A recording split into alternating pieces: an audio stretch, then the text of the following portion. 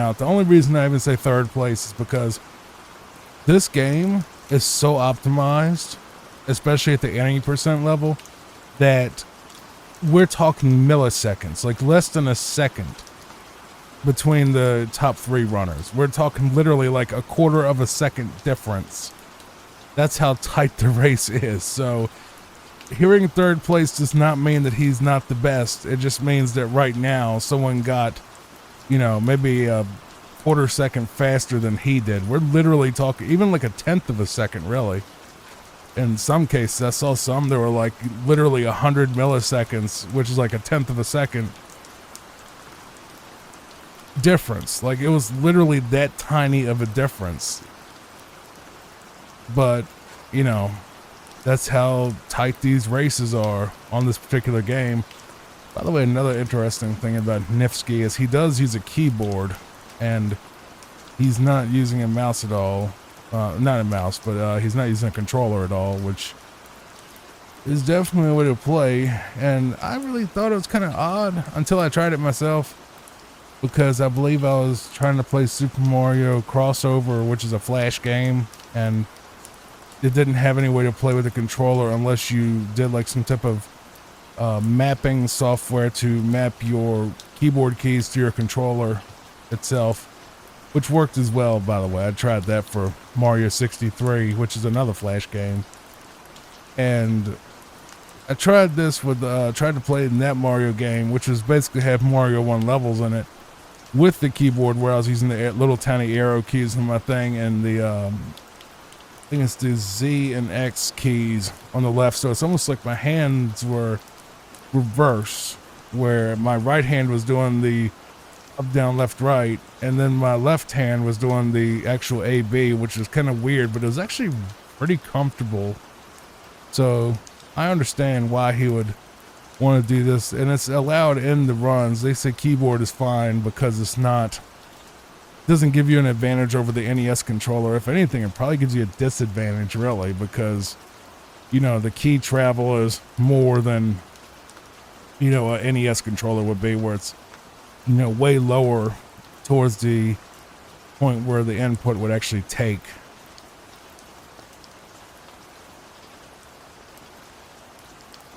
By the way, this is the Warpless run. I decided to go Warpless for all of these because the thing is, I want to have longer videos to help you fall asleep, and some of the 80%, while they are impressive to watch, they're very short. Like Mario 3 80% is like 4 minutes, and this one's like 4 minutes, and, you know, Mario 2 would probably be like 8. You know what I mean? So it's nothing against 80%. If you really want to see the most ridiculous times ever for the game, you can definitely go to 80%, because it's just kind of crazy how they basically go through it. So I'll explain the percent things to you really quick. Your main 2 speedrun categories, there's many others that can be used, but the most likely that you'll see is 80% and 100%. Okay, 100% is basically you do 100% of the game. You do all the levels, all the side content, DLC, everything in the game, basically. You know, you get all the collectibles, you do everything, right? You do all the secret areas, that's 100%. Those are usually much longer. Okay, you have 80%, which is basically get through the game as fast as possible. You can skip whatever you want, just get to the end of the game faster than everybody else. So 80% is the fastest one, where it doesn't matter what percentage you get. And 100% is you have to get literally everything in one run, you know, in time, and with your time or whatever. You also have other kind of variations of it called, like, you know, Warpless, which this is basically Warpless. Warpless in this game was essentially 100%. Warpless just simply means that you're not going to skip any levels, or you're not going to skip any levels in this game, but you will also not use warp pipes, whistles, anything to skip worlds, anything to skip levels. Like, not even levels. I think you can still use the P cloud and all that. not the peak cloud, the little cloud that lets you skip levels in Mario 3. So basically it's just, Warpless is basically, you can't use the flutes in Mario 3, you can't use any warps that take you out of a level, and you can't use stuff that skips worlds in old games. Then you have all levels, which self-explanatory, you have to play every level. You have low percent, which is more of a Mega Man thing that I've seen, where it's basically like you get the least amount of side items you can. And some people do all sorts of, Nuzlocks, as they call them, for like Pokemon games, which are basically just like challenge runs, like, you can only use a Pikachu, or you can only do, use this particular thing, or you can't level your Pokemon up or whatever. So they have all those different challenges that they do called Nuzlocke. But the main things that you're going to see on this channel are any percent, 100%, and Warpless, all levels. All the main sort of categories, they're great, but they're not something that I'm trying to target, because I'd have to explain it every time we watch or do any type of run, and that would just kind of break the flow of the video. So that's basically how the speedruns work. Now, certain games have different kind of like setups. Like the Tony Hawk games have, like, let's just say for Tony Hawk 1, because I just did a video on that yesterday. Tony Hawk 1 has basically all goals in gold, which basically means you do all the objectives in each level, and you get all gold medals in every competition in the game as fast as you can.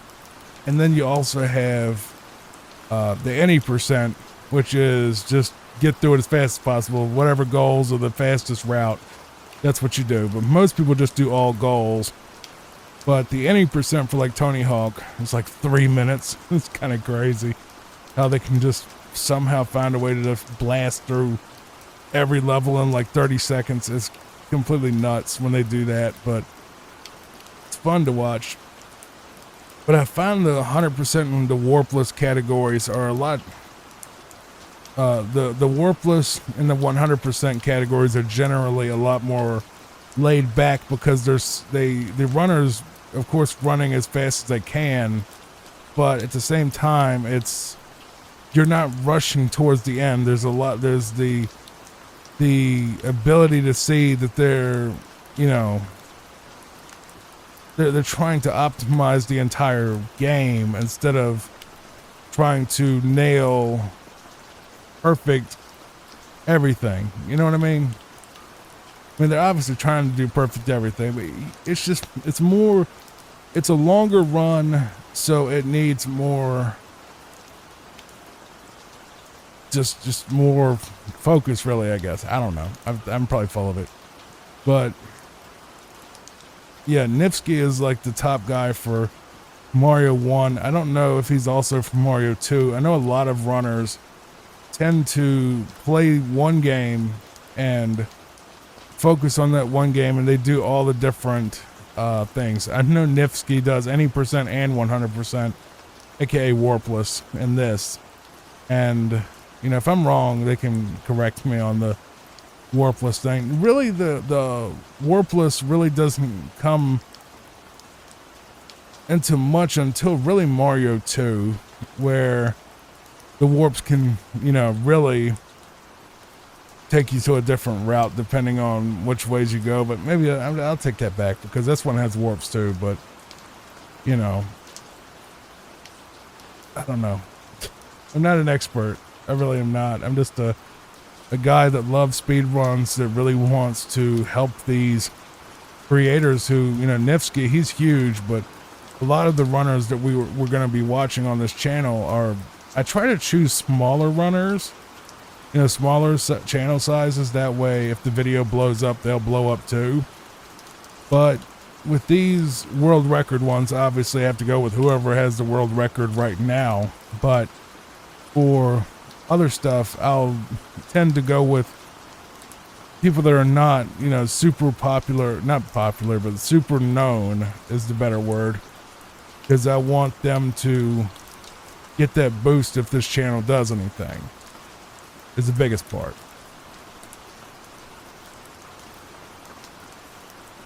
I feel it helps, you know, them, but it also helps you because it gives you something to relax and sleep to, but it gives them that promotion, you know, even though, you know, paid in exposure. I know it's nonsense, but I mean, I'm not asking them to do any work. I'm basically borrowing footage that they put out publicly for free and hoping to promote them through this channel when I do the watch series.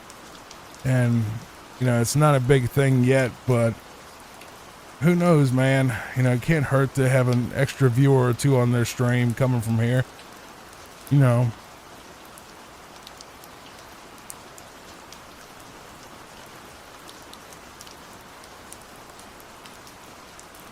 By the way, I'm looking at his heart rate monitor. I hope that's not what his heart rate is. It's 168 right now playing this game.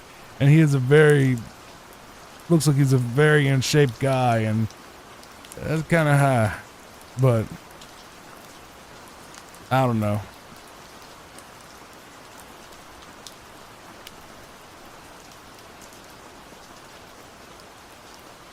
All right, so he's moving on to World 7-1. By the way, there'll be timestamps for all these in the description if you want to skip around for these. Mainly the timestamps for the actual watch series. That way, you know, you can actually see, you know, the runner's name, the time that, you know, their run starts, and a link to the original video so you can support them, you know, if you do decide to go over there, which I hope you do.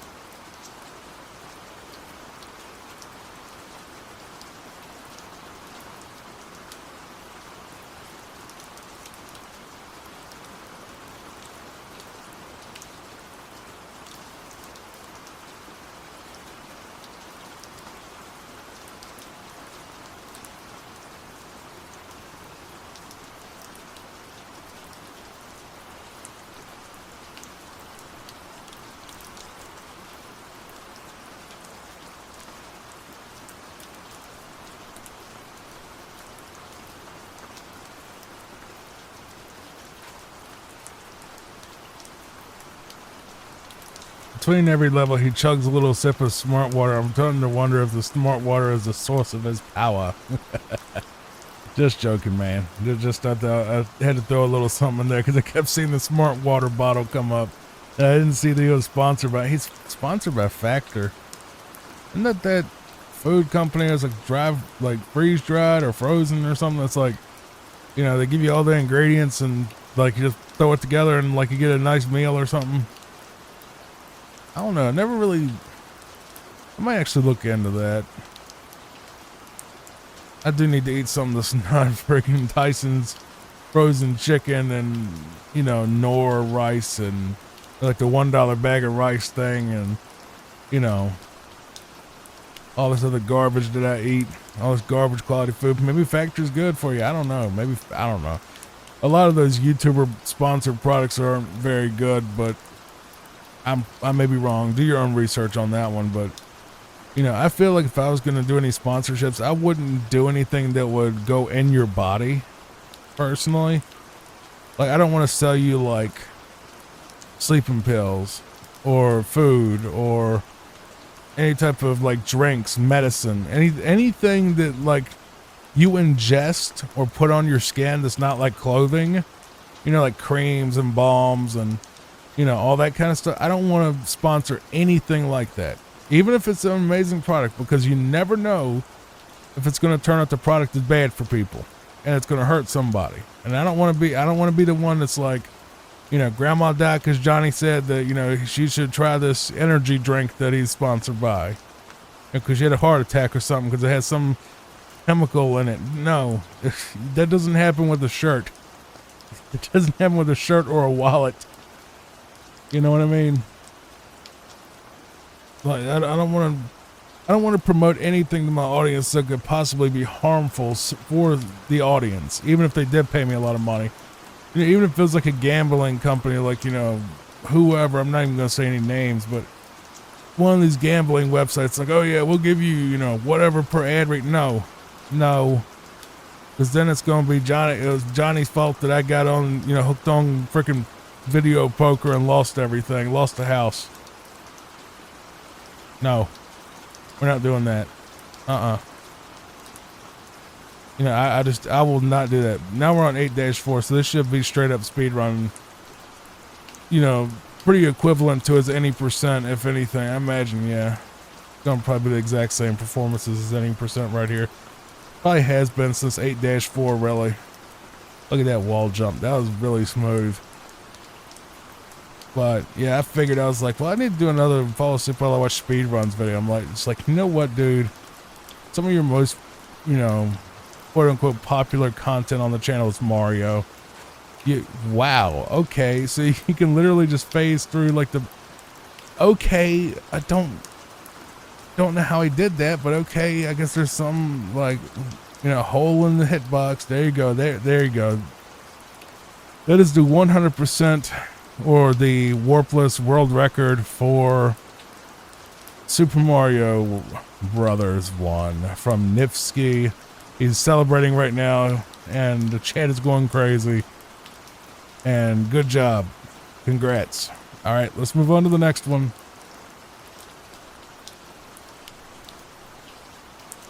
All right, let's move on to Super Mario Brothers 2. This one's done by Ethan RTA on YouTube. Link will be in the description along with a, you know, timestamp to this particular one or the others if you want to watch them.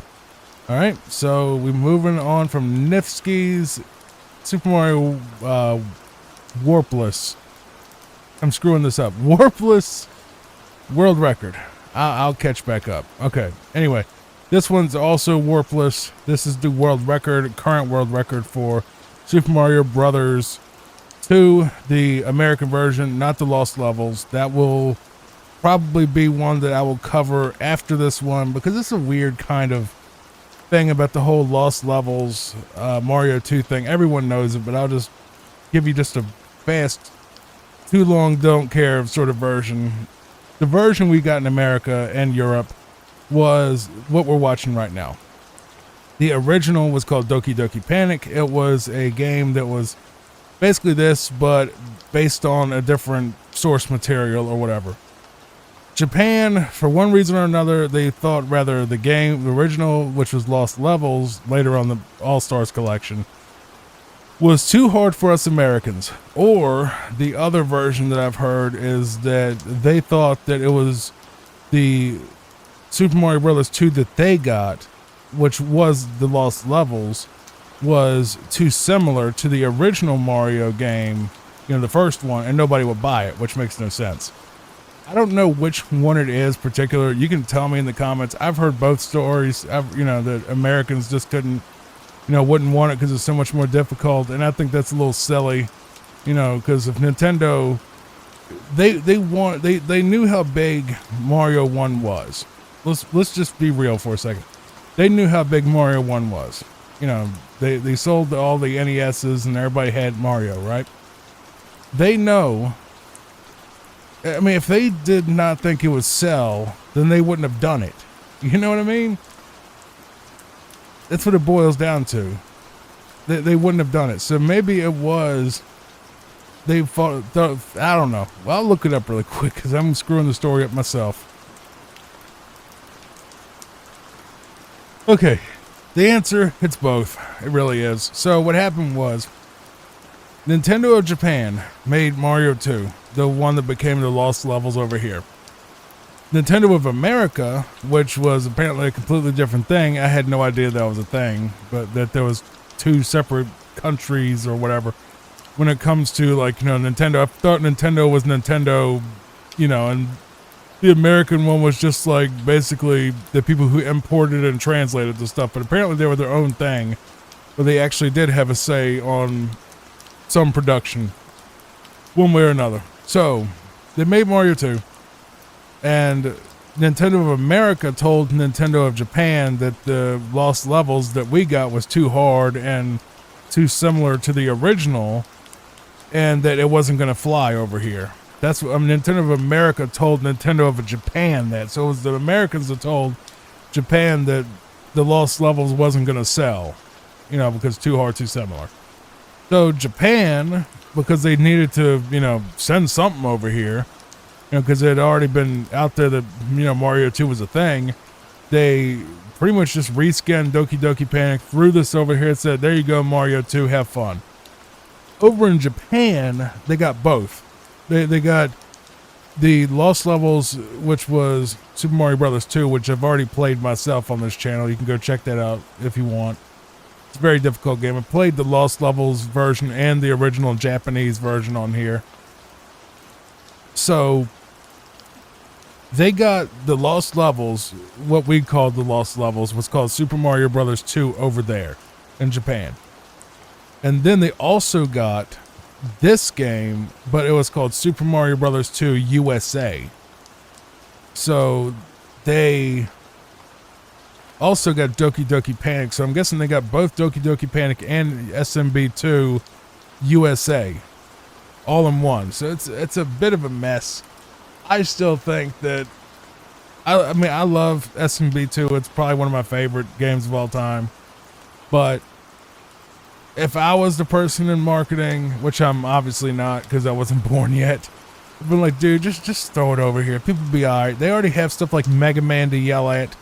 Is the Lost Levels really any harder than friggin' Mega Man? Or Battletoads? Or any of the other ridiculously hard NES games that completely smoked the Lost Levels.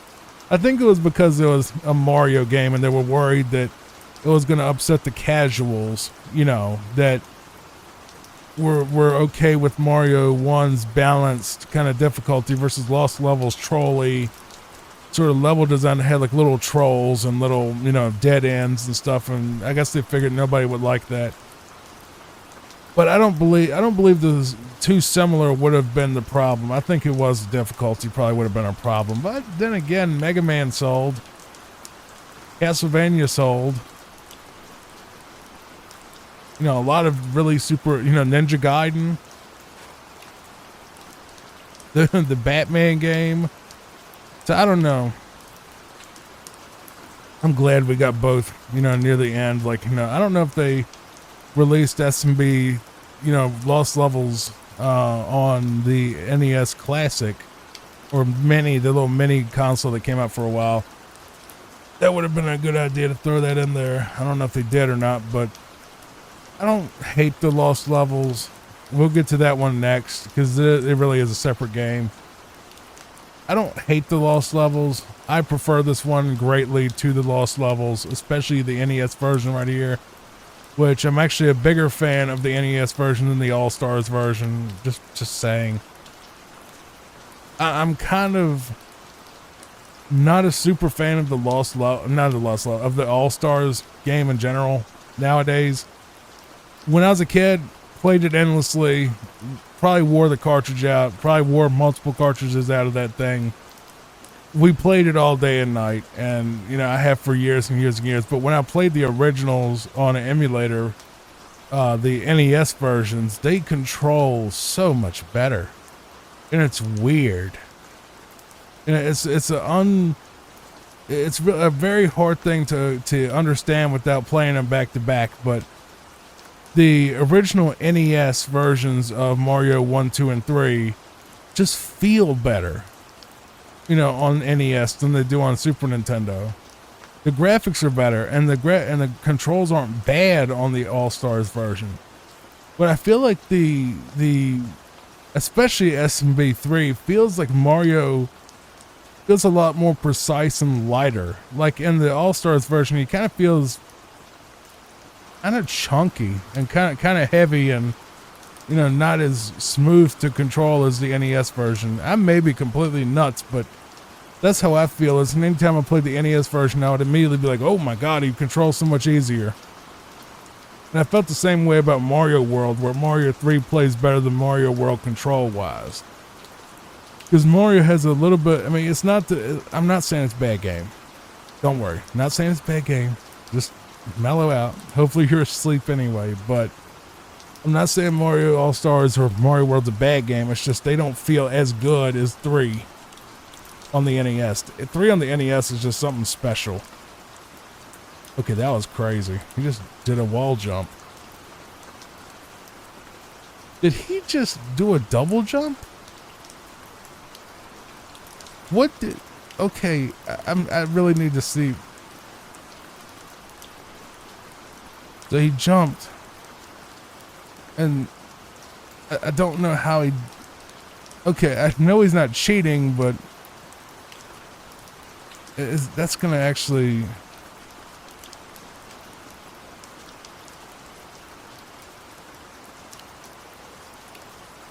I don't know how he did it, but that was impressive. He did a double jump. Apparently it's not something you can do anywhere because he's not doing it everywhere.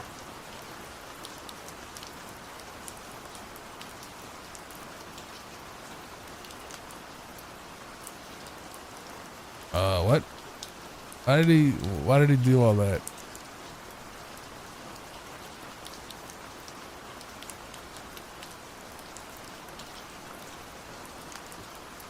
Okay, what? He just ran into Mauser with a star and completely just... Well, maybe he was just doing that to get all, like, the star so he could go and completely wipe out Mauser without having to fight him. Now he's on 4-1, the ice world of Mario 2. And, probably one of my favorite worlds of the original 3. I don't know what it is about Mario 2. Mario 2 just has a vibe to it that just makes me happy. I've played through all the Mario stuff, by the way, on the channel already, 1 through 64. And a lot of the game, most of the Game Boy stuff. I did the Land series. I did Mario 1, 2, 3, Lost Levels, World, 64, Mario Land 1, 2, Wario Land 1, and ROM hacks like Plumber for All Seasons, Super Mario Ultimate, Super Mario 3 Mix. I did all of those already. Where I played it. It was the Fall Asleep While I Play series. But this is a separate series. This is Fall Asleep While I Watch, which is the reaction series. That's the, you know, the smaller of the two when it comes to the catalog size. Basically, the Fall Asleep While I Play is me playing and working through the game myself, and Watch is where I react to speedruns or completed long plays or stuff with credit to the original for games that I rather can't play or footage that I can't pull off. So I can't do a speedrun, so you know, I feature others' stuff and try to help them grow their channel by, you know, me promoting them on the show, and also, you know, trying to help people sleep. So I'm trying to do like a combination of things, you know, but play is the majority. But if Watch gets more views, then I'll just have to do that because I want to make people, you know, watch and fall asleep. You know, I don't remember this level actually. Hold on, do I? Okay, so he spit it. Yeah, spit the egg. I remember this. This is actually one of my favorite, like, little sections where he spits. Oh, that's so cool. Where he jumps across the gap and there's other doors and you have to pick a door. That's cool, man. I love that sort of thing. This sort of non-linear level design where you have to kind of, you know, you can have little shortcuts if you pick the right path or the right character.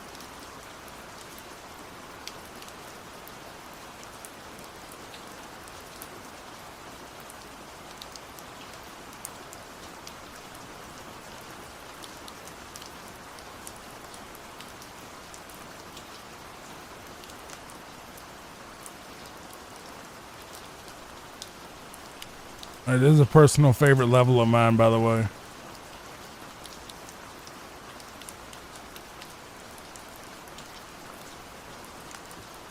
This particular one, I remember from the All-Stars. It's up there. You can get a little mushroom if you go up there and somehow or another break one of those blocks. I can't remember how you do it, but it like makes a mushroom fall out of the top area. That's a cool little spot. It's really pretty in the All-Stars version. I'll give the All-Stars version that. The Mario 2 All-Stars is incredible. And it's good. It's probably equal to or close to the original. But 1 and 3 are a bit ugly. I'm sorry, they're both kind of ugly. They both have disgusting soundtracks too. It didn't bother me as a kid, but later on, when I started listening to it, that Super Nintendo sound font with the All-Stars versions, it's just kind of ugly, and it's just kind of you know? It's not like unbearable, but it's just kind of goofy sounding. It doesn't sound. It has that weird instruments and stuff that just kind of sound like farting or someone talking with their mouth, making noise with their mouth. Like bam, bam, bam, bam, bam. It's almost like someone's like kind of farting or mouthing the things. I just don't like the sound font for that. The instruments sound really weird.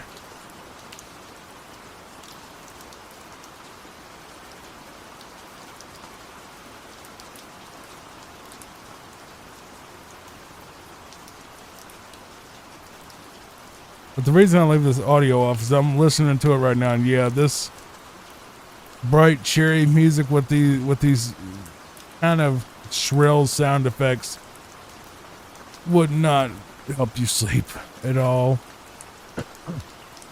Sorry. Got a little choked there for a second. Happens sometimes. Especially when I do long commentary sessions, I get kind of choked up. Mic, yep. I had to make sure the mic was still working. Gotta check every so often, because sometimes the mic will just go out because OBS is being dumb. I need to have a little, maybe a thing on my phone or something where I can, I don't know, maybe put OBS in a window. Maybe we just watch the thing through OBS, I don't know.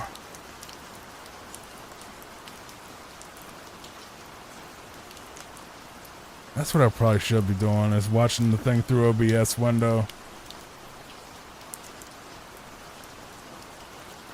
Alright, so he's on the crab boss. I don't know what the crab's boss's name is. I can't remember. Crustacean, I guess.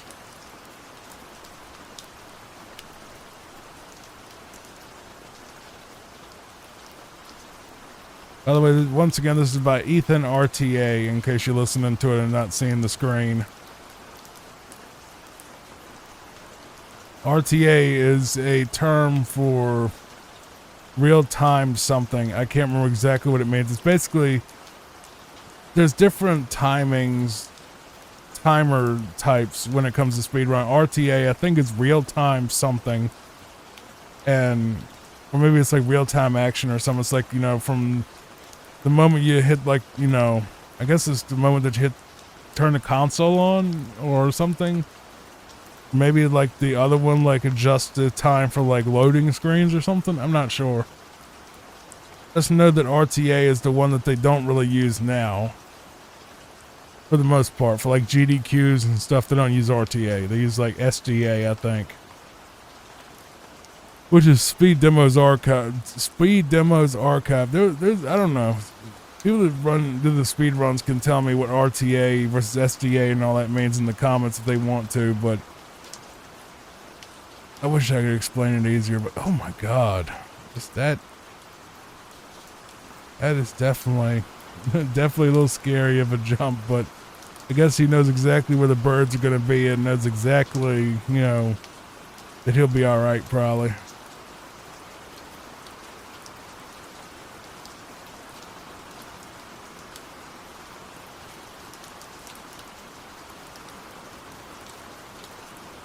Where are we at on levels? This is 6-3.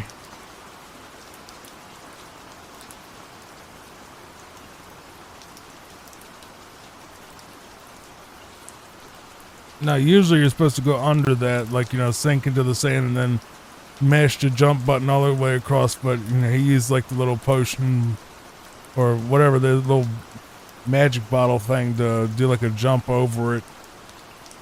To skip all that.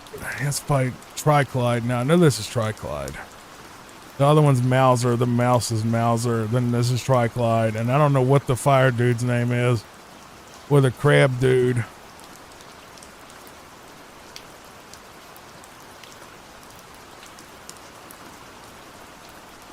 Alright, so this is 7-1, which is the second to last level.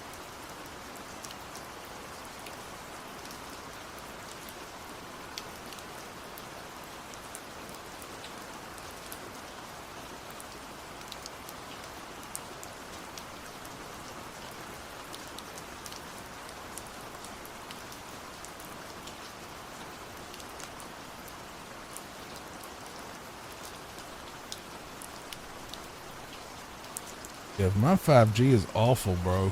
Good God.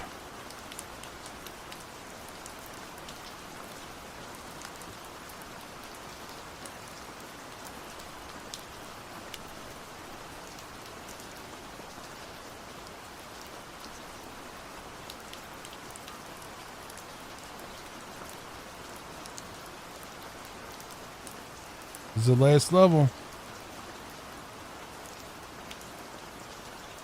Now, let me see who the bosses were since I screwed them up. Birdo, Mauser, Claw Grip is the crab, Fry Guy is the fire guy, and Triclide is the snake. And he's about to come up on Wart now, which is the final boss, which is a big evil frog that, you know, spits bubbles at people.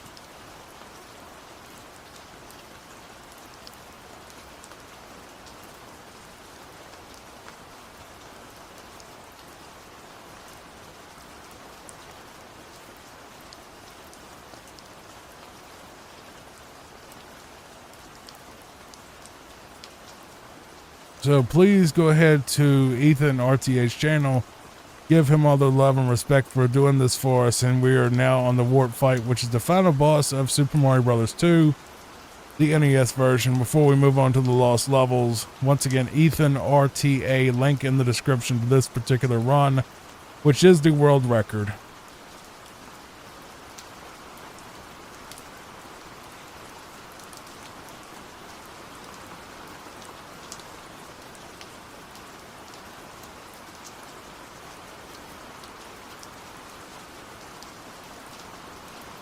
And that's the end.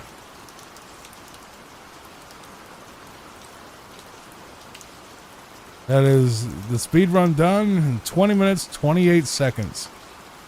Congrats, Ethan. We're going to move on to the lost levels next.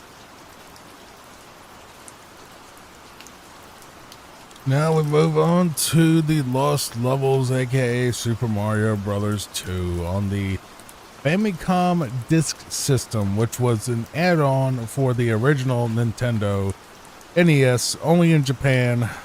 Just roll with it. I know it's a mouthful.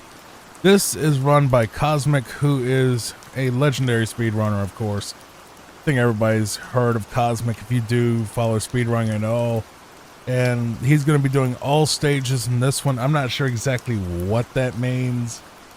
I saw that there were multiple different versions of this run, any percent, all, you know, warpless, all levels, and, you know, second ending and all this other stuff. And I was just like, just do all levels, because that's probably the most complete and comprehensive one for the video. Because I don't know. I know that there's some type of hidden worlds and stuff after, you know, at some point, so maybe you'll find something out of this. But link to this will be in the description as well, with the other one that we just watched.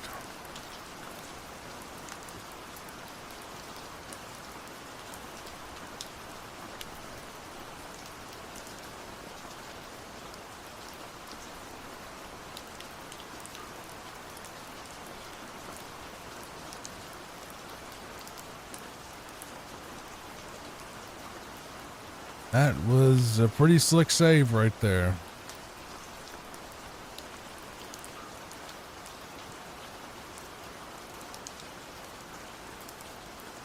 So to the people that don't know what a Famicom disk system is, it is basically back on the Famicom, which is the original, like we had the Nintendo NES, or the regular Nintendo as some people called it here. Over there in Japan, they created what was called a Famicom disk system. It basically played these custom formatted floppy disks from the time. And I think it was supposed to help like be like a cost saving thing where like the games were cheaper to produce or something. And I do think that there were some exclusives on there, this being one of them.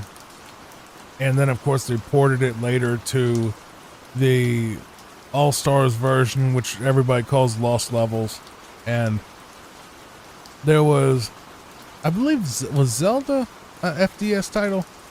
I think Zelda was also a Famicom disk system title. You can correct me in the comments, but they had a couple of others that were made specifically for, but Nintendo didn't get it over here because it just kind of, I don't know. I think they just found some way or another to do what they could do with their original console and kind of just scrapped it after a while.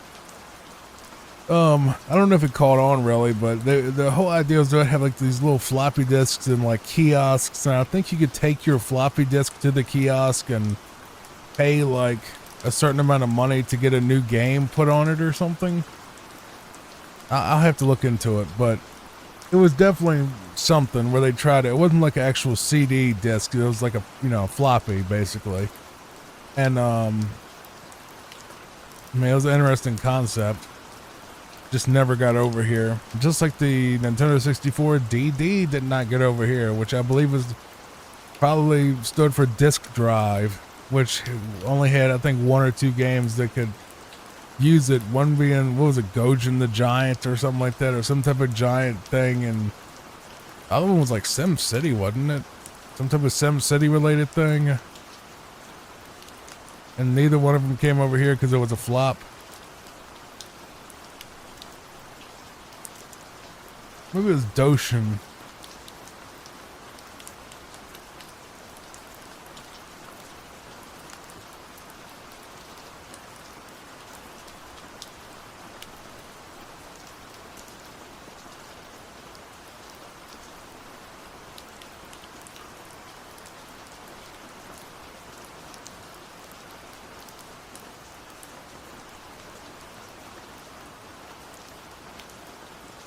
So the most famous ones on the FDS were Zelda, the first Zelda, Lost Levels, Metroid, Zelda 2, Kid Icarus, Castlevania, and Doki Doki Panic.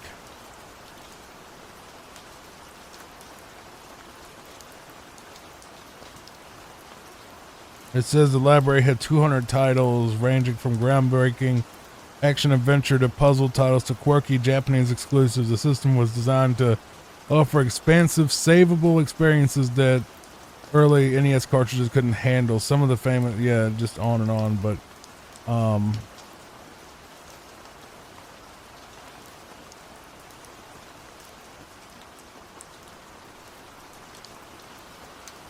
alright, so for the 64 DD that I was talking about, got it right here. It says F-Zero X expansion kit. So you got the track editor and some other stuff. SimCity 64, which that would have been cool. It says sequel to the Super Nintendo Classic where you could explore your city on foot. That would sounds cool, especially for the time. Doshin the Giant and Doshin the Giant Tinkling Toddler Liberation Front? Some type of simulator game where you play as a giant that can do stuff.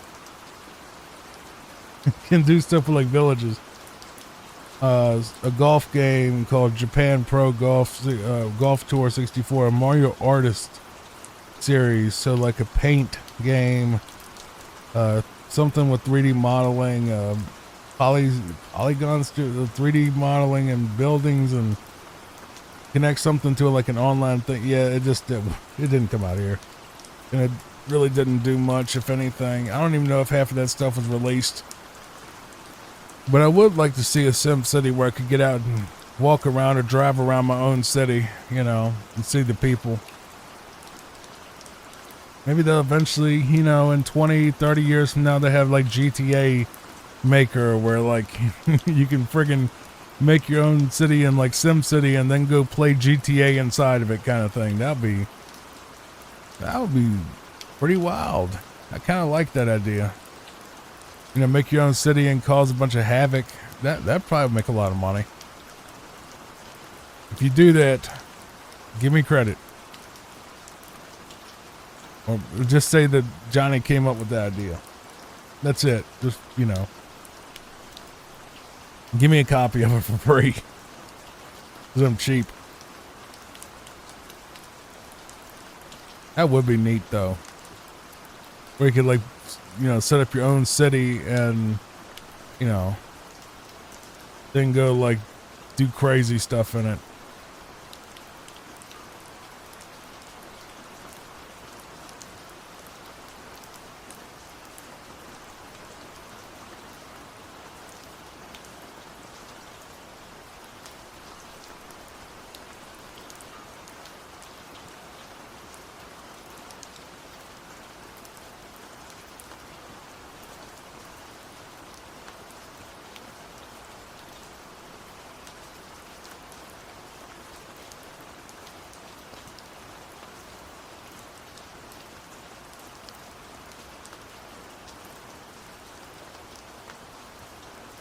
Please make sure to like and subscribe to this channel along with Cosmic, because I'm sure he would appreciate, you know, more viewers on his stream. I mean, he already has a ton of them, I'm sure, because he's such a known figure in the Mario speedrunning circuit, but, you know, more viewers never hurt anybody.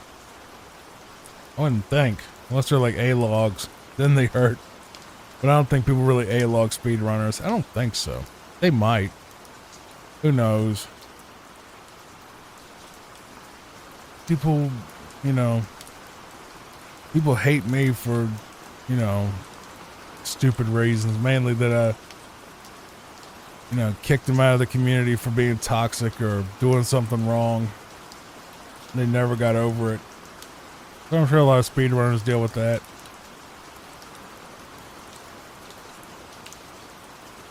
It's just, you know, people just, I don't get it, man. It's like, you know, someone, you just stop talking to somebody, or you just, you know, move on, or, you know, God forbid you have to enforce a rule because they kept breaking rules in your Discord server, and all of a sudden they just have a lifelong hate boner for you ever since, and they just never get over it. And I'm just like, that's just so silly to even care. Like, if you get kicked out of a Discord, who cares? All right, whatever. You know, screw them. Who cares? Move on. What's next? What's for dinner? You know? It's the same type of people that try to... I'm going to skip ahead a little bit because I think he had a caught on a loading screen. Same type of people that are like, oh, I'm leaving the fandom. Yeah, nobody cares. Nobody cares that you don't want to play Sonic anymore. Unless you're like a speedrunner or somebody that was, you know, a big name in it, nobody cares. But I feel like people have that main character syndrome where they feel like everybody does care, but they don't. You know, some people do. Wow. Okay. That was impressive. I think you're supposed to just like use blocks to, like invisible blocks to get up there, if I'm not mistaken.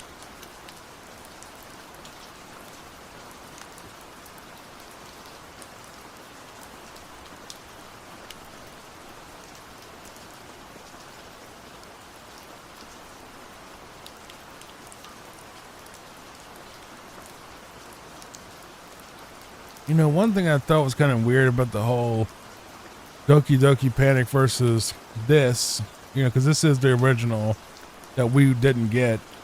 Okay, I don't know what he just did there, but sure.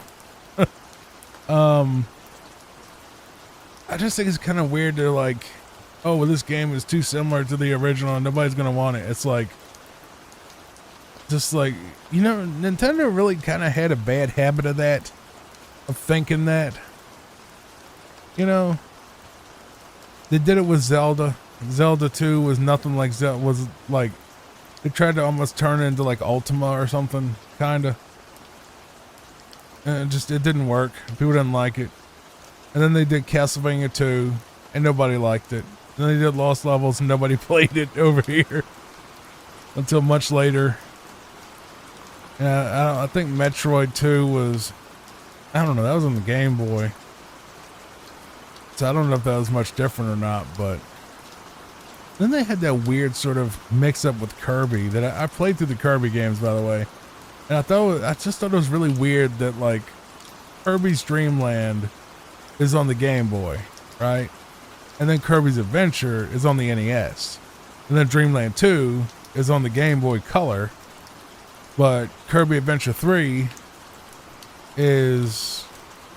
Was there Adventure 3? Well, it was Dreamland 3. It was the other one on Super Nintendo, not Adventure 3. Okay. And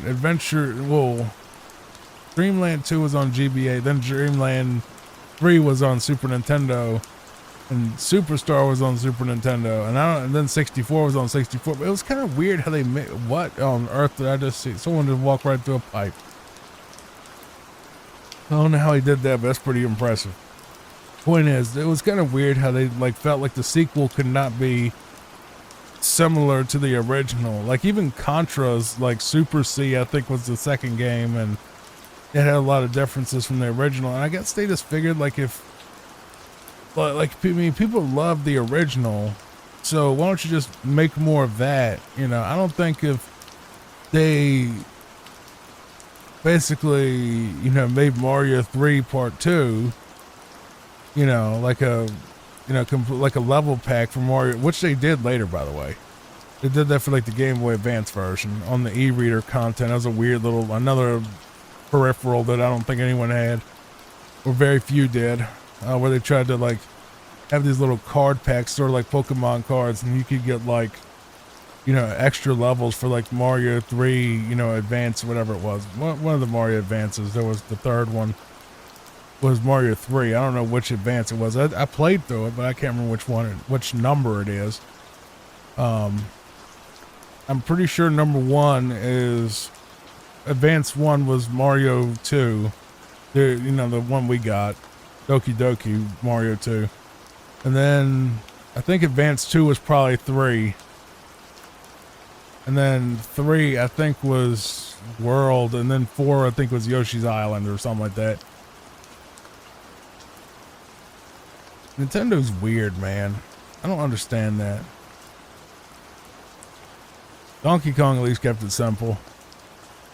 You had 3 country games and you had 2 land games. Well, you might have had a 3rd land game. I don't know. I think it was only 2 Donkey Kong lands, I think. I don't remember. Maybe there was a Donkey Kong Land 3. And then they did the remakes on the GBA, which I played through all those on here. I played through all the Donkey Kong trilogy stuff. Well, not the 3rd one, because the 3rd one sucked. I keep trying to like it, and then it's like I'll play it again and I'll like it for a while because I'm like, oh, this is neat, and all these, these innovative stages and gimmicks and stuff. And then Kiddy Kong just irritates me on some level, and then it's just like, I don't know, man, it gets a little too much. It's not as fun as the first 2. It gets to be a little too much. Maybe if they did a ROM hack where you could like get Diddy Kong back and have his mobility, it'll be a better game. But Kiddy Kong just really screws it up because he's like the worst character in his own series. The Kong series, really.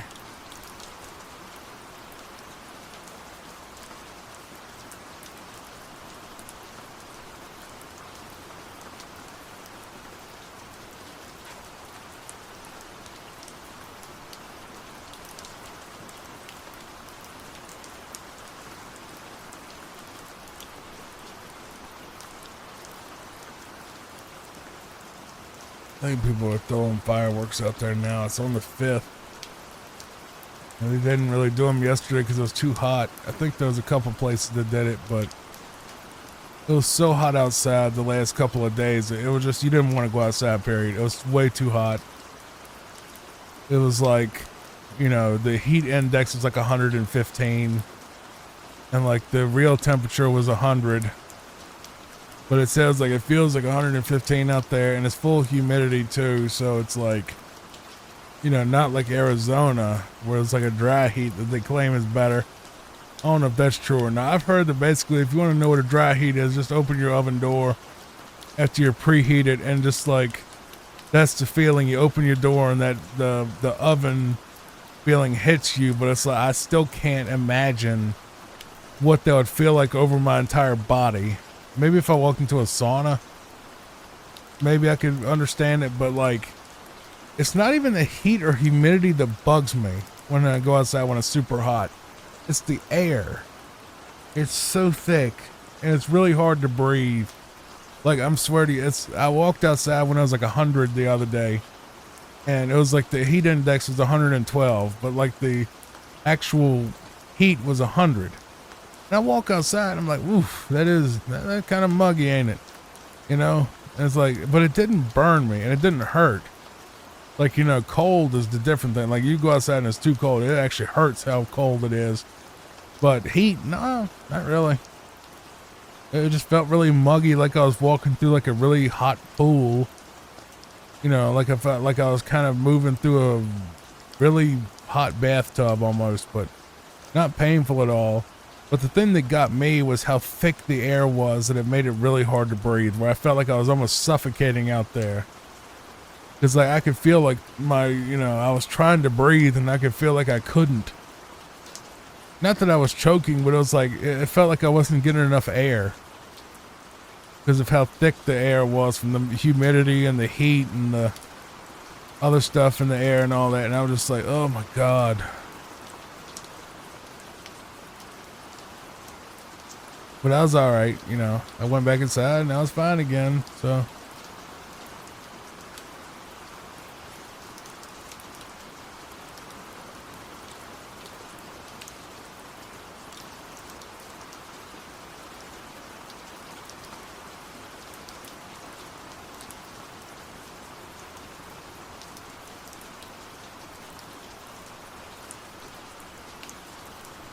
No, it's kind of crazy. I'll do these videos, and I guess they must work because sometimes I get tired just doing the video. Like when I'm sitting here watching someone else do like a speed run, and I'm listening to listening to my own voice. This isn't some type of arrogant brag. It really isn't. It's just I'm already talking soft. I'm kind of laid back, trying to keep the vibe going exactly how you want it to, and kind of makes me start getting sleepy, where I got to keep myself awake and have trouble with that. That means I'm going to sleep good tonight at least, I hope. Would be nice. Trying to sleep decent for once. That's why I made this whole thing, by the way. It was because I couldn't sleep. And I heard a lot of people say, you know, Johnny, I would go to sleep to your videos at night. I'm just like, you go to sleep to me yelling at people? When I play the Johnny Fox character, where I would get really loud and rambunctious and call people hoes and all this other craziness, and it's like, you know, I would do like all these crazy crash outs and all this other stuff. I'm like, you slept listening to that? Like, how? How can you sleep when you have someone going, wait a minute, you so stupid, you a hoe, and all that stuff? I'm just like, how do you fall asleep to that? And then I was like, well, I'll tell you where it really started. All right, I don't know the guy's name. Maybe I'll pull it up one day if someone asks me again, if I remember. You can look it up yourself. It's a video that is a speed run of the game, and Yet It Moves, which I've already covered, by the way. Fun game. You should play it if you do. It's called And Yet It Moves. Or you can watch my video on it. There was a speedrunner that did it. Super difficult game, you know, in spots. And this man was a black guy. Nothing racial about it, but I'm just telling you that's the description so you know which video I'm talking about. So it's a black dude that's on webcam, And he has the softest, smoothest, most relaxed voice I've ever heard. And he's playing this game, and I'm just watching him play it, and he's so good at it. And all of a sudden, I start falling asleep because this guy's voice is ridiculously soft. And like Arcus is really good for that too. If you like speedrunners that have soft voices, Arcus is like the king of that. Because he basically does ASMR while he's running, because he barely speaks above a whisper on the stream. And it's ARCUS if you want to see Arcus. By the way, I'm going to skip ahead because they're going to do some more. We present a fantasy world. Let's try 9 worlds with 1 game. Okay. So it's like a challenge world or something that comes after. But, I've never seen this before. That's kind of wild. I don't know how long it goes. I think it goes for a while. It goes for another 10 minutes, I think, of these levels. But,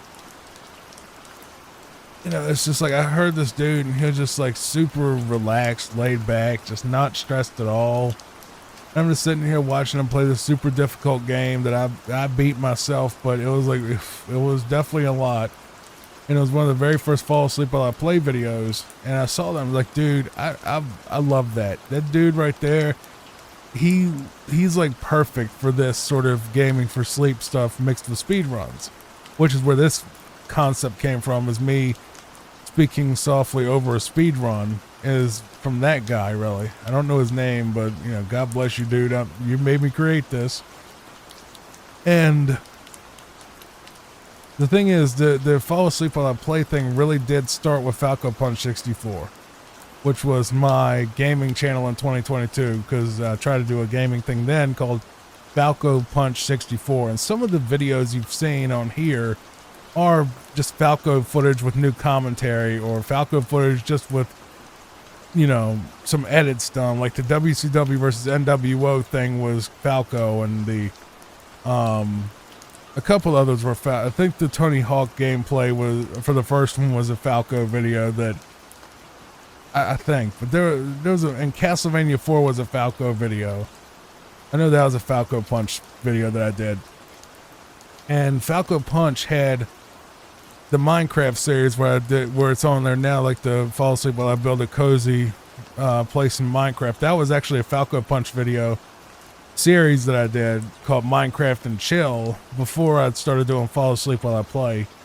So that was the genesis of it back in 2022, but I didn't really come back to it and become Peaceful Pixels until about 2025, which is kind of crazy to think that 3 years is really that much of a long time, but that is it's almost ancient history now, really. In terms of the internet, stuff that happened in 2022, that was a while back. It was 4 years ago now. And, I even, time moves fast, man. Time moves faster when you get older, I think. It's kind of crazy how fast time works. Ooh, he died.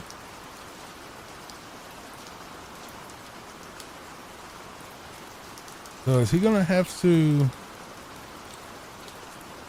Okay, so I don't know, one way or another, he wrecked himself, and now he's doing A1. I'm not sure what that means. It's a different world. I guess he did the World 9 and then had to clobber himself to unlock the letter worlds, I guess? I don't know. You can tell me in the comments. But no, that's where it came from. It came from the Minecraft video that hasn't gotten any views yet, and the that one guy is where the whole speedrun and chill thing kind of came from. Was that really because of how laid back and mellow the dude was? I'm like, bro, you were so mellow, it's kind of crazy. It's like, that's me in real life though. I'm very mellow, very laid back. I don't talk to anybody really. I'm very quiet, and sometimes I do goofy stuff in the house with me and Papa when we're alone. Me and my weenie dog, we'll do little goofy little stuff, together. Because I play with her all the time, and play our little games together. But You know, she my baby. I love Papa. Everybody love Papa. It was funny, my gardener was here. He was mowing the grass at night because it's so hot out there. You can't mow it during the day. It's way too hot for that. He mowed the grass, and that he put down. He gonna put down some, you know, more grass tomorrow to thicken it up. You know, because the first run was plenty thick, but it had a lot of bare spots that just didn't want to grow at first because of runoff or birds or whatever happened to it. But I was outside talking to him, and Papa was just whining and crying and throwing a big old temper tantrum. And he was on lawnmower, and he had turned it off. He was about to leave. I said, "Come up here and see your friend real quick." He hopped off his mower, and he had a big smile on his face. And you know, he came up to the porch, and I opened that door, and that little monster ran straight out the front door and right up to him. And he sat down next to her and loved on her. And she crawled in his lap and gave him kisses. She loved Mike. I don't know what it is about Mike, but that little girl loved Mike. His sweet baby. She's a little 9-year-old weenie dog. And she loved everybody. She really loved Mike, though. He's my guy that does like my lawn mowing and has been helping me fix Dad's old house up, you know, because Dad left it so tore up when he passed away a couple years ago. And God, that's crazy to see. He's been gone for a couple of years now. Oh my God, how old am I getting? When I can say that the man that I thought would never pass, you know, dead. God rest his soul. He's a good man. He was a very good man. You know, he was a titan, really. You know, way better of a person than I've ever been. And unfortunately, you know, he had his liver issue and he passed away a couple years ago. And you know, then a year later, you know, my baby boy, Papa's brother, Bubba, you know, that I call Bubba, his name was Scooter. Scooter, like, you know, like the, you know, the thing you ride. And Papa's little name on paper, at least, I was going to say legal name. She's a dog. I don't think she got a legal name. Her name that the vet has her under is Sneaky, as in, like, she's sneaky. She sneaks around. Like, she'll sneak up on you. Like, she's real quiet and real slow, like a little ninja. And, like, you'll be doing something, and all of a sudden she'll just show up behind you, and you didn't hear her coming. You didn't hear her moving. She's just there. Like, she used to sneak up on Dad all the time. Because all the dogs would sleep in the bed with Dad, and then Dad would get up in the middle of the night and want to, you know, eat some cookies or whatever at like 2 a.m. And Papa, she would sleep in the den for some reason, or on somewhere. I don't know where she would sleep. She figured out where she wanted to sleep. Usually in the den chair, but she wasn't chonky, you know, wasn't so fat that she couldn't jump up there. Then she eventually blew up, you know, my poor baby. She blew up, and it's partially both of our fault that she did. But she got big, and she couldn't jump up there no more. But Dad said every time he went in there to get a cookie, you know, he'd be standing there, eating a cookie in the dark, not even turning the lights on. And all of a sudden, he'd look behind him, and there she was staring at him. He didn't even hear her tapping or nothing. She just was so slow and so quiet that she just snuck up on him. And she kept doing that. She'd just sneak up on him. He just ended up calling her Sneaky. He named Scooter like immediately. Like, they were my dogs the entire time, but they lived with me for like 4 months when I lived on my own before I moved back to take care of him because he had liver failure. And they came with me, of course. But I had them to myself for, you know, at least from October to January of, you know, 2017 to 2018. And, you know, soon as Scooter, you know, or Bubba, as I called him, met Dad, he loved Dad immediately. I don't know what it was about Dad, but Bubba loved Dad immediately. And he loved his grandpa. And he just, like, he went over to Dad's chair, found his spot, and he just stayed there and didn't get up. And that's where Bubba stayed for pretty much his, you know, the rest of Dad's life, was right there next to him in his lap. And everywhere Dad went, Bubba was right behind him. Dad's in the office working, Bubba's trying to get in his lap. Dad goes to bed, Bubba's right next to him in the bed. And all that. And unfortunately, Bubba had a heart tumor. And I just remember the day that I told Dad that Bubba was terminally ill. Oh my God, he just got in the, I'm not going to make you depressed. It was very sad. We were both very, very shocked and very, very upset by that. Because that was my baby boy. You know, that was my pride and joy, him and that little girl in there. And, you know, Dad died in mid-June 2024, and Bubba, you know, stayed alive for a while after, but he wasn't ever the same after. You know, he missed his grandpa for sure. And that little baby, he kept fighting, but on my birthday, 2025, I found him, and he had passed away. His heart tumor finally took him, and I had to take him to, you know, the vet, and I got his ashes in there in Grandpa's chair. Just fall asleep while I play, not make you cry in bed. I'm sorry if you're crying right now. I'm sorry. I love that boy. I really did. That's the thing, man. Got a lot of love in my heart, and a little too much for certain people. His Dad did too. Just, you know, the big heart will get you in trouble. Really will.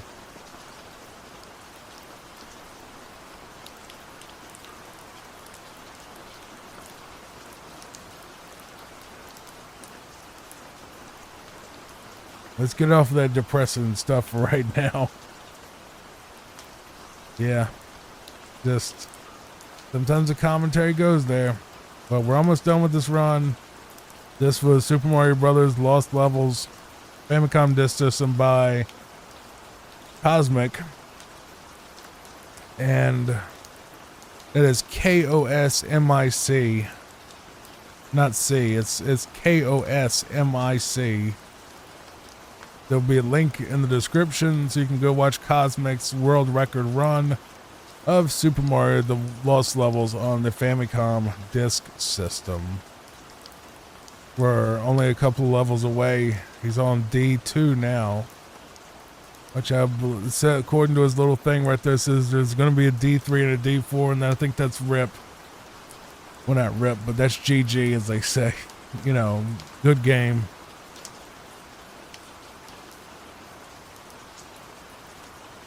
Just do the best you can. That's all you can do. That's all. That's what Dad always said. Just do the best. Put it 100% in. Do the best you can. It's all you can do. And just accept the losses when they come.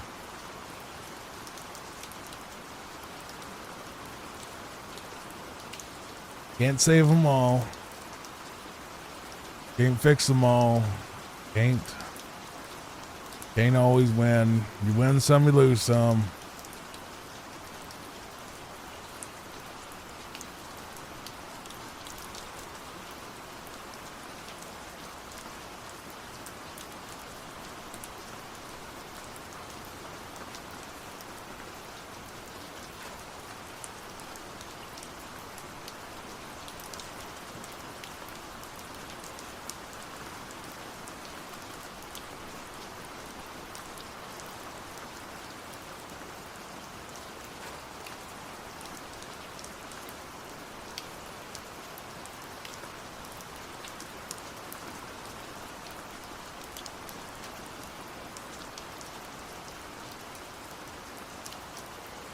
Well, that would have been brutal if he was also throwing Hammer Brothers, but we'll hammer things. But anyway, that is the ending for Mario Brothers 2, aka The Lost Levels, on the Famicom Disk System. There you go. So I'll see you in a moment where we will move on to Mario Brothers 3 Warpless. Probably by Mitch Flower Power, but we'll see what happens. Goodbye for now. Well, not for now. Literally, I forgot that we're still doing more video. I'll see you in a second. Sorry. All right, now we're moving on to the Mario 3 for the NES 100% speed run. World record done by Kuto K. That's Kuto 1K. Not 1000, 1K is the name. Link will be in the description. This is going to be 100% instead of any percent. There is an any percent Warpless, which is maybe the more iconic one, I guess, question mark, because it's like, you know, your casual playthrough where you would skip the levels that kind of, you know, are problems. This one's going to play every level, you know, straight through, regardless of if the level's good or not. So I figured we should just watch 100% because, well, number one, it's longer. It's only longer by about 15, 20 minutes or so, but it's going to give us the full playthrough where you can see everything in the entire game if you wanted to see it. So definitely give them a like and subscribe. This is actually the first Twitch VOD we're going to be watching. So this is not a YouTube video. This is a Twitch video.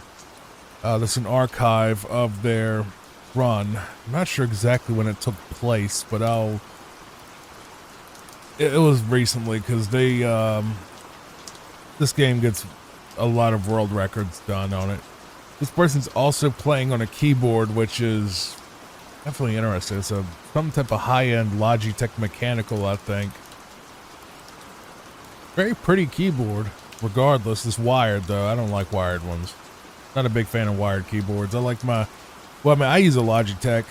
Actually, I was thinking, do I like Logitech or not? No, I do use Logitech. I use a Logitech K400, you know, keyboard for everything. It has a touchpad and, you know, the regular membrane keys, and you know, I go through a lot of them because, you know, I type so much and use them so heavy that a lot of times, like, you know, the membrane will like wear out, and even like the keys like sometimes fade on it, you know. And you know, they're good keyboards. I just wish they were more durable, but I've eaten through a lot of them over the years, a lot. But the thing is, this is what I wrote books on. You know, I wrote, you know, 16 books on this type of keyboard. I use it every day, all day. You know, it is the keyboard model. And I eventually, at one point, got to the point where I started ordering them like 5-packs on eBay, just getting like, yeah, just give me 5 of them. You know, I just wear them out in like a year or so. But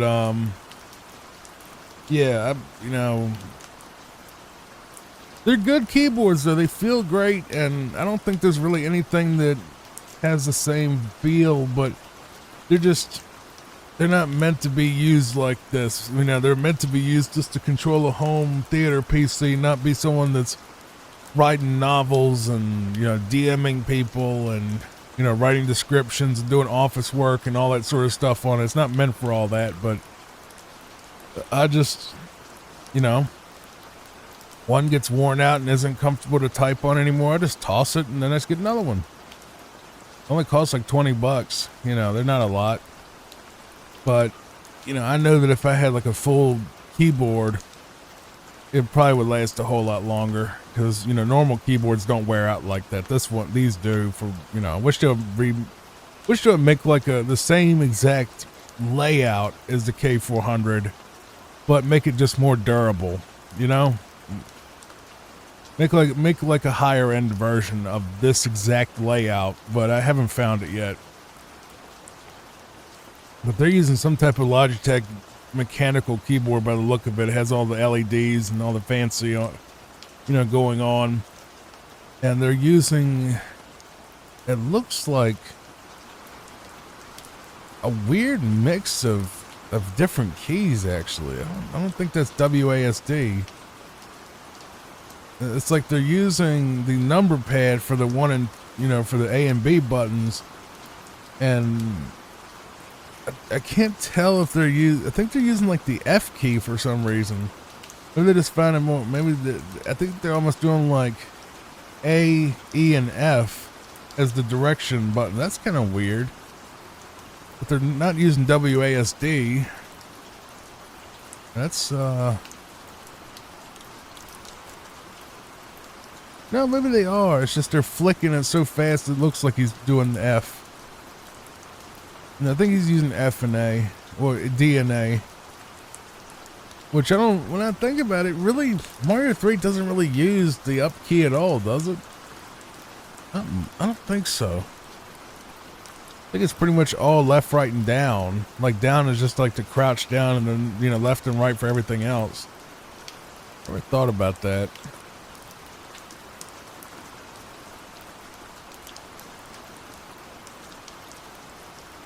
So now we're moving on to World 2, Mario 3. He's going to be going through the sand levels. This first level, I mean, I think you've all seen this before. If you want to watch me play through this personally, I've already done all of the games featured in this video, more than once on this channel.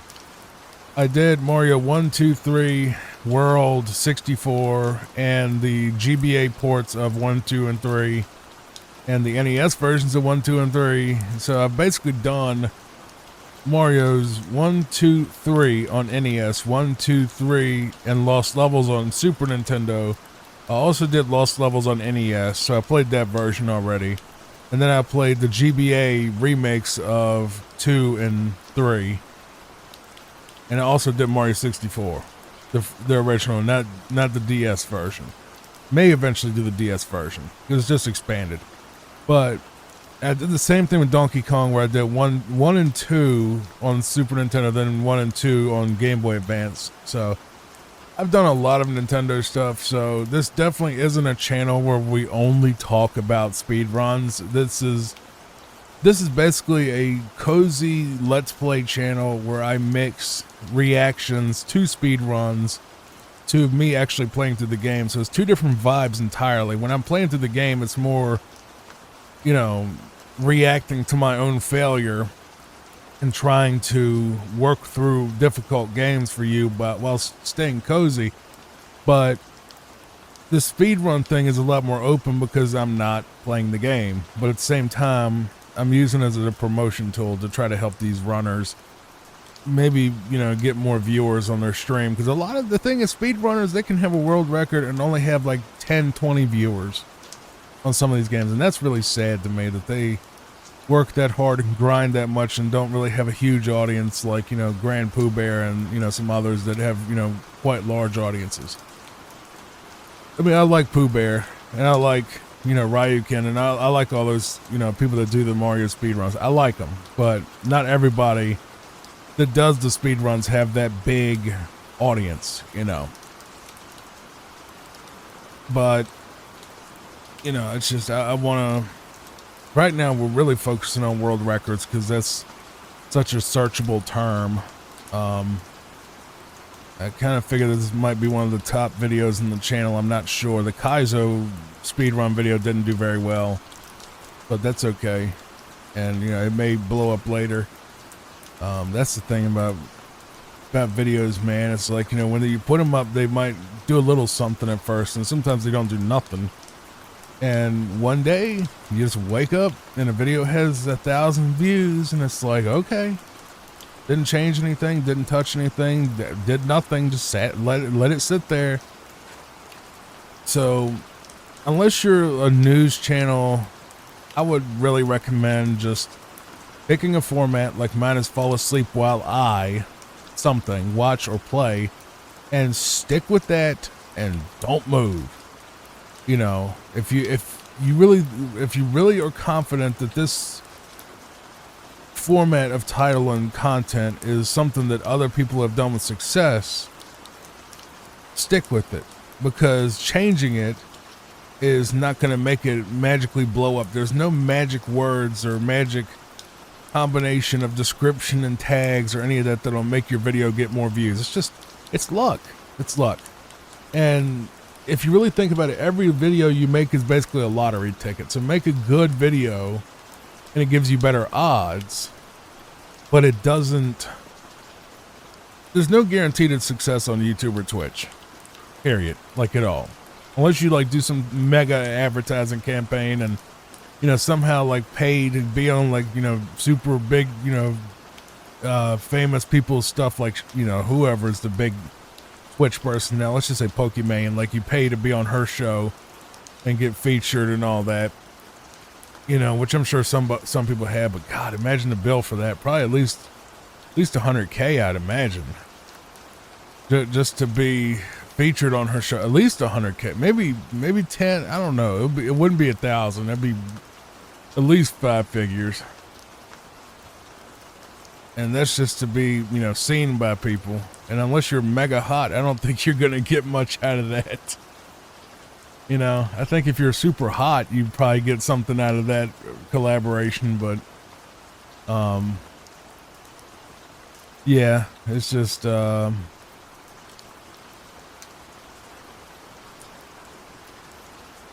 kind of crazy.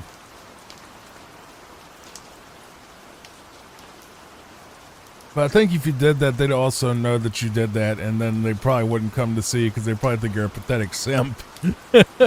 Which you would be if you did it with Pokimane. Or any of those girls. You know, any of those famous girls. I saw one girl that's on Twitch right now, and they're pushing her hard on that front page. And she's a really pretty girl, but like I don't really watch Twitch much. I mean, I like Twitch and I have a 24-hour stream there, but I'm not much of a Twitch guy because I'm not much of a live stream guy. It's the biggest thing. I know some people love them, but I'm not really one of them because, you know, I like the VODs. I like to see the highlights, you know. I mean, I like to watch regular content. Streams are okay, you know, not my favorite thing to make or to watch. But I may eventually do streams on here again. I did turn off streaming for this particular channel and put the 24-hour stream on Peaceful Pixels. That way that channel could get some watch time and all that in case we ever switch over to there for some reason or do like a side, like a Johnny Fox 2 or something with it. It's going to basically give that channel some love, you know, passively while we focus on this particular channel being the main one for this content. But you never know. You should always have a backup channel just in case, you know, bad things happen or, you know, you want to do like something that's completely off brand or, whatever, you know. I'm trying to get it monetized is the biggest thing so it can actually be a viable platform to do something with it. But, you know, until it gets monetized, it's not going to be. The biggest problem really is the, well, all of it, subs, views, and watch time are all a problem. Over here on Johnny Fox, the main channel, it's really not a problem at all. I've had monetization for like 2 years now, so it was turnkey, but it's going to be a pretty rough ride going up, you know, trying to get the audience going on this new thing, really, because people don't, really the audience is gone already. Let's be real. Johnny Fox content, like, it's all in the vault now if you want to buy it, where I have like all my old reaction content like in a vault. It's like $5 a month to get into the vault. And that's just if you really were like, you know, a hardcore fan that really wanted to, you know, binge watch that, you know, once in a while. You can download it all. It's, you know, once you pay the $5, it's your video. You can download the entire package if you wanted and save it somewhere. I mean, if you want to re-upload it, you probably could too. I really don't. I'm not going to DMCA people for doing that. It's just, you know, it would be, I don't know, man. It's like, I don't want you to get banned, you know, because it's kind of hot potato. But if someone really did want to make like a Johnny Fox archive, you know, thing where I might do it myself, actually. I might actually do that. But the thing is, I don't want to lose any accounts, period. Like any Google accounts. That's my problem, because once you get a channel banned, a lot of times you lose that Google account, and I'm not trying to do that, you know, and have that hurt this channel. So it's kind of a liability for me. But if someone else wanted to put it up, fine. You're probably not going to make any money on it, but okay, I've never seen anyone do it that way, but I think that's a bit of a waste of a peak cloud, but sure. All right. You can do that. You can do that. I can think of much better stages for peak clouds. Most of them are World 8, but he's the world record guy, not me. But that was a little odd. That's a very odd use of the P Cloud. It's level 3, world 3 of Mario 3. 333. There you go. Triple 3.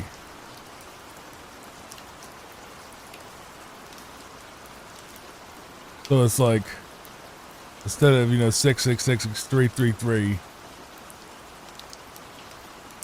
So instead of devil, it's just dev. It's the number of the dev.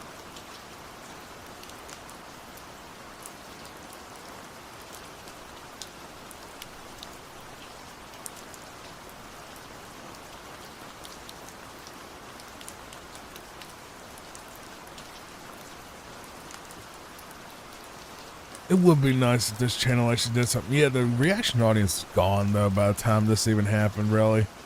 I have 400 videos and more actually probably on the archive, probably a lot more than 400 that were made, and none of them were getting any views at all. Like, I would post a new video and I have 10,000 subscribers, or, dead when I recorded this. It might be a little under that when you watch, or maybe be way over that, but it's 10K right now. And the algorithm just let go. I think it was a mixture of things. The AI purge happened where they wanted to get rid of the AI stuff. So like, I think they banned, or I don't know about banned, but they removed at least 2 million AI slop channels. So they're all gone. And then, I think reaction channels took a major hit too, because I've seen a lot of reaction channels kind of not get as bad as I got, but they definitely had declined. And I think people are a lot more wary, at least I am definitely, after the H3H3 lawsuits and other people suing other creators for fair use grounds and all the stupidity of, oh well, I don't like what you said in your video, I'm going to sue you for defamation. And the Billy Mitchell thing, that was kind of the writing on the wall of, you can't, you got to watch what you say on YouTube or someone could sue you for 300 grand, and then H3H3 came along and screwed it up even worse, saying, oh, well, you didn't react to my video enough. Like, then, he had 2 people default because they didn't show up to court, but that doesn't matter to me. And then he lost a case against Denims, who he's appealing, but I know people are like, well, he won against Denim, so you can still do reaction cut. No, here's the problem. The people that want to sue other people for reacting or commenting on their content are the same idiots that are just looking for a quick payday. They're not thinking about the merits of their case. They're just going to see, H3H3 won 300 grand because somebody watched his video and didn't, talk enough. Like, they're not going to care about the fact that he did lose the Denims case. Like, 2 out of 3 he won. You know what I mean? And like, the thing is, like, scumbag lawyers, they don't care. They see that, they see blood in the water that he could have won twice, and they probably will just go sue anybody at this point and just try to get a settlement, so they don't even got to go to court about it. They just get a free paycheck basically just for that. And then of course you'll have people that are like, well, I don't like this person because they said my content's bad, or said I'm a bad person, which you might be, and then they're like, oh, I'm going to sue you for defamation because Billy Mitchell won 300 grand, or H3H3 is going to sue you because you reacted to his video. And then I think he went kind of nuts for a while. He sued Denims, Casey Tron, and Frogan. Frogan and Casey Tron lost because they both didn't show up to court because they're idiots. And Denims, I guess, sent her lawyers up there, and they, he lost that one. But then he was rather going to sue iDubbbz, or he threatened to, or he already had the paperwork filed because iDubbbz has said things about his wife or girlfriend. His wife. He's married to Ela, I guess, still. And he didn't like it, so then all of a sudden he's going to sue somebody for, well, you said something I don't like about my family. And it's like, when I looked at all this, the pieces came together, and I was like, brother, you're making $400 a month. These people are making literally 1,000 times that. on stupid lawsuits over internet drama. You need to quit. You need to give up. You need to let it go. Just let it die. You had a good run. Go do something else, or just, you know, go get a job somewhere, you know, or just retire in peace and not come back to the internet. So I was like, well, I still got Peaceful Pixels, which is what this content is. And I was like, well, you know, give it a shot. If it doesn't work, it doesn't work. If it does work, great. I get what I wanted. But if it doesn't work, you know, life goes on. It'll be all right. You know, money is piling up lately, though. It's like a lot of bills and a lot of trucks screwing up, house screwing up, having to, you know, pay my guy like all this money to do estate related stuff. It's all going to come back regardless, but it is a lot of money coming at me fast.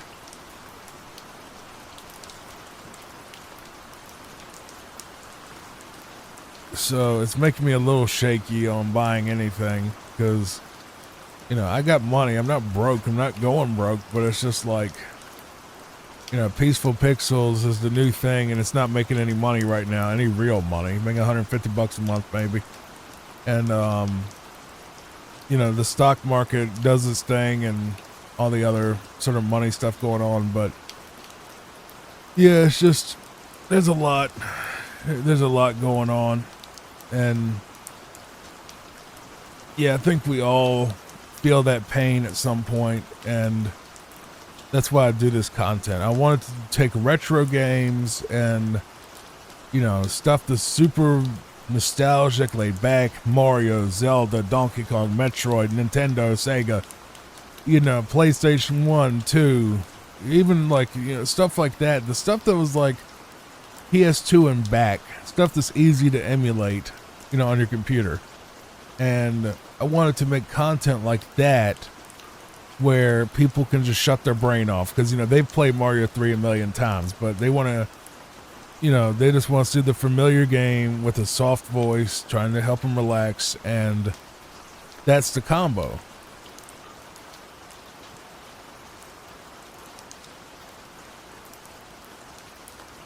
And I really didn't want to try to compete with the people that do like the new cozy games on, like, you know, Steam or whatever, because I tried that with Stardew Valley. It got nothing. You know, I tried it with Minecraft. It did nothing. But that's why I said, okay, we'll just do retro games, because Mario gets views. Doesn't get a lot, but it gets views, period. You know, SimCity did really good on this channel before. So there's definitely gold in them dar hills, as they say, but, you know, it's just, it's a learning experience. Over time, I've got to adjust my approach and see what happens. And, you know, if something pops off and that becomes a, you know, a popular video, then we'll double down on that. But right now, I'm basically in the phase of what you would call like seeding your lawn kind of thing. Like, you know, you till the ground and you put the grass in the ground, and some of it grows, some of it doesn't. Then you got to reseed it, and you got to reseed it till, you know, you get a nice big thick layer of grass eventually, is what happens. And that's what I'm doing with this. I'm putting out as much quality content as possible, because you never know what's going to blow up.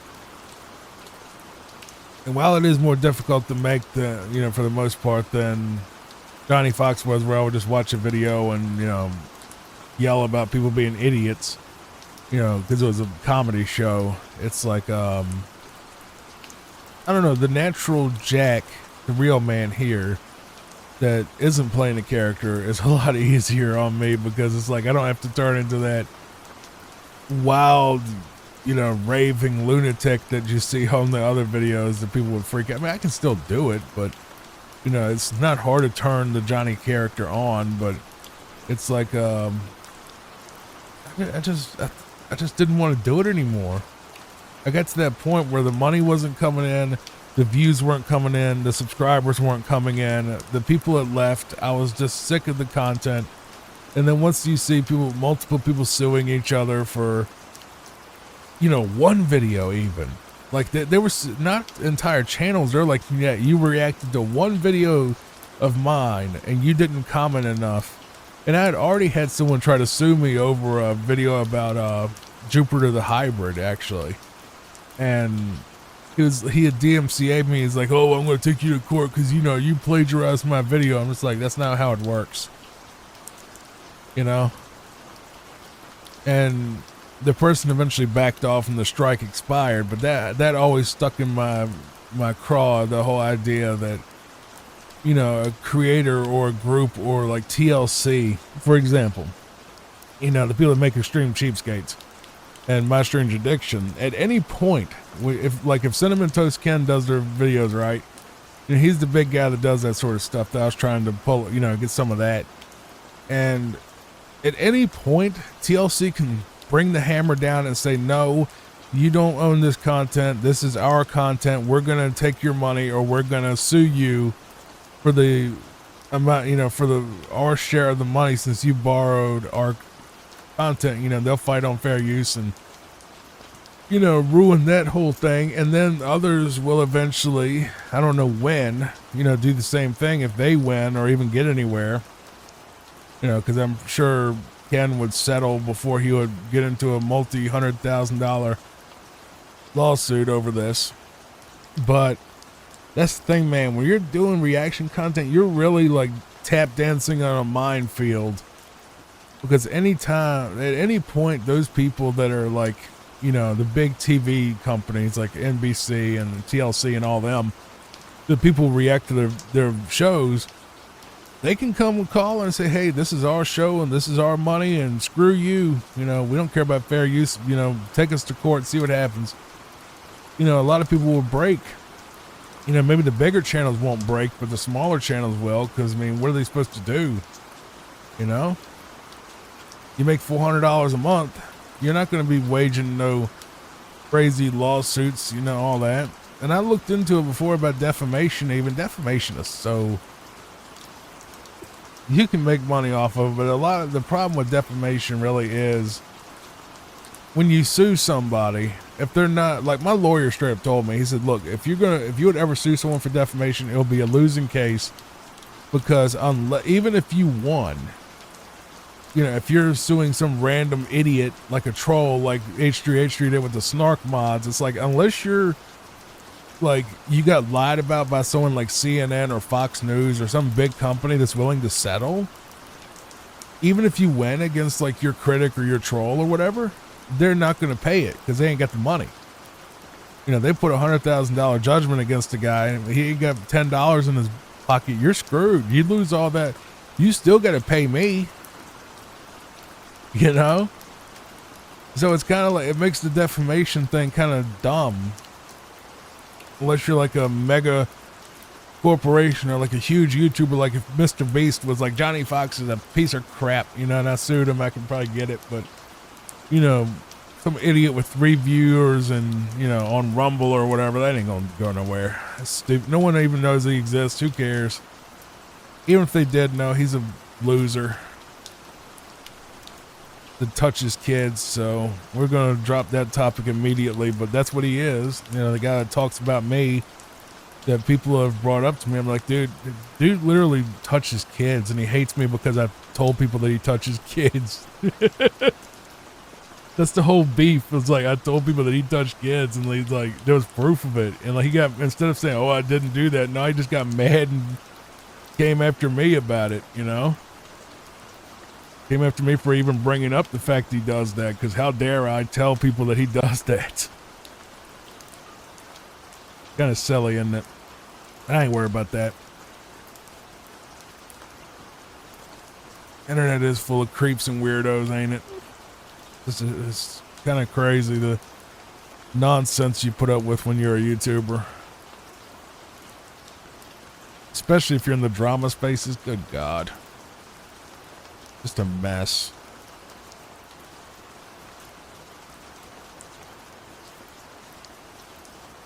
Yeah, drama channels are they're just asking for it. They're the ones that get doxxed and swatted, and, you know, legal stuff happens, and people, like, you know, get sued all the time.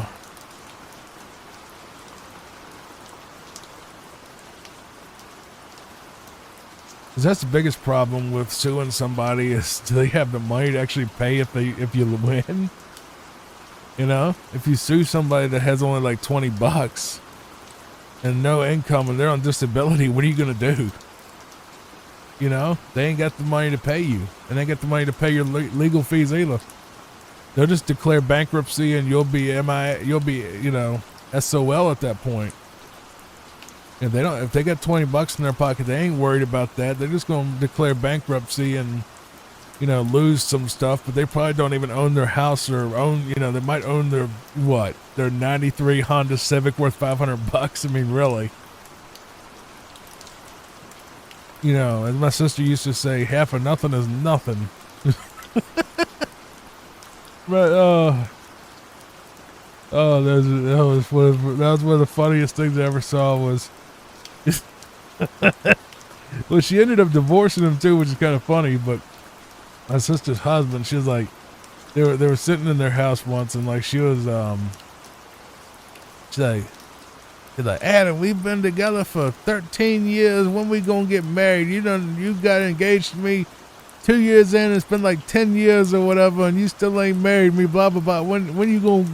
You need to, you know, poop or get off the pot or whatever she was saying. She was talking crap, trying to get him wound up, get him mad. And he's like, "Oh, you gonna? You think he said, well, you gonna divorce me and take half my stuff?" She said, half of nothing is nothing. Half of nothing is nothing. And it's true. The guy, like, she's divorcing him and he has nothing. He has nothing. He lives in a freaking crack house in the ghetto, doing smoking meth. Has like one leg now, can't even walk. Because he didn't take care of himself at all. Didn't take his medicine and just smoked meth all day. I mean, he really did end up with nothing. I hope he's happy. I hope he's not happy. He's a piece of crap. He was garbage. Terrible human being. One of the worst people I've ever met. I'm glad that he ended up like that. Bad people really do get a bad ending, and he got about as bad of an ending as you can get. Probably has AIDS too at this point if he's banging hookers down there where he lives, because that's like the HIV capital of Carolina. I'm not joking either. Like, all the women down there got HIV. Knowing how he is, he probably has full-blown AIDS at this point. That's terrible to laugh at, but if you knew this guy, you'd probably be laughing too. This guy's such a piece of garbage. He was just a narcissistic, abusive, loudmouth, know-it-all, violent drug addict that would like get in fights and get arrested all the time, and treated me like crap, treated my sister like crap, treated my dad like crap. Just a terrible, awful human being that should have been put in prison years ago, but somehow he always escaped it. I don't know how he pulled it off, but you know, he had been arrested for multiple violent things that he did, and DUIs and drug possession and everything, man. He's just a turd of a human being. And I'm glad that he's where he's at. He got what he deserved. Exactly. I know nobody in the chat said that because there ain't no chat, but I don't know. For some reason it popped in my head and said that as if I was talking to chat. That's just how it is, man. You know, if you own drugs and you turn it around, that's one thing. This man was. There's a difference between being on drugs and trying to get straight, or even being on drugs and not bothering nobody. This man was on drugs and he was just abusive to everybody. Like, he was an abusive drug addict that stole people's stuff, and, you know, like, I bought her a car for like $2,000 and like, well, put $2,000 down on it, and she had to pay the other $5,000. Not even a week later, he stole the car, you know, sold it to some junk shop down there for like $300 and got meth. And like, the car just vanished. I don't know what she did with it. My name wasn't on it. I almost co-signed, which would have been a big mistake. I would have lost a ton of money, but I didn't. You know, she somehow or another pulled it off where they, you know, with her awful credit, I'm sure she has, somehow got it. Cause I think they did like some type of predatory thing at like 30% interest is I think what it was. Something outrageous interest rate. And yeah, that's what a lot of those car dealers do is they'll like when they say like the no credit, bad credit, we don't care kind of thing. A lot of times that it really is in-house financing where they sign you up for these predatory loans that are like outrageous percentages, like usually around 30%, which is like more than a credit card even. So they basically charge you 30% because they know you're broke and you'll pay it. So they sell you the car for 10,000 and they end up with 30% on top of that, on top of the price that you paid, on top of the fees that they throw at you for the administration fees and then the tag fees and all this other nonsense they throw at you with these cars where the car just went from like 15 grand to 20 grand all of a sudden through all these fees and add-ons and paperwork this and registration that, and it's just outrageous. They just completely shaft you, man. That's their job though, is to shaft you. Doesn't mean that the dealers, the private sellers are perfect either, but I mean, when you ain't get no money, that's where the dealership does it. They get people that have no money to buy a car cash because they know that they can just completely ream you for the interest rates to get you at. Like, check the fine print, man. I have good credit. I had good credit. I went into CarMax. They, got me a loan with Ally, and it was like a 30% thing, even with good credit, man. They don't care. For a car, it's crazy, man. I paid it off the next month. I just bought the car. I basically bought the car cash. The only reason I even got the interest, the only reason I even got a loan instead of just paying cash up front is because I didn't have the money yet. And then the money came in and I paid it off like immediately so I wouldn't have to pay 30% on top of the $27K I paid for my truck total.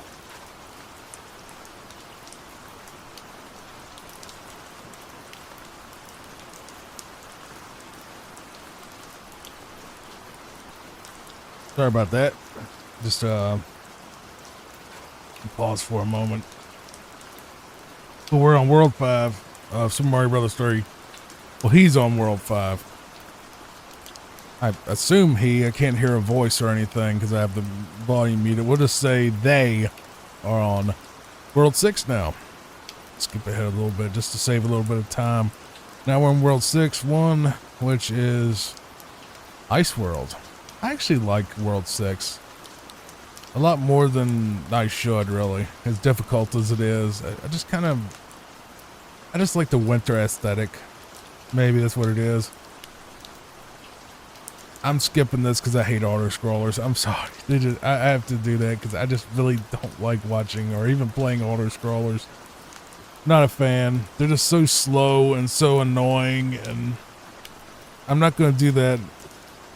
There's one other auto-scroller I'm going to skip, then I'll keep all the other ones in, but the ones in this particular world are just kind of, ugh, kind of eh.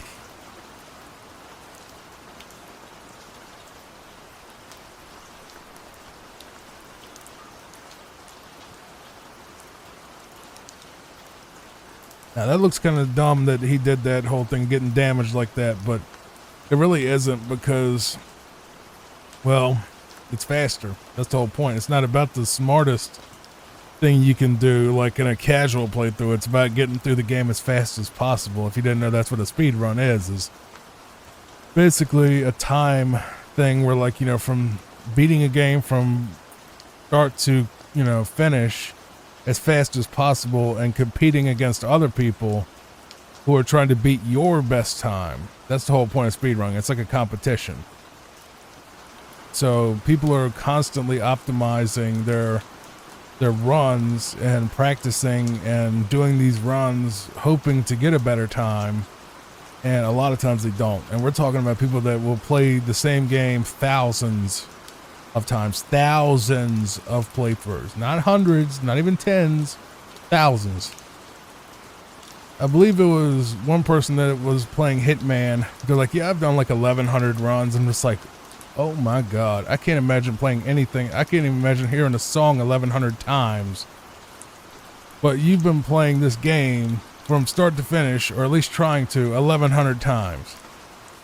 Obviously they don't finish it every time, because if they get to a point where like they see that they're just gonna, you know, not improve their time, or they screw up in a, you know, up to a certain point, if they screw something up, a trick that was required to beat the time, they'll start over.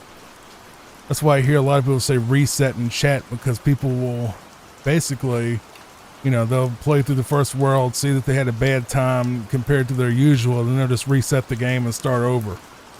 So it's not 1100, not 1100 runs that are like start to finish. It's 1100 attempts at getting the world record, or beating their own world record, or beating someone else's world record. I don't know how they did that, because it's supposed to be two chompies right there, or I forgot what their names are, chompy or whatever, little bitey dudes that jump up at you.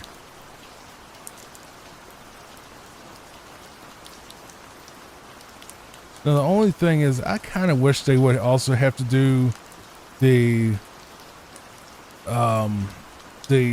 mushroom houses, because they would show you that in World 1, that very first mushroom house next to level 1 of World 4. It's World 4. World 4, level 1. We're going to skip ahead of this. I don't like these auto-scrollers, like I said. They're just, I can't stand them.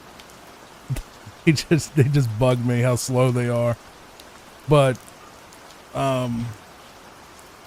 there's the H that AVGN said it meant for, you know, the bad place that you go to if you're a bad person. You know, and his Super Mario 3 is the devil video. You know, it was a comedy video, but, you know, obviously it wasn't serious.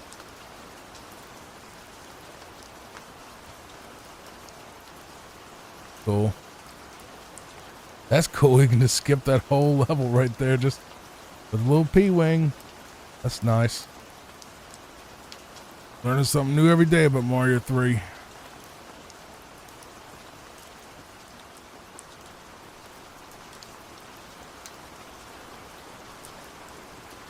By the way, the run once again is done by Kudo1K. Just making sure we get plenty of mentions of that, so people know that I'm not the one running, and also that this person gets credit, because I don't want one view to go through this channel without someone knowing who's doing these videos, doing the runs, because I don't want to take credit at all in a million years for even thinking that I'm that good. And I really do want them to benefit from these videos if they do get big. So that's the biggest thing, is I'm trying to help them as well, because they're the ones that do all the hard work. I'm just here to commentate and give you something to listen to help you sleep, you know, instead of the game sounds and, you know, them raging out when they, you know, lose a life, or celebrating when they, you know, get the world record kind of thing. I do like that keyboard though. That's a pretty keyboard. Definitely one of the higher end ones though, by the look of it.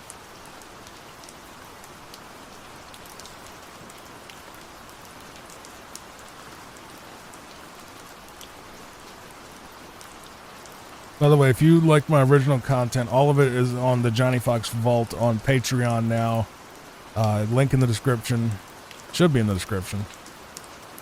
Well, if it's not, you can just, you know, look it up on the channel page. It's there.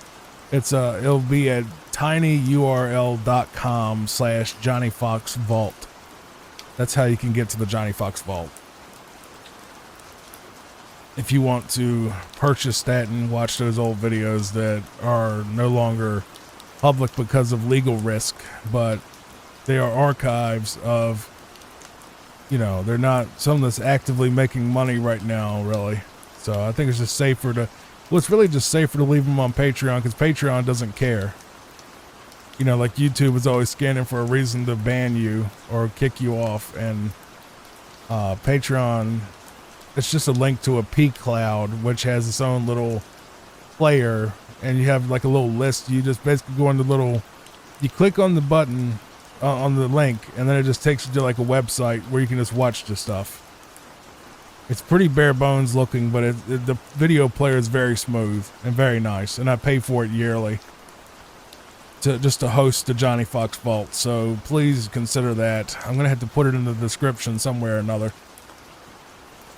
I'm trying to figure out how to do it without screwing up my current like stuff. It's not something I can mass edit in, but we're on World 7 now. And 7-1, this is usually where they would do a wrong. Okay, that's just miraculous that he pulled it off in the first try. Completely skipped 7-1.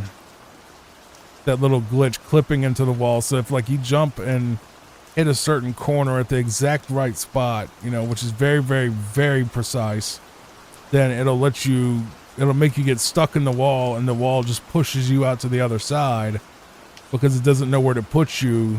And that's just how they programmed it. A lot of these games, like when you get like Mega Man was infamous for that, where it's like, you know, people would do what they would call zips, where they would use like the items to basically get forced up into the ceiling, and then the ceiling would reject Mega Man and shove him as far as possible to where the ceiling ended on their particular stage. So it could actually zip you across multiple areas, like trying to dislodge Mega Man from being stuck, because, you know, it was a glitch. It wasn't a thing that the developers intended you to use. It was just a glitch where they figured if Mega Man, you know, goes in the wall, we want to just get him out of the wall as fast as we can. You know, but they probably thought, you know, this is so pixel perfect, nobody could ever get in the wall intentionally, but they did. They learned how to. So that's the thing about speedrunning. They'll find these crazy ways to do stuff. By the way, I really don't. Oh, he just skipped into that wall again. That's amazing. I love that. I love seeing that where they just clip into the wall. That is so cool.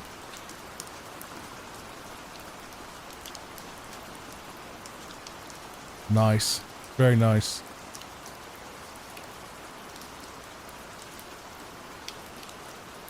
Yeah, that spot's a little rough because it has, if you jump down there as regular Mario, then you get blocked because it has a bunch of little invisible blocks under there to make a bridge. But he used the infinite P-Wing to just fly over that small little gap. So that was smart.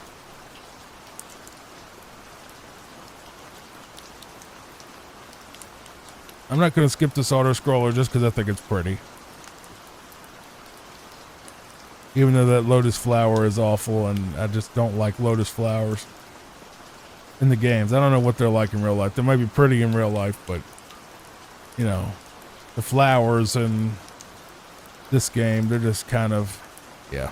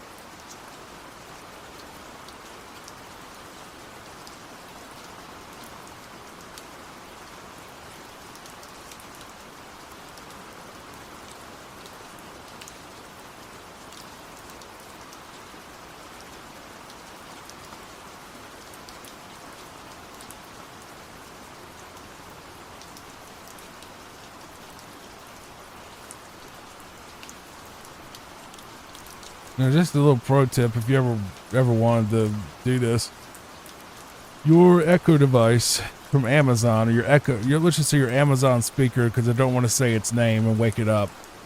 in your house, because I got one right next to me as well. I don't want to wake up. You can tell it to play rain sound on a loop, and it'll play literal rain, background rain sounds 24/7. And that's something I actually do in real life. Well, in real life, that's what I do here.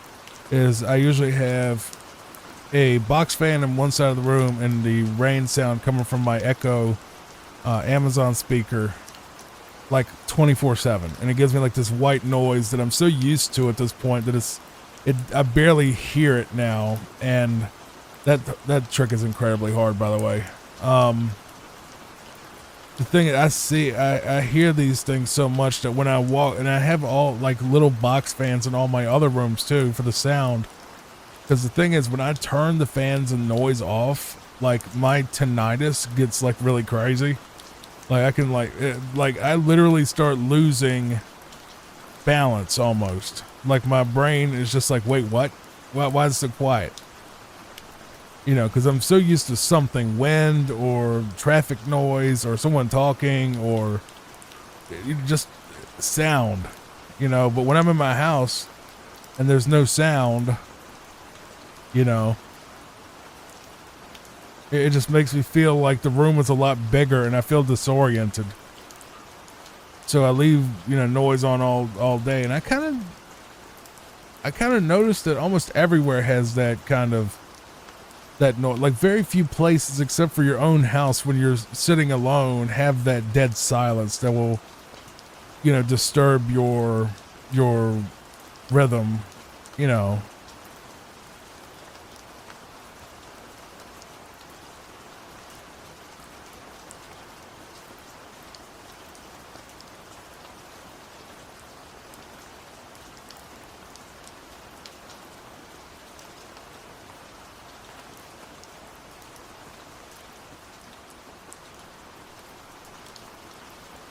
He did skip one level. I don't know what that's about. That's cool that he took out a Boo with the, and took out a Thwomp with the Hammer Bros suit. I love that. That is awesome. Please tell me that there's a ROM hack. It's like called like Super Hammer Bros, where you get to use like different types of hammer suits and like kill all the different enemies. That would be so awesome. That one hammer came down and took Boom Boom out in one shot. That's amazing. That was a good, let's see that again. A little trick shot there. Watch. I like that. He threw the hammer right before Boom Boom and it just like, boop. It just knocked him out. Watch, right? Threw a hammer from like literally across the room and it somehow landed right on Boom Boom's head. I wonder what the chat said to that.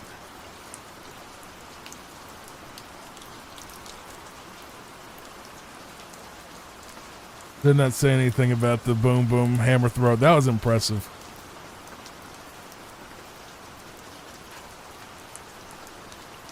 I'm going to put this up here just to have it more visible. I didn't think about the other ones. I put it right there. That works. That's better. I love the Hammer Bro throw. And just how it just happens to land right on the thing that you wanted to fight. Hold on, was this the? It says 7-4 or 7- something. Let me see. It just said I got 7-7.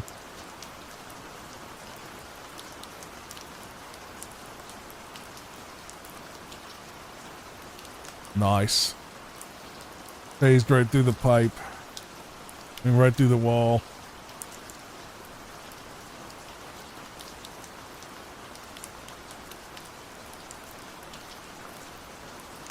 I don't know how you get past that little plant over there that goes to like from a pipe to a pipe behind that mushroom house. I wonder how you do that. If you can. I do like Pipe World. Pipe World is neat. Oh, he got stuck in the wall again. I like it. Right after he got the reward, he stuck himself in the wall just because why not?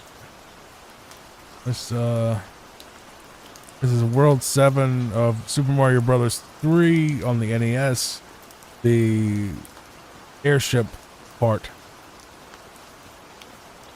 Which of course is an auto-scroller, but we'll let it run. And we're almost to World 8 where Obviously, there's a lot more auto scrollers. I'm not going to skip past those because we'd pretty much be skipping past at least like 2/3 of that world because there's so much auto scroller in World 8. Mainly because they wanted that cinematic sort of thing, which I get it. Auto scrollers aren't universally bad, but it needs to be done very sparingly. And Mario 3 does that well, where you can actually skip most of the auto scrollers. And, you know, I'm happy with that. I don't know. Did Mario 1 have many? It had a few. It wasn't a ton. I know there's at least one in Donut Plains. I'm cycling through my head all the Mario levels that I play, which ones are actually auto scrollers.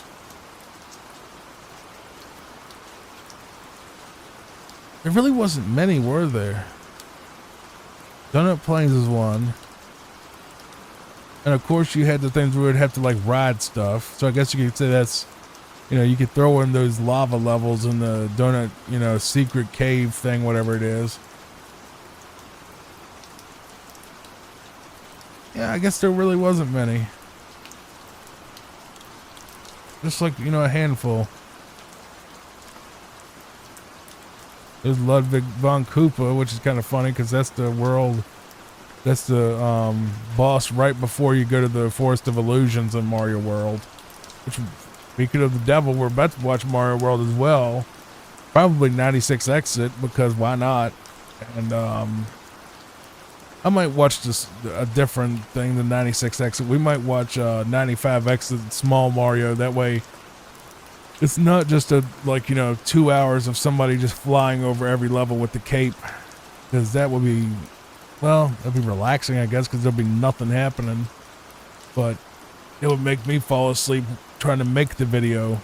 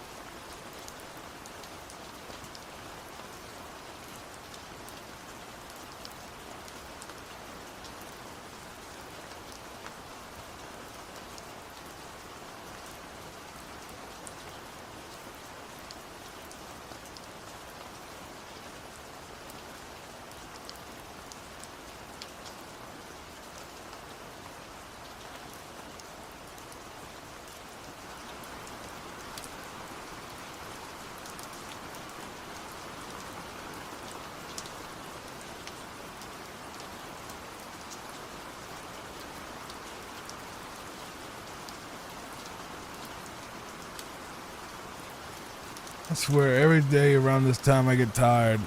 I guess it's because I do this content, makes me sleepy while I'm doing it, but it's 12:04 p.m. right now. It's like lunchtime, and I'm about half asleep. I don't know why. I need to get some caffeine in me bad.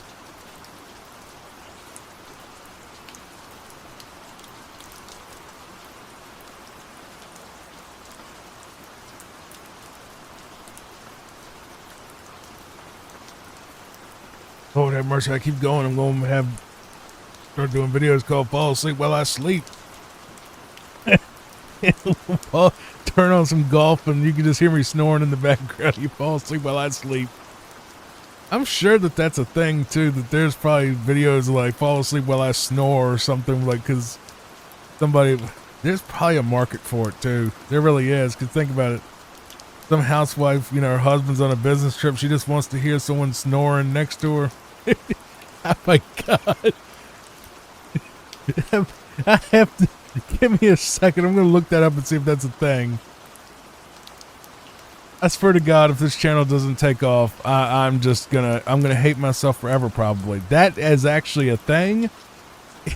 And it got 296,000 views. I'm not joking. It got 296,000 friggin' views. To listen to someone snot and snore and all that all night. That's like an ASMR thing on top of that, bro. Like I don't do ASMR. I don't consider this an ASMR channel at all. I personally hate ASMR. I think it's really, really annoying. Like, I know some people feel relaxed and tingly and nice, but I feel like, ugh, it makes me feel weird. I don't like the tingly feeling. It just makes me feel gross. It's just a gross, weird, tingly, nasty feeling. I don't know. It just makes me grossed out, man. It feels like something's crawling on me. Did they ever figure out whose hand it was pulling Mario down into the levels or whatever? Or was that just a mystery? Maybe it was Master Hand from the Super Smash Brothers thing. Or Mr. Hand, or Hand of Doom Jr. or something. Hand of Doom, that's Black Sabbath, that ain't Mario.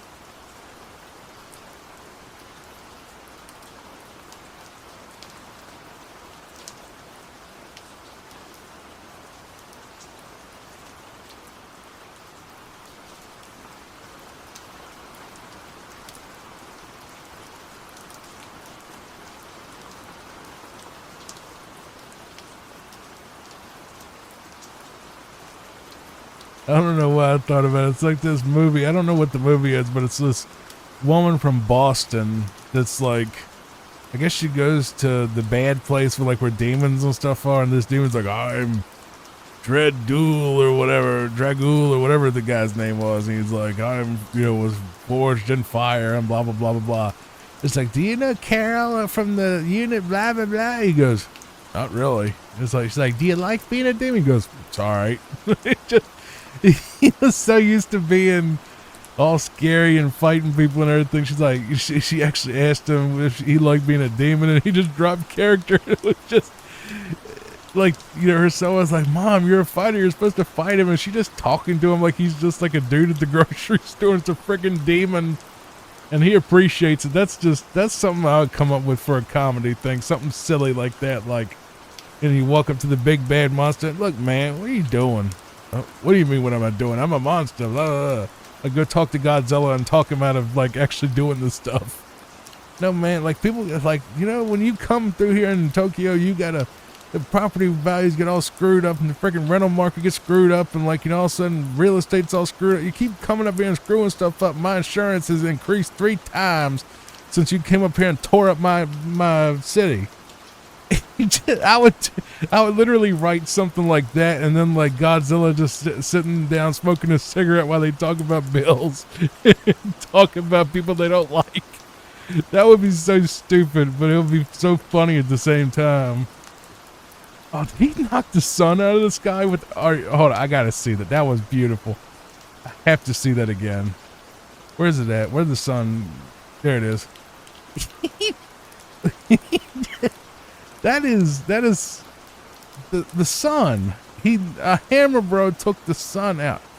I can't see where exactly he did it though. It's it's so fast that he flings it and you don't even see.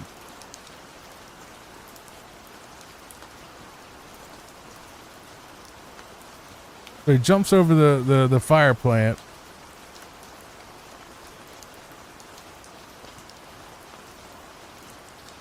There's the sun coming out,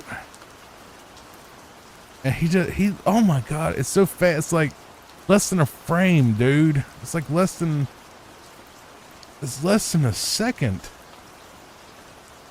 Look at that.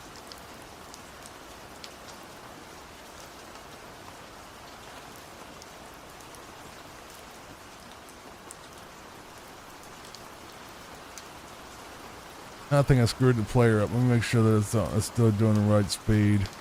Yeah, it's the right speed. Okay. I didn't know that you could actually slow down Twitch VODs. I had no idea. You do it with the greater than and less than keys to go up and down. Like the ones that are next to your backslash, I guess it's called backslash and shift. Just slash in general. Not the Guns N' Roses slash, who's completely overrated. So we're moving on to, I believe this is the final auto scroller? Question mark. He's holding on to that hammer suit, which is going to be used to quick kill Bowser. I think you can also quick kill him with the fire flower. You can just go up in there and just jump up behind him or whatever and just, you know, mash as fast as you can and just take him out. And I did it with the hammer suit too, I think. I don't know if it was on my recording or not, but I think I did it from my fall asleep while I play Mario 3 run. By the way, the best way to play Mario 3, in my opinion, is the Game Boy Advance version, which is kind of crazy. It has the graphics of the All-Stars game, but the controls of the Mario 3 NES game. So it has like the best controls with the best graphics, and the sound isn't bad either, I don't think. I mean, if you really wanted to, you could probably mod it or ROM hack it to put the original NES music in if you really wanted, but that was the smoothest one I played was the one on GBA. Like, NES was second, and then All-Stars is a distant third. I'm telling you, man, like, people are just gonna disagree with me, but the original Mario games on NES feel different than they do on the All-Stars version.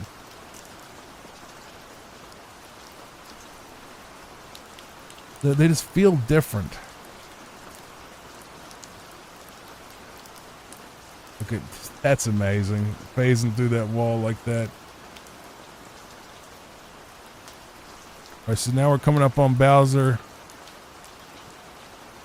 A hallway I've seen many times, and a stage I've seen many times, so this is going to be GG. Yep, Bowser's done. It only takes like 2 or 3 hammer tosses to kill him. But anyway, this was Super Mario Brothers 3, 100% done by Kudo1K. We're moving on to Super Mario World next. Alright, we're moving on to Mario World now. This is going to be 11 Exit by Oil and Water. Now, there are dozens, probably, or at least a dozen right now, officially on Speedrun.com. Different categories to this game, like from 96 Exit all the way to this, to some that are literally like 48 seconds. So, I didn't know what to pick. I didn't want to watch 96 Exit because that's just so long compared to everything else in the video. But I also didn't want to do the credit warp because it's 43 seconds. So we're going with what would essentially be the closest equivalent to any percent, which is 11 exits. So they're going to take the fastest route to Bowser that they can in this game.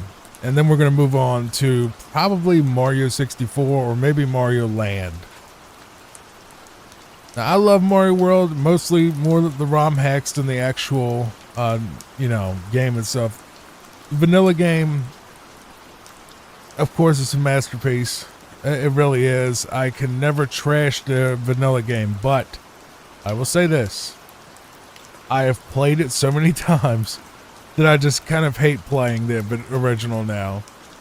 It's one of those, it's sort of like, you know how when you have a song that's really good, like Back in Black by AC/DC is the best example for me.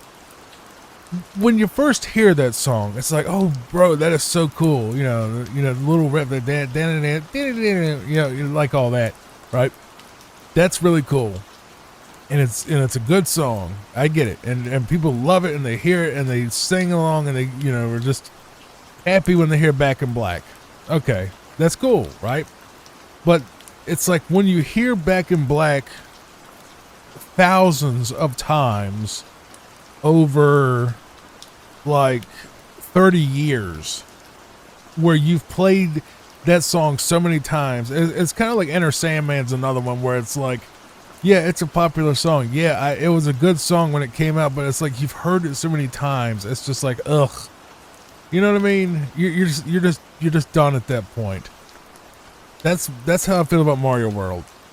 I'm not sick of Mario 3 yet. But Mario World, I'm just sick of. I've played it too many times. But to anybody that loves Mario World ROM hacks, man, they really do inject real, good new life into it. Because the thing is, Mario World is a masterpiece as a vanilla game.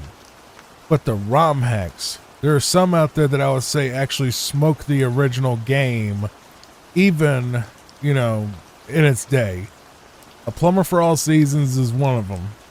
It is way up there. Mario's Missing Done Right is up there. I've already done both of those. Mario 3 mixes for Mario 3, but that's probably way up there too. I love that game. I mean, there's a lot of ROM hacks I really, really love that took Mario World and made it into something better or made it into something different. So I feel like Mario World is kind of like the Minecraft of the Mario series, because Minecraft is good when you mod it or when you have a multiplayer server or you're doing something that's not just, single player Minecraft spawning in the jungle, because you've played Minecraft so many times, which I also played Minecraft on here, 11-hour video if you want to watch that one, where I built an entire little town in Minecraft by myself. And, you love Minecraft, obviously, because it's a good game. It's a great game, right? People sink thousands of hours into it. But after a while, you need some extra flavor, man. You need something extra to this. You can't just play the vanilla stuff with the vanilla blocks. After a while, that's why they keep doing add-ons to it. They keep adding, new content to Minecraft. But they don't do that to Mario World. That's where ROM hacks come in. So the base game, of course, is a masterpiece, and everybody should play it at least once, or more than once, really. If you're someone that's never played it, you really should play the entire thing, all 96 exits. I 100% recommend it. The only thing is, for me, I personally am not a fan of watching or playing it myself anymore, just because too many times already. But the thing is, I did do a vanilla Mario World playthrough on the channel, and I enjoyed it. I did enjoy it again. I thought I was really going to be sick of it, just like, God, can we just get this over with? But I honestly did enjoy my little trip with Mario World. And I wouldn't do it again anytime soon, but it's one of those things, like maybe like once a year, come back and play it again. But it's just definitely not something I would want to play every day. Mario 3, maybe. Mario World, not so much. Plus, I already think Mario 3 is better than World anyway. I don't know if I've always thought that, but I do now. Mario 3 is just so much better than World. It's kind of insulting. See, the thing is, Mario World, you really only have two power-ups from Mario that really matter, which are the cape and the fire flower, and nothing else. I mean, you got the star, obviously, and you have the balloon Mario, which sucks, and you have the Yoshi stuff, which kind of sucks too, and it's not exactly the greatest thing in the world. But like when you look at Mario 3, Hammer Bros suit, Tanuki suit, the P-Wing, like the infinite flying wing, the frog suit, even if for the swimming levels, or there's just so many power-ups. The levels were just better, and a lot of ways they were just better levels. Really, the thing with Mario World was the killer feature was Yoshi. That was the big thing, and I love Yoshi. I get it. But Yoshi he kind of got thrown to the wayside, didn't he? I mean, he's really not he's not in Mario 64 except for the very end if you get 120 stars. And I don't remember him being brought back into anything else except for his own games, which all sucked. And yeah, so I'm not a huge Yoshi guy, but we're almost at the end of this speed run, so I believe it's like one more level, and then he goes to Bowser's Castle after this one. But please go ahead to Oil and Water's YouTube video, link in the description, and you can support him or her, not sure, because I don't have the audio on, and I literally mute the TV when I do this. That way I have no feedback, nothing coming in, you know, giving polluted audio into the microphone. Even though the mic wouldn't even pick it up, because I'm using an SM7B, so it doesn't pick up anything that's not right in front of it, so...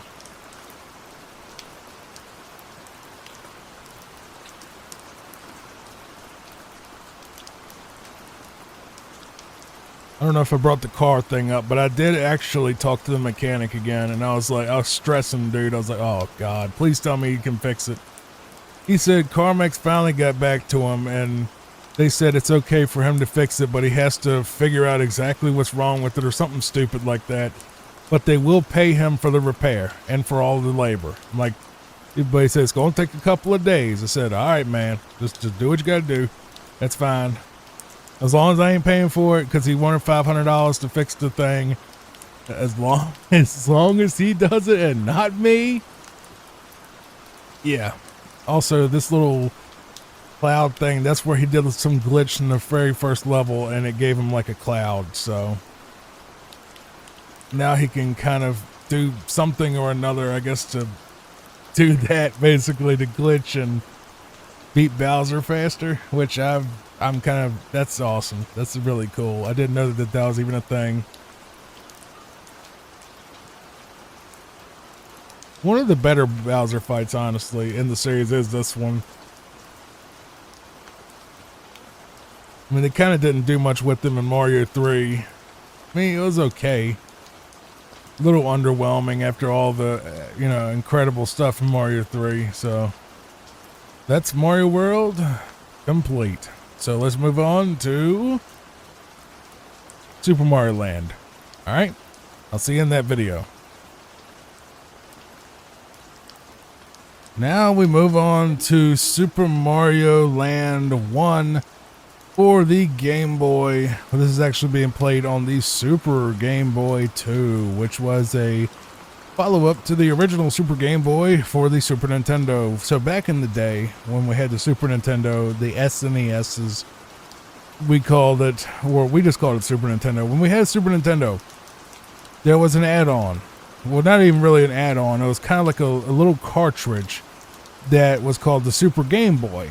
And what you could do is you could put your regular Game Boy, not Game Boy Color, regular Game Boy game into the Super Game Boy, and then plug the Super Game Boy cartridge into your Super Nintendo, and you can play your Game Boy games on your TV.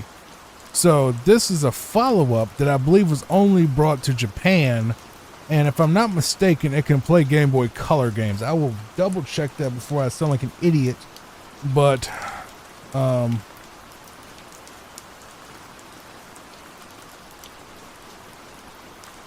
let's see. Super Game Boy 2.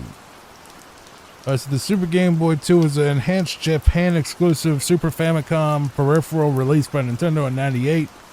Fixes the original model's speed and accuracy and adds a Game Link port for trading and battling in Pokemon, along with the exclusive blue shell and built-in screen borders. So I was wrong by the look of it. It says because the Super Famicom cartridge is slightly different shape, on, and yeah, so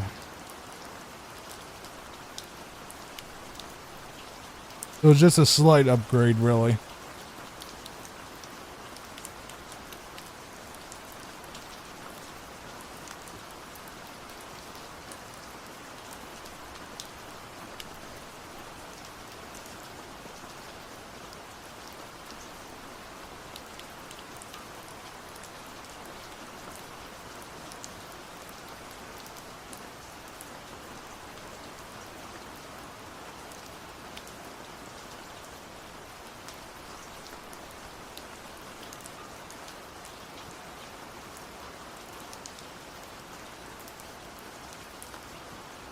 All right, so yeah, it doesn't play Game Boy Color games, but there's a weird kind of gray area in that whole thing where apparently the Super Game Boy series could play Game Boy Color games, but only if they had some type of switch on it that was like some type of thing, like it was like a backwards compatible game, kind of, sort of.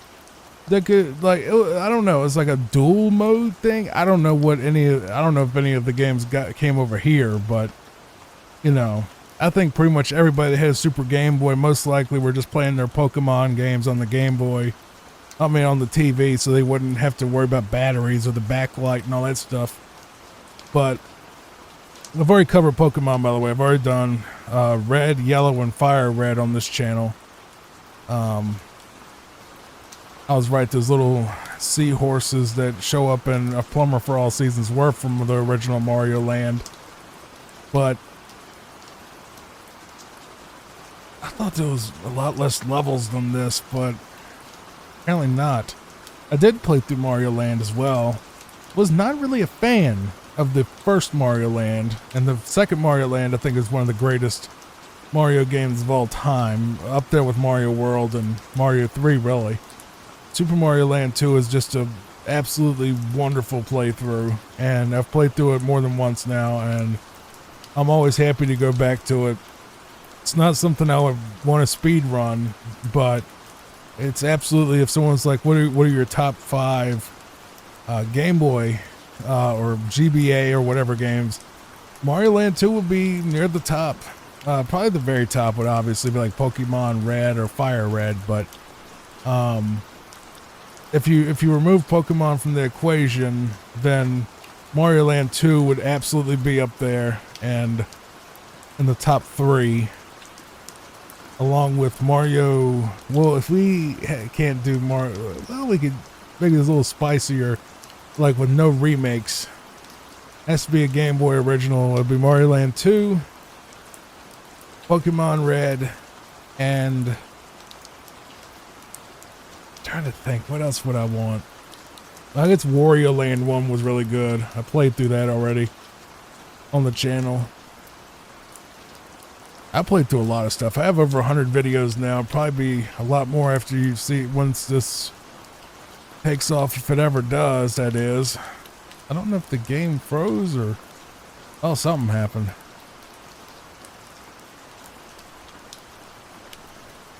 But definitely Mario Land 2, the Pokemon games, obviously. Donkey Kong Land 2 is good. Not as good as the GBA remakes, but if we're talking about it has to be an original to the Game Boy, probably those. Tetris probably somewhere in there. Even though I'd rather just play Tetris on anything else. But I didn't really play a lot of Game Boy. I did play some Game Gear, which is Sega's equivalent to the Game Boy back in the day. And the Game Gear is one that I haven't covered anything on yet on the channel, but I plan on doing some Game Gear stuff, because I do enjoy the Game Gear, and I like some of the games on it. Like the Power Rangers fighting game is pretty fun. And the Sonic game is really fun.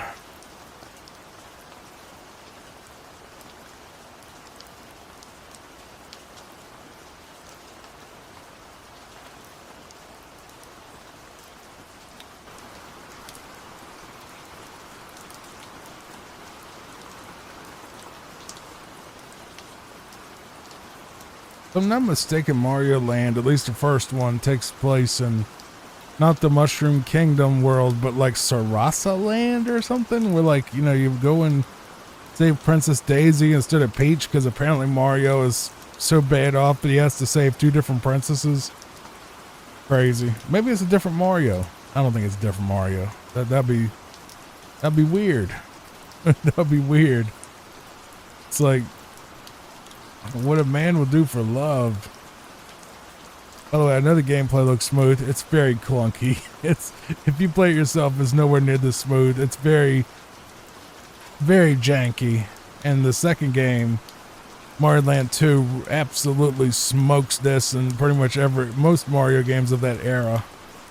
Its controls so smooth and so easy, and all the worlds are just, incredibly creative, and you know, just play the DX version. That's what I played, was Mario Land 2 DX, which was basically it was a color hack that added color to it, and I think it might have made the frame rate slightly better, but you know.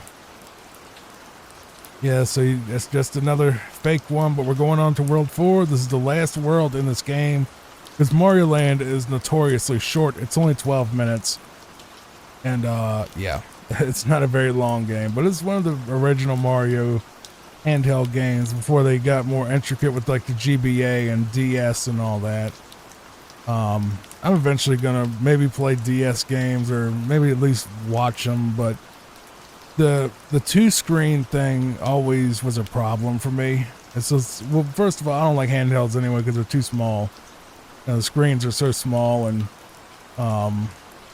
I like playing on a TV, but yeah, the DS thing, the dual screen thing, I get that people like it, but it's just, I didn't like it. It's just, it's weird to emulate it, and you know, having to focus on two different screens is just kind of distracting, and really was never a fan.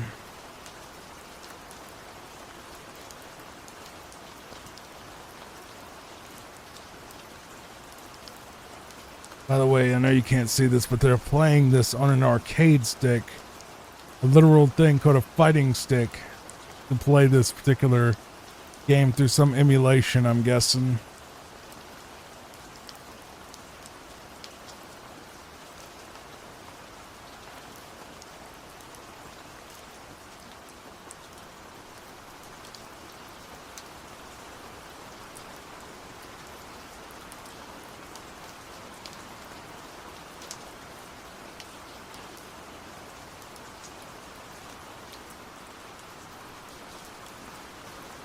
This might be the last level. I'm not sure. I think it might be, though.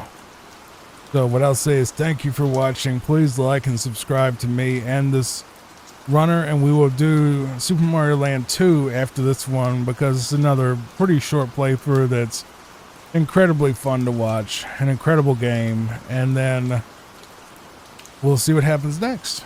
I'll check to see how much time I got on the feed, and if I got more room to realistically add some more games, but like 64, I might make 64 a separate thing, because 64 has a lot of different little speedrun categories and routes and stuff that are quite interesting. So 64 and the 3D stuff probably will be separate, honestly, just for time as well.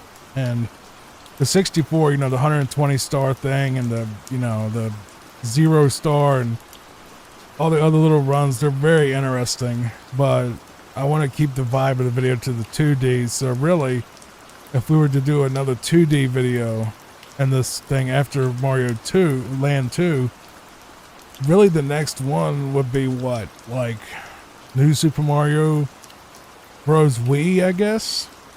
I'm not against it.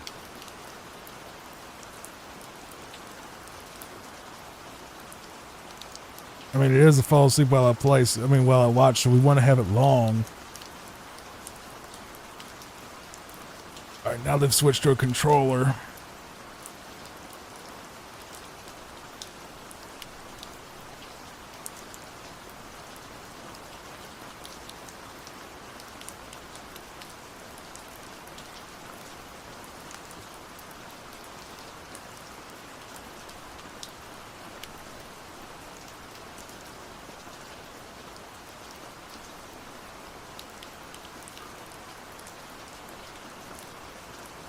That's the end of Super Mario Land 1, and now we will move on to Super Mario Land 2. I'll see you in a moment.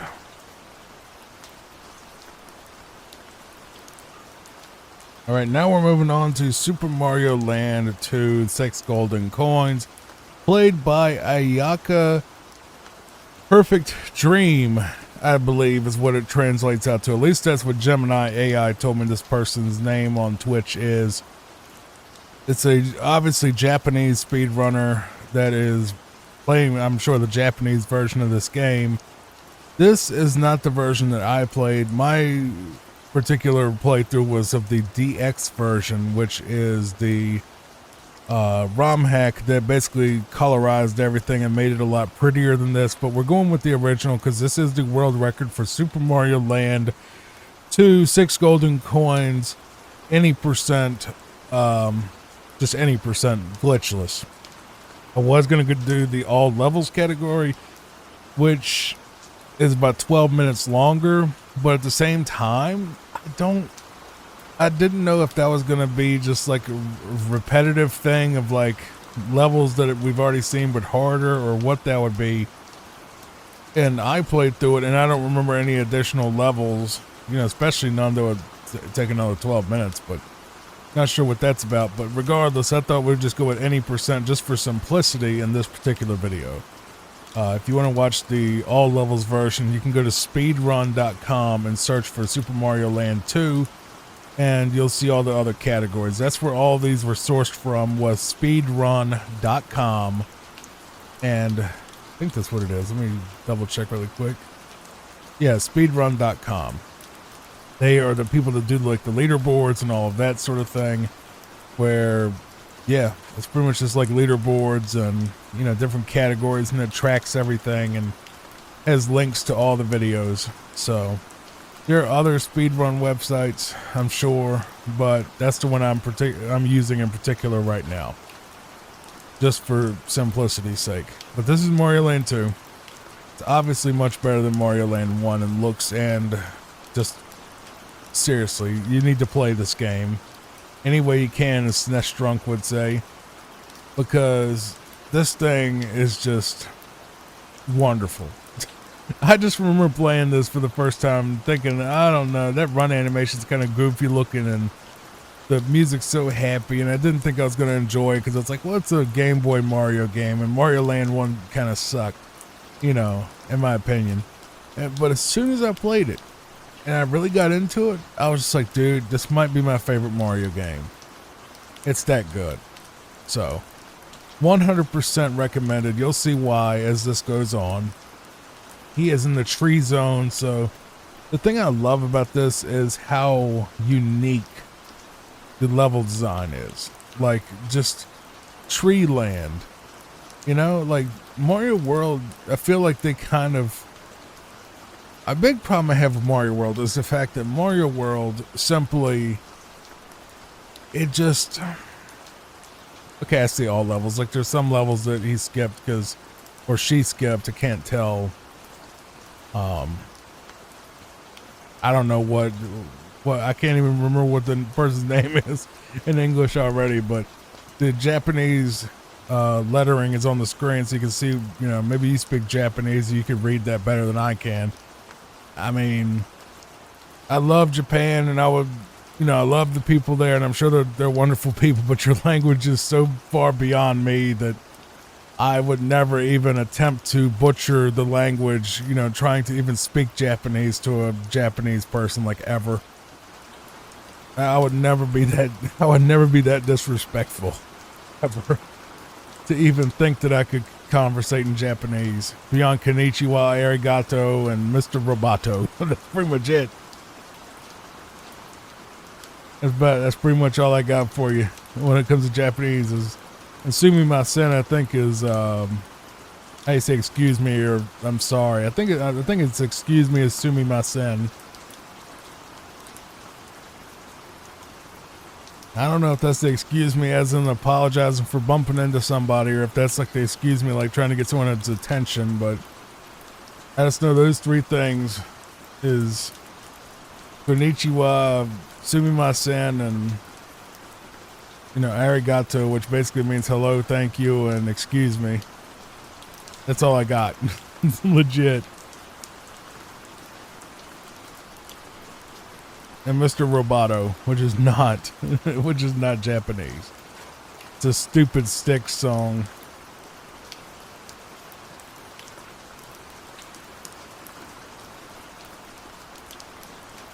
I don't think I would be I don't think I'll do well in Japan if I lived there, though. It's just, you know, I know that Well, Japan's not very fond of foreigners, and we gave them a good reason not to be for multiple things besides the Hiroshima thing. But Americans tend to not really respect the culture and the people as much as we should when we go there, I'm sure. And you know, I know that Japanese people really are not fond of us. That's part of it. I mean, they're not fond of us in the way that they literally will have like apartments and businesses that say like no foreigners or whatever outside of it. Like you can't even like some places you can't even go in and get like a bowl of soup or like a hotel room because it'll be like no gaijin or whatever, which just means foreigner. Well, I know baka means stupid. The only reason I know baka gaijin means stupid foreigner is because of the tag team. There's a tag team in deathmatch wrestling literally named Baka Gaijin, and I think it was Madman Pondo and Hobie Klein were like the Baka Gaijin team. But I've also heard Baka being used as like you jerk or you know, use something insult that's not just stupid, so maybe I do know more Japanese than I thought.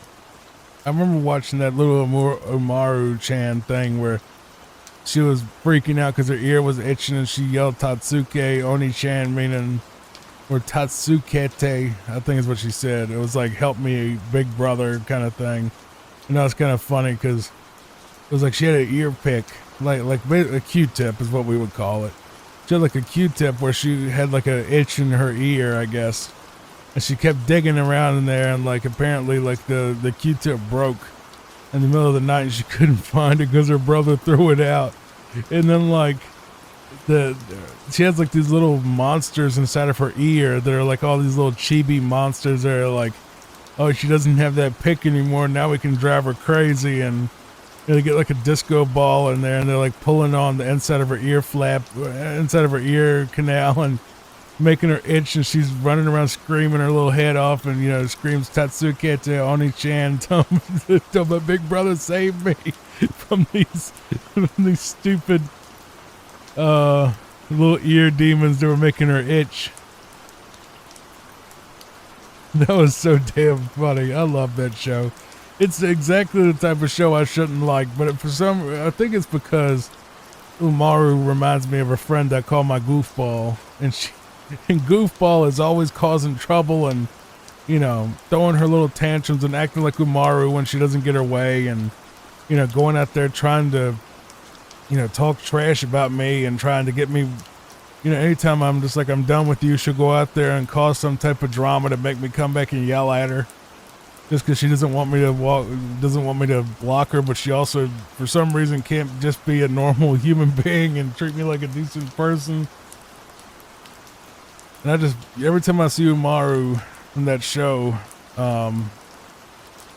it always cracks me up because it reminds me of Goofball and how she just throws her tantrums and acts crazy and does really stupid stuff to irritate me. And I'm just like, you really think you're hurting me, but you're not. You're just acting up and acting like a spoiled toddler.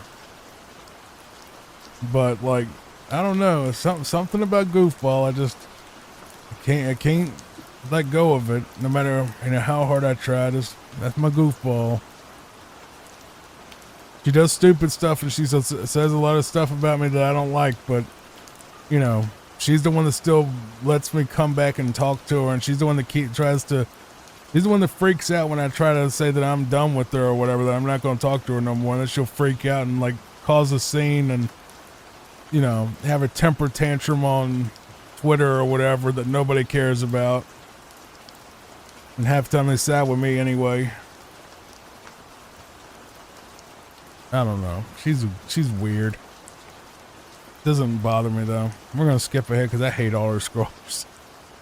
Just because I hate auto scrollers, it's nothing. You're not missing anything like at all. All right, now we're in the library stage. I don't hate her at all. She secretly thinks I hate her, and I don't know if she wants me to hate her or what, but Like, I don't hate her. She just causes trouble, you know? She gets in her moods and, you know, she's kind of crazy anyway and, you know, starts hallucinating stuff and I don't know. She's weird. She needs to sober up because when she screwed up, when she ain't sober, she acts up and she causes problems, but I don't know. She's just so entertaining with all her goofball antics. I can't help but love her just because of how ridiculous she can be sometimes and how much of a spoiled brat she can act like and these insane little jealousy spirals about other women and just, I don't know what it is about her.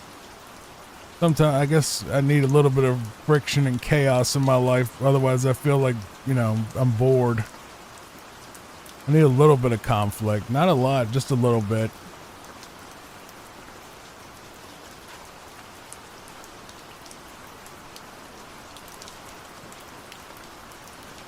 So we're in Pumpkin Zone, which is basically the Halloween zone of Mario Land 2, where you see the Jason mask monsters and all the other stuff. And like the boss fight of this one is a witch, and you gotta like hit her with her cauldron. I can't remember. I don't know what those little cyclops things are supposed to be, but maybe this is exactly what it's supposed to be, a cyclopses. There's those little dudes from Mario World, the fish with the goggles.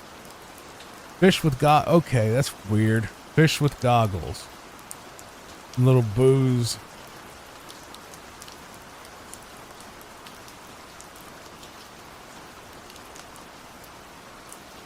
I really wish there were more ROM hacks of this game. This game plays so smooth.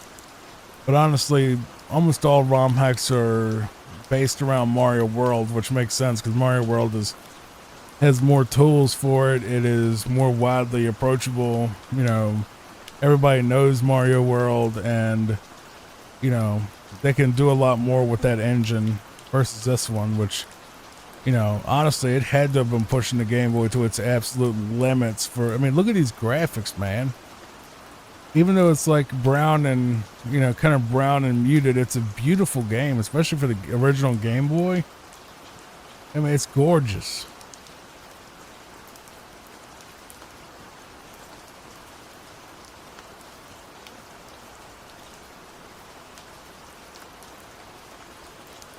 I don't know, just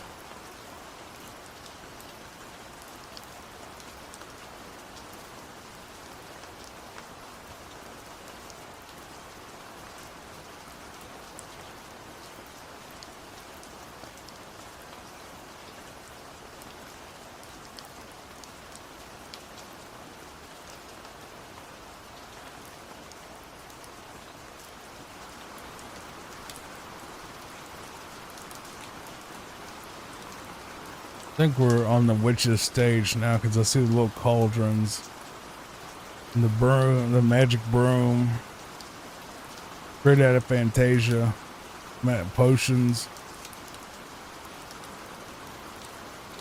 By the way, I'm also working on a fall asleep while I play Mega Man speed runs, and that one's a little bit more involved because the Mega Man games are really long. A lot of them are a lot longer than Mario games, so I'm doing it piece by piece with the Mega Man stuff because, like, I know that it takes very little energy to watch the stuff, but it's like I have to have the ability to just not hear. The biggest thing is trying to not fall asleep myself. That's my biggest problem, is trying to stay awake. And like when I watch the Mega Man runs, they're so cozy to me that I just love watching Mega Man runs. They're just so easy to fall asleep to, honestly. The NES ones, I mean. But that's my biggest thing, is actually staying awake for that. All right, what is this now? We're going to Mario Zone? No? Turtle Zone? Okay. So he gets eaten by a turtle, and he has to go inside of a whale. I'm not joking. So he literally fought Jason Voorhees clones that had knives in their foreheads and inside of their hockey mask, which is a direct reference to Friday the 13th Part 3 and the Friday the 13th video game for NES that I'm going to play at some point on here. Definitely subscribe for that. just another reminder. This is the watch series is the smaller portion that is meant for people that want this type of commentary, and the play stuff is the majority where I play the game. But the watch series is a bit more freeform, where the commentary is more laid back, more fluid, has more depth, and because I'm not having to focus on, okay, were those in Kirby first or were they in Mario Land 2 first? The little spiky dudes. I think they might have been in Kirby first. Anyway, both are Nintendo games, but still a little bit of crossover right there. Little spiky dudes from Kirby. By the way, I've done Kirby Dreamland 1, 2, Adventure, and Superstar so far. And yeah, I played through all those. So I've done a ton of games, man. Pretty much everything Nintendo that's not Zelda or Mario, or that's not Zelda or Metroid is what I meant. I've pretty much done, but I'll probably do Zelda and Metroid as while I watch videos. Now, obviously, the watch series is mainly about helping promote these other channels, hoping that if the videos blow up, it'll help give promotion to these speedruns and these speedrunner channels so they can grow and get, the credit they deserve for all this hard work they put in. Because a lot of speedrunners, if you look at their chat is very, very slow. So they might be streaming to like 5 people, unfortunately. Now he's inside of a whale, by the way. I find that sad because the speedrunners, they put on such great spectacles. They do stuff like, they do a lot of charity events for like, prevent cancer, which I'm not as big of a fan of. And, Doctors Without Borders, which I'm a big fan of. I love that sort of idea. Doctors Without Borders. I really wish that AGDQ would just drop Prevent Cancer and just go with St. Jude's to help the children a lot more than this Prevent Cancer crap where it's like, oh yeah, people don't know that cancer exists. It's like, what? It's like, well, the Prevent Cancer thing doesn't prevent cancer. They just do like cancer outreach and awareness. So it's like, your doctor does the same thing for free. I don't understand that. Prevent cancer by telling people that it exists, I guess. Okay. I think it's just a waste of money, that particular charity. Like I said, they should be going to St. Jude's or any type of, charity that's dealing with children or Extra Life, getting children video games that are like terminally ill, like children, free video games, or Make-A-Wish Foundation to like, give children a nice little thing, while they're still alive, or actual cancer research, or anything that's like built towards the research part. And someone could correct me if I'm wrong. Maybe Prevent Cancer does have something to do with the research. I thought they just did outreach. I may be wrong.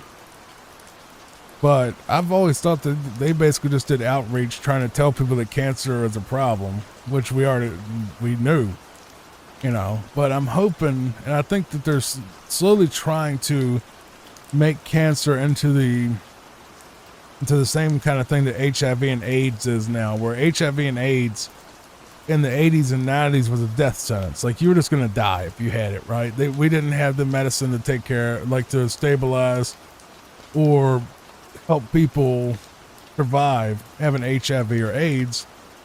And just like cancer, we don't have the technology yet to cure cancer or make cancer a treatable condition that can be handled yet. Because like with AIDS, they got antivirals and stuff now that make it where you can have HIV and even be asymptomatic, have children and not pass it on, and all of that. It's crazy how much how far we've come. As long as they take their medicine, they can almost be, as okay as everybody else.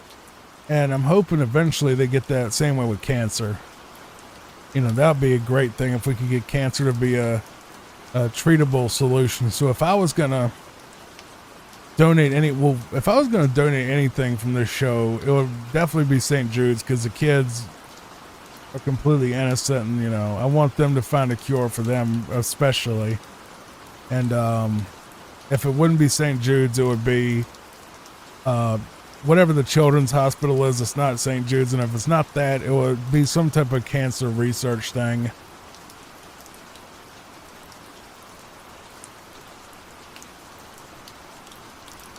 Because I've lost a lot of family members to it, so I would like to think in my lifetime somebody or something would, you know, figure out how to make it more manageable, because I've lost, you know, mom, grandma. Well, grandma got, you know, she had it 4 times, survived all 4 times, and eventually had dementia and passed away from pneumonia, you know, at 84. But I've seen what cancer does to people, and it's rough. You know, lost a stepmom and aunt and others to it, so. All right, here's the 3 Little Pigs boss fight.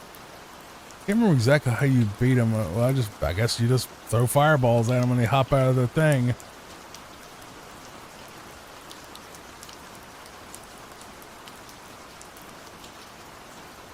And if it wasn't the Cancer Foundation, it'd definitely be something for dogs, because I love my puppa.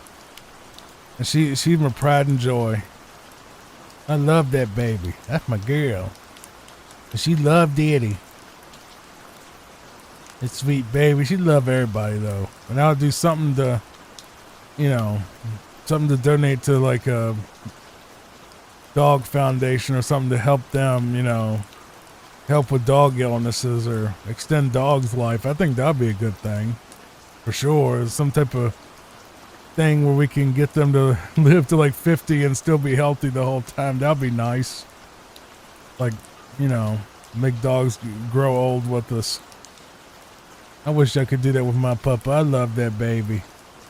She don't feel that good right now. She got bellyache because she had too much chicken yesterday, and some of the chicken was a bit questionable from the fast food place we were both eating from, and I was all right, but she has had a little bit of a bellyache, but she's perking back up, so she's okay. She's gonna be fine. She just had a little bit of a bellyache day, but she's turning it around pretty quick. I just gotta take care of her and make sure she's good. She ate. I gave her a little bowl of chicken and rice, and she just tore that up. Completely just annihilated that, the chicken and the rice. I'm like, oh my Lord, girl, you really like that rice, don't you? Man, it was just like plain white rice out of the microwave, and she was just like, she tore it up like it was going somewhere. Like, good God, little baby, she loved that rice. I don't know what it was about it, but you know, she gobbled up that chicken and that rice, when usually she'll eat the chicken and kind of ignore the green beans I've been getting her. But something about that minute rice, she just completely annihilated that in about 30 seconds. That baby must have been hungry. All right, so now we're into the final bosses where you have to do the ball bouncing dudes. I don't know how he's killing them so fast, or she's killing them so fast, but here's Wario and his first appearance in any Mario game, Wario. And then in the next one, he gets his own game, which we may watch that. Why not? It's technically a Mario game because it's Mario Land 3, but it's also Wario Land, which I've played through, by the way. I've already played through Wario Land, but we might as well. I mean, we're covering the 2D Mario games here, and I got plenty of time. I checked the timeline, and we're only at about 2.5 hours, so we got plenty of time for this. I remember this spot. This is rough. Wario throwing the fireballs and all that. Makes it look so easy. Kind of wild. And that was Super Mario Land 2, the 6 golden coins, and now we move on to Wario Land 1. I'm not going to cover the other Wario Lands because I just want to cover stuff that has Mario in the title, which means Yoshi's Island might be next as well. Oh boy, that's a crazy speed run to watch, but sure, why not? Since we're doing it, and I got plenty of time, and you're trying to sleep, hopefully, and hopefully you are asleep. So the longer we can get this to go, the better. But now you get to see the little ending for Super Mario Land 2, the 6 golden coins for the Game Boy. And that's over. Thank you so much for that speed run, and we'll move on to the next one now. And now we move on to Wario Land 1, aka Super Mario Land 3 for the Game Boy original. Now, this one is done by &M. This is the no major skips category, so it's not any percent. It's, I guess you could say 100%. There really is no 100%. And there is a glitchless one, but I was like, you know, that's not as fun. Let me make sure I'm right about that. There was, in 1 second. Yeah, glitchless was the other one.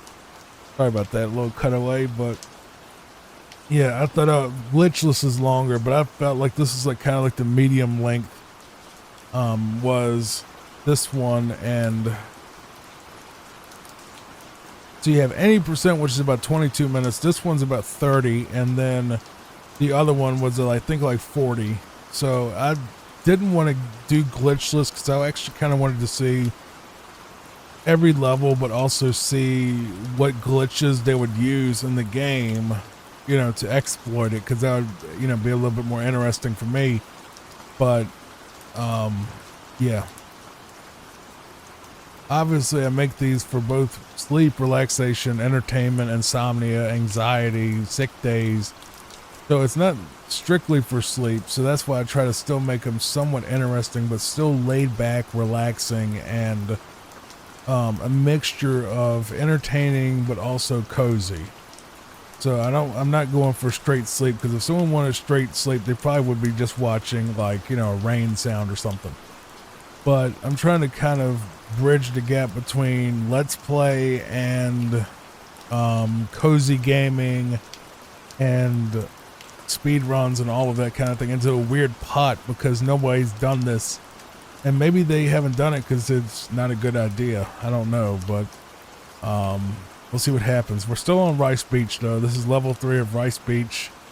I believe there are 40 stages total, if I'm not mistaken. I did play through this myself, so you can watch the fall asleep while I play Wario Land 1 on the channel right now. I haven't played through the other Wario Lands yet, but we're going to be mainly focusing on Mario's 2D stuff here. And, you know, because then if we get into Wario Land, then we're going to be really, you know, jumping out there into a bunch of stuff. Because there's a bunch of Wario stuff, and a lot of it's sort of like, you know, what is it called? WarioWare or something, where it's like little mini games with Wario. And you got the tennis games and all that kind of stuff. I mean, it's, well, you can take this as far as you want. There's a ton of Mario content, but I'm trying to stay kind of focused. I mean, this is a little bit out of the way, but honestly, it's that much different than Mario traditional. It's a platformer, left to right. You know, you jump up and down on platforms, coins, you know. I mean, if Mario 2 on NES counts, then we might as well, you know, watch the Wario Land 1 at least before they changed it into something else, I'm guessing. I think the later games were a bit different, but we'll see what happens. Because I plan on eventually doing Fall Asleep while I watch Wario speedruns if this one goes anywhere. So this commentary will be taken out of this video and spliced into the Wario video where we focus on other Wario games. I think it's Wario? I think it's Wario. It's Mario with the W. Because he's supposed to be like the evil like, you know, evil clone or twin or something of Mario. He's like a greedy kind of goblin-ish version of Mario, but he was put into a lot of games where he was the protagonist, whether it was Wario Land. He was put in the DS remake of Super Mario 64 where he was a playable character. And he's done a lot of the side games like the tennis games and stuff like that, probably in the kart series. So he's kind of like an auxiliary character that is I would say he's like a step above Luigi, but he's not anywhere near Mario, because the thing is, Luigi really didn't have that many of his own games. He's kind of just the second player to Mario, but Wario was his own character entirely. Well, they also added Waluigi, which I've never seen any of his games, but he's like the evil Luigi kind of thing. So you got Wario, which is evil Mario character, like counterpart, and then you have Waluigi, which is the evil Luigi counterpart. So now we're on Mount Teapot, which is the second world in Wario Land 1. And he's just going to kind of blow across the entire level, which is fine. We'll skip ahead then if he's just going to skip across the level. I don't see a point just, staring at him flying over open skies with no obstacles in the way. Feels like a little bit of a waste of footage, for us, not for the player. Not saying that they did anything wrong. They didn't. I'm just trying to keep the video both cozy and relaxing, but also,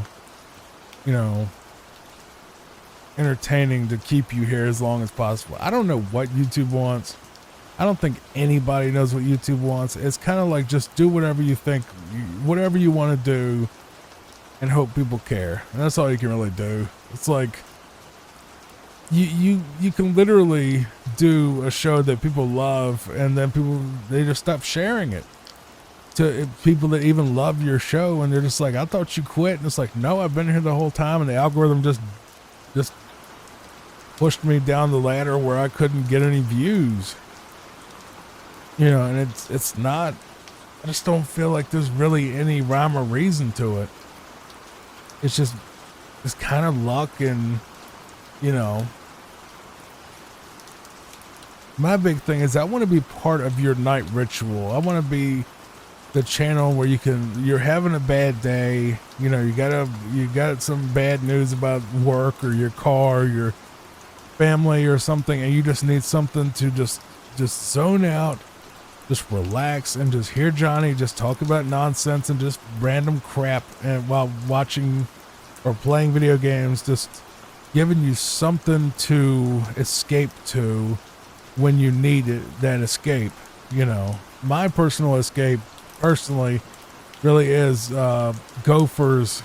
It's a channel called Gopher, and he does like a Fallout New Vegas thing that's super immersive and story driven, and it's not the most relaxing thing in the world, obviously, because New Vegas and gunfights and all that, but it kind of gives me that vibe of just watching this character make his way through these adventures in Fallout.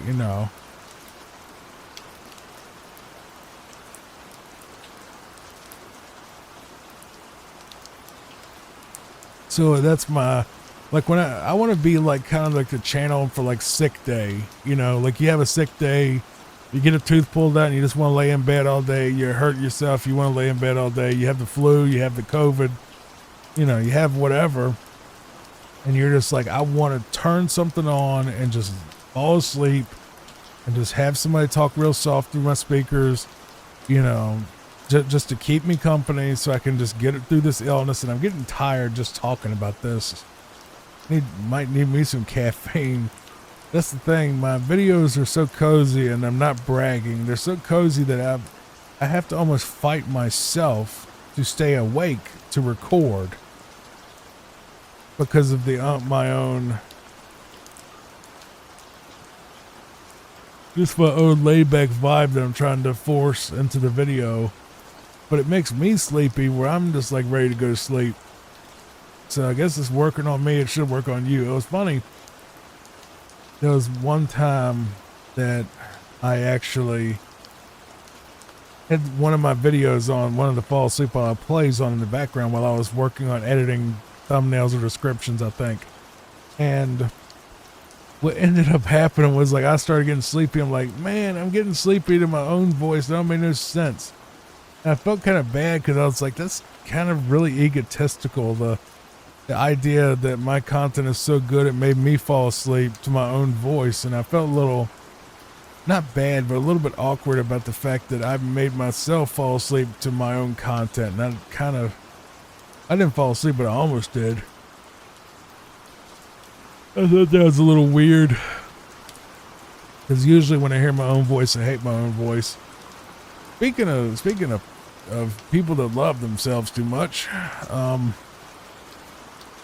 I saw today, and I'm not going to trash him too much, just a little bit of an example of what I don't ever want to be, just for random conversation, is there's a channel, I won't even say his name because I don't want to bring any drama to the channel. There's a YouTuber out there that does like IRL content, and he was out at a place making a nuisance of himself and being really loud and obnoxious. And, you know, he was out there working with another YouTuber where they were going to basically go harass this guy's uncle because his uncle was apparently mooching off of the, you know, dude man's grandma or something. It was family drama that should have never been on YouTube. And it should have just been a court matter that never made it on YouTube or any of the circus that comes with that. And he was out there yelling and hollering and acting crazy and talking about free speech this and all that stuff. And I'm just like, dude, shut up. Just shut up. If you would just shut up, you wouldn't be in trouble. Just leave. They told you to leave like 10 times. Just go. I knew the video was literally of him being arrested, but I still had hope. I was like, dude, just shut up. If you shut up and leave the property, the cops won't bother you. They literally are being so nice to you, saying just go somewhere else. Because they were at a McDonald's and they were just like harassing the public. They were like going out there and, like, you know, getting in the way of cars trying to go into the restaurant and be like, oh, can you believe this, that they're trespassing me and involving the random public. And I was just like, dude, just stop. And I was just like, dude, quit, you know.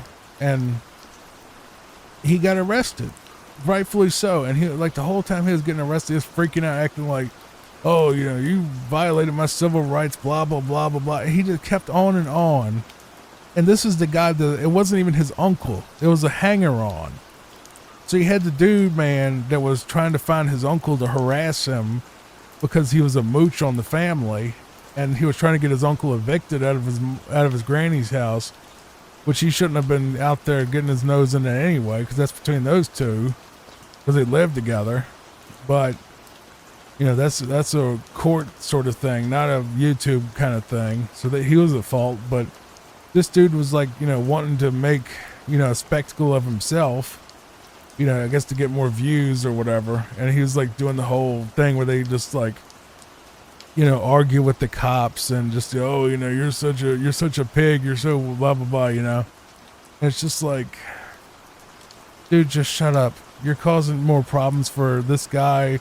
You're causing problems for the uncle. You're causing problems for the granny. You're causing problems for yourself.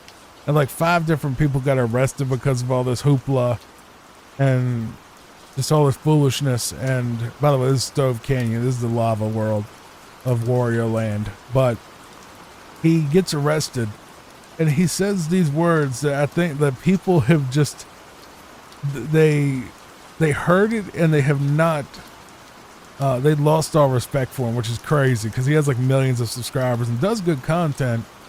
But like, he said the one thing that you should probably never say on the internet, where he says, I'm a multi-millionaire and I'll take this as far as you want me to take it or whatever. Like he wasn't even drunk. He was just being belligerent for the camera and trying to, you know, make a spectacle of himself or whatever. Or he was throwing a temper tantrum like a little kid. And he kept badgering the cops and he got a bunch of charges. I think he got like harassment and stalking and disorderly conduct and disturbing the peace and all sorts of stuff. And I was just like, dude, Just if you would have shut up, if you would have shut up, said, okay, fine, they don't want me here, I'll leave. The cops would have not even, they would have said, okay, have a good day. And then you would have went on your way and nobody would have been in trouble. But no, they wanted to go out there and get in the middle of the road and block cars and, hey, have you heard about this guy? And blah, blah, blah. Just go way overboard. And now he's acting like it's some type of crime against humanity for being arrested for being a nuisance in public. And, you know, it's going to get dropped anyway. Or it's rather going to get dropped, or it's going to be lowered down to something like disorderly conduct, and he'll have to pay like a fine, and that'll be it. It's probably going to be nothing. It ain't probably going to go to no full trial thing if it does anything. It's too minor for that. But, you know, they call it nuisance content, and I don't know that was the term, but that's a good term for it, is nuisance content, where people go out in public and cause a spectacle of themselves to get views. You know, your Jack Doherty's and, you know, a lot of IRL streamers that go out there and, you know, Johnny Somali got in trouble for it. And I'm just like, dude, I hate this timeline where these people that go out in public and harass innocent bystanders that just want to get that may be having an awful day, that just want to go to the store, they want to get a couple of groceries, they want to go home, make a burger, and go to bed. And these people will go out there with their cameras and their 10 friends that are following them around and hooping and hollering and, you know, throwing stuff around Walmart and just, you know, going and what you getting, and just bothering random people, getting in people's way, bullying random people in public, harassing people. It just, like, bro, just, they need to ban that content, period. That should be flat out banned on the platform. Any type of IRL nuisance content where you're out there harassing the public needs to be banned everywhere.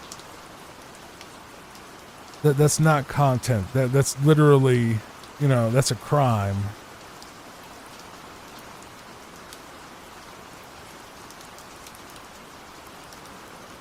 But they get rewarded for it, so they do it. You know, they go out there and, you know, do that until they get in trouble. All right, so here we got the voodoo head thing, whatever he is. Some type of witch doctor thing, you know, from Wario Land. I don't know what he's called, but he's gone already, so. Now we move on to SST Cup. Neat. I just think that content needs to be thrown out. I hate it. I hate that content.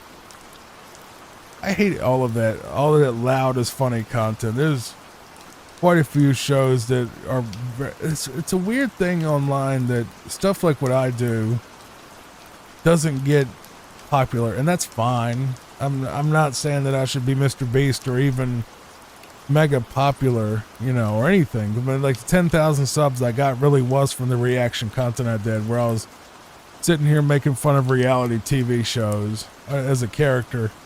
And that did well for a while until it stopped drawing and YouTube stopped showing it because I think they just got tired of reaction videos or something, because I saw a huge decline in it. But, or maybe they just don't like me. Who knows? Doesn't matter. But I just got sick of that. Just got sick of grinding away for nothing and all the risk that comes with it for defamation and copyright and all that other stuff that happens. You know, they can make me lose everything I have over a $400 a month check that I was getting from doing it. And, you know, I was just like, you know, I just see a lot of these shows. It's like, you know, the most popular creators are the ones that scream and holler and, you know, get really high pitched and, you know, yell stuff at chat and just, you know, try to hype chat up and go out there in public and cause disturbances and publicity stunts, and just everything has to be loud and obnoxious and extreme, and, you know, it has to be larger than life and has to basically be like the IRL version of Viva La Bam. And just Viva La Bam was so much better. That's an insult to that show. That was a good show. It's just I don't understand. And I know people are like, oh, there's kids that watch it. Well, I mean, when I was a kid, I didn't want to watch some 30-year-old guy screaming at his TV, you know, because a monster showed up on the thing, you know? Like, oh yeah, like a spider in a computer game is scary. Ooh, it's like, you know, and he starts screaming like a little girl, and it's like, bro, what? Like, why would you watch that? It's grating. It's annoying. Or like the fake hype type channels are like, you know, they're just loud and obnoxious, and some of them even get like a freaking triangle out, and I'm just like, oh my god, just kill me. Where like they yell like, you know, whoa buddy, and they get the little triangle out, and it's like dinging around, and they're screaming and hyping and acting like something epic just happened, and it's like, bro, you're watching a video of a fat drunk in Mexico literally passing out on stream. This is not something to get hype and whoa buddy about. You're acting like you won the lottery. And people love it. I don't understand it. It's like, I can't even watch 30 seconds of it without turning it off and saying, good God, shut up. I get having spectacle. I get being energetic, but just, it's almost like they try to be annoying on purpose.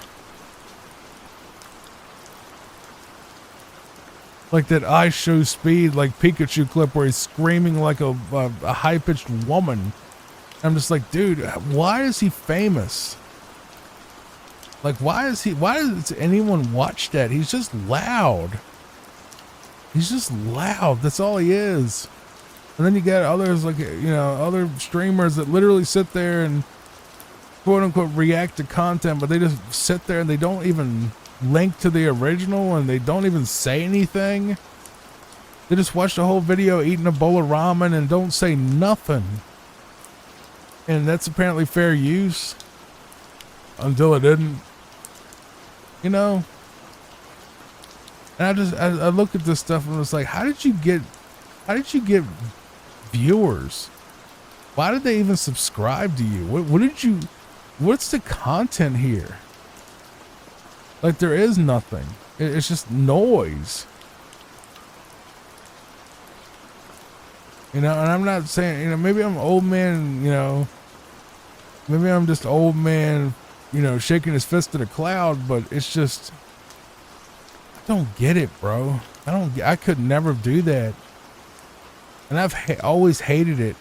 That whole, everything has to be 100 miles an hour hype, constant edits, retention editing, Mr. Beastification of everything. You know, everything has to be some type of over the top spectacle, like every video is a friggin' circus, and you know, everything has to be, I did something just incredibly insane, and it's like, you know, there's a channel I'm not going to name because I don't, well, Mad Morph, I'll just say that. He doesn't do the same content I do, and I've talked about him in previous videos praising his stuff, but Mad Morph gave me I didn't start the series because of him, because I didn't hear about him until long after the series was created for this channel. But he also does a fall asleep while I play kind of thing. He's like the top guy that does it, you know, but he doesn't do retro at all. He does like Steam games and stuff, and Minecraft and Stardew and all that. And mostly city builders now, and like the Zoo Tycoon type stuff, right? So he does all that, and you know, he's doing videos that are like, he'll put a video out and it gets like 2 million views the next day. And it's Fall Asleep While I Play series. And that gave me hope. I'm just like, we can finally have room for what I want to do on this platform, and it be a viable thing where the algorithm will actually show it to people. That was the big yes, thank you. We finally have sanity return to the platform where it'll at least promote stuff that's not screaming your head off at imaginary bugs on your TV screen.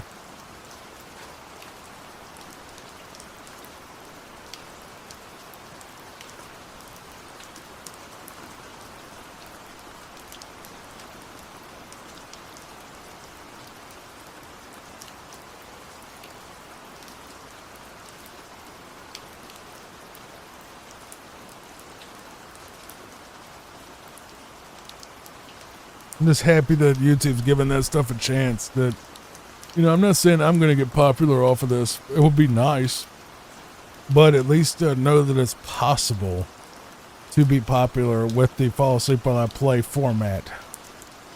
I don't know what glitch he's pulling off, but I think he's trying to skip, like break into the wall.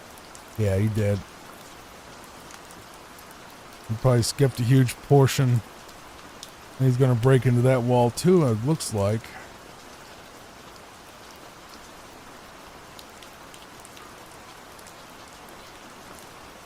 Very interesting. Very interesting.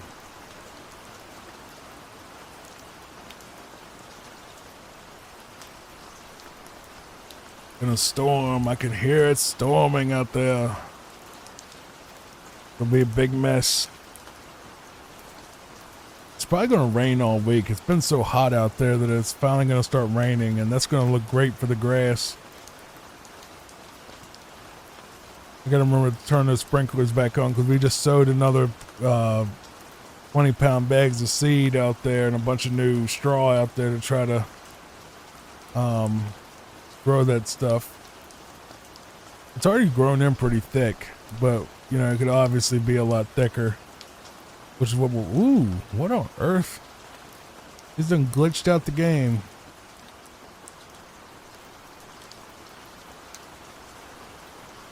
I remember this part vaguely. Going up the tree. I really could use a nap after this. I hope that it's helping you. I really do. You know, that's my goal, is to help people. It's not here to make money or be rich or whatever. My thing is, when it comes to the whole, you know, views and subscribers, it's not about clout. It's not about being famous. It's about, I want to be reached and seen by as many people as possible because I want to solve the horrible issue that is insomnia, which I have horrible insomnia issues. Like, I wake up like every hour or two every night, and I would love to have something that kept me asleep all night, and I just don't.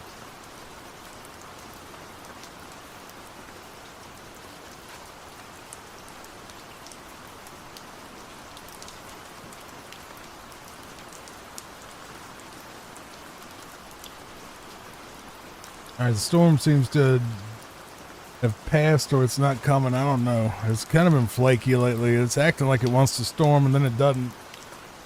I don't understand, but that's what happens.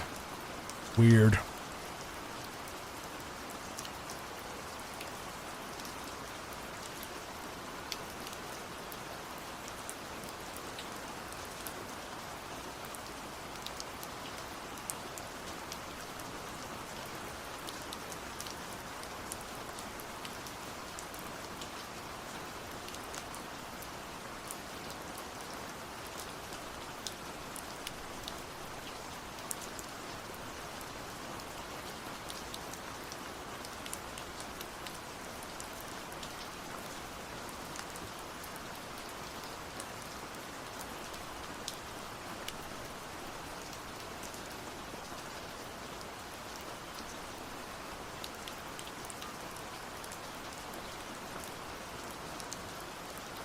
See the trees are blowing out there.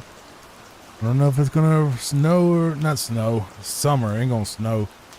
Oh, I can hear a rumbling. Ooh, boy. Come on, baby, give me a downpour. We need some rain on that grass. It's dry out there. Too hot. Been way too hot lately. Give me some rain. Save me on that water bill. I just got a huge water bill because I had a pipe burst. Come on, rain, actually water my grass. I just put new grass down. Well, my neighbor put new grass down because he's my guy that does all my lawn stuff. And he's rebuilding the front and side lawn. I know you're probably tired of hearing about it, but it is coming out nice. Really nice, actually. I told him, I was like, man, everybody, I see people online talking about, you know, Kentucky 31 is awful grass and all this stuff. And, you know, that's terrible. I would never use it. I'm like, man, you know, I remember seeing all that. And I'm amazed that there's a such thing as a grass snob. But like somebody in the comments said, and it was like the most perfect response to all this grass snobbery. It says it looks all of it looks green from the road. And I'm just like, yeah, that's true. It does look green from the road. Like, no one, like, then I started really thinking about how silly that was. Like, imagine sitting there and, like, out of all the things that you could, like, complain about, grass seed. You know, that's the one. Like, really, I need to spend double the money because the grass will look the same. I'm just like, dude, like, I don't think, if you go to any homeowner, like, if you went and talked to like 1,000 different people that just 1,000 people, you know, that lives in different houses, ask them what type of grass they have. They say, I don't know, it's grass. Grass is grass. That's what he said. That's what Mike said. Grass is grass. I'm like, yeah, exactly. That ain't no connoisseur thing. It's green. It comes out of the ground and it keeps the freaking yard from looking like a mud field. That's the whole point.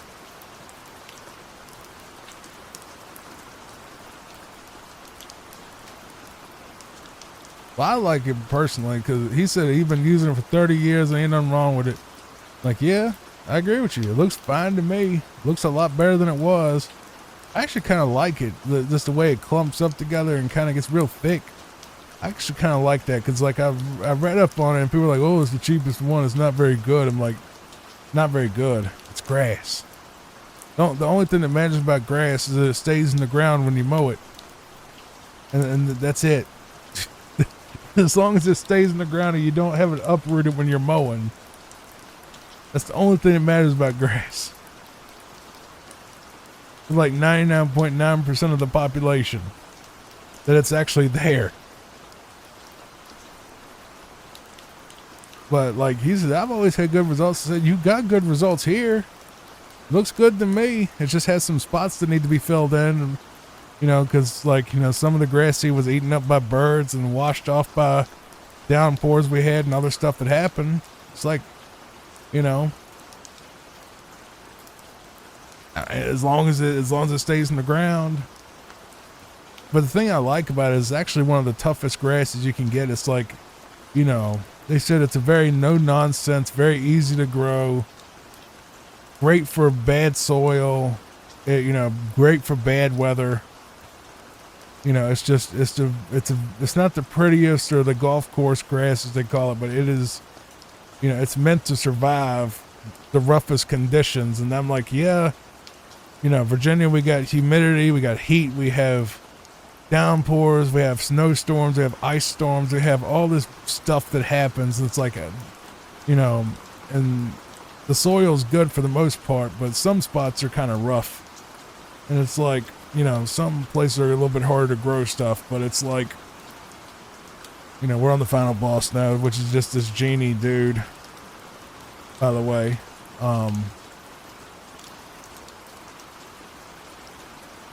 So we're at the end of this particular run. I've kind of, it let me, it passed me by, but it's fine. But, yeah, like they said, it all looks green from the road. It's 4, that's 5, 6 hits. So just 6 hits on that genie and he's done. I don't remember him being very hard when I played through it, but that's Wario Land 1. And here's the ending of Wario Land 1. Like the princess is saved and runs away and drops a boom and he goes kaboom and yeah, he doesn't get the princess at the end, I guess. And then there's a Princess Peach statue that gets put back up and, you know, I guess he gets a little mansion or something or a house or whatever it is. Well, Mario comes and steals the Peach statue, as you can see.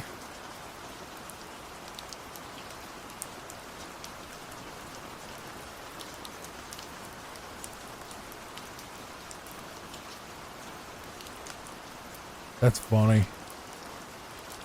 He got world record. Good job. Good job, good job. To Andem from Germany. Congratulations.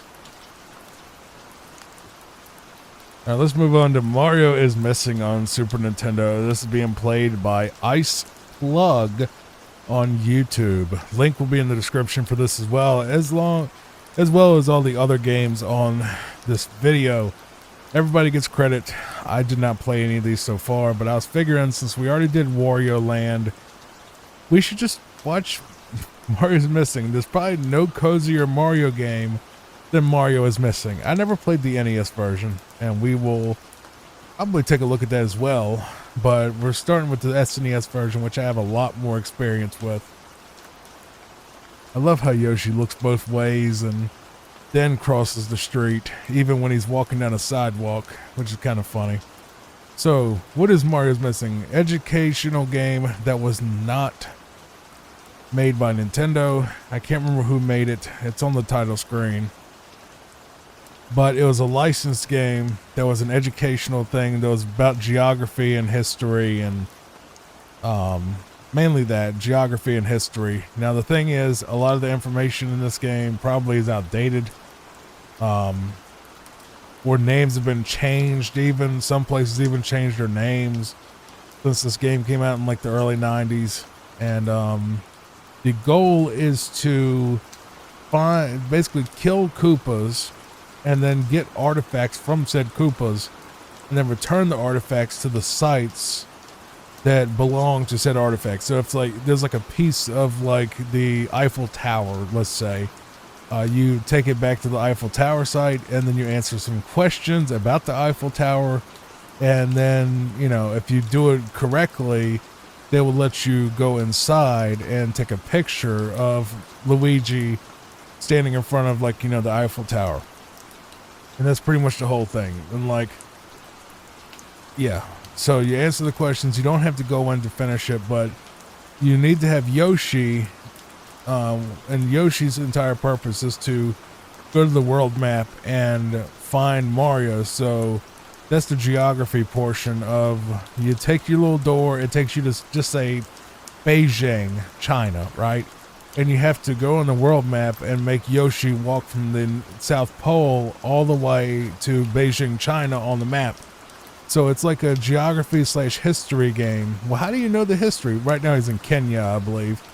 Or somewhere in Africa. I think it's Kenya or Nairobi. I can't remember. I think it's Nairobi, wherever that is.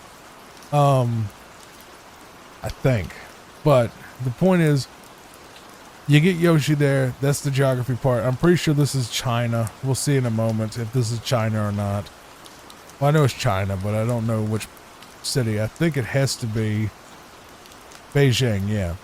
So there are other places that you could have picked, but it doesn't change anything. So if you have Yoshi go to, say, Bangkok, Thailand, or New Delhi, India, or something, it's not gonna make, you know, you switch to that location. Yoshi just won't show up because you're in the wrong spot.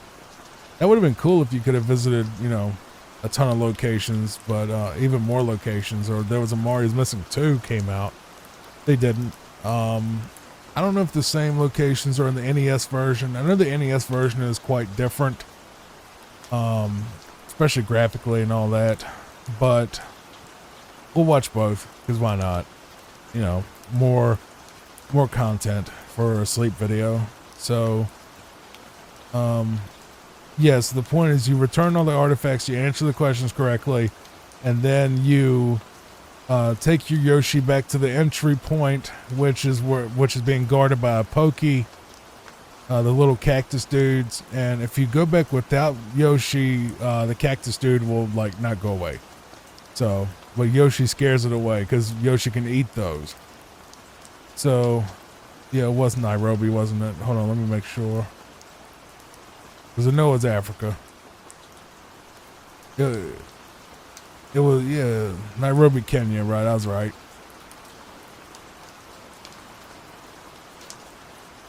So this is in Moscow, Russia. Was it Russia or Soviet Union in this game? It was Russia in this game, okay. The thing is, this came out like not long after the Berlin Wall fell in like the early 90s, and some games, even after the Berlin Wall fell, still called it USSR, like Street Fighter 2 did that. And I don't know when they finally renamed it Russia, but like it was USSR for quite a few of those games. which the USSR, since we're on an educational game, is basically what Russia and a ton of countries near Russia were called at one point, because they were all part of what was called the Soviet Union, which was basically a big, imagine like the United States, but like all the states were like different countries. So like Virginia and North Carolina were different countries, but they were united under the United States. And the USSR was the United Soviet Socialist Republics, which was a bunch of states that fell under the USSR's control, which was Russia basically. So Ukraine, most of Eastern Europe, you know, a lot of some stuff even in like the further down in Asia, like, you know, some of the Stan countries, like all that stuff, you know, I don't know the exact thing about like Georgia and Azerbaijan and all that stuff. That was part of the USSR, but you know, I know that one of the main languages I believe in Kazakhstan is Russian. So, you know, it had a lot of influence around there. I'll actually, just for the point, so I don't screw this up, because I've never really dug into the USSR much. Alright, so the USSR was transcontinental empire that dissolved in 91, breaking apart into 15 independent countries. You had Russia, which was the biggest one, obviously.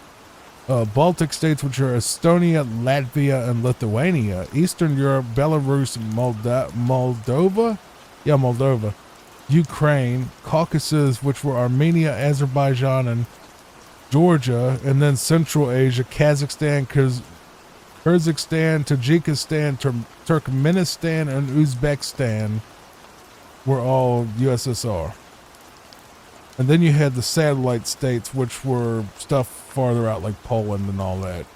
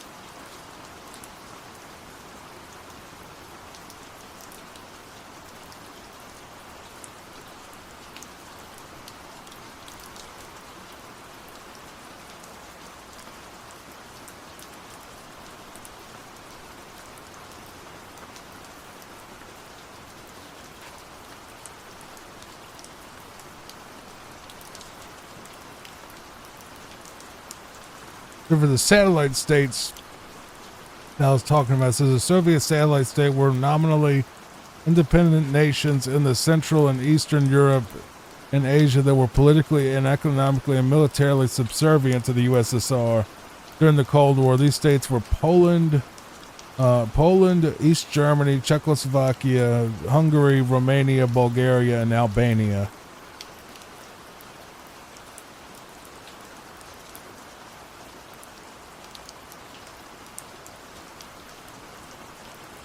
It says that they were separate international identities, but they did take direct orders from the Kremlin back in Moscow. So,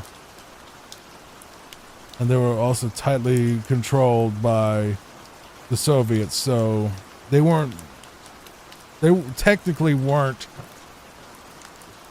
part of the USSR, but they were like associates that were controlled by it, kind of thing.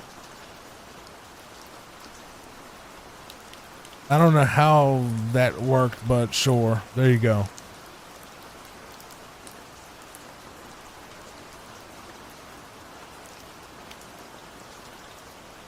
The USSR collapsed basically because people just got sick of it. Really. That's kind of what it was.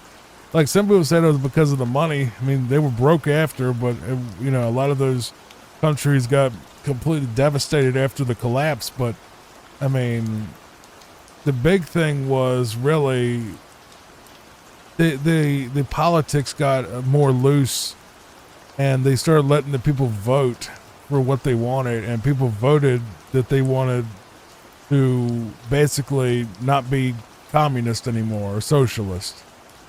They would like vote for, you know, people that were more capitalist, and that just fell apart. You know, it just eventually fell apart. You know, people, the states started leaving, and you know, they voted to leave, and you know, they broke apart, and that was it. You know, USSR collapsed, and the Berlin Wall came down, and that was pretty much GG. And of course, Russia stayed powerful and all that, but there was a lot of turmoil. There was a lot going on there, but you know, it's definitely an interesting subject, because it's like, you know, you had this huge thing, you know, where it was like, you know, an entire another sort of United States, but it was like communist, you know.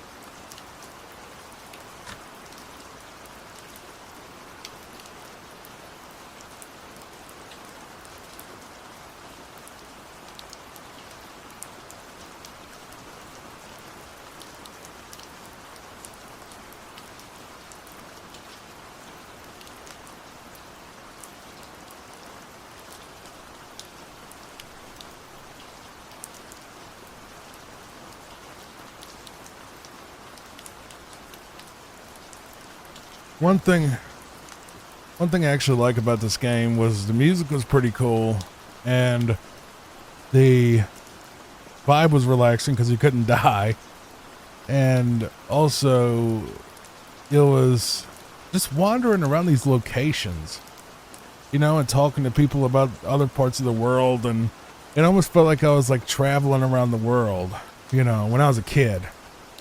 This is before Google Maps, before VR, where you could do like a little virtual tours of other countries, probably. Before Google Street View, before all that was a thing. And this is like 1994 when I'm playing this, or 95. Like the internet wasn't even a thing here where I live. So, I mean, this was the closest we could get to like traveling, you know, with something like this. I just thought it was so cool, man.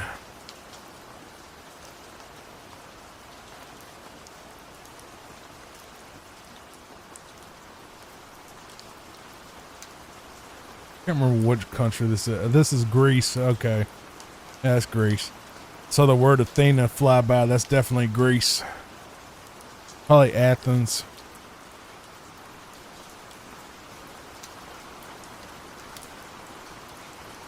Thought it was Italy for a second, but it's Greece. I bet that made everybody in Greece hate me and probably unsubscribe. I'm not sure which Koopa this is, but no, it can't hurt you, and you gotta jump on it a few times so you can actually, you know, there you go. Then you move on to the next one. The next one is Roy Koopa.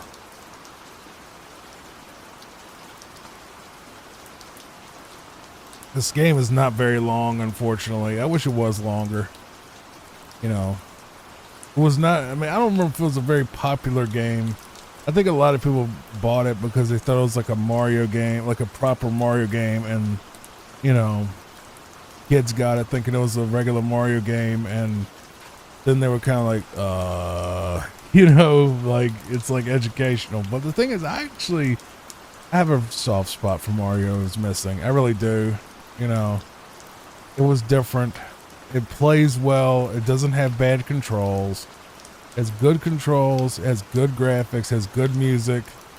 You know, it's different. Yes, it's educational. But the thing is, there are some, this is Cairo, by the way, Egypt. The thing is, like, I really have like a soft spot for this particular game because of that as a kid, but also it's just so unique, you know? I do really like the music though. That's a big thing. Music and backgrounds are just really pretty. And I know we'll never get a remake or a remaster or anything of this, and that's fine. You know, it wouldn't be bad to get like a ROM hack just to update the facts, maybe. You know, make it like more accurate to now. I don't know if that's really even possible, but it would be an interesting thing to do. You know, just to have that. Not sure where this is exactly. I have no idea.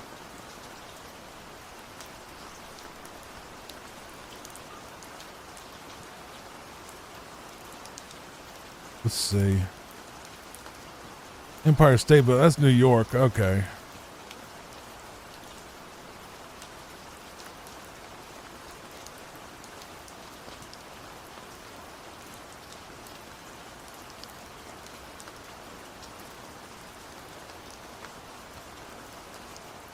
But I think everybody has little edutainment games they actually like, which that could be an entire different video on its own that I might pick this footage and splice into something else. Like, you know, false, well, I watch educational games kind of thing, because that would be interesting.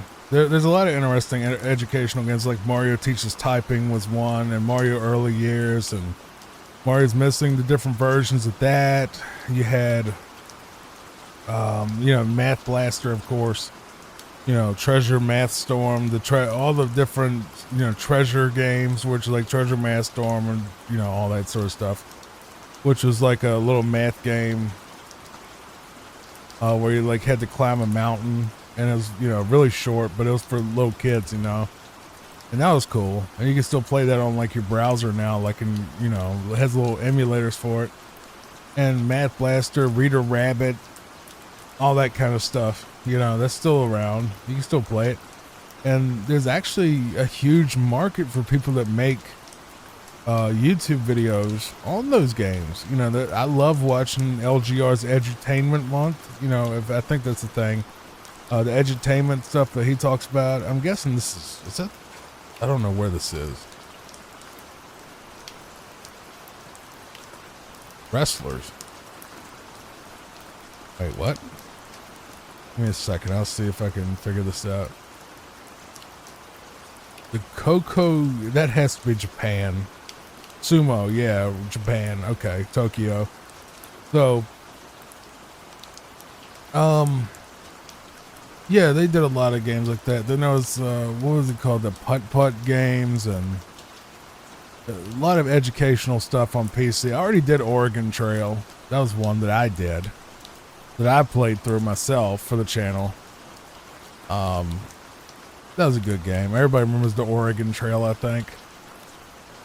I'm trying to think of some others from back. Mario's Time Machine, which I never played, and it doesn't seem like it's a very fun one. I think that was kind of like the follow-up to Mario's Missing, and it just kind of was not as good. And I don't know, there's just a lot of those games, man.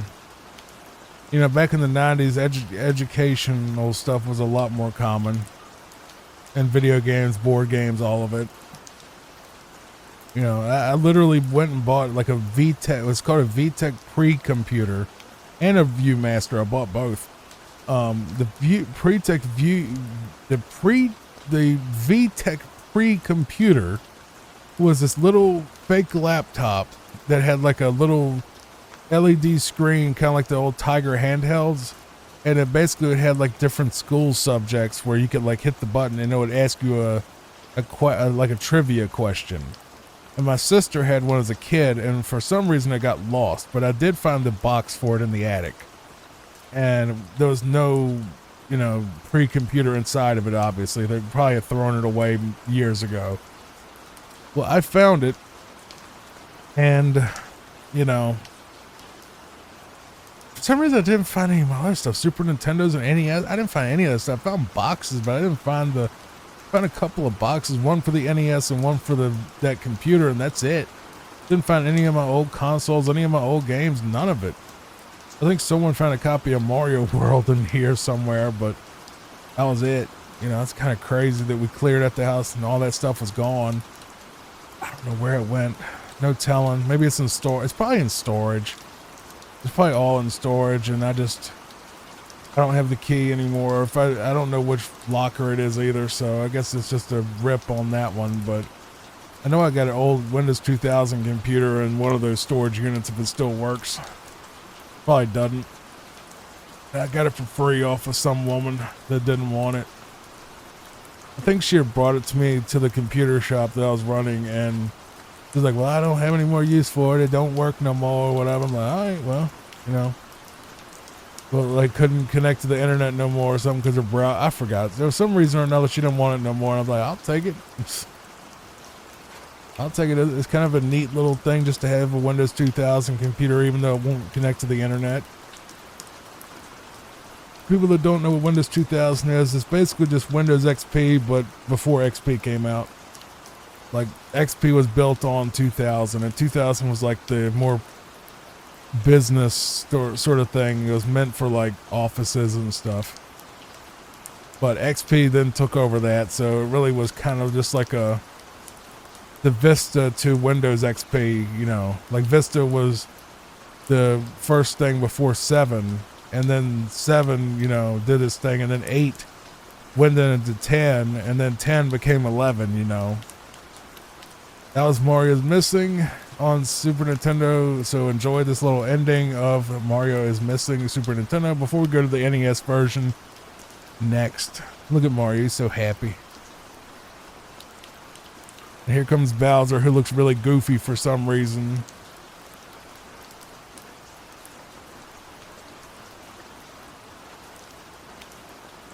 And then Bowser gets put in a little cannon. Look how rip-off he looks. He looks so bad. He looks awful. But I always love this little ending. It's a cute ending. They shoot him up out of his little castle thing. And he goes out into Antarctica. And then he freezes. Then he crumbles into a million pieces. And he's dead. Yeah. Love it. Love that. Alright, let's move on to Mario's Missing on the NES. Now we move on to Mario's Missing on NES. This is being played by NES Cardinality. I think that's how you say it. Sorry if I mispronounce your name. I don't know what a cardinality is, but that's what it says. I'm going to double check that while you... This is...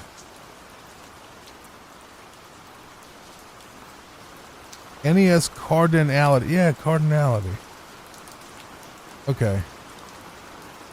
Let's skip ahead a little bit so we can actually get into the game.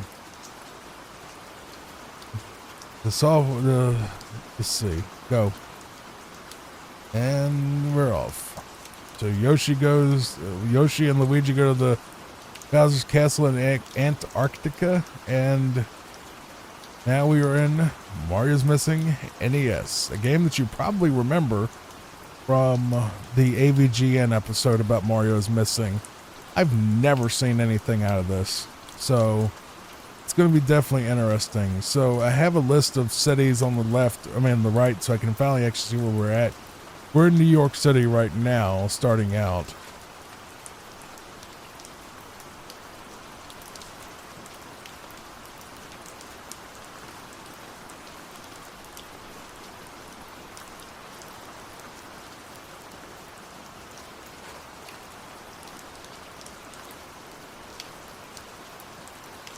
You gotta admit, this is impressive looking for the NES, especially because they had Yoshi, which they tried to act like was impossible to put on the NES.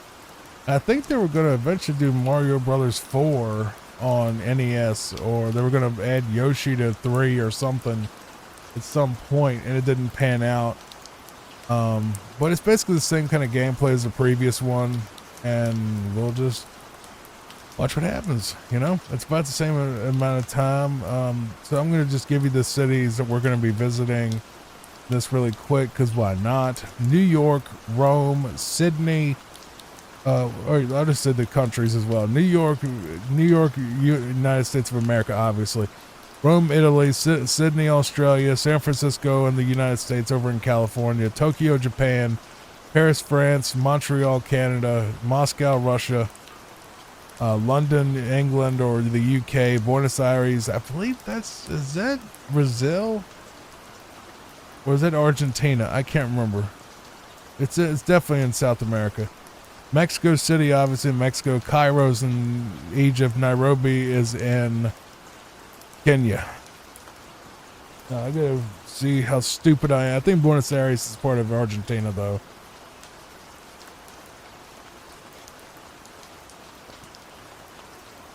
Yes, capital of Argentina. So I was right. First, I thought it was Brazil. I think Rio de Janeiro is Brazil's thing. It's yeah, okay. I was close enough. I knew it was one of the two. See, I know geography. Miss Wallace, if you're still alive. That woman was a goofball. She was nuts.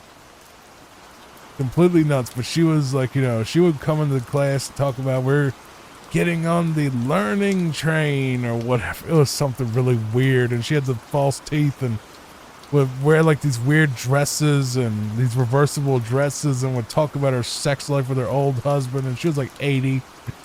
This was 20 years ago, so I'm pretty sure she's gone. I think her name was Wallace.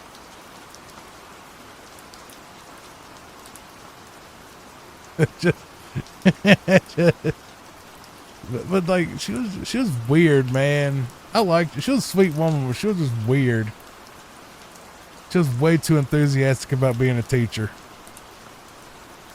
So now we're in Sydney, Australia. Oh, I hate that I said her name because now, like, there's a funny thing that happened. I'll just say that it was from a movie, and a guy that I knew quoted said movie and yelled it across the hall at her, and she stopped him dead in the hall.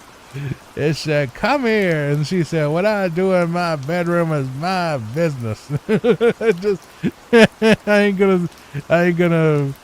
It was something dirty. It was a dirty joke that I wasn't even telling YouTube anyway, but it was just hilarious. Like he just yelled it out like it was a line from a recent movie that had come out, and he just it's so stupid. I heard about that story, and that story never died. You know, that was a friend of ours named Steven. Steven was weird too. The thing is, like, everybody knew he was gay, but like he just would not admit that he was gay. I don't know why.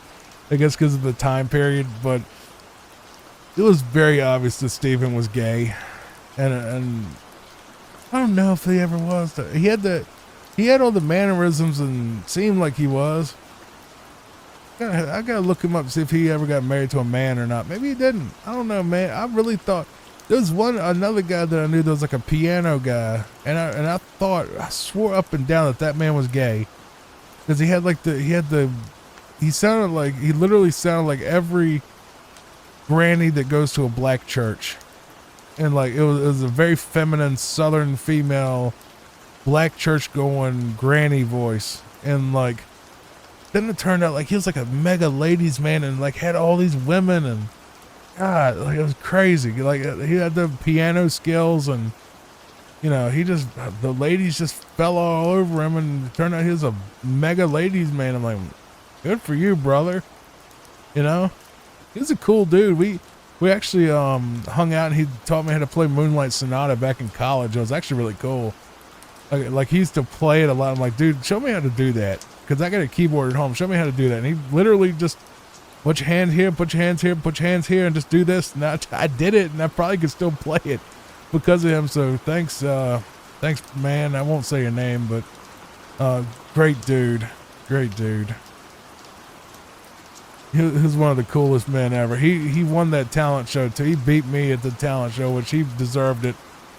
I think he played My Heart Will Go On, and it just like, I know it's such a gay song to play probably, but it's like he just killed it, man. Like he just completely killed it. He didn't sing it, but he just played it on piano. I think it was My Heart Will Go On. It was, or maybe it was Don't Want to Miss a Thing. It was something from that era of like the disaster movies like Titanic and Armageddon and all that he played.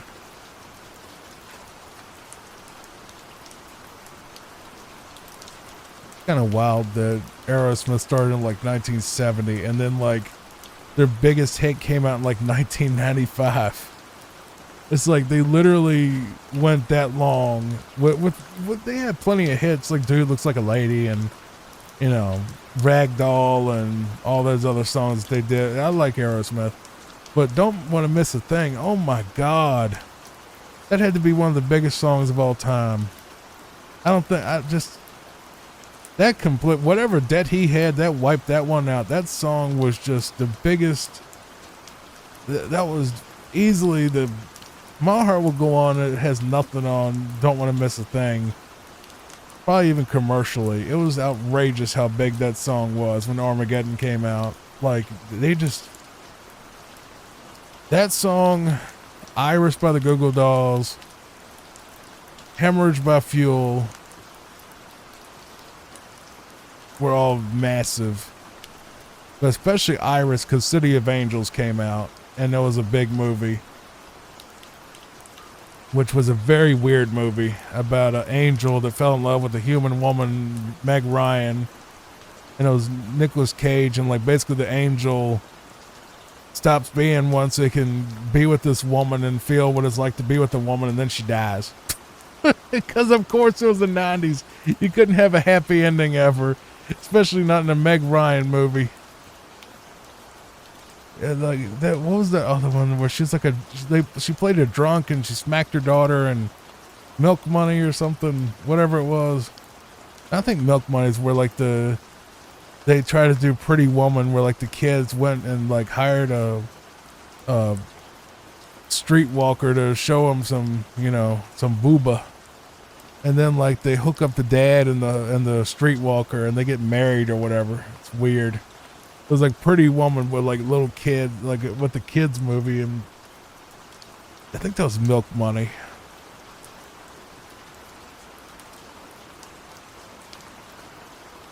Was it When a Man Loves a Woman? That was like the Meg Ryan movie where she was a drunk.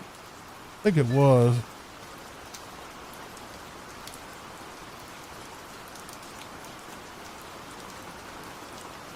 Yeah, I think it was. Yep, it was When a Man Loves a Woman. The one I'm thinking about. Milk Money was something else. That's when they tried to rip off Pretty Woman. The 90s were weird, man. We had a lot of weird movies. Dumb and Dumber, Major Payne.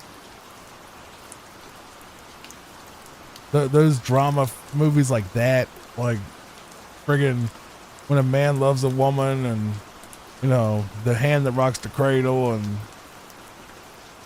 you know, Along Came a Spider, and, you know, Seven, and a lot of dark movies, man. I don't know, like, but it was like a very iconic decade, which is why I play a lot of the games on the channel. Really is because it was such an iconic part of history. Was the 90s.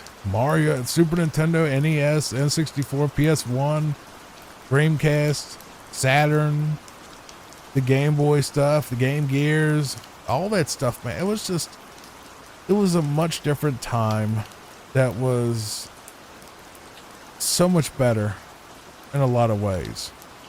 Now, I'm not saying we should go back, because obviously, you know, fast internet's good, you know, free access to all this information and all these different shows and all this stuff, emulators and all that's great. It's amazing. But I think media wise and culturally, we were just better in like the 90s and 2000s. It just was a lot simpler. Not everything was, there was nothing about going viral. There was nothing about, advertising and literally everything. There was no microtransactions in games. You got a game and it was good or it sucked. There was no day one DLC. Just until like the PS3, and then people really hated it even then, especially then, because it was new. But Netflix was still a thing in the 2000s. You get the DVDs or whatever. I mean, I think we peaked right around 2009. Is where, like, 2009, 2010 is when we really hit our peak, where you had Netflix, you had YouTube that was going in full strength, and internet was faster, and social media hadn't become a toxic cesspool quite yet, like it would much later. And there was no AI stuff, no Chat GPT, none of that crap. Not everything had endless ads and spam and all that. It was a much simpler time. There was no, right. There was a lot less right versus left. A lot more unity on the fact that people hated the politicians and were more hating of the government than they were each other. From what I remember anyway. It was a lot more comfortable time, but I think that's more culture and the way things were handled back then. But the technology improving has made things a lot better. So I don't think we should go back to the past, but we should bring back things from the past into now. Would be really cool.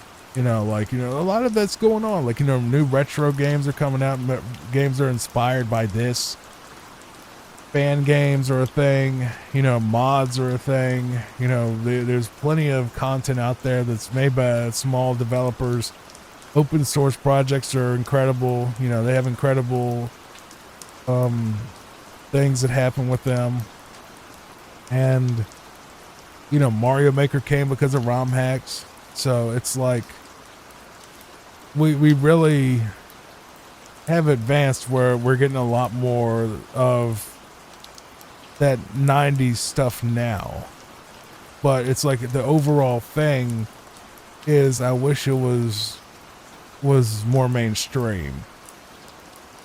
By the way, we're in London right now. If you can tell, it doesn't really look like London or really anything because of the graphics. But now we're moving on to Buenos Aires, Argentina.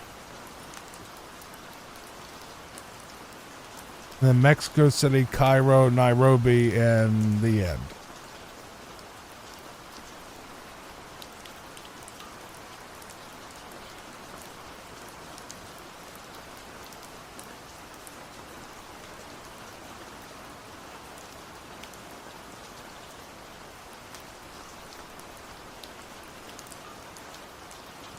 I forgot exactly what country it was. I think it was Uruguay or Paraguay or something in South America that I heard was like basically the United States, but like paradise down there. And I was thinking, man, if I ever got rich, and then, all the estate stuff and dad passing away and all that. And it kind of made me where I was like, you know what? I'm just kind of happy where I am. I don't want to move. I don't want to go anywhere.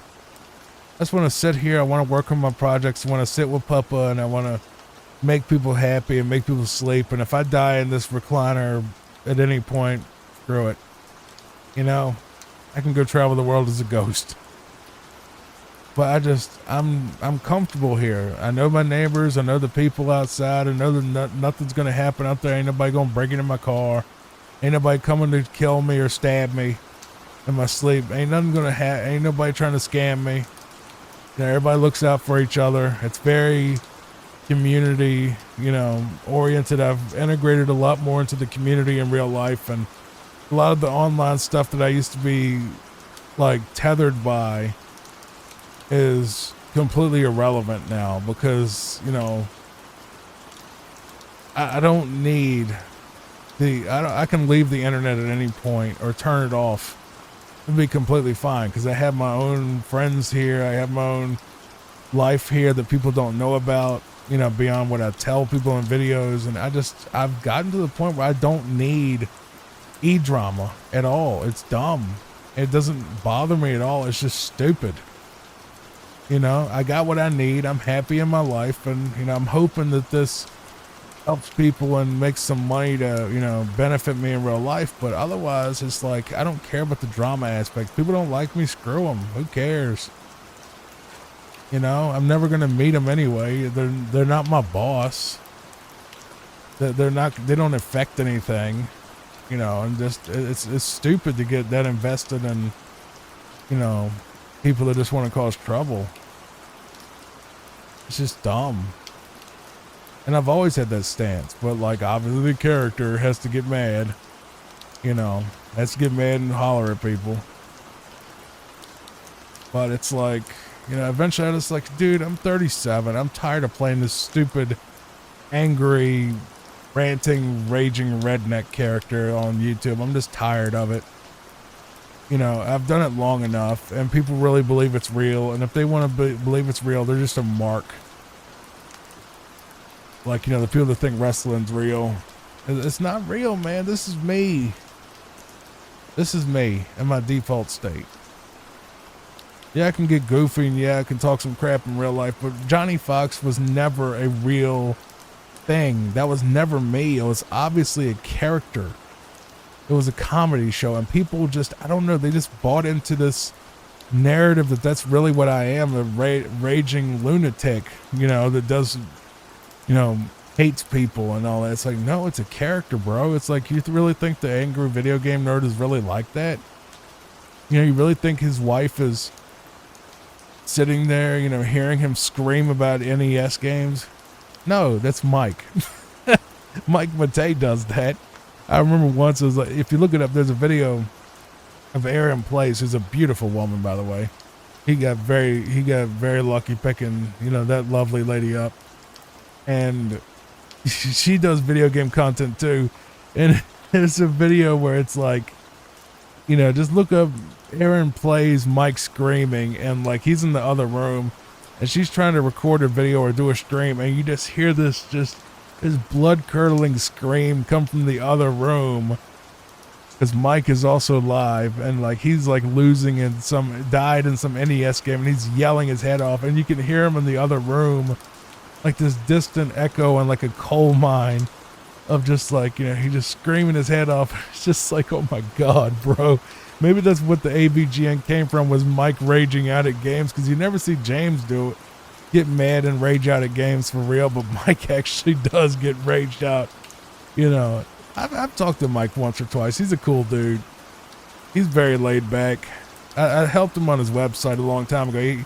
He had some type of screw up on his WordPress thing, and I went in there and helped him fix it or whatever, and you know, he was cool and retweeted something of mine, and that was many years ago. Nice guy.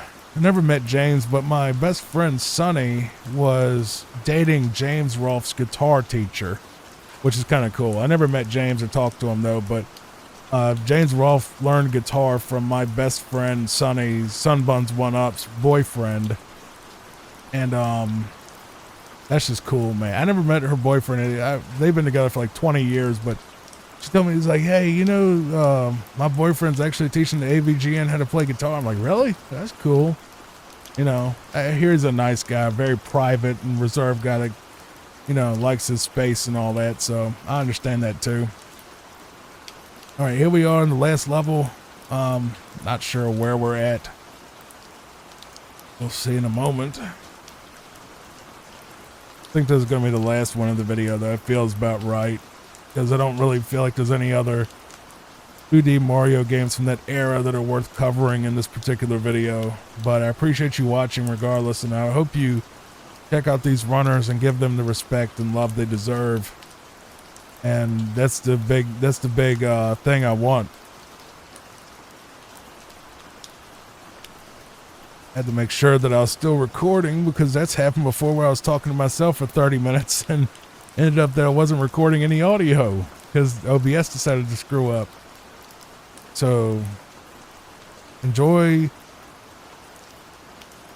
this, and hopefully, if you actually want to loop it, just a quick note, any of the videos you watch on YouTube, you can left click on your screen, or you can get the little gear icon on the video player and you can hit loop, and it will play the video on repeat forever if you wanted to do that. So that's the thing, in case you didn't know. It used to not be a thing. It used to be you had to go to a website to do it, but no, it's actually a thing now. And this is going to be the ending of Super Mario, Mario's Missing NES, where he's going to fight something that looks like a cow or a bull. And he just jumps on it a billion times, and it turns out to be like a Koopa, and then there's a key, and I guess he just unlocks Mario, and that's it. Does Bowser get shot out of a cannon, or nah? Nope. No Bowser cannon. Well, they said thank you, and I say thank you as well. God bless you all, and I'll see you in the next video. Come back and see me again. Good night. In this video, I'm going to be watching a playthrough of Super Mario World Kaizo ROM hacks while giving you soft commentary and rain sounds to hopefully help you fall asleep fast. Lay back, relax, and let me keep you company while we watch these amazing playthroughs. I mostly focus on the fall asleep while I play series, which is me playing through the game myself, real life commentary, and doing ROM hacks and stuff like that. But the thing is, I have noticed that I did one fall asleep while I watch video, which was for a game that I could not beat, which was Jurassic Park on the SNES. I did that as a one-off because it was a request from one of my biggest viewers, pretty much my only fan right now. And he's like, yeah, I want to see you play that. And I'm just like, I can play it, but I can't beat it. In every video, I try to do a full game playthrough, and some games I just flat out cannot beat. I'm not good at games like Jurassic Park and Zelda and Metroid. Anything that's like, where do I go? What do I do? I'm bad at it, right? So I did that as a one-off thing. By the way, this run is done by a channel called Proto Pizza. There will be a link in the description and full credit for every player that we are watching on any of my videos in the watch series. So if you want to support them, which I highly, highly recommend, I want you to go and subscribe to each one of them just to show them love. They're the one playing it. They're the one that put in the time and effort to learn these games, not me. All I'm doing is adding commentary and rain sounds to help you fall asleep, okay? I'm not the person playing the game. I do not claim to be good at any game that I do in this watch series.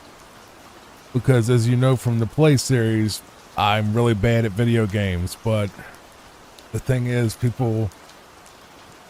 I think people just want to prioritize the vibe more than they do actually, seeing like expert gameplay or whatever, or, seeing me struggle through a game.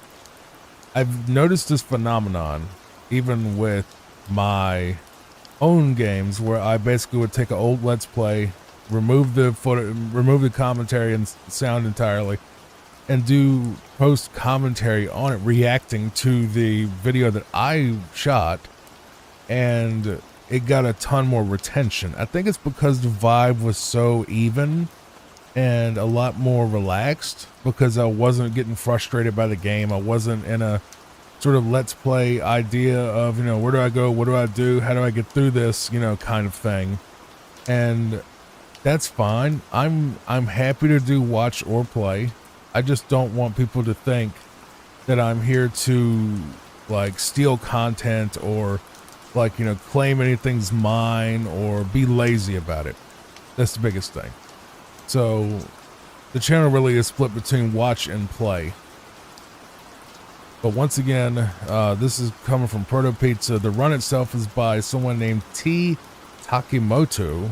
I'm not sure if that's what Proto Pizza's real name is, but It's on the screen. It says Kaizo Mario World by T Takimoto. And it's a 15 exit hack. And then after this, we're going to be watching the other Kaizo stuff like Kaizo Mario 2, Kaizo Mario 3, and maybe Super Mario 3, the Kaizo version for that. So we're going to do all of them in one epic little podcast here. Once again, full credit to everybody in the description. All right, so I just feel weird about doing reactions to someone else's gameplay because it's just kind of weird. Like, the whole point of having a gaming channel is playing the game and, you know, being immersive, you know, yourself with your own style and your own gameplay and screw ups and all that. But maybe I'm thinking this channel through the Let's Play lens and not the, you know, sleep content sort of thing. Because I've done Let's Play before that did nothing, you know, algorithm wise.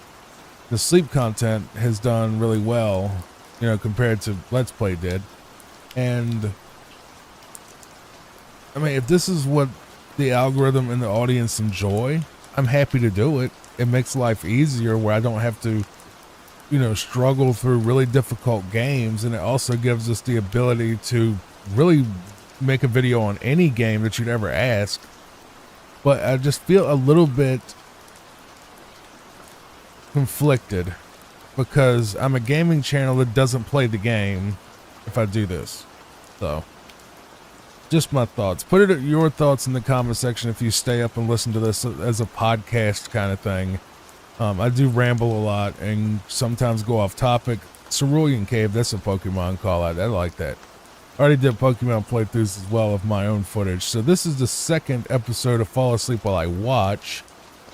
And I'm going to try a couple more of these and see what happens. And if it becomes a popular thing, so be it. You know, my goal here isn't to be an expert gamer. It's not to, you know, be the best ever.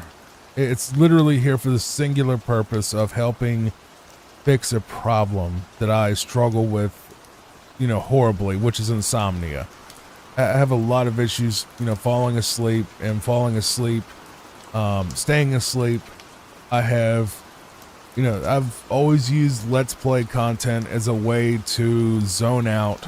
And, you know, whenever I would get sick, I'd find some super long Let's Play, like a Fallout New Vegas or something, to just have as background noise, or the LSPDFR, you know, which is Grand Theft Auto 5's police mod.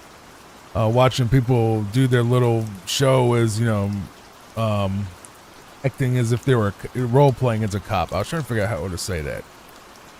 I wasn't going to say LARP because that's usually an insult. Where they, I wouldn't say pretend either. It's a role play. So they role play as a cop in the game, and like arrest people and check IDs and all that. And that's really chill for me, but it also has a lot of rage out moments and a lot of crazy shootouts and stuff. And my concept behind these Peaceful Pixels thing was, it all started with Minecraft, and I did a Minecraft video, which is on the channel. And then I also did a Stardew Valley thing, which was on the channel. And I originally wanted to be an Elder Scrolls, Oblivion, Skyrim, that kind of channel. Well, that didn't do very well. Okay, so that's fine. You know, it hasn't done well yet. It might do well later. But then what I noticed is I was like, well, I have, you know, I love retro games, and I play retro games off air constantly. You know, Mario World, a lot of ROM hacks. Like, I love ROM hacks. They're one of my favorite things on earth. I'm playing them almost every day by myself. And, you know, I'm a mega fan of ROM hacks of Mario World and Mario 3. Always have been. And I wanted to do a ROM hack channel. You know, after that, I was like, well, the Elder Scrolls thing is kind of done because I've already done all the quest lines, and, you know, those are super long videos. And it's like, okay, well, what do I do now? And I was like, well, you know, do some like classic Nintendo stuff. That's nostalgic. That's relaxing. You know, Mario World 3, 2, Donkey Kong. Because the whole thing is, it really started with Donkey Kong Country. Because that's a game that, it's almost like every time I make a gaming channel, I do a fresh playthrough of Donkey Kong Country 1 and 2. every time. It's almost like a ritual, you know, to bless the channel is playing through those two wonderful masterpieces. And, you know, then those two did okay. I'm like, okay, well, you know, they actually got more than 0 views. So I was like, well, you might as well do, then it became the might as well thing after that. It was like, oh, you might as well do Mario World. Okay. You might as well do, you know, whatever, Pilot Wings, because that's relaxing. And then I was trying to focus on, you know, what are some relaxing retro games? And then I kind of went through all of them that were the main answers to that question. And then I was like, okay, well, we've run out of that. You know, maybe just play through other games that are not necessarily relaxing, like Castlevania and all that, and just don't get upset, don't cuss, and don't rage out or anything. If you get upset, just, you know, pause and, you know, come back later so you don't ruin the vibe of the video. And, you know, it's always I did not know you could do that. Dude, hold on, I'm gonna back up. Look at this. I did not know you could slide and take out a Big Boo. I had no idea that was a thing. Bro, that's actually amazing. I love that, actually. That's really cool. I gotta see it one more time. That I've never seen that before. I don't know if that's a thing anybody could do, or if that's some type of frame trick. That's amazing. I've never seen that. But you learn something new every day, I guess. But the channel is constantly evolving, constantly experimenting, trying to find the best formula and best kind of thing. You know, I've literally done everything. I've done solitaire, I've done card games like solitaire, and casino games like blackjack and roulette. I mean, I haven't done slots yet because, you know, I just haven't. And I know the channel is kind of random, but I've made it all into playlists so it's easier to navigate for people. And the thumbnails are all the same, you know, format, and the actual descriptions and everything are boilerplate, so it's all uniform for people. So there's no real, the biggest thing is I don't want a ton of variation, because I want people to see this brand as, you know, my thumbnails are essentially the cover of a Coke can for Peaceful Pixels. They're that format. They have the fall asleep fast text, they have the game cover or something, you know, game related on the right, and that's it. You know, very simple. You see the big letters fall asleep fast, you see what the game is, and then you see the title, and it all matches together in a very tight package that's not, you know, the short that literally says exactly what it says. It says fall asleep while I play this game. That's it. You know, no console names, no year, none of that. Just, you know, unless it needs to be something like, for like when I did the Donkey Kong Country Game Boy Advance remakes, you know, I'll put GBA remake or something on it just so people would know which one it is. And because they didn't change it to like Donkey Kong Advance for some reason. I don't know why they didn't do that. I guess, I mean, Mario Advance was huge, so I don't know why they didn't do Donkey Kong Advance. That would have worked. You know, Donkey Kong Advance 2. I mean, Mario Advance 1 was literally the second Mario game, and then Mario Advance 2, I think, was like Yoshi's Island. It was weird. Like how, that was really weird how they chose the naming when it made no sense, because you would think that Mario Advance 1 would be just a, you know, SMB 1, but it wasn't. And then Mario Advance 2 wasn't Mario 2. I don't get why they did it that way, but yeah, I will say huge respect to anyone that does Kaizo hacks. I literally can't get past the first jump. And if I did a Kaizo video, it would be me yelling at the screen for like 3 hours and then rage quitting and giving up. Like, it would not work. And that was a huge thing, because Kaizo is like one of the biggest ROM hacks there is. You know, look up, you know, what's the biggest ROM hacks people watch, and it's like Kaizo, the first one. I'm like, okay, you know, Okay, well, we're never gonna do that. You know, what's the other ones? But then the Donkey Kong one got huge retention, and then the, you know, where people really watched almost the entire thing, it was like over an hour. And then I did the Castlevania WCW versus NWO World Tour, and repurposed old Let's Play footage into a Peaceful Pixels thing, because the footage was still good, just the commentary was bad for this channel anyway.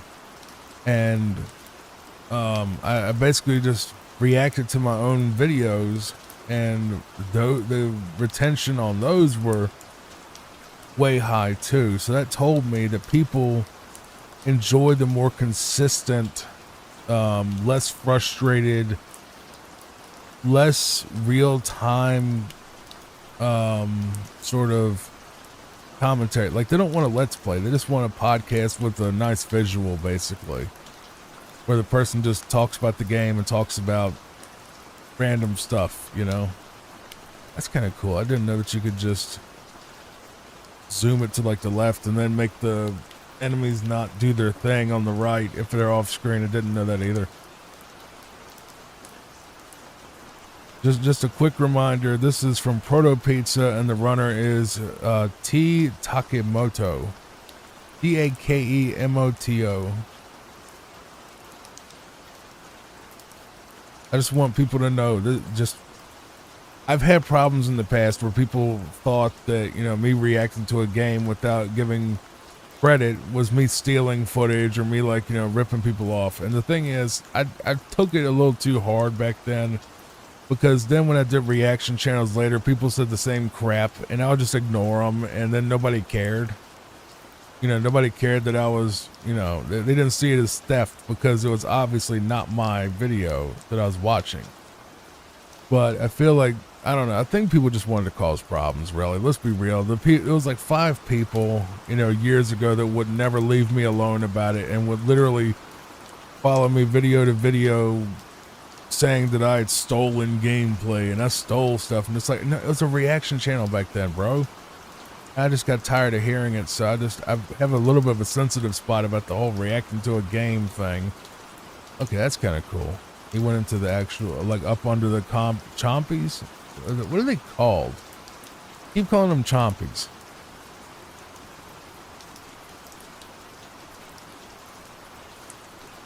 Oh, that was my bad. I accidentally paused the video.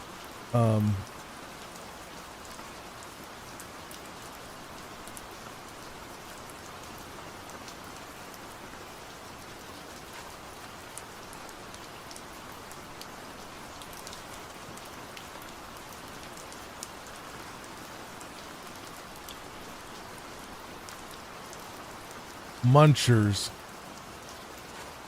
They're called munchers.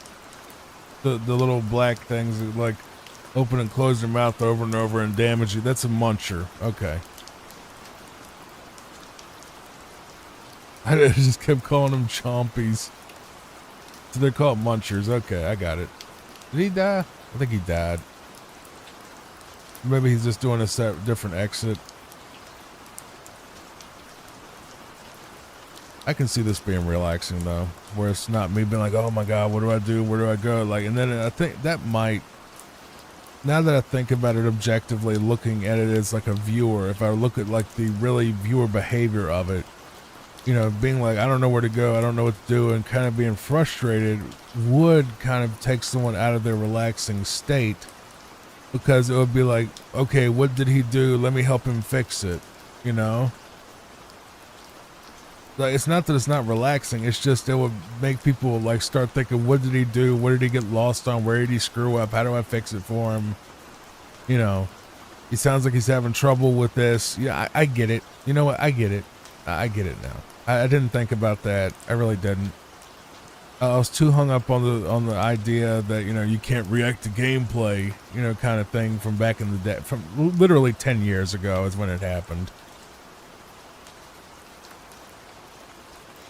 So to tell the story, I didn't pass it off as mine or say it was mine. Basically, I was sitting there doing a reaction video live, and I did not know at the point that I had diabetes, apparently. Did not know. And then I think my sugar dropped and I passed out like from it and didn't realize that I did. And then people were like, oh, well, you were asleep and, you know, you stole gameplay. I'm just like, I didn't know I had diabetes at that point. And apparently, you know, I just was sitting there trying to stay awake, you know, to keep the stream going, and was going to go get something to drink. And then I just passed out. My body just shut down on a live stream. And then people were like, oh, you stole gameplay. I'm just like, I didn't though, but they just never left me alone about it for years. And I was just like, that's why I'm so outlandishly against being a YouTube channel that reacts to gameplay, is that foolishness from a bunch of trolls. They were just buttholes anyway that hated me to start with for their own mentally ill reasons. And I'm just not going to respond to any of that sort of criticism, because I literally give you the name of the channel, the name of the runner. I put the link to the person's channel or the video that I watched. I make absolutely sure that you know this is not me. This is not mine. I do not claim to be the one that did it. And I am not, you know, I'm not some expert gamer. I'm not pretending to be either. This isn't like a fake speed run. I do not speed run. I don't play difficult games like this.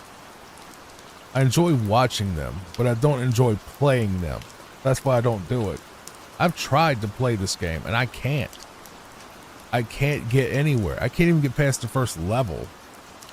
I think I might have got past the first level once. That was it. I couldn't do anything else after.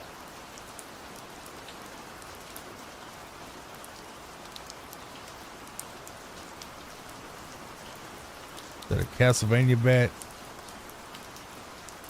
I can see why this is more relaxing. More relaxing for me. I don't have to actually play the game and get frustrated. But it's, I don't know, man. I'll get over it. I'll get used to it if this is what people want. It's just I'm a guy that really is incredibly thoughtful about the content and not wanting to, like, the real me. I really think really deep about the content, trying to make the best video possible for the viewer, and thinking about the psychology behind what makes a good video versus what makes garbage, you know, like all the way, like everything's engineered ridiculously so, where, you know, even on my other content that was like a reaction channel where I played a character. I'm not going to go into a long tangent about this. I know it did a really long one in the Tony Hawk game if you want to hear it all. You know, go to the Tony Hawk video if you want to hear me talk all about what it's like to be a character actor on YouTube, and, you know, people hating you, and, you know, because they think you are the character. You can listen to that podcast there. But I honestly could do a podcast about about those topics too. But the big thing is I'm very, very engineer minded, where it's like, I'm not an engineer in real life, but it's like ultra importance. What is this? Is this the last level? No, we're literally halfway through the video. Okay, I don't know where you. Well, how are you halfway through the video if that's like the last stage on the original? Well, we'll see. We'll see what happens. Okay, so everything on all of my videos on here are engineered to help you fall asleep the best you can. The mic audio is warmer than normal. I got EQ settings on here. I got the rain sound. I make sure it blends perfectly with the commentary on the same levels where they don't overpower each other. I pick games that, you know, I think will be cozy. I try to keep my voice down as much as possible. Basically, I'll talk very softly into the mic close to my mouth, and then I will basically in post raise the volume up as high as I can, so you get, you know, because phone speakers are quiet, so I try to get the audio as loud as possible without it distorting or sounding bad. That way, if you're using, you know, whether you're using a phone that has a loudspeaker or one that has a very quiet speaker, either way you'll be able to hear it without needing to connect to a Bluetooth speaker. So that's a big thing, is I think really hard about like all the tiny like I nitpick my own videos a ton. Like I really nitpick them to halfway to death. I'm shocked that I put out any content the way as nitpicky as I am about my actual work and output. Because it's the thing is, I always think of it as every video you put out could be seen by millions of people. Possibly, probably not, but it could be. So you want to make a video that's so good that when they get, you know, the million views, you get the maximum, you know, return. The audience loves it. You know, they're happy. It does what they need it to do, and it really helps them. So it's like, I'll take a ton of time to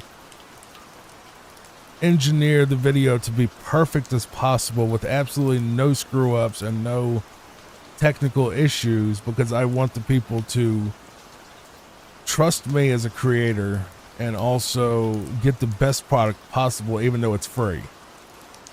So that's the way I see it. I'm very perfectionist about it. So that's why some videos are, you know, take a little longer than others to make. And you know, even though I'm posting like 4 videos a day, I'm really, it's not going to be a forever thing. I can't do this forever. Maybe I could if it was a fall asleep while I watch. I could do it probably, but you eventually run out of games to watch, you know. Speaking of games, bro, that means I can do all the Mega Man games finally. I was gonna play through Mega Man 1 through 6, but I was like, I recorded about half of Mega Man 1 and I just rage quit because I just got irritated. And I just couldn't. It's such an unfair game that, you know, you have to go through ridiculous lengths to be able to beat even Mega Man 1. And I'm just like, bro, I don't know if I can do this for all 6. I barely got through 2. You know, I'm not familiar with all the other ones yet, and it's just going to be a lot of aggravation and all that. And the Mega Man 2 video just did okay. So honestly, I'm not against fall asleep while I watch speedruns. That'd be kind of cool, I think. It's just, I want to make absolutely sure that we don't have another repeat of, oh, you stole stuff. But same thing is, I kind of got accused of that when I was watching like TLC videos on the main channel. That I call the main channel now. Like, it's probably not even the main channel. This might be the main channel, but as of right now, the Johnny Fox channel where I play the character, you know, I would react to like TLC and like, you know, the show, like reality show TV, basically, and make fun of it and play that wild, you know, character basically. And you know, people, oh, you stole the video, you know, where's the original? You know, they'll like never leave you alone about it. Is that it? Oh, it has more. There's more video left. I mean, what are they going to do after this? Is this just the credits after this? Or is there more levels? Okay, there is more levels. Okay, we just skip ahead some. Okay. So he, okay, I get what he did. Okay, so we're moving on to the Star World part of the game. Okay, got it. Well, the special stage. Oh, good God. Special stages, they're already hard enough in Mario World. I can't imagine how bad this is going to be in Kaizo. Oh my God. I'll be screaming right now in the video. Just like screaming every swear word that I know. It'll be almost like an AVGN episode if I tried to play this.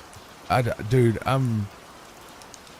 Takimoto, you are a god for even sitting here and just suffering through this.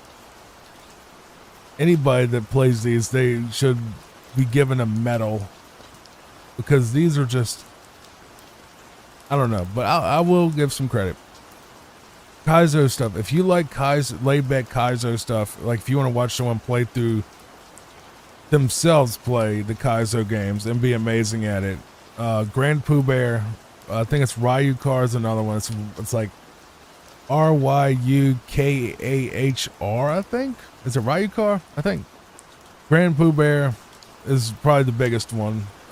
Mitch Flower Power, he does all the Super Mario Brothers 3 stuff. trying to think who else is a really big one. Is Panga one of them? I know Panga's in there somewhere. I don't know. I know Ryukar and Mitch Flower Power and Grand Pooh Bear are like the top 3 that come to mind. There's probably others, but you know, definitely give them love as well. You know, this channel is all about community and helping people sleep and trying to build up other creators. So if you have a video you want me to watch that you made, you know, and you want me to, you know, do the Peaceful Pixels thing to it, and I'll give you full credit, obviously. You know, I'll be more than happy to give you the credit for doing the playthrough. The only thing I would ask is no commentary, or if you do commentary, I'm going to cut it out because I want to keep that engineered, relaxing rain sound, just me talking for the vibe, you know. So just fair warning, if you send me something that you did, I'm going to give you full credit, link in the description, everything, but I'm just going to cut your audio out so I can make it into the Peaceful Pixels format. So just so you know, it's not an insult to you as a player or a commentator. It's just, you know, don't expect me to play your video in full with your commentary and then interrupt and be like I did with Johnny Fox, where I constantly pause and go on long tangents about all sorts of stuff and jokes and all. I don't do that on this channel, so I apologize in advance. But you will get full credit if you do request me check out one of your playthroughs of a game, of any retro game really. And if it goes on the channel, hopefully it'll give you some promotion. You know, I'm happy to do that. I want to help others grow, because gaming channels are nearly impossible to grow, especially Let's Play, especially, you know, a lot of even speedrun channels, you know, have a lot of trouble gaining audience. So if my utility stuff of doing the fall asleep while I play or fall asleep while I watch helps you, I want to do that. I want to help you, whether it's falling asleep or it's gaining an audience because I featured your content, you know.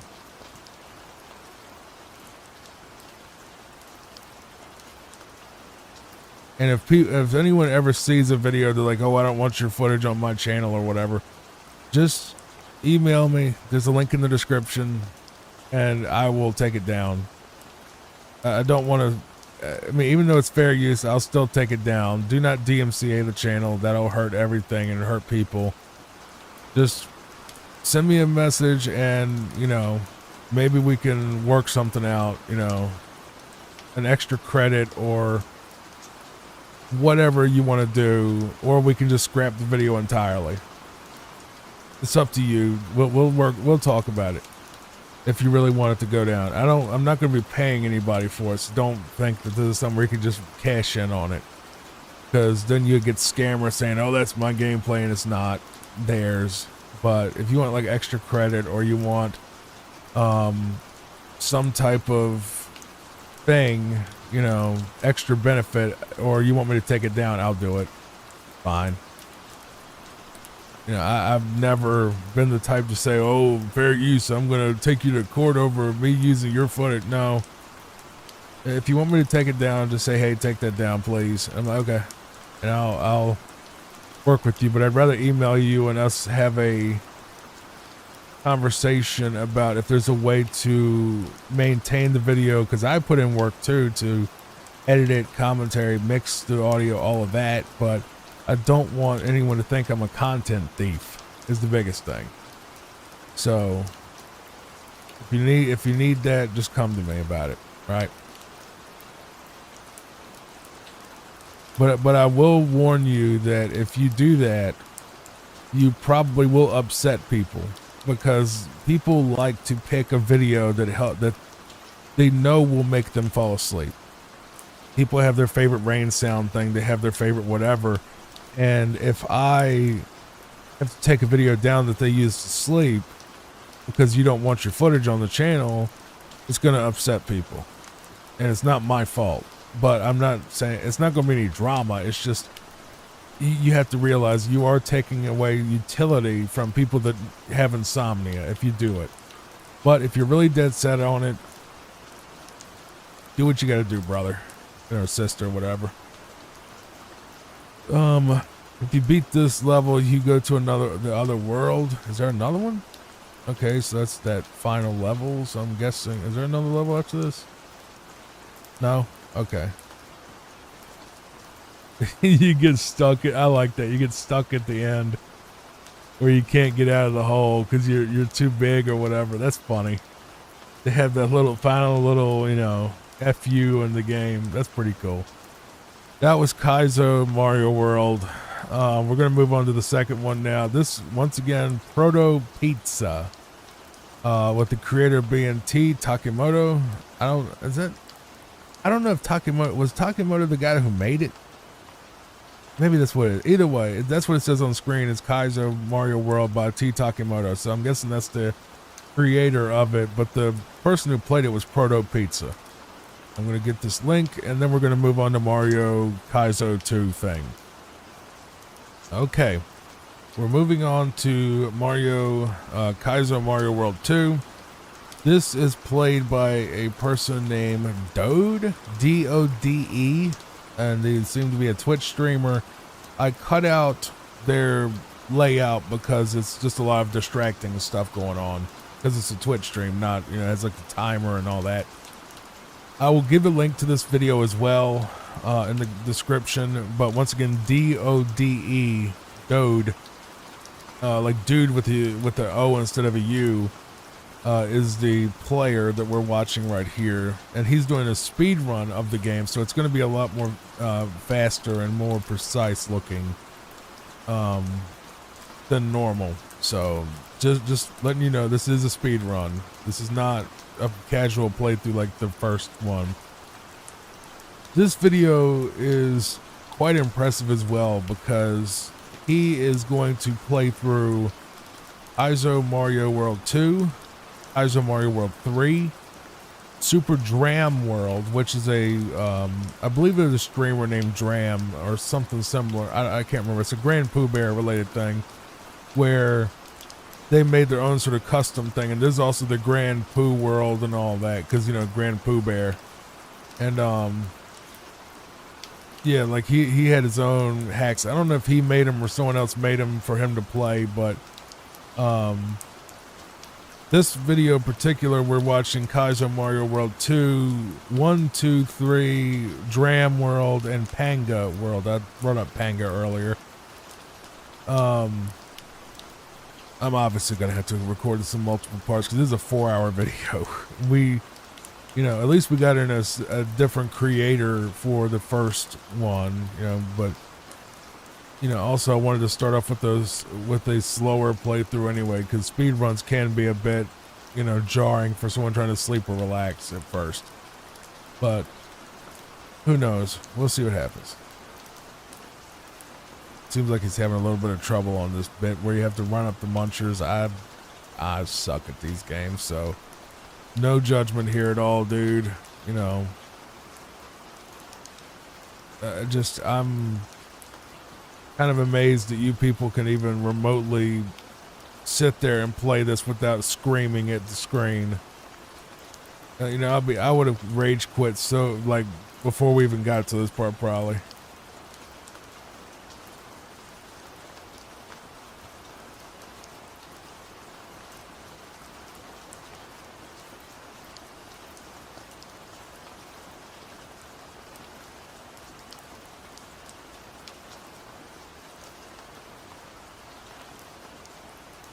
Just a little update about the Tony from the Tony Hawk video I did last night, where it was my own footage this time. It was a play not watch video.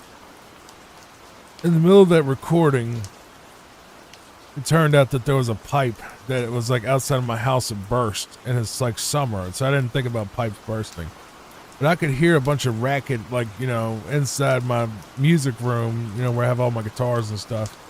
And I was like, you know, I figured that it was just a tiny leak. It wasn't a big deal. It wasn't going to make any mess, right? You know, it hadn't been a problem for the last 2 weeks. Just a tiny bit of runoff, you know? And, because we put new grass down and we had to put sprinklers out there to keep the grass watered. So I saw my neighbor, who I didn't recognize because I never met him yet.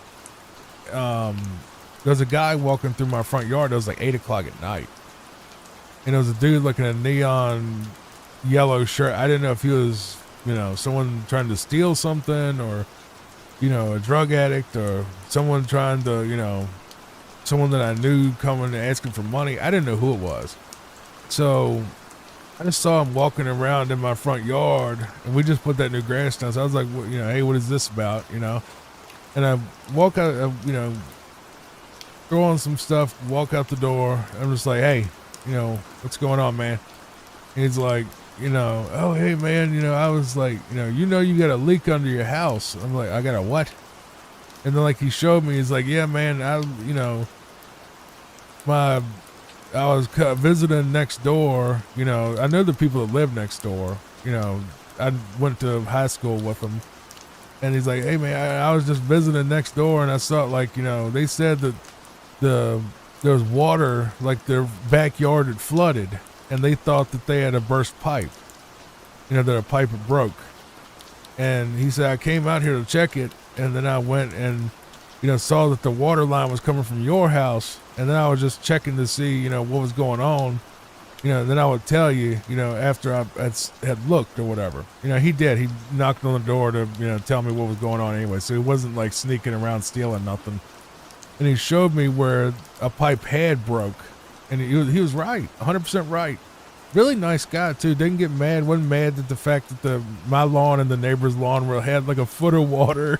Apparently, I turned both into a pond, and didn't even know it. And he was just like, "Yeah, man, it's all right. It happens. Stuff like that happens. Ain't no problem. Just, you know, just letting you know because it's going to make a big mess if you don't get rid of that." Or if you don't get that fixed, it's going to be, you know, you're going to get black mold under your house, and that's going to get you sick. And I was like, yeah, I didn't think about that, but okay, I'll call a plumber tomorrow. And I did. I called my guy from, you know, a good ways away. He's like an hour away, but he's like the guy that does all the major repairs on the house. I was like, hey, man, I got a screwed up pipe. And I need it fixed, like ASAP. When can you get here? Like tomorrow. Like I wasn't going to get him to come at like 9 o'clock at night, you know, because we turned the water off and it was fine. But you know, thankfully it was fine. After we turned off that outside water spigot, it was okay, you know, for the rest of the house. And the water pressure came back. So really the pipe didn't burst until yesterday because that's when the water pressure was awful when I was trying to take a shower.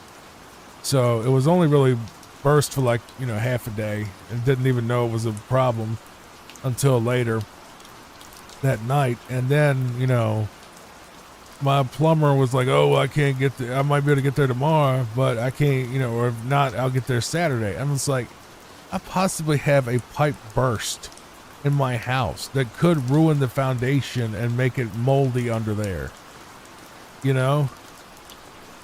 Because it's hot, it's moist, and it's dark. And I'm not trying to get, like, you know, sick in my own house kind of thing. I didn't say anything to him about it.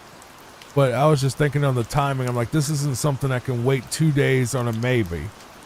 So I texted my other neighbor, Mike, who has basically completely, you know, did a ton of work on the house. Like we got 2 bathrooms painted from their ugly colors, and he pressure washed outside of the house, scrap metal taken off, a ton of work, like $4,000 worth of work that Mike's done. And Mike is my guy of Mike help. It's what it basically is.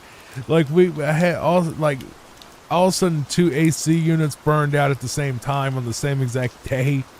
And I was like, I can't put these window AC units in by myself. It's going to be a friggin' headache. And I was like, you know, I called Mike and I was like, hey, you know, you come over here real quick and help me put these ACs in the wall. Oh yeah, man. Oh yeah, I got you. I'll be there in 5 minutes. And he was, and we put him in and it was all good. And I paid him for it.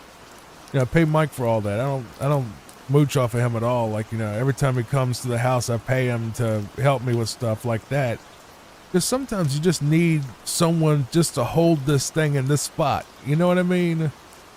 Like when you're doing like a window AC, like you need someone outside to hold the back of it while you get it sorted into the window so it doesn't fall out the window. It's a lot easier with the second hand, and that's what Mike is. He's my second hand kind of guy.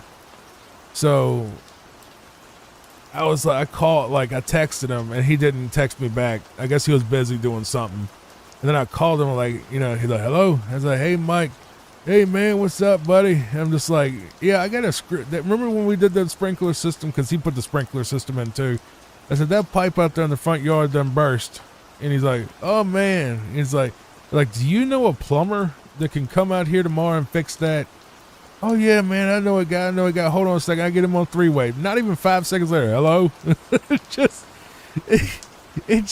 Mike has been the greatest thing that has ever happened to me, because anytime something needs to be, if I need an odd job, if I need something fixed, if I need to get a house project done, the house clean, anything that I need of any type, I just literally call him, and he does it, you know, really the same day as fast. Like he'll literally he's like 3 houses down, and he's like excited to come work because he gets some extra money because, you know, he's on disability, unfortunately, because he had a freak accident and it hurt him, and, you know, but he still wants to work and he loves to work, and, you know, he has a big family he supports, and disability checks ain't worth nothing. So I'm just like, Mike, you know, if I got work, I'll just call you, man. I'll pay. I got money.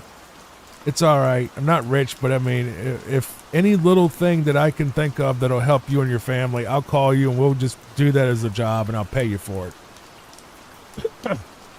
So we've become really, you know, good friends since then, because, you know, I help his family out a lot and they help me out a lot, man. It's just, they've made this, they've done, in only 3 weeks, they've turned this house from like a hoard that was just a complete embarrassment into a house that the neighbors and even Walmart Plus Spark drivers and people just brag about, like, not even brag, but they just come by and they're like, dude, this house looks amazing. You know, y'all literally we saw that you were doing all this work out here, and yeah, we're just kind of amazed at how well it's turned around, you know. So people were noticing it really well, and that made me happy. And it was worth the money. You know, helping Mike was a very, you know, important thing for me, because he has, you know, he has a wife and kids and all that, and they, you know, they got to eat, you know, and, you know, after he got hurt, it just really, you know, hurt their income, you know. And I'm not rich. I'm not someone that makes a ton of money a year, but, you know, if I can if I have something I need done, like, you know, I need, like, hey, Mike, come over here and help me put an AC unit. I gave him like $100, I think it was. So, yeah, it was $100 for like the 2 AC units just to basically help me put them in the window. So I would give him like $50 per AC unit. It took us like 15 minutes. But I was happy to do it, because that way I wouldn't be sitting there fighting with it in my own house, sweating buckets and getting irritated trying to put this thing in the window alone, you know. So he was there to basically make that happen. And, you know, I think I spent about $5,000 on odd jobs for him so far, because we had so much to do at this house. It definitely was not a ripoff. It was just, if anything, I ripped him off, and I feel bad about it. I should give him more money, because this house, when I got it, was a complete hoard. It was full of junk. It was full of random crap. And it was just like a house that was neglected for like 30 or 40 years.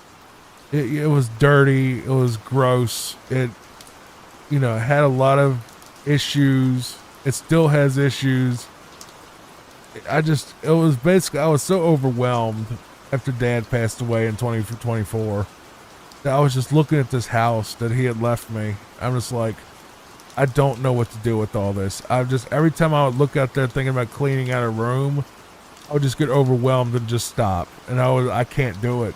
I need to hire somebody just to do this, because I can't mentally go in here and handle this. I need someone to just nuke the inside of this house, throw away everything, and I'll replace it all.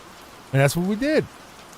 And it's a million times better looking on the inside. It's ridiculous how much better the house looks, inside and outside. It's crazy. So, it's really turned around.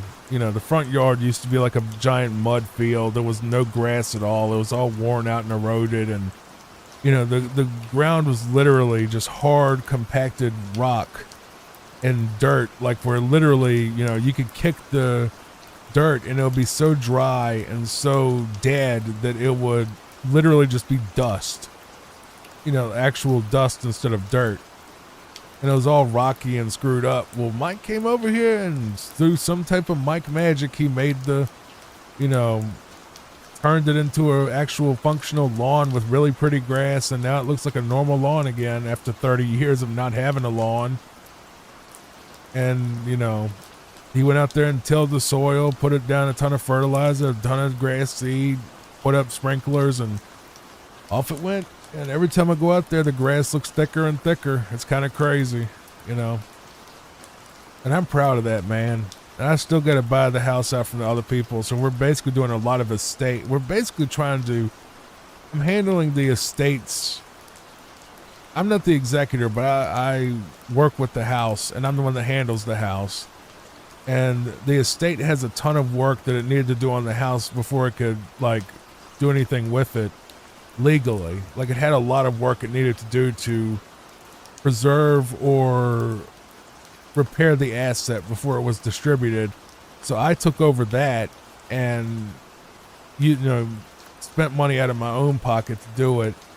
And the estate's going to pay me back for a lot of it. Not all of it, because some of it was just personal stuff that I wanted done. And I fully knew that going in. Like, I wanted the bathrooms painted. That's not a part of, that's not something the estate would pay for.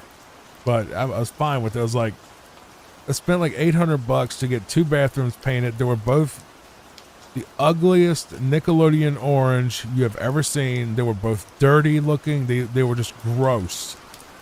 And Mike went in there, and he went in there with some simple green, completely degreased all the walls, got the walls shiny and nice, put in a nice blue paint. We paid for the Benjamin Moore Aura and Spa, and it looks incredible now. It has some spots that need touching up, of course. I think you always do with paint, but it just, oh my God, it was so much better to walk in there and not just see that hideous, dirty, gross orange color that I always hated in that bathroom. It was awful looking.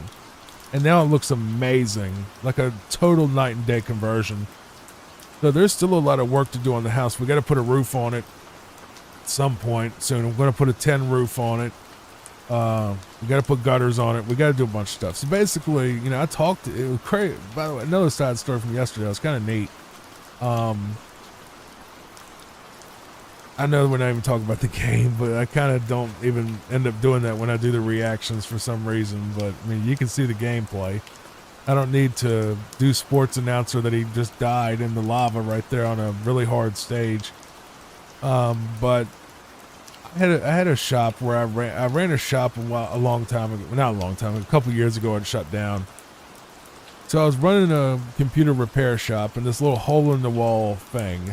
And, you know, I ran there for 4 years, maybe 5, can't remember. I think it was 4. And I was there and it just failed. It didn't gain traction. People weren't coming. It was not making any money. We're losing money to keep it open.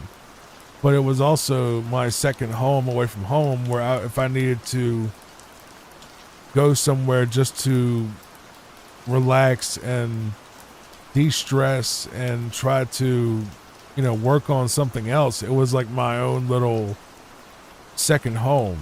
You know, it was with the, you know, it was mine, you know. So it was like my own little apartment that I had in the back of the place that I set up, basically. It was like a exact copy of what I have here at home. So I'd go up there and I would just sit in the chair and just, you know, in my recliner up there at that office and just work on videos and stuff when the clients weren't around, you know, when they weren't coming in. And I even did live streams up there too that people may remember on the other channels. And, you know, because it was perfectly set up for that. It had great acoustics and, you know, it was a great little spot. So, you know, I shut it down 2 years ago because Dad passed away, and Dad was the one helping me keep it open, really, because it was just, okay, that's weird that you could actually get those lava dragon things to come out of just the rock without not coming. I thought they might be attached to the lava. Okay, that's different. But I was just like, well, I can't keep it open because he was subsidizing it. And then when I looked at our actual numbers of our income versus what was going out, we were losing like, you know, $300 or $400 a month, which doesn't sound like a lot when you run a business. But this is after 4 years. We were losing money every month. We were losing twice what we were bringing in, was what ended up happening at the end. So I was like, I can't do this, you know, because I don't even have any money. He died. I don't have any money of my own, you know, because I was too busy supporting my own bills, not mooching off of him at all. You know, I was working for myself, and I was making just enough to keep the place open, basically. And he would subsidize what didn't come up, which was quite often. Like, he'd have to pay like $100 or something, right? And, you know, just to keep the place open for rent and all that. And I saw, like, the building went dormant entirely for like 2 years. Nobody was in there, and I would go past it constantly because it's on the way to a town near me that I go to frequently for breakfast or lunch or whatever. I go there almost, you know, not every day, but a lot, you know. So I go past my old office a ton, and all of a sudden I see that there's something there, and it's like a wellness store. It's like one of those holistic medicine things. And I'm like, what is that? I don't even know what that means. I'm not going to say the name of the place, but I looked at the name of it. I was like, what is that? That isn't, what do they sell pot? I mean, what are they, it says something wellness, basically. And I didn't know what wellness meant. Look at all that spam, bro. Good God. I can see why he died right there. That's a ridiculous spot, bro. Crazy. But no, I saw that. I'm like, okay, so it's like a health food store. They sell pot. I don't know what it is. You know, pot being like, you know, drugs, marijuana. Don't recommend it to kids, by the way. But that's what I thought they were. I thought they were like a dispensary kind of thing. And finally, I talked to my stepbrother, who is the executor, about like the house stuff. And I park, you know, because I didn't want to. I knew that if I kept going, I was going to lose signal. And he had called me to talk about the house expenses, you know, for the paying me back for what I did to the house, basically, out of the estate, to reimburse me, is what I'm saying. And I had parked right across from my old shop, and I was like, you know, right when I got done with them, say, you know what, they're open. I'm going to go in there and see what this is. I'm going to see what they did to my building, because to me, it was Dad's building for 30 years that he had rented for his business, and it was like a building where like the front 3 rooms were one business, and then the other rest of the building was Dad's business, basically, for 30 years. And they had always had that weird split, and they had 2 different addresses even, you know. His Dad's office and my office had 2 completely different addresses, which is kind of weird. The same building. And I go in there, and you know, just to see what they had done to my office, you know, after it's their place now, but it was mine for years and Dad's for years. I just wanted to see what they did to it. And I go in, and the store owner stands up immediately from behind her desk, and she's like, hey, I haven't seen you in years. And I'm like, wait a minute. It took me a second. I knew exactly what family she was from, because like I recognized that voice and I recognized that face, but she had a sister that was basically her twin. So it took me a minute to figure out which one I was talking to, but I knew it was one of those group, because it was a family that was really close to ours when we were growing up. And you know, they had 3 daughters, and you know, Dad almost hooked up with their mama, you know, after my mother passed away when I was 8. her mom and my dad almost got together, and that would have been a much better timeline to be real if they did. Timeline would have been a whole lot better if he would have got with her, but he didn't. You know, it just didn't work out. And he got married to somebody else who was very bad for me. Nothing illegal, nothing gross or offensive. Just she was just a mean woman. This just was not. She was just a very rude woman that treated me like crap. But she's gone too. You know, she's dead, and he's passed away, and she died, you know, in 2016. So, I stood there and talked to her for like 30 minutes, and she gave me a tour of the new place because she knew there was Dad's building because she worked for Dad. Funny enough, she had actually worked for Dad like 20 years ago in the same office, and she had took over after me and him, you know, shut down up there, which is kind of funny how full circle that came. And I'm looking around like, did they ever fix the AC in here? Because they would never fix the air conditioner when I was there, and we had to put a window AC in the two rooms, and it was so annoying and ghetto looking. Sorry to not trying to be offensive, but it really did look really, really jank. Basically, is the best way to put it. And you know, I had to spend like $800 on getting 2 different AC units put in, and he wouldn't even fix the central air from my side of the building because apparently it had 2 different heating systems. I don't know why. This building is tiny. It wasn't even a big building. It was like a 1-story, maybe 1,600 square foot building, and they split it in 2 so they could maximize the mooching off of it. I don't know why they did it. It makes no sense. It wasn't even partitioned. You could walk, like there was a door that went to the other side of the building. It was not separate structurally. But I go in there, I'm talking to her, I'm just like, how's your sister, how's everybody, you know, all these people. And, you know, she was telling me, like, because the crazy thing is her dad and her uncle built my dad's house, the one I'm in now. And they built the house, and she was telling me the history of my own house because I think she's like 7 years older than I am, so she remembered it, and she had actually helped her, you know, father and her uncle put the new roof on it. So that was kind of crazy. She's like, well, you know, uncle's, I won't say the uncle's name, let's just say Kevin. It wasn't Kevin.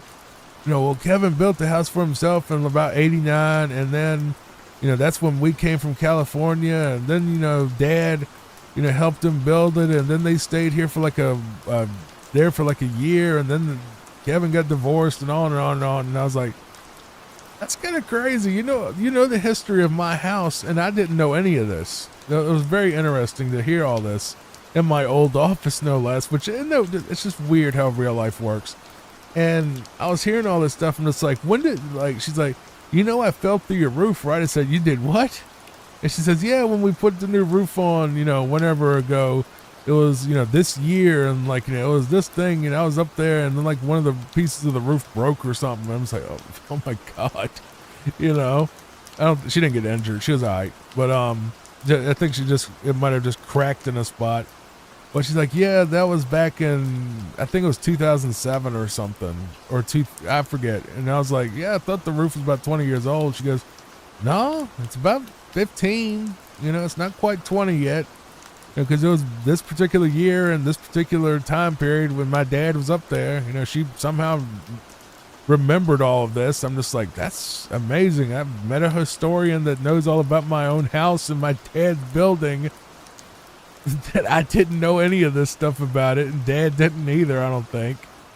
But she's like, yeah, when, you know, Kevin was there, he neglected the house. And I'm like, yeah, the house is neglected, and Dad, you know, it's still a good house. It's just Dad neglected it, unfortunately. I love my father. I'm not trashing him at all, but he did. You know, he was sick, and the thing was, in the last 10 years of Dad's life, he had a wife with cancer, and then he was having, you know, even when she was alive, he had liver failure issues that lasted for, you know, about 5 years. So his wife was sick, he got sick, and it just continually got worse. his finances were just torn up. So the house got neglected, basically. It's not his fault at all. So I was like, yeah, the house is neglected, and we did all this work on it and all this stuff, and it's fine, you know, but it's a good house. It was built good, because it was. And basically, you know, the house is built good. It's just needed a lot of, you know, small repairs. Like, we replaced all the light sockets because some of them burned out. We rewired one room because it was kind of wired wrong, and, you know, has some issues with like the light switches not doing right. And, you know, we've replaced the toilets. We've done a lot of, you know, repairing and replacing stuff, which you have to do on any house, especially one built in '89, right? Like, you know, it's been almost 40 years, so your house is going to have problems. No house is a permanent fixture that never has to have repairs or stuff replaced. It's just, that's how it is with the house. You know, you keep the house forever, but you have to fix and replace stuff all the time, you know, to keep it functional. As you probably know, if you rent, you know, you have to, you know, landlord has to do that for you instead of you. Anyway, yeah, that was just a wild experience, just going in my old office. And I was thinking, it was weird because I walked in and I'm just like, so they fixed that? They fixed it. Did they fix the AC? Yeah. Did they fix the toilet? Yeah. Did they fix the water pressure? Yeah. I'm just like, all these problems I had that I just dealt with that the landlord would not do anything about, like, they fixed it when I left, which just didn't make me very happy hearing that, but I'm happy it works for her. But they should have fixed it for us. We were there for 30 plus years, and the guy was just cheap and lazy. And that was just something, you know. That place was neglected like crazy and needed that renovation. But then she was like, you know, she recognized me like instantly, which was kind of wild because I hadn't seen her in 20 years. But I was like, show me what you've done in my office, you know, just joking, you know. I wasn't like invading or rude. I was like, show me what you did to my office. I was here for 4 years. What'd you do to it? And she's like, oh, well, here, I did this and this and this. And I'm like, it looks nice, you know. And I wasn't saying, oh, you need to get out, I'm starting my business. I didn't do any of that. It was just, you know, she's a friend of the family. I've known her for 30 years. She's always been great. And I was just like, you know, she's like, well, I turned your, you know, this back room into this. And what was basically my apartment sort of thing, where I had a recliner, a TV, toaster oven, a regular toaster, and a little mini fridge and all of that back there. It was really cozy, right? And I would play, even had a gaming computer back there that I built for the office. It's crazy. Just so I could record videos and do live streams. Like, I walked back there and they had repainted the entire room, and it looks nice. You know, even, I don't know, man. I kind of don't like it because it was originally like wood panel and it was really pretty, even though it was like very 80s and retro. And they painted it like this kind of white, just like the same white that you see on the platforms here. You know, that kind of bluish white. That's what they painted it as. And I was just like, that's fine. That's not something she did. And it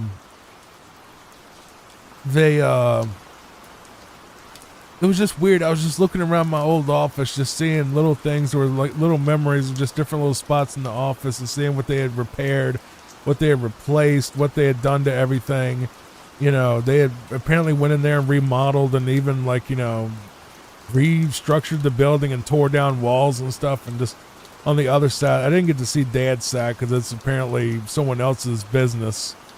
I should have just said screw it and went through the door anyway. The door didn't have a lock on it, but, you know, the person wasn't in there, so I wanted to see what they did to his place. And once they open up over on this other side, I'm going to go check it out and talk to the owner and see what they did to Dad's office.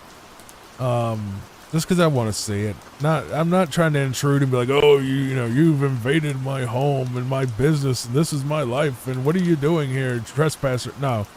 I accept that it's not mine anymore, but it's kind of like when you have a place that you've familiarized yourself with for 30 plus years, and then someone else takes over your store. It's just, you get curious. It's like, okay, what did they fix? What did they change? What does it look like now? You know, what are they selling in the place that I spent all these years and, you know, even decades even inside this one structure? Like, what has changed? And, you know, I've thought about that of different places as well. Like, I look at the old houses I lived in, and I kind of wonder what they're like now on the inside, if they have changed or if they're all the same as they were before. And, you know, even high school, man, it's like, you know, I don't know if they've even done the reunion or not yet. They'll probably do it next year.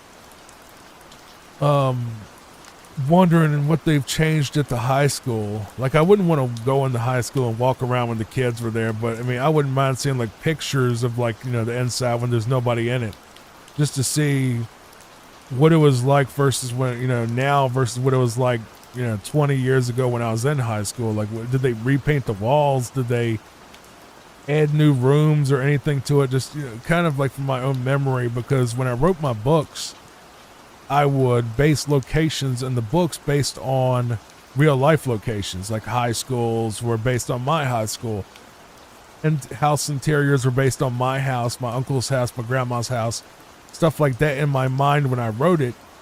And it's kind of, I just like seeing the updates of what happens to locations that were very important to me back in the day, basically. Is this the end of Kaizo 2, or where are we at? No, it keeps going. Okay, let me just back up a bit. There we go. I thought that was the end of this particular thing, and I just needed to have a timestamp for when we go to Kaizo 2. I do appreciate, once again, this is Dode, just playing this DODE. He's a speedrunner. He is on camera on the other one, and has his little thing. He is, show you right here if you can see it, DODE on YouTube. He has 17,000 subscribers. He is Dode Chet. I don't know how to say that. It's just DODE on Twitch. His Twitter is, it's like Dode Etchion or something. I don't know how to say that, but his Twitch is DODE. So it's twitch.tv/DODE to watch the original Runners stuff. So go subscribe or follow or whatever you do on Twitch. I think it's follow.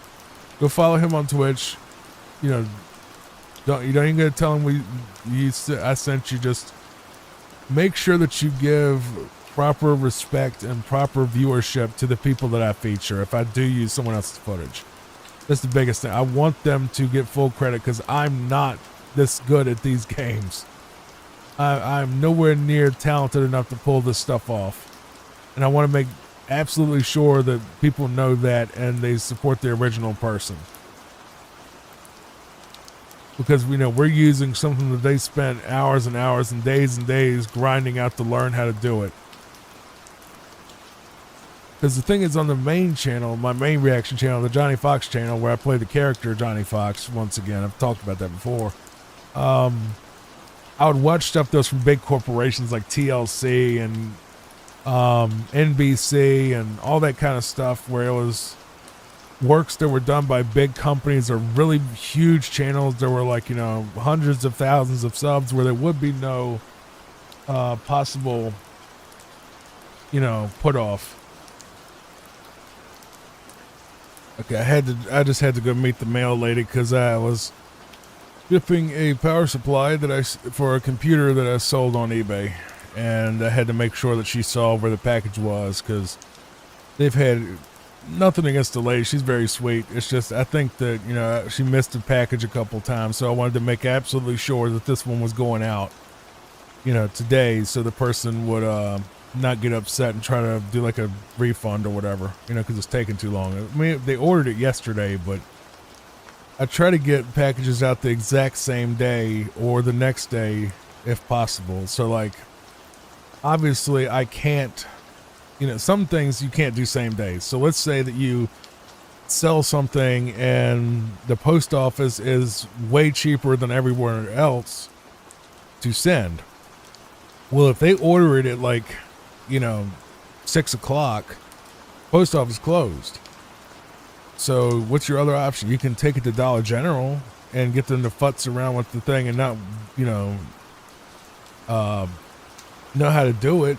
You have to sit there with that awkward sort of thing holding up a line because they can't figure out the FedEx scanner thing for some reason. They ain't trained on it, I guess. Or if they are, it's just like a cheap piece of crap that doesn't work. Or you can just put it outside and, give it to the mail lady, the next day. So that's what I did for that particular thing, because I didn't feel like going to FedEx for that.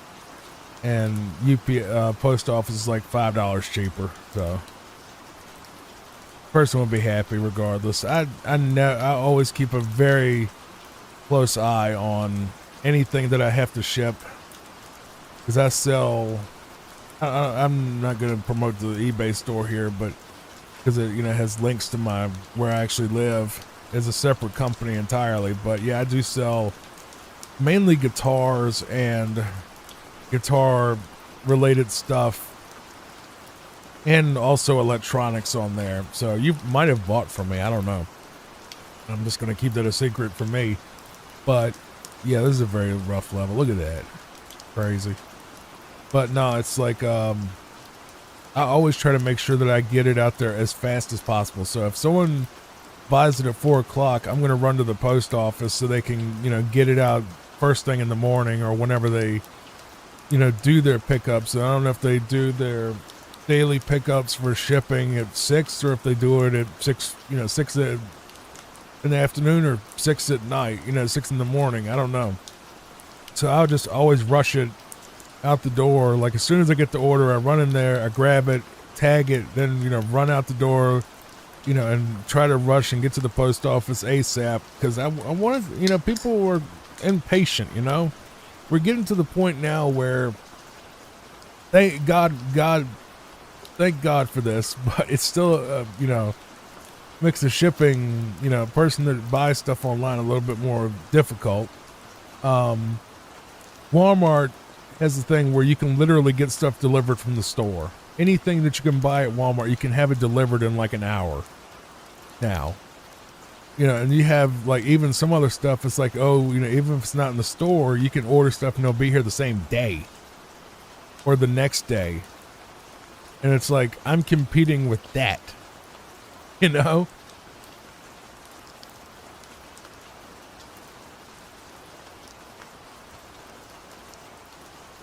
So I don't overnight anything, because it would be like sell a $40 item and I have to pay $40 shipping. I don't do that, but I also make sure to price slightly under market value, just so people will, and free shipping. I don't charge shipping. Just so we can have any type of sale, because, when you're fighting with Walmart and Amazon and they're going to bring you the thing tomorrow for so cheap, it makes it very difficult to sell other stuff. So that's why I focused on guitars, because you can't really buy a vintage Fender Stratocaster from like the 80s or 90s on Amazon or Walmart. So I'm basically selling like collectibles kind of thing, like mainly guitars. I get guitars for cheap off Marketplace, and local Marketplace people sell them. They'll sell them cheap because they want them gone fast for bills or whatever. And I just I go and I get the guitar and then I put it on eBay, and then it sells in 6 to 12 months, and in 6 to 12 months I double my money. But it's a very finicky market. It's not a easy sell. It's not a fast sell. It's not fast money of any kind. And sometimes you really have to price them barely above what you paid just for them to sell. So sometimes the profits aren't twice as much. Sometimes they're more like, I made an extra $50 on it or something. So it's definitely not get rich quick, but it gives me something to actually look forward to every day. I look forward to being able to send off a package and make people happy, kind of thing, That's what that. Oh my God, look at this, dude. Yeah, there's no way I would have pulled that off ever. kind of crazy that people actually can pull this stuff off.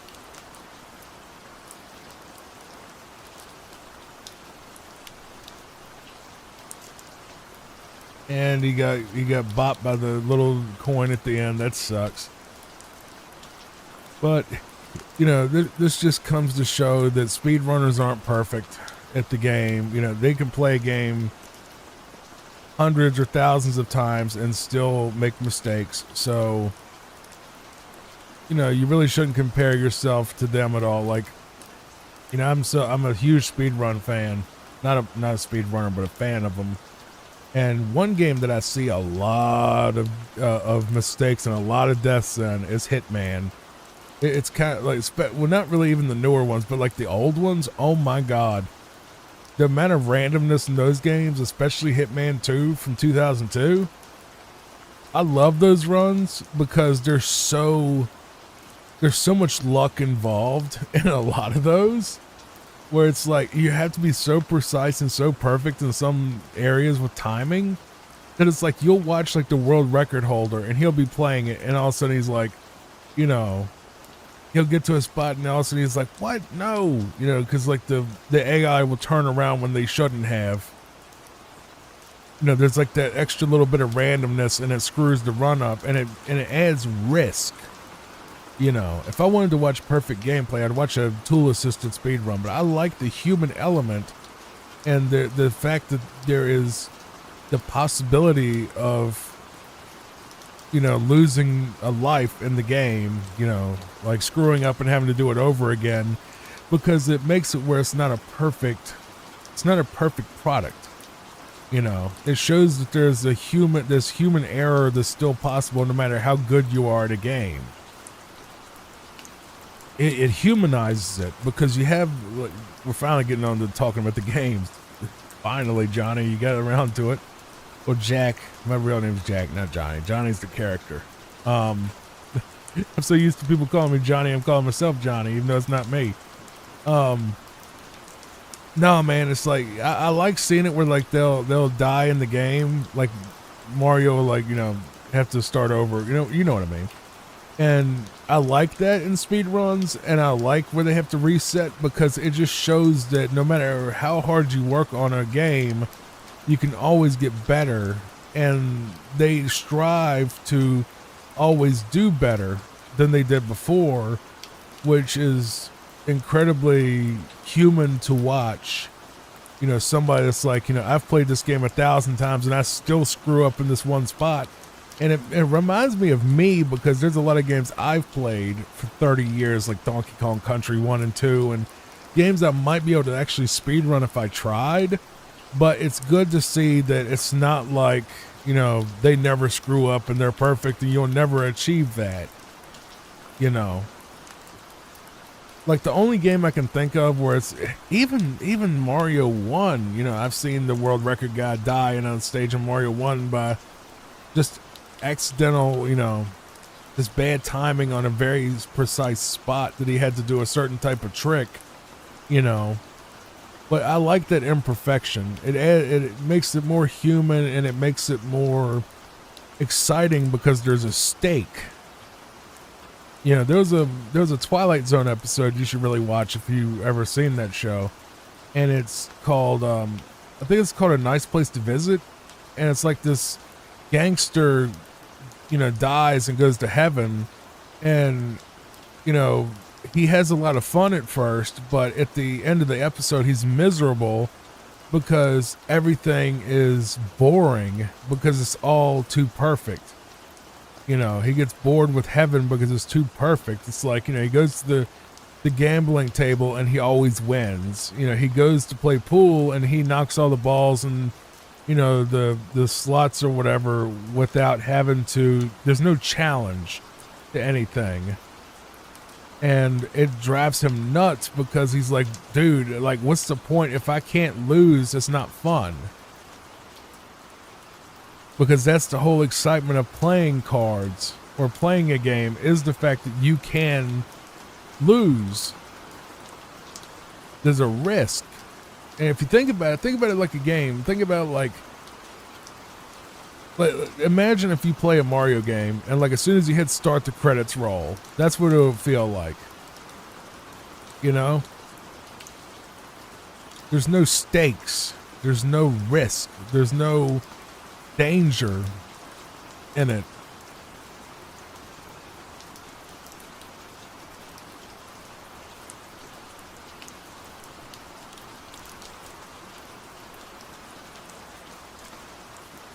Speaking of Mike, that was him texting me right there.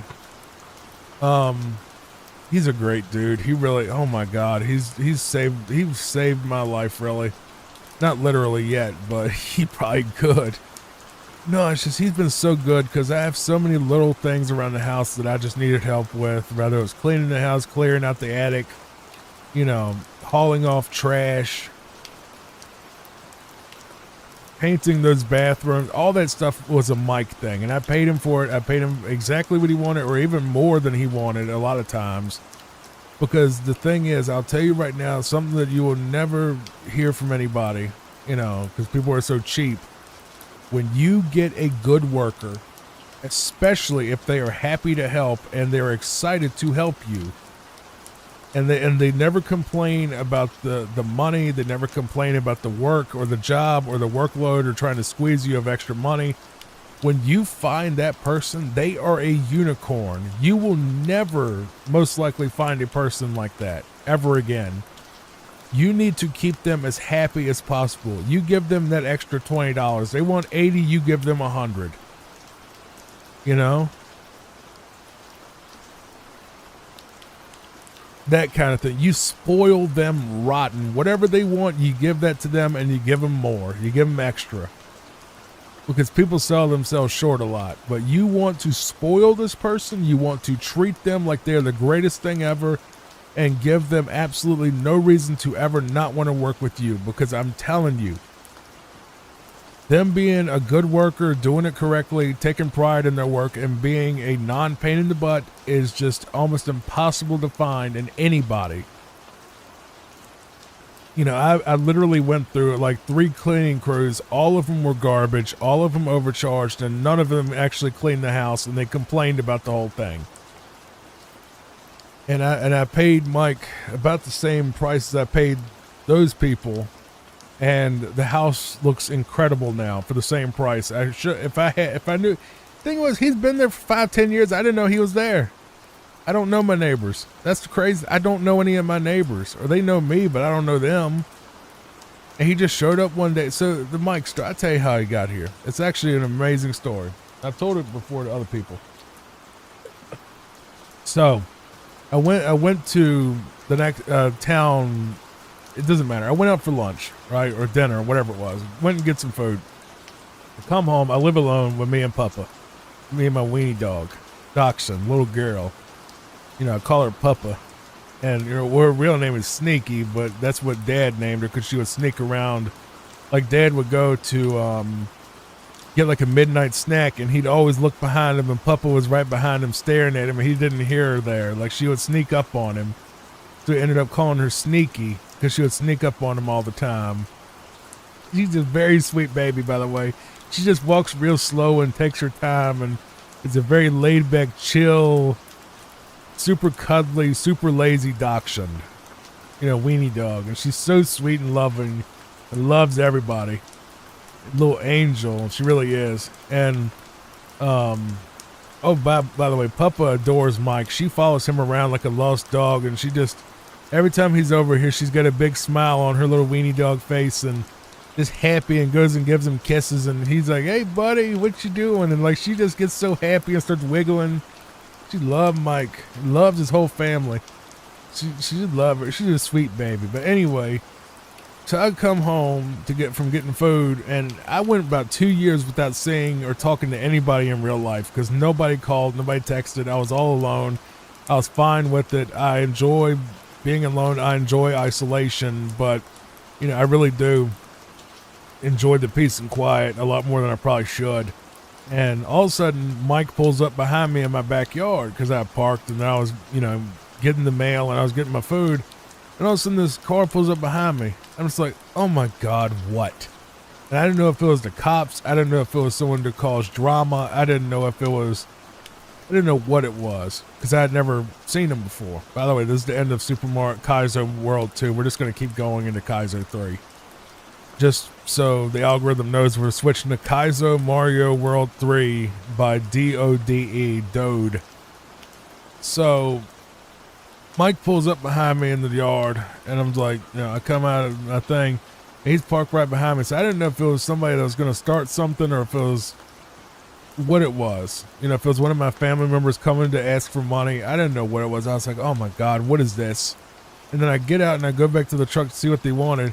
He's like, hey man, I met your daddy once, and I saw you had these 2 cars. You want me to help you get rid of them? Take them to the scrapyard or whatever. And I'm like, I don't know, man. Like, I didn't know who he was, and I was like, but I do need to get rid of them, but I don't know, like, where the titles are of the estate. I don't know any of that. I have no idea. And he's like, all right, man. I could also pressure wash and cut grass and I do all sorts of stuff because he was looking for work. I was like, all right, man. I'll just give me your card and I'll call you. Well, I didn't think I was going to call him. I thought I already had a guy that cut grass. I already had a guy that was going to clean up the junk, and I already had all that set up. It was just a matter of when they showed up, and they just never did. Still haven't. And I text my stepbrother, and I'm like, hey man, we got these cars in the estate. We need to get rid of them because they're both broken down and not working. And he was paying taxes on them so it was wasting money out of the estate accounts, and it was more BS he had to deal with. I didn't even know that was happening. But it's like, hey man, we got these cars out here. Neither one of them work. We need to get rid of them. The town's already complaining, saying it's an eyesore, and they're gonna come tow them away and charge us a bunch of money to, dispose of the cars. And he goes, all right. I told him, I was like, well, this guy came and he said he'll get rid of them. We just pay him to haul them off to the recycling place. Like, oh yeah, that's fine. Just to make sure you get a receipt for it. All right. And I text Mike. I'm like, hey man, you can take them cars off. Get a receipt for it, and be all right. And he goes, all right, man, I got you. And then I think the next day he took one car, and then the day after he took the second car. But we worked out a deal where for the cars, he could basically keep the money from the cars, and we could use the money that he got for the scrap cars as credit towards other work. Because I didn't want to pay a ton of money out of pocket because he had, the house was gross, so it needed to be pressure washed. The grass, I needed to get someone else anyway because I just put fiber internet in, from the company that I'm going through, and I got fiber internet installed, so they had to dig a trench in the front yard, and I had to tell my grass guy to put our grass on hold so he wouldn't, accidentally disturb that soil and, accidentally cut the internet line, because they already had a ton of problems even installing the internet line in the ground. Like, it kept, the cable kept breaking. So it's delicate for sure. And I was like, all right, man, how much do you want for the grass? And he said, what do you want to pay me for it? And I said, well, I'm paying this other guy like $45 every time he comes every week. And I said, but a week is too frequent. The grass is barely grown at all in a week. It's like, I'm just basically cutting the grass 4 times a month for no reason, because the grass isn't even getting high enough to cut, but the guy, he demanded it has to be weekly if you work with him. And, or he would charge you more if you only wanted to do it once a month because strain on his mower or some nonsense. It's probably BS. He just wanted to charge more. But I was like, you know what, Mike? If you do it once a month, I'll give you what I gave him. All right, that sounds good, man. I'll do that. All right. Okay. Now I got a grass cutter. All right, cool. I got a different grass guy. That saves me, a lot. $120 a month on grass alone right there, because he'll do it once a month with a 0 turn. And then I was like, well, yeah, I do need to get the house pressure washed too at some point. It's really gross and grimy and all that. You go, okay, I'll take care of that. All right.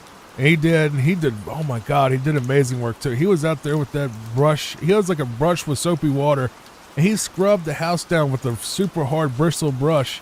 and got the house to look spectacular. It was amazing how nice it looked.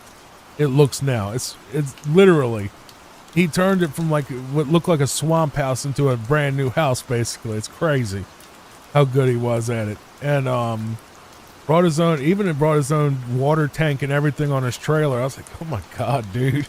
You know? And so I got under pressure. So the original thing was, okay, you take the cars, you keep the money for the scrap cars, you take that money, and I'm assuming it's going to be $700. Okay, so you wanted half of the car money as labor. That's fine, because we only got $280 per car, because scrap metal prices suck. That's how bad they are now. But I was like, I said, this is what I'm going to do. We're going to say $700 in credit, and that'll pay for the $350 to take the cars off. Because I was assuming, all right, let me do the math really quick for you. Really quick. I assumed both cars would get $350 each, and I was being conservative. I thought they were worth about $500 scrap, but I said, let's just say that they screw us and they give us $380 or $350 per car. That's $700 per car. I mean, total. For both cars. I said, you want me to pay you $350 to pressure wash the house, and you want $350 to take the cars away, the two junk cars, right? You take the cars, you keep the money, and you just basically work off the $350, remainder. And I told him, I said, if they screw you and don't give you the $700 that I'm estimating based on what Gemini and ChatGPT said, I will pay you the difference in cash. So they came out to like $580 or something. So I gave them $120 out of my own wallet just to make it even with the $700. That way, basically I got rid of the cars for free, and then I paid him $120 to pressure wash the house at the end of the day out of my pocket. So that's how we worked it out. And then he's like, yeah, I do all this other stuff. Like, you know what, Mike, I got all this junk in this house. I need to get rid of this too. I said, you got a trailer, don't you? Yeah, I got a trailer. I help you. Ain't no problem. Okay. Well, I showed him the junk in the house, and that's when Papa first saw him, and she sniffed him half to death. Just followed him around, sniff, sniff, sniff like crazy. Cause she had never seen him before. And now that's her best little buddy. She loved Mike. She follows him around everywhere now. She's in love with that man. She really is. And it's just an awesome dude. I talk to him every day. And so we got, all of a sudden he's like, yeah, man, I'll take care of that. Ain't no problem. All right. So then he brings his buddy. They get rid of all the junk in the house to clean out the attic. His family comes and they clean the whole house top to bottom, took out all the trash. It was literally 5 trailer loads of trash. It was ridiculous how much garbage was in this house. In the attic and all the other, it was a hoard almost. Not quite a hoard. It was like a level 1 hoard. You can still see the floor, but it was just crap and clutter everywhere. They took care of all that. So it's been an amazing, God, he hit the jackpot, and so did I when he pulled in the front yard. Holy crap, dude. Because I was looking for somebody to do all this work. And I was estimating for junk hauling alone being like $3,000 because it's like $750 per load from what I've seen. Crazy. Mike charged me $500 per load, but I gave him extra money anyway. But that's what he wanted, was $500 per load. And this is to physically pick up heavy furniture, put it on his trailer, and take it to the landfill himself with his gas. I didn't have to lift a finger for any of this. That's why, I was like, dude, I'm paying you more than $500. Ain't no way that we're going to, no. Because haul off service, when they do all the labor, is usually around $750. Goes, well, give me 6. Give me 6. I gave him $650, I think. So it was right near there.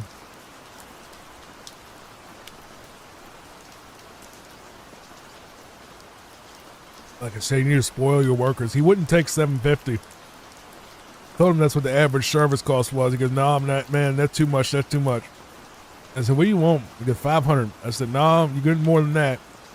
Said, we ain't doing that. Because that's just way too below market value, especially all the work you just did. You got to make sure that you spoil people like him. Because if Mike wasn't around, none of this would have got done. Like at all. and the state's actually paying me back. So really, it was all free when you think about it.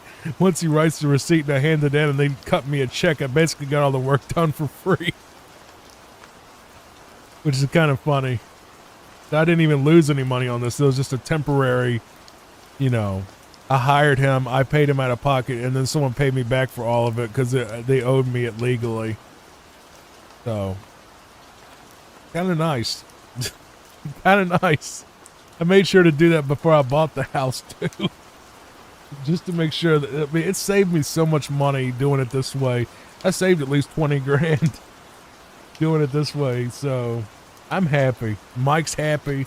The state executor is happy. Everybody happy. This is what real life is like, though. This is what real life Jack is like. I'm not Johnny Fox, and people, they wish I was so bad because then they could hate me and think, you know, oh, he's really like that. He's really a you know, awful person that says, you know, all these bad, you know, these jokes that are offensive and all that. Not anything racist or anything, but like, you know, I would call women like hoes and stuff. Like if a woman was cheating on her man in the video, I'd call her a hoe.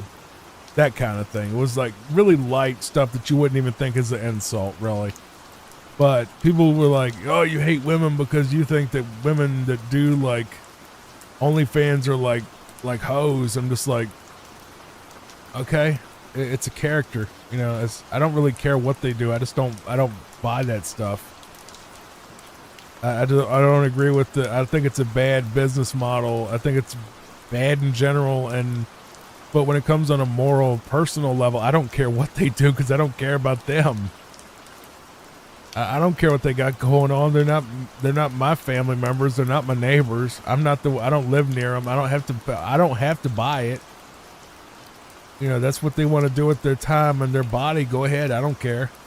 But like the character would be like, oh, she's a hoe, you know. And people would just really believe that was who I was. I'm like, no, dude, imagine being like that in real life. I can see why people would hate you if you were a loudmouth redneck that called people hoes and, you know, all this other stuff and like was a white version of Patrice O'Neal. I mean, I get it. You know, even Patrice wasn't like that in real life, I'm sure. But it's just some mentally ill people, man. Like some mentally ill people really believe that, you know, the Joker is real. Like I met people, I'm not joking. I met people recently that really believe that Has Been Hotel is a real thing. It's like a cartoon that's like really offensive and edgy, and it's like a bunch of F-bombs and sex jokes, and it's really stupid. It's really annoying. It's really loud. It's really flashy, and it's a bunch of just edgy comedy stuff. And like they're like, oh yeah, that's real. We need to start our own Has Been Hotel on Discord and like rehab people's images and stuff. And it's like, I was like, you're gonna do what? You understand that number one, cartoons ain't real. Number two, Has Been Hotel takes place in the front. I can't say the word on YouTube. The place is not heaven. The opposite of heaven. We'll just say that. Heck. Has Been Hotel takes place in heck. Or opposite of heaven, whatever you want to call it. You understand that the people in heck are they're awful people. So even if you rehab them, they're still in heck. They're not going to heaven after this. They're just going to be, I guess, more mentally sane, but still stuck there. And you think this is real. Or it's like the same type of thing. It's not even internet people. I swear to God, I've seen it. It's almost like every person from New York or New Jersey that I meet believes they were part of the Sopranos. Every time. Like they'll sit there and they'll LARP as if they were on the Sopranos. Like they were, you know, they were actually in the mafia and now they moved to Virginia because they're in the witness protection. They try to act like that, like they're from the Sopranos or whatever. Or like, you know, their life has like, they try to LARP as if they were like Tony Soprano. I swear to God. Like they believe that the Sopranos was a real thing. I mean, it was based on reality, I'm sure, but like you weren't, nobody that you know is probably a mafia member. And if they were, they wouldn't be bragging about it, you know? Because you know that if you bragged about or talked about being in the mafia, you'd probably get killed. You know? For talking about it. But like these people will go out here like, oh yeah, I was in the mob, you know, I was mobbed up, I know all this stuff with, you know, I knew this particular gang, I knew Sammy the Bull and I knew whoever, you know, or Michael Franchise or whatever. And I'm just like, no, you didn't. It's the same type of people that'll walk into a music store and they'll be like, oh yeah, man, back in the day, I met like Van Halen, right? You know, backstage. And then I got on his tour bus and then we like drove around and like we partied all night with them. And I'm just like, no, you didn't. That's not, no, you didn't. If you were a groupie, like a hot girl, maybe, but no, they're not going to just take some random dude from the freaking concert and just take you out drinking and partying with you. They don't, that's not a thing. I don't think. I wouldn't think. That would be kind of weird. Like most artists don't even want to meet the fans after the show. They just want to, you know, get off stage, take a shower, and go to the next place. They're, you know, you're not, I mean, unless you pay for a, that's the whole point. You pay for a meet and greet. You pay like $400 just to take a picture with them. But people are acting like, oh yeah, I knew Eddie Van Halen before he got famous. I'm like, I'm sure you did. Guy from Virginia. I'm sure you knew Eddie Van Halen before he got famous and taught him everything he knew.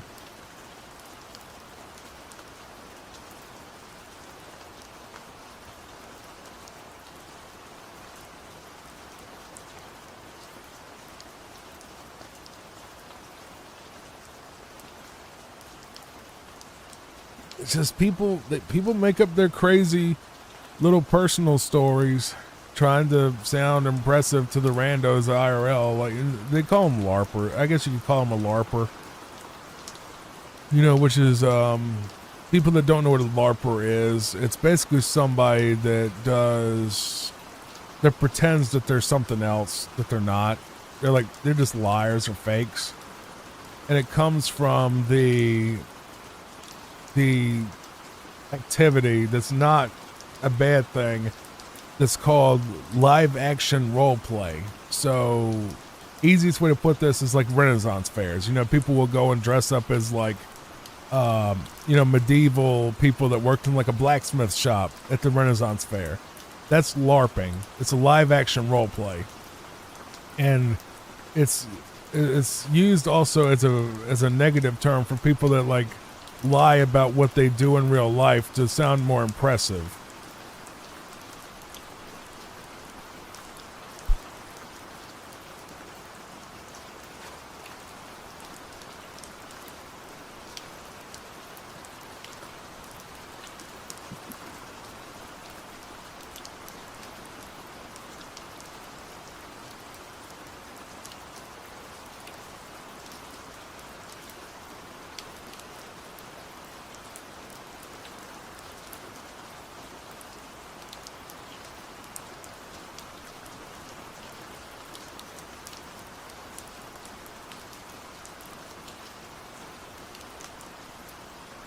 So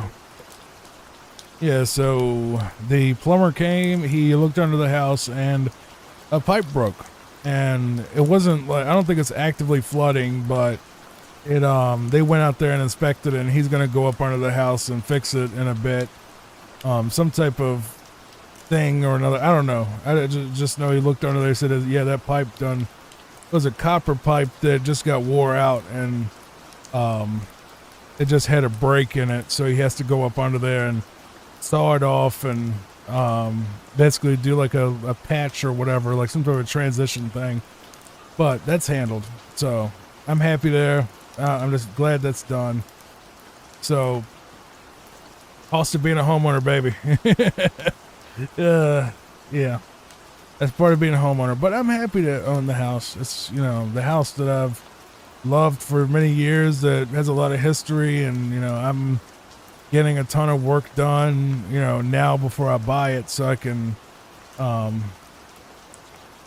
use the system to help me be able to pay for this stuff without it, you know, bankrupting me to fix everything, basically. So that helps.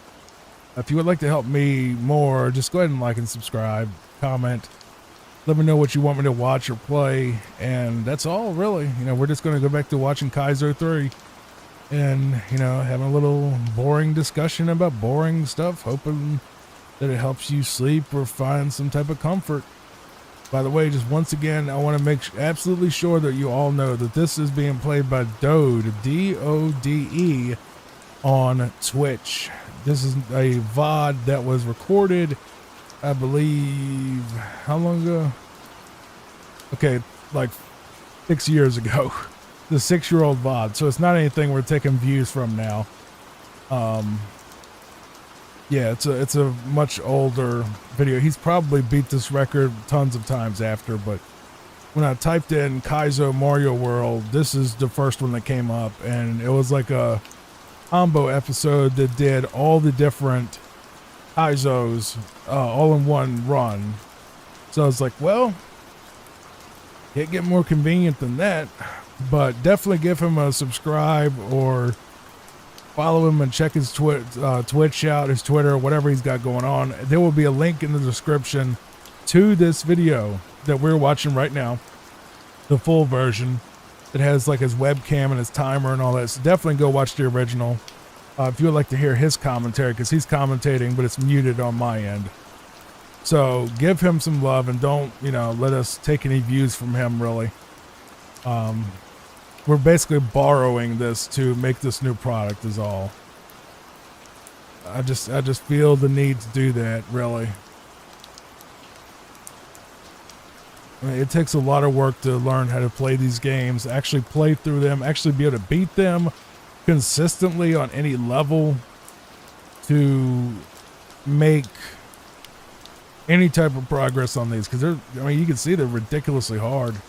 There's another one called Casio Mario, which I don't think we're going to feature in this video because it's, you know, we already got, you know, quite a few hours of the stuff going on.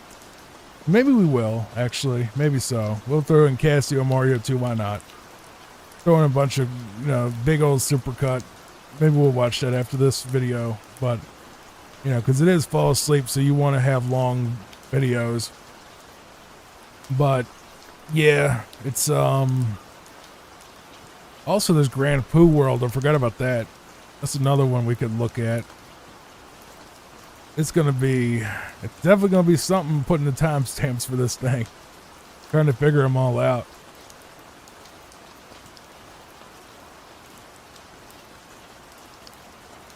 But I am recording this in chunks. I'm not doing it all at once. I'm not sitting here for a full 8 hours or whatever it's gonna be recording, because my voice would just not be able to handle it, and it's already kind of raspy now, so I may take a break in a bit just to preserve that. But I do appreciate everybody that watches my videos. I do, and I really do hope they help as much as possible. I like this concept. The idea is like you have to basically keep a vine going all the way to the top. It's like a tree or a ladder. I like that. That was also pretty cheap right there. You come out of the pipe and it immediately makes you fall down. So you have to hold right or you die. That's pretty good. I remember one thing back with ROM hacks back in the day. They used to have like ROM hacks where like you would beat the level, and then if you didn't hit the P switch, you would die like after the goal, because it'd be like you hit the goal and then it would do a little thing that Mario does where he keeps walking forward like in the original, and then it would be like a pit there, and then you would fall down and die and you would have to play the level again. I just remember that and I was like, dude, that is so trolly. Holy crap. That is so messed up.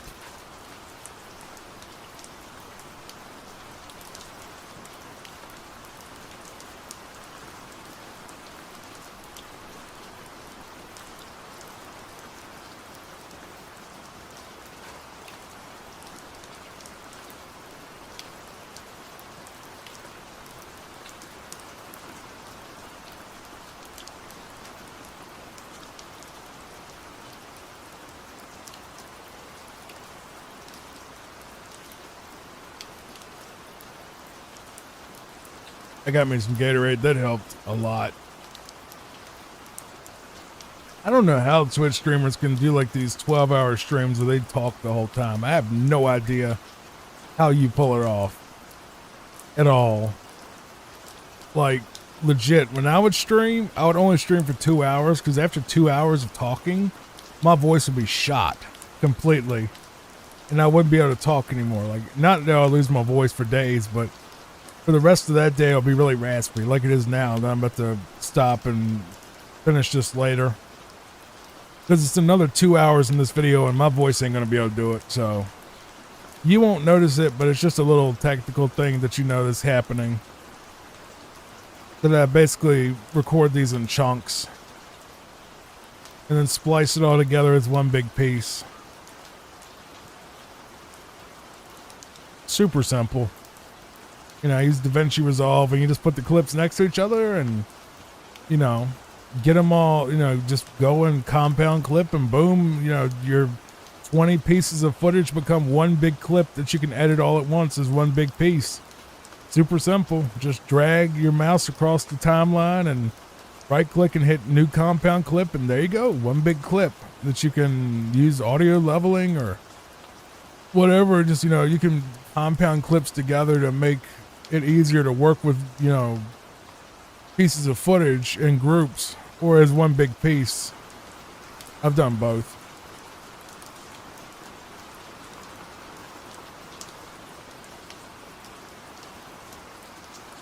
All right, so basically what happened was plumber showed up, he went under the house. Turned out it wasn't the washer, it was a copper pipe had just given up, I guess, in this heat and had like sprung a leak real bad.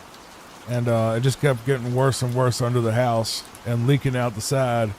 And he said the foundation, everything under there is fine. And he said he put some holes in the plastic under there, the underlayment, whatever you call it, the water barrier, and cut some holes in it to get rid of the standing water. And he went and had to cut the pipe out and then put another, some type of thing in there to basically replace it, you know, to fix it. And then he turned the sprinklers back on. They're running about twice as good. I'm just like, oh my God. All right. I called the town and I was like, hey man, you know, I live at this house and we had a pipe break, you know, even though it's summer. He's like, okay, that's fine. We'll just adjust it on your sewer bill. It'll be fine. You know, I'll just put a note in here for it. I was like, well, that was a 30-second call that might have saved me $100. Okay. It cost $231 for labor, which is perfectly fine. He went under a house, for God's sake, in summer. That was a flooded basement, so that was nowhere. That's probably not even enough, but that's what he charged. And then it was $81 for the supplies to get the new stuff in there, and I just sent it to the estate guy. I was like, hey, you know, I'll pay for it so he can go home happy. And then, you know, it made me where I could meet a new guy that actually knows what he's doing. And I have Mike, obviously, but I also have a few other people that do work for me in real life and for like housework and stuff. And I love Will. He's the you know, he's getting that roof and that fascia board gutter job because that's really something that I can't trust anybody else with. It has to be Will to do that for something that expensive. But I told the guy, I'm like, look, man, since you're a carpenter and you're an electrician, I'll call you when something happens. And I will, because he fixed that thing and he came out today at like 11 in the morning and, you know, drove 40 miles one way, fixed it in about 30 minutes, and now it's out there working perfectly. So that's about as good as you can get, really. But yeah, he's going to be the local, you know, equivalent. If Will can't do it, call that guy kind of thing. So I got his number in my phone, and I still talk to Mike every day. That might have been Mike that just texted me too a second ago about something. But no, that was Will.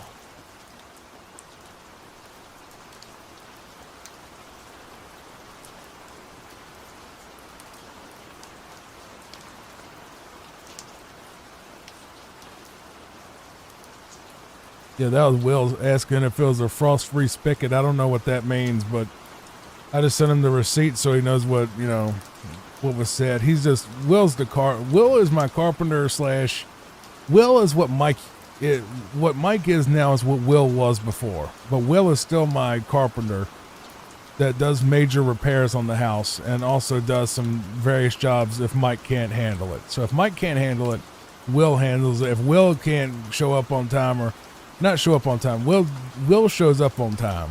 It's just Will is one of those people that he's so good at his job that he stays busy and he's never home. Like it's like getting like an incredible worker that is so booked up that you can never get a hold of him.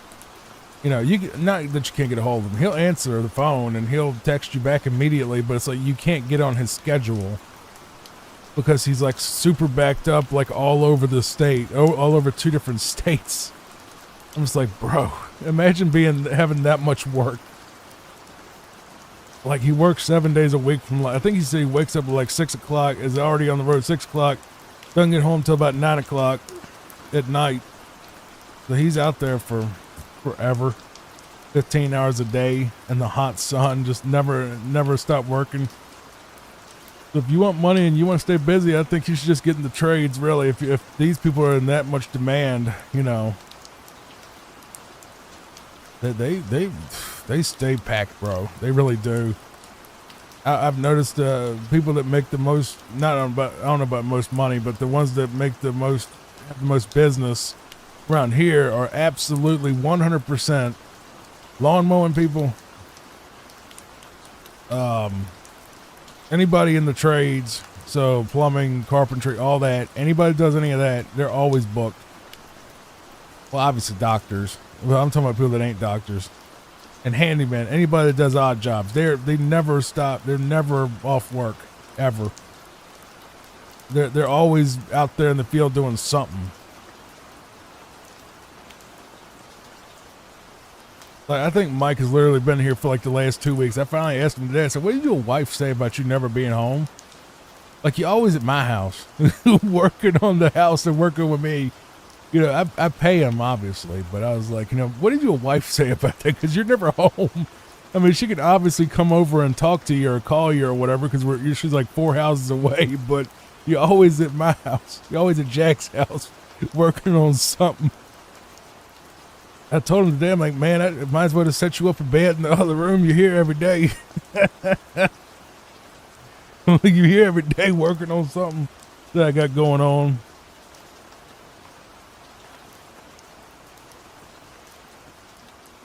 That's just how it is, man. Mike's good people, though. He really is. Mike, his buddy the plumbing guy was great, too.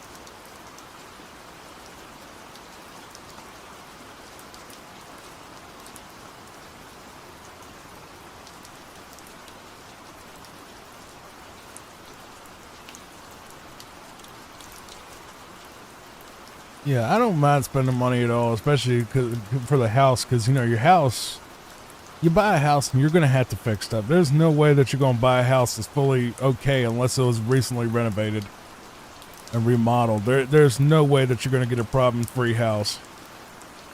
That's just normal, having to fix small things like that, or even big things. That's just, it's a house, man. They wear out just like a car, just like your body, just like anything. It's wood and plaster. It's going to wear out. You can't even get mad about it, can't get upset about it. Just be happy that you got somebody to do it right and you ain't got to do it again. But it's just part of it, man. That's the thing about renting. Like, renting is fine. If you're going to be in a place less than, I would say, less than 10 years, you probably should. 5 or 10 years, maybe 5 years. If you're going to be there less than 5 years, I'd say rent. You know, if you're planning on moving anyway at some point, I would just rent. But if it's something that is your family home and you're going to live there forever, I would say buy it. Just own it, so you don't owe nobody nothing. And then if you eventually do move, you get a nice fat check that you can use to buy a different house. Maybe even, you know, keep some profit if you keep your house nice and then you move, you know. That's the benefit of owning your house, is total control and the money that you can get if you ever have to sell it. And people say rent's a waste or like a scam or whatever. And people, oh, landlords are scamming. No, they're not. They own the house. They had to pay for it. They got to pay the taxes on it every year. They got to do the repairs on it. They got to do all their stuff. And they can't just charge you their mortgage payment if they have one on it still, because what are they going to do about when your pipe burst and they need to pay, you know, $300-400 to fix it, you know?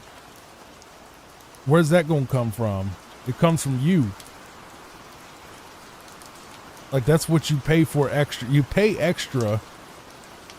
Say your mortgage is $300 and then like your rent's $600. That $300 is going towards future repairs, you know, property taxes and all the stuff that you're not paying since you don't own the house.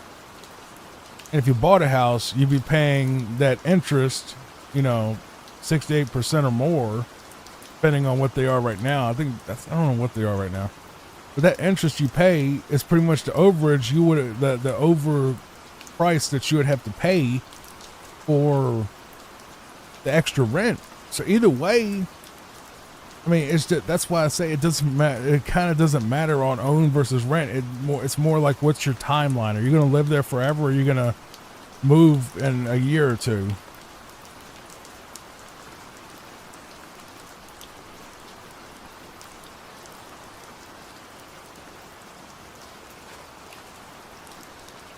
Like houses, you know, split up. But when it comes to a car, renting a car, if you do that more than you know, then like, I've seen people literally rent a car, like, because they ain't got no credit. They'll rent a car because they're stupid with money. And they're like, well, I ain't got enough money for a car. Yeah, you got enough money, $80 a day to rent that car, but you ain't got enough to pay $400 a month for you know what I mean? Or you can't find an Uber. It's just, stupid things add up super quick. I don't know what this guy's doing. Is this? I'm still watching the video. Don't worry.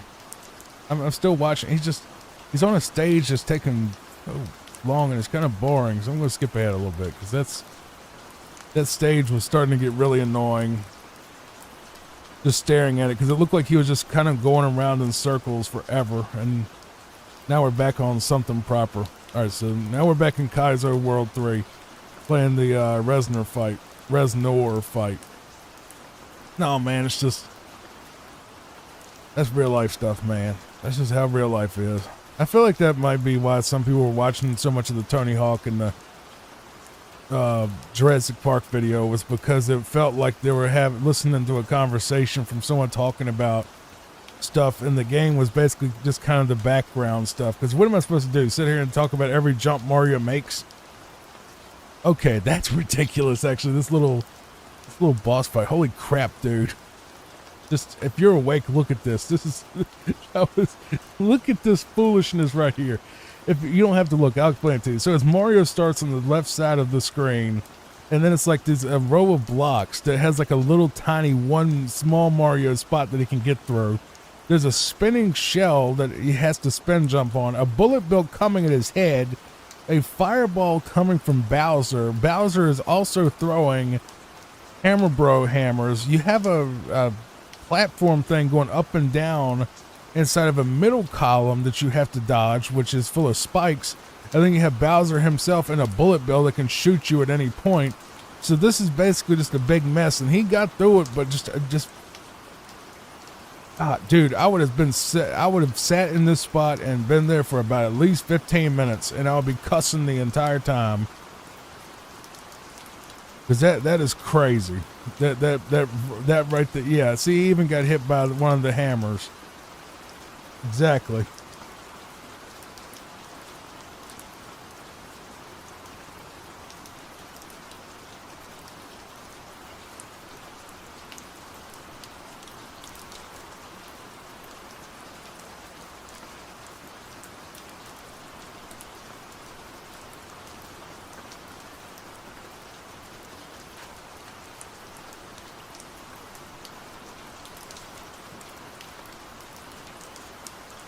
it's been, I've had a lot of IRL going on lately. And I went like 2 years without seeing anybody, with having zero help with house stuff, just kind of being in stagnation. And now it's like I'm constantly having people coming, going, projects going on constantly, different things being set up, and having all these people texting and calling all day. It's not stressful at all. It's just different.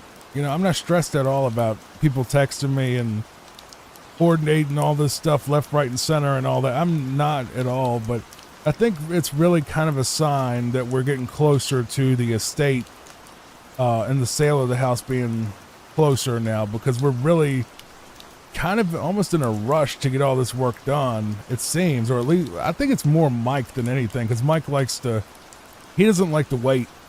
He's not a waiter at all. He's somebody that, you know, you tell him you need something done, he's going to do it today. You know, or he's going to do it yesterday, basically. Which God bless him. Like, he's going to, apparently they found like a black snake under the house. I'm like, I don't want a snake coming in my house. Mike, what do I do? He's like, just get some snake dust and, you know, we put it under there. I said, all right, that's a you job, because I ain't going under the house. Just you do it. I'll buy the stuff. You go under there, you throw it under there, and then I'll just pay you for whatever you want to do that. And that's kind of how like most of the Mike job happen is, all right, I got to do this thing. Well, I don't want to do that. Mike, can you do that? Yeah. All right, I'll pay you. Pretty much how our arrangement is I need something done. I don't feel like doing it, or don't know how to do it, or don't want to do it. I just say, all right, I'll pay you to do it. Like, and he's happy because, like, you know, I said in the previous video, he's on disability for an accident that happened years ago. And he's just happy to have work. And, you know, his wife is, you know, works, but it's not, they're just, you know, they're what they would call around here on a fixed income. And getting these odd jobs from me have been, like, apparently life-changing for them, because they needed the money to pay off a ton of stuff. I was like, dude, as long as you show up and you do the job, I'm happy, man. I am more than happy to pay somebody if they will come in this house, do the job for me that I need them to do, and do it right and not complain the whole time. You know, because I got a ton of projects I got going. I'm always working on the house, or fixing the house, upgrading stuff, you know, installing stuff to protect the house. Stuff breaking needs to be fixed. It's always something, as we say around here. There's always something going on. And yeah, I've spent a bunch of money, but I can't take it with me. And it's for a good cause. I'm not wasting it on, you know, buying a fancy car that I can't afford and all that. I'm basically investing my money into a property that I'm going to own for the rest of my life to be functional and safe to live in. So that's a huge, you know, that's a much bigger justification than, oh, I just wanted to have a Cadillac. You know what I mean? Did he just phase through the floor? Hold on, how did he do that? Okay, so he got Yoshi under a little... let's back up a little bit. I want to take a look at this. That's interesting. So he gets Yoshi under, right up against the wall where it has like a small Mario slot. And then he goes with Yoshi sitting there, and I don't know if it's, maybe it's on a certain frame or certain spot, pixel spot. Does he talk about it? Let me see if he just explains it.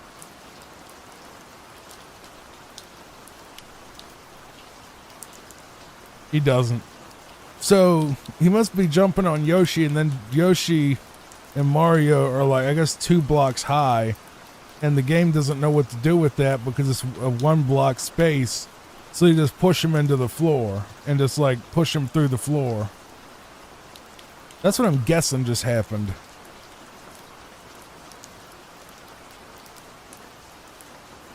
I might get into the trades, man. You know, I love doing this show. I really do. Ain't no money in it. Not yet. And I wouldn't mind going out there working on people's stuff. You know, just to have a job again, a proper job. That I wouldn't mind at all. It'd be kind of fun.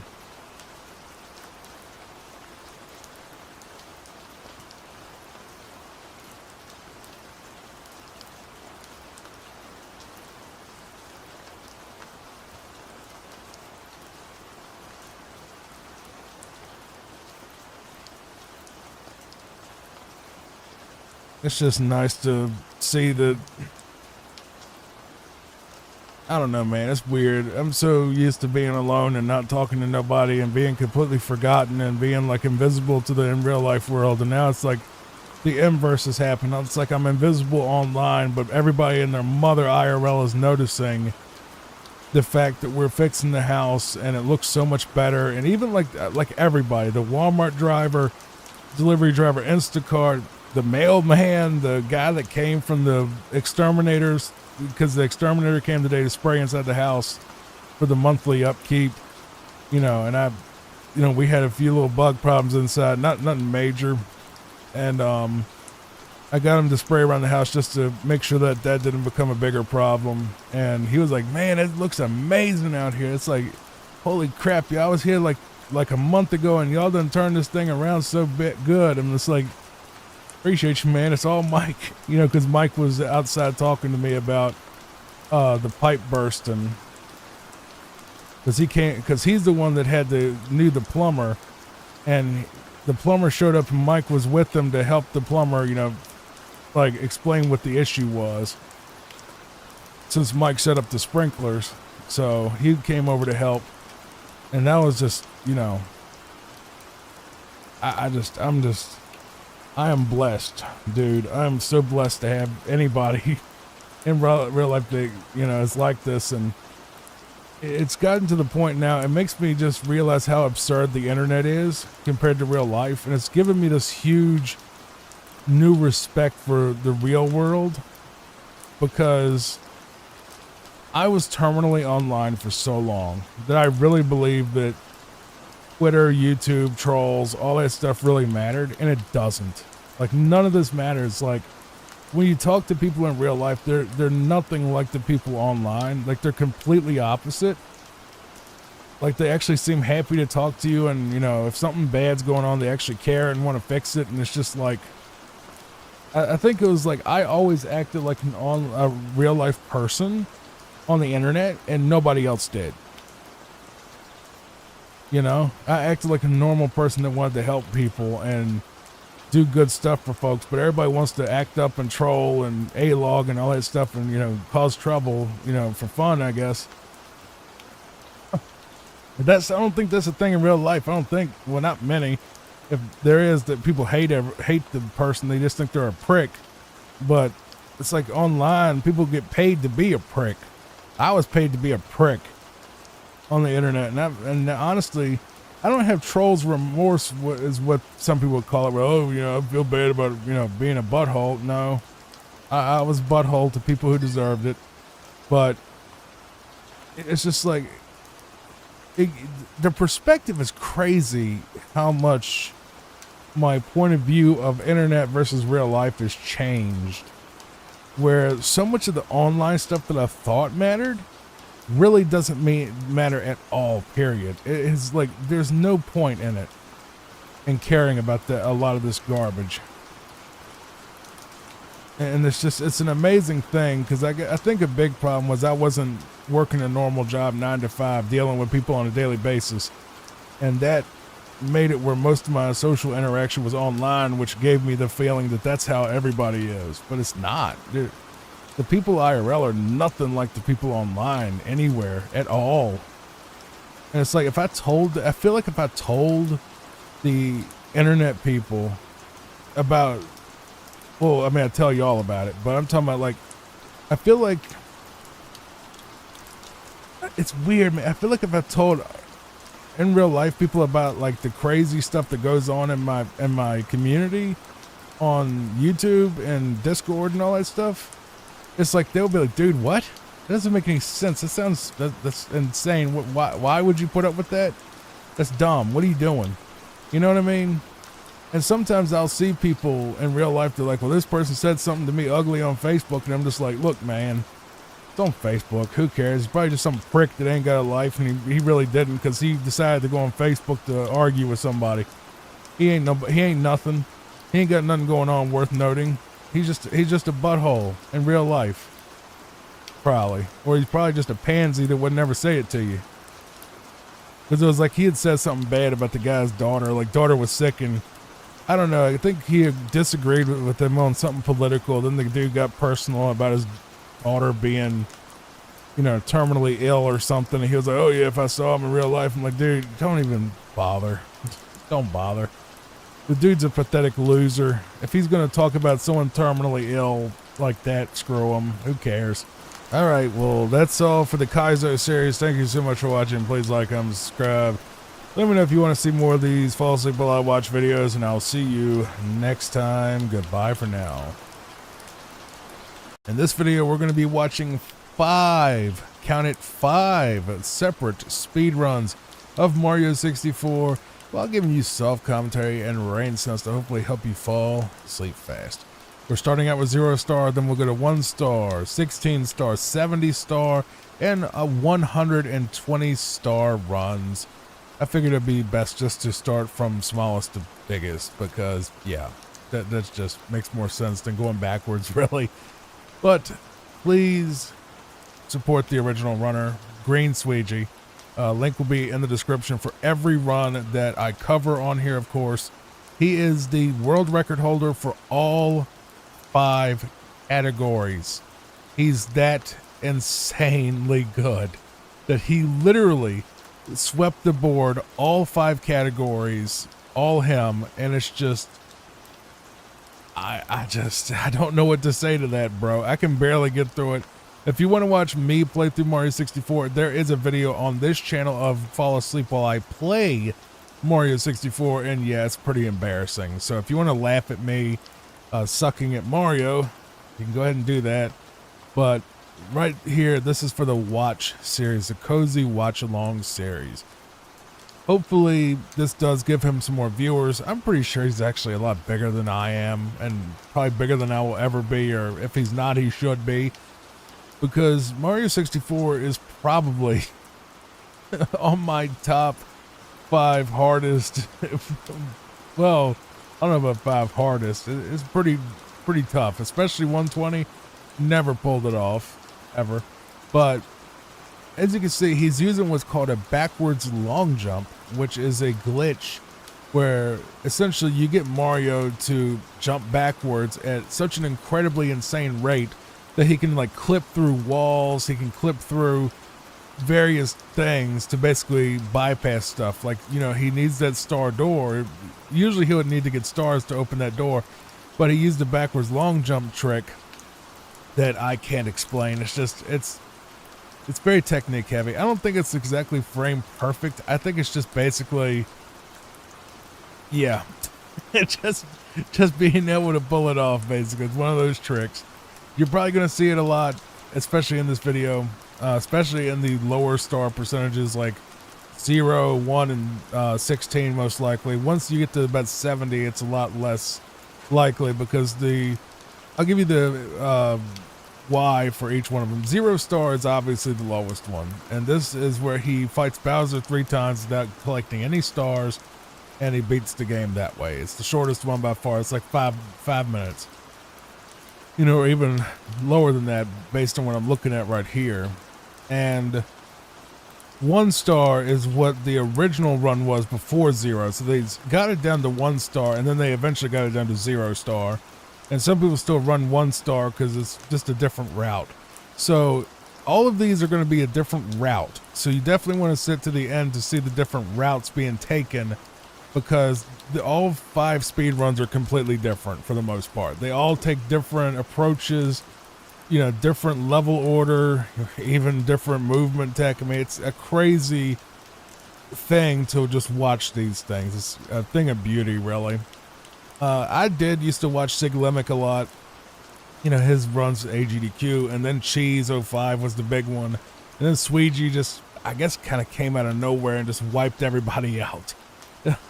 The others are incredible, and I love their streams, but I already knew about Green Sweegie. It's just, I didn't know that he had completely wiped out the entire scene and got all 5 category world records. It's just, dude.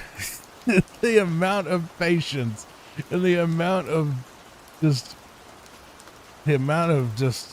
yeah.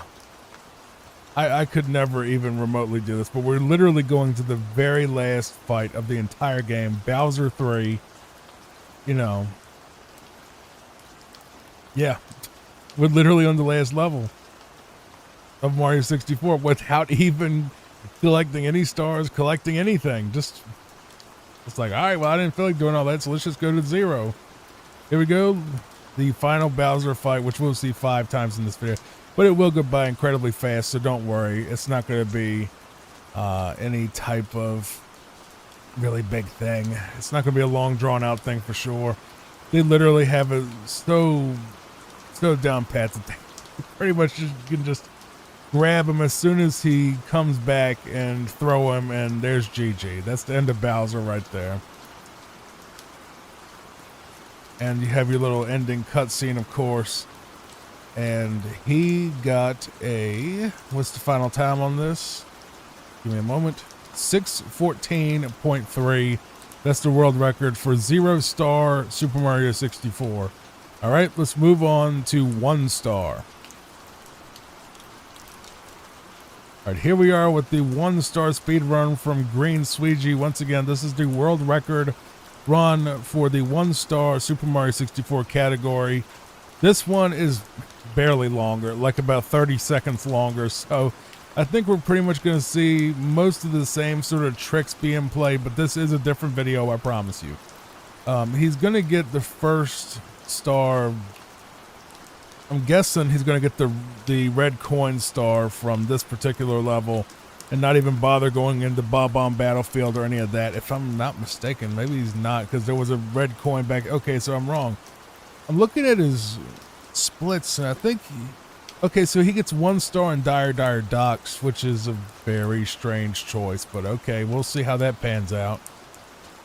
Yeah, but hopefully these are relaxing for you. I know it's a little weird saying relaxing and speedrun, but the thing is, I've tried to, while I play videos, and they do okay. You know, some of them do okay, especially the ones that were posted, you know, a year or so ago, you know, before we switched back to a different channel, then switch back to this. But this channel is starting to warm up again, slowly.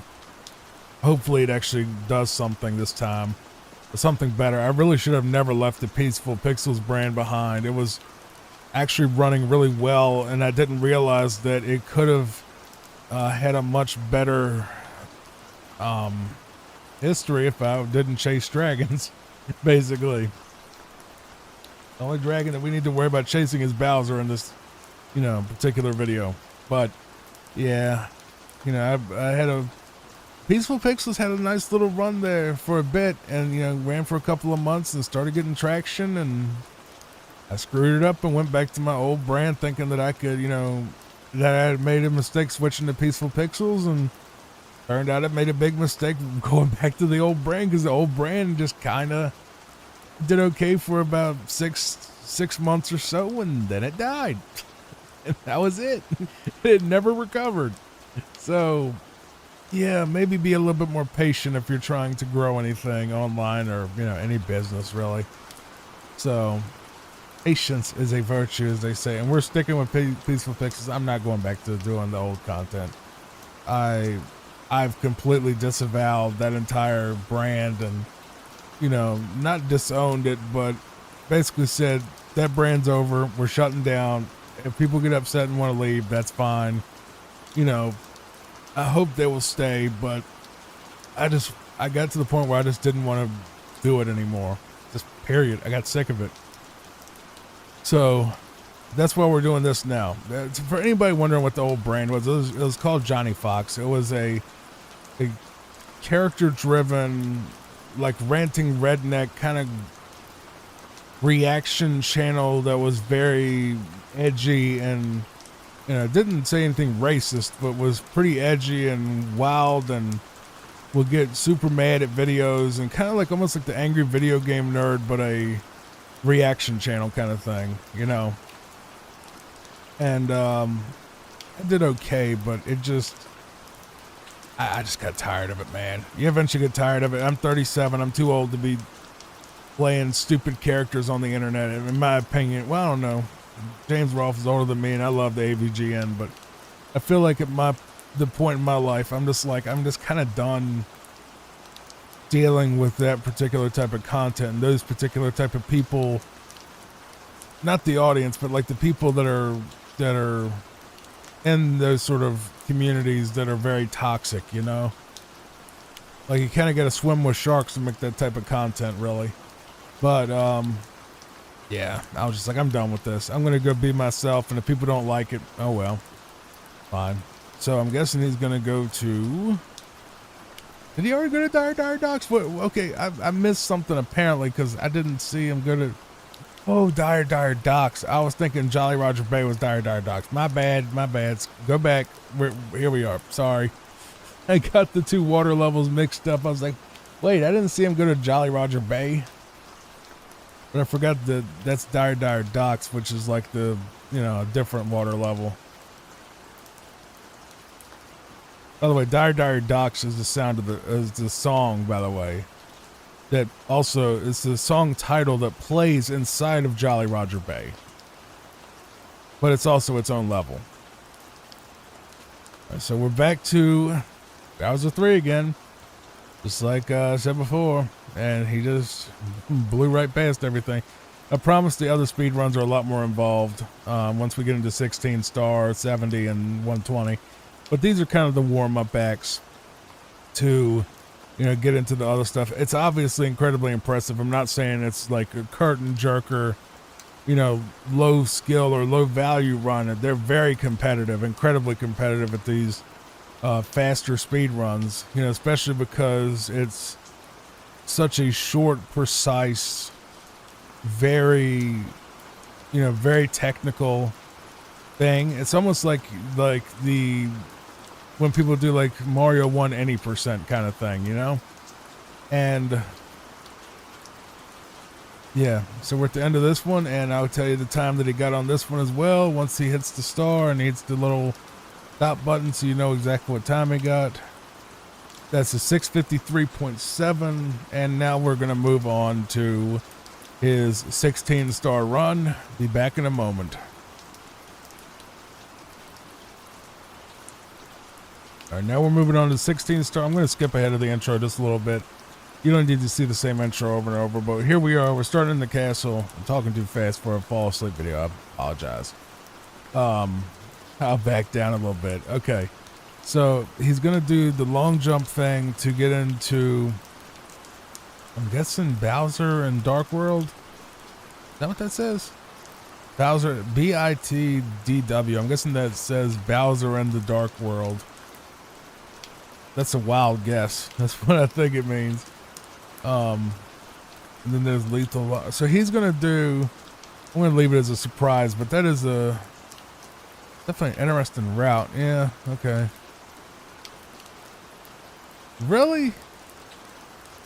That's a very strange route from what I would expect out of 16. Well, I guess because of 16 stars, he still has to glitch and do certain things to skip certain parts, so maybe that's why he's doing that particular stage order. But that's a I'll tell you which ones it is, just so you know from what I see right in front of me.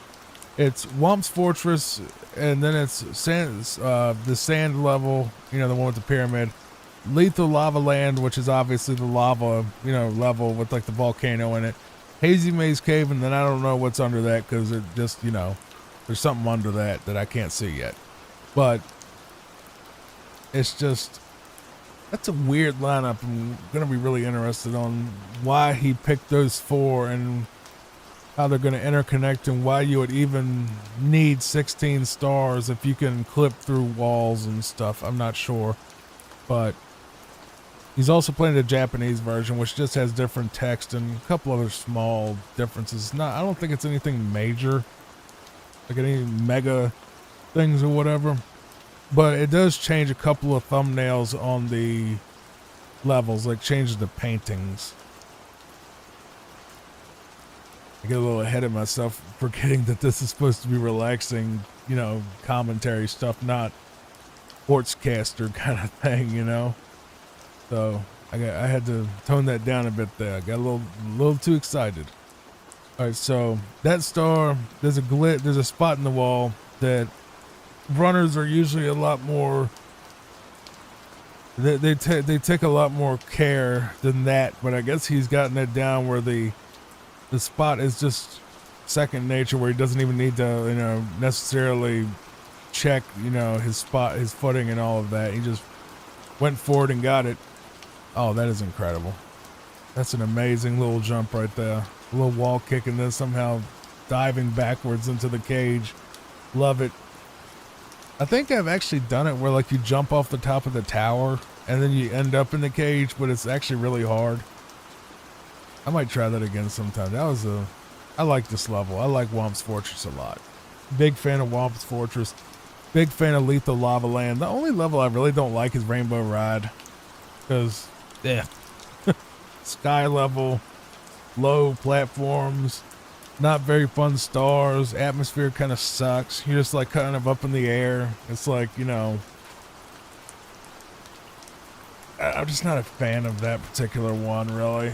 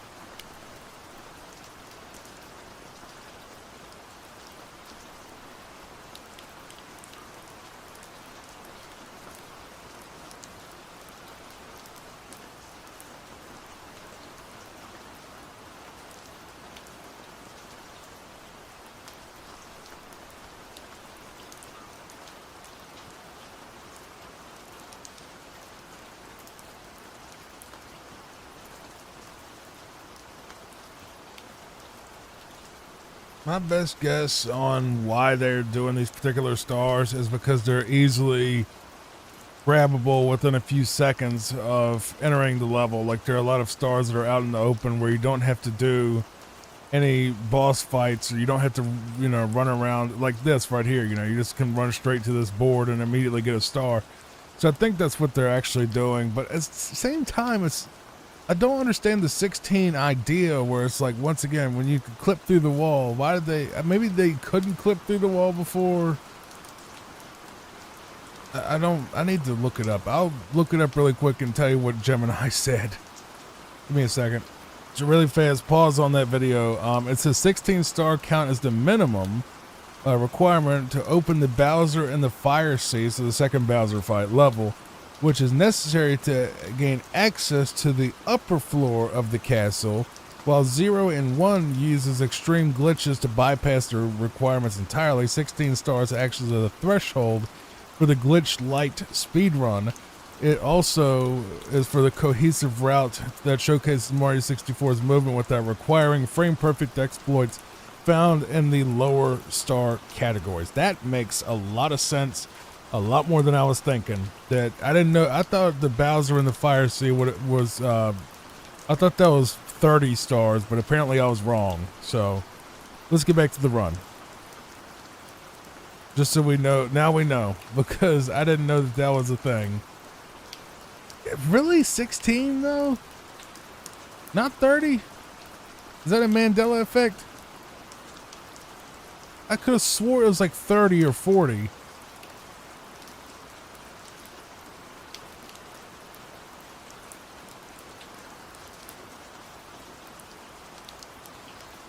Well, we'll see if he does a backwards long jump through that door when he goes there. I mean, he's almost, getting closer to done with Lethal Lava Land, but it does make, I'm learning. That's the whole thing. I'm learning now. Obviously, I'm just a viewer. I'm not a runner myself, so I can't exactly explain everything to you, but I give you my estimated guesses on stuff. Sure, it makes me look like a major idiot, though, sometimes, but, you know, I do have the curiosity to wonder why they do certain things.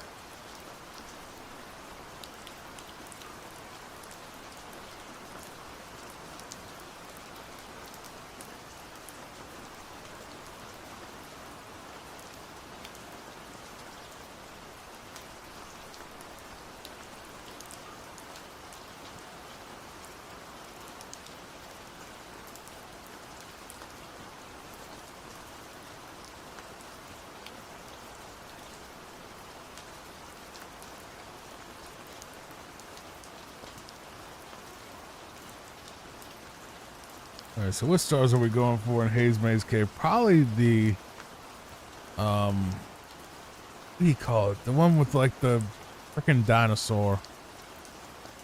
Okay, is he actually gonna, oh my God, that was beautiful. I gotta see that again. Bro, that is absolutely gorgeous. Jumps into the pit where like he would actually go into like an exit. Jumps on the lip of this little green platform, does a wall kick, and then right up onto the, oh my God, bro, I didn't know that you could do that. That is gorgeous. I know he's definitely going to do the watch out for rolling rocks next, because that's a really fast one. That's the one where you go up past the rolling rocks and then you kind of jump up into the ceiling and there's a star up there.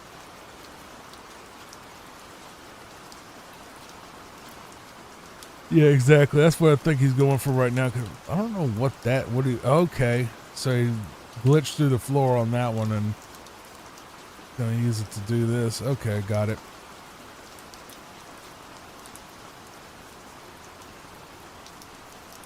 Mario 64 speedruns really are a thing of beauty. They're absolutely gorgeous to watch. So he's not going to do the one that I was thinking. Okay, well, wrong again.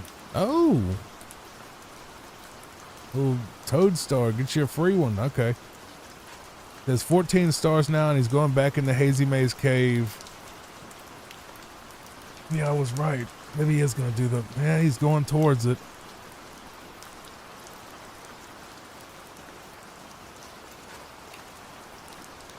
Yep, looks like he's going right for it. That was right. Alright, so the rabbit's gonna give him the last one, okay. And I see why he, on his little split thing, the timer thing that he has all his splits on, one of them is has the picture of the rabbit that says kill. So I was thinking he's gonna kill the rabbit, which you don't do in the game, but he's doing something with the rabbit. That's weird. Okay.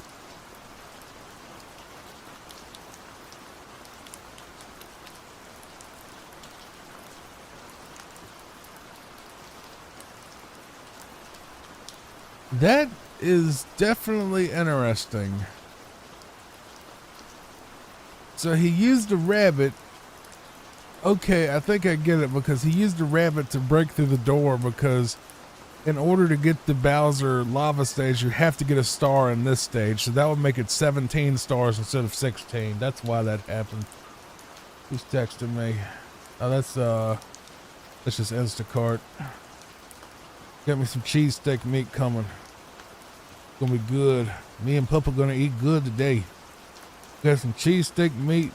Got some good, like I got the actual good cheese steak meat. That's not the frozen stuff for once. So that's gonna be interesting. Then I got like the fancy mozzarella that's gonna come, and then I got some stuff for spaghetti a different night. But me and that pup are gonna eat good. She got a bath today. She wasn't happy about that. She didn't get mean or nothing. She's never bit me or, you know, even growled at me. She just gets a little grouchy because, you know, she's getting all wet and soaped up and all that, but not mean, or doesn't even really fight me. But like I could tell when she gets out of the tub, she starts flapping all over the place and rolling around in her bed, and trying to get her stink back, but she couldn't because I gave her a new bed. I cleaned up all her blankets and gave her new blankets right after I gave her a bath so she wouldn't roll around in her own stink again. And she went and got in her bed for a while, and she wasn't exactly very happy by the sound of it, so that baby. I love my puppa. I think she can hear me talking about her too. I think I hear, is that her whining or is that something else? I don't know if that's her or not. Sometimes she'll sit outside my door and whine at me.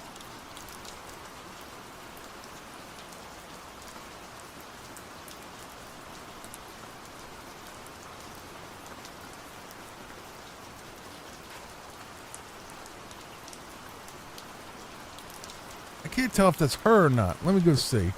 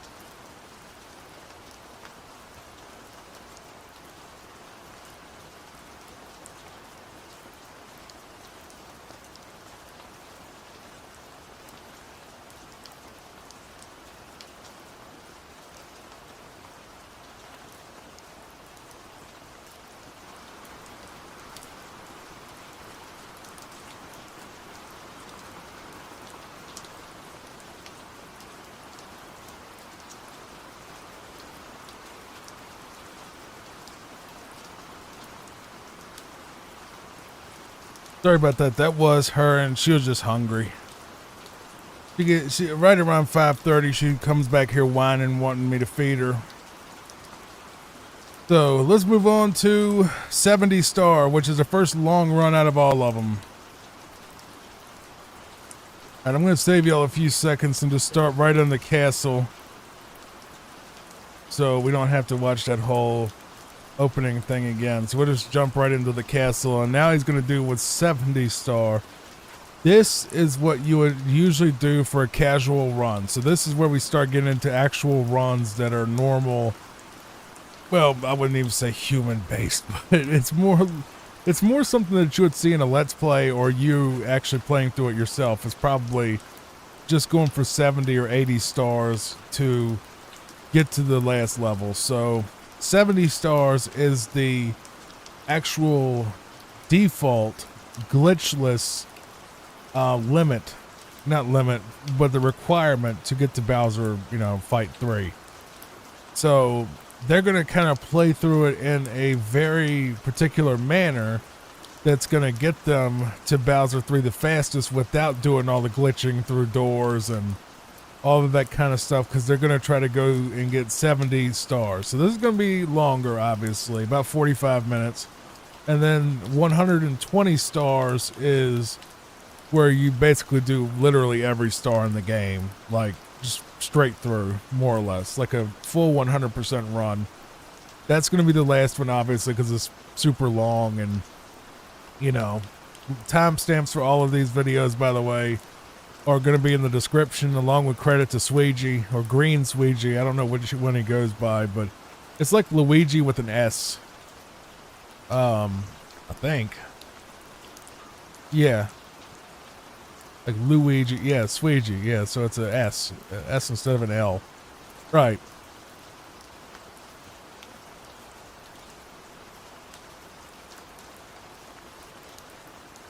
So that's the slide level out of the way. Now he's going to move on to Womp's Fortress, but I'm basing this on his live split, I think is what it's called. It's a program that basically lets you set up different checkpoints, and it has like a timer, and you can like list out your route on it, and it has like different times of like your best time and stuff like that, and it compares your current times or / splits with your old time to see if you've improved or not. So it's a speedrun utility thing that you see in basically every run.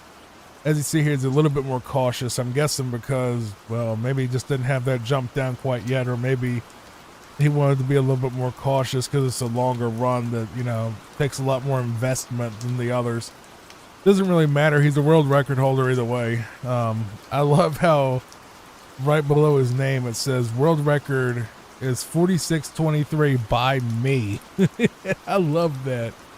So he's going to beat his own record in this video, which is just so cool, man. So obviously he's going to go for 100 coins in this one. That's why he skipped the star right there. And he's going to get all the red coins because that's pretty much kind of a given when you're doing 100 coin in these particular levels. In 120 stars, they do all the stars in the level, plus 100 coins, plus all the secret, little secret level things, you know, and then get all the toad mushrooms that he hands out and everything. Like, it's all the stars in the game is 120. So that's why they do 120 star.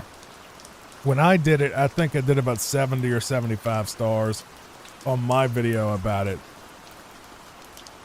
But like right as I did the Castlevania one, I knew I had to do Mario 64 runs because they're the thing, man. You know, I've actually seen these videos many times. I'm actually a big fan of Green Sweegie and Cheese and, you know, a lot of them, you know, Darby, and, you know, he does like the original Mario stuff. You know, Arcus is great. He does basically every NES game that's ever existed, I think. You know, he just, yeah, I'm just a big fan of the runs, but like I said, don't take anything I say in the videos as like gospel. Like, I'm not some expert that runs along with them that's like, oh yeah, you do this exact thing in this exact frame, and you know, I know what I'm talking about. I just kind of throw out educated guesses or tell you what they've said in the past on their own videos. That's pretty much what I do.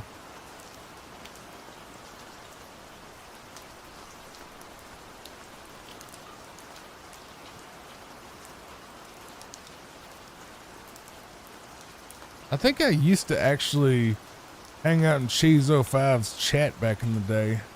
Nice guy. I think he's from Trinidad or something. Seemed like a really nice guy. Incredible player. All the Mario 64 guys are incredible. Like the OG that I remember was Sig Limic, and then Cheese came along, and then Sweegie came along, and I think Sig Limic retired from running. I guess Cheese still runs.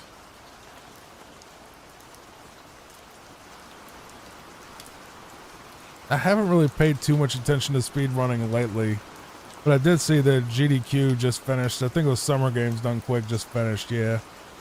And I saw that, you know, one of my favorites, Dragon Blitz, was doing a Symphony of the Night run there. So hopefully that'll help him. We did feature him. I did feature him. Yeah, I keep saying we. Well, when I say we, think me and Papa. Me and my weenie dog. So when I say we, we're talking about me and her.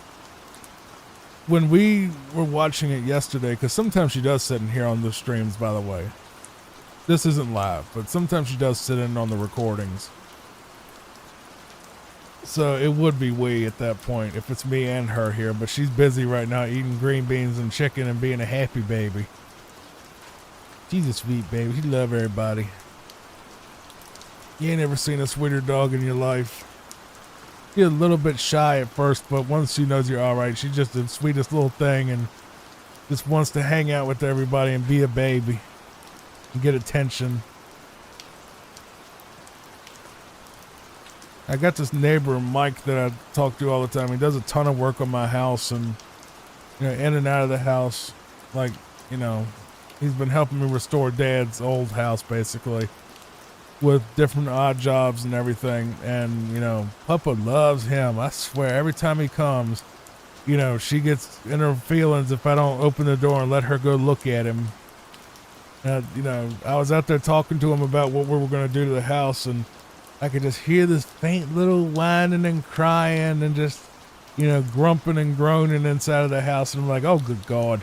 I said, hold on a second. And then I opened the door. I said, come see your friend. You know, and then she just ran right out the door as soon as I opened it. And she ran right up to him, and he sat on the porch, and, you know, she got in his lap and tried to give him kisses.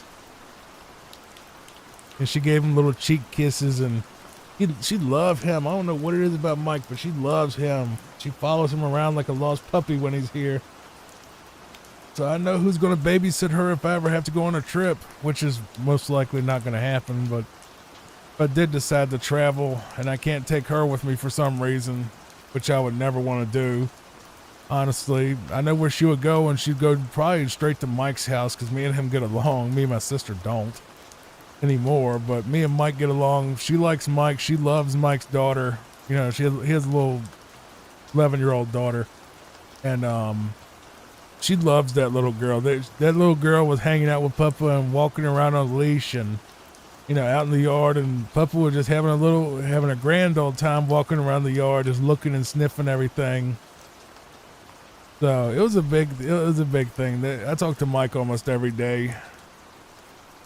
He's always got something going on, rather here or up the road.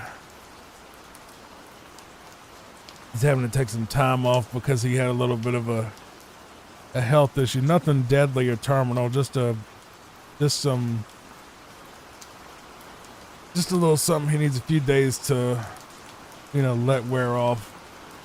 Doesn't feel too good right now, but, you know, he was already, oh yeah, I'll come up there and still weed eat. I'm like, no, man, look, you know, you sick. Just stay over there for, like, it's fine. The grass will, you'll cut it when you cut it. You ain't got to go and hurt yourself out in my yard just trying to get a deadline done. There ain't no deadline. I'm just like, you already mowed the grass. It's fine. Just come weed eat next time you mow the grass. Whenever we do that, it's really not a big deal. Because I pay him every month or every 2 weeks to mow the grass. Really every month. Because I'm lazy and I'm cheap and I don't feel like doing it every week. Because I don't feel like it. I mainly get it mowed just to get the town to shut up. Because the town will bug you if you don't get it mowed. Like they'll be like, oh yeah, you have to do it or we'll do it. And charge you for it or whatever. Stupid. Yeah, they have to get the nose and everything. Can't have a tall grass. It's unsightly. Just like those cars, we had to get rid of those. That was a Mike job. By the way, that little penguin slide thing was not as hard as it looks. You just have to practice it and know exactly where to go. But it's not a frame perfect thing at all. It's pretty wide, a pretty wide window to do that. So, not saying it's not impressive. I mean, it took me a few tries to pull it off, but I did pull it off actually, surprisingly enough. And once I realized what you got to do, I think you basically have to aim for under the bridge. And if you do that, you'll slide right across the thing and, you know, go right to the mama. And I had a few times where I've slid off and hit the wall, or I've had all sorts of screw ups. So I don't know why he didn't take the shortcut right there. I mean, it's not cheating. Maybe he wants to get he just wants to get 100 coins. Okay.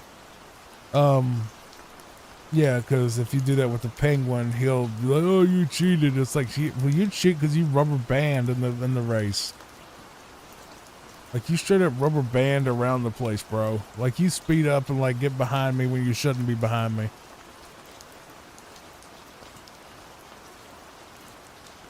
Nice.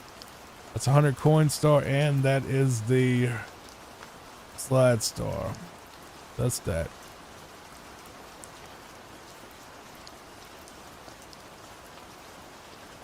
So now he's done with Cool Mountain. He's moving on to Big Boo's Haunt, which is obviously the scary level, you know, the ghost level. I'm not a fan of Big Boo's Haunt. As much as I love horror movies, and no, it's not because I'm a fraidy cat. It's because it's such a slog of a level. It really is a slog of a level. It has all the stars are so involved, and you got to do so much stuff, and it's like puzzles and I've legit, if I was running this and I wasn't running for some world record, I was doing it just for fun, I would straight up rather skip this level or something else. Dude, that's crazy right there.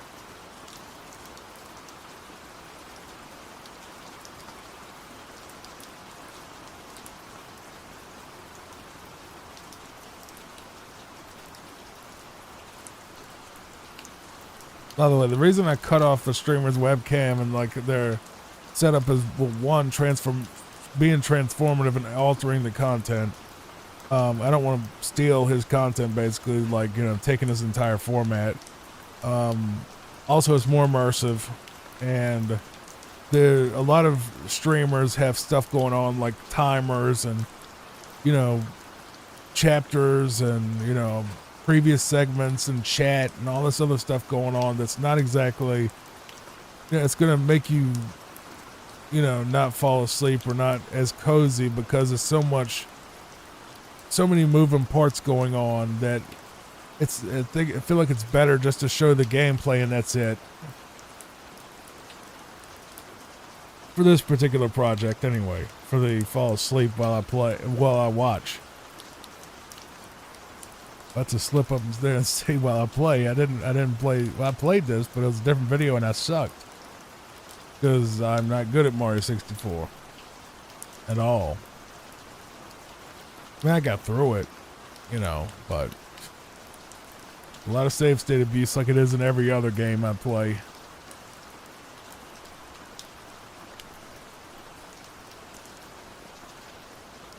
Weird thing is, and I don't know if I'm even surprised by it, but I'm looking at my fall asleep while I watch versus fall asleep while I play videos, and it looks like watch is actually pulling ahead, where people would rather do the while I watch than while I play for some reason, or the algorithm wants reactions to the speedruns more than it wants the game videos. I don't understand that. It's not what I really wanted with this project. I'm not complaining. I mean, obviously I'm happy that anyone cares, period, but it's sort of like I wasn't trying to be a speed run or a reaction channel to gaming videos because I felt like that was,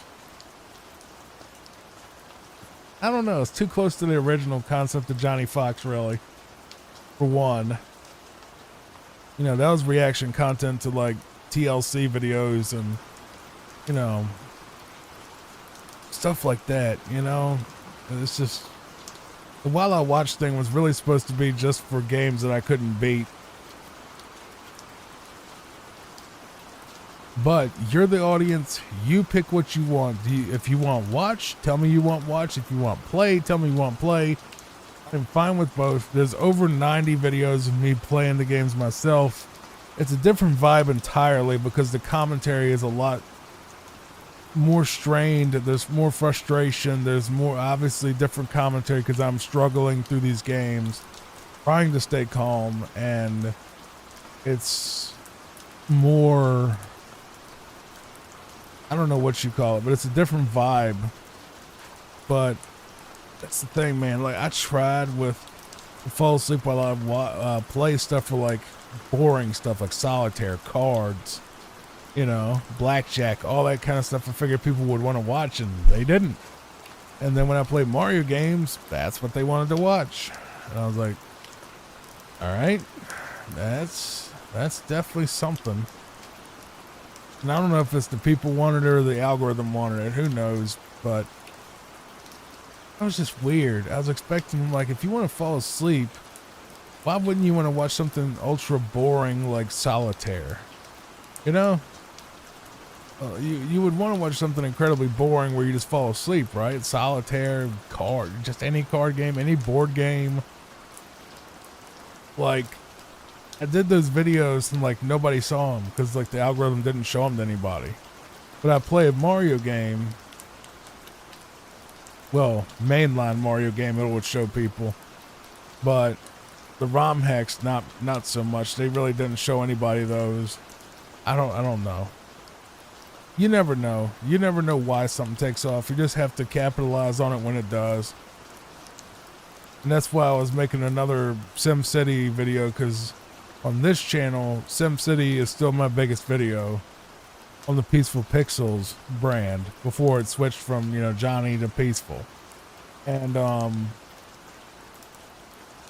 yeah, SimCity was like the biggest one. It was like the SimCity SNES, and I did a combo pack where I did the 2 episodes together, and I was gonna add a third one, but got lazy. And then I put it up, and it was like, it didn't get anything. Like, all right, whatever, YouTube. You know, you try to figure out the algorithm and what it wants, and you don't know. You don't know. There's really no rhyme or reason to it. It's basically make a good video and pray. That's all you can do. Make a good video or make a good series and pray that it gives a crap at some point. And it will or it won't. And everything else is irrelevant, and it's just ego talking. If someone says something else, it's just ego beyond that.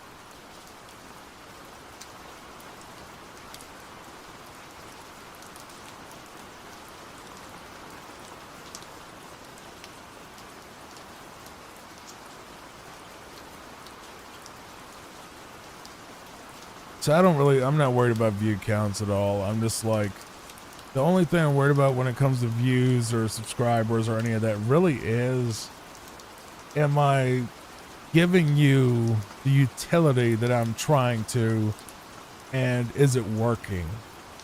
So if I'm helping you relax, sleep, anxiety, insomnia, whatever you use these videos for, if I'm pulling that off and helping, you know, and you use it for those purposes, that is what I want.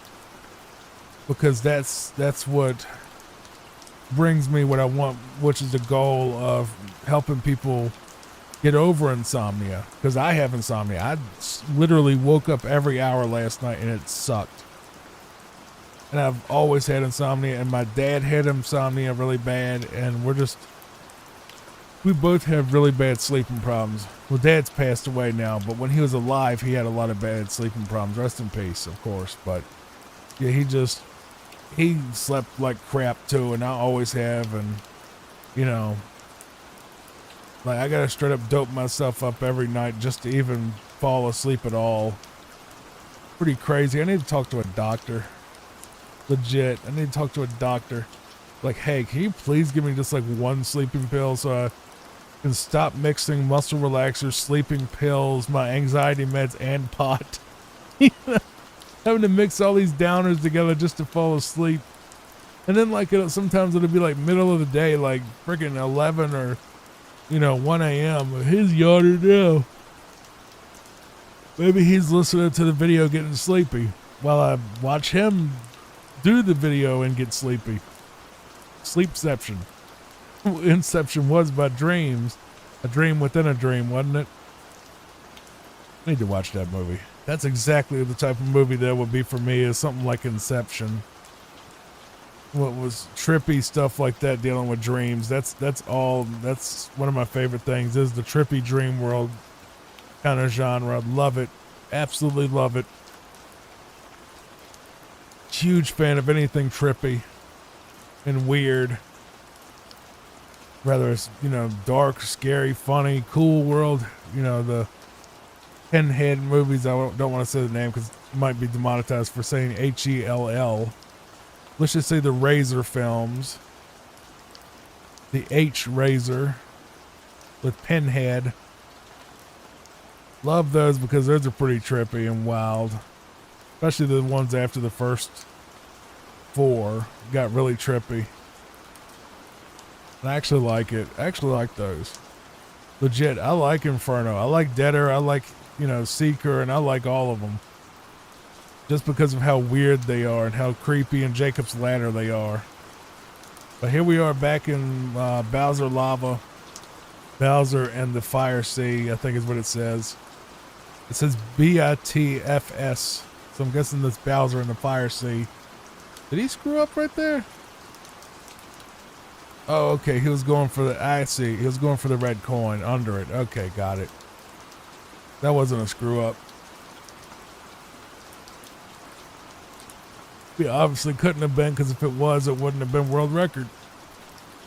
For this particular game where it's so optimized and so precise on everything. Look at that. This is wild, man. He's jumping like around the wall and then coming back in before he goes into the lava. That's just crazy.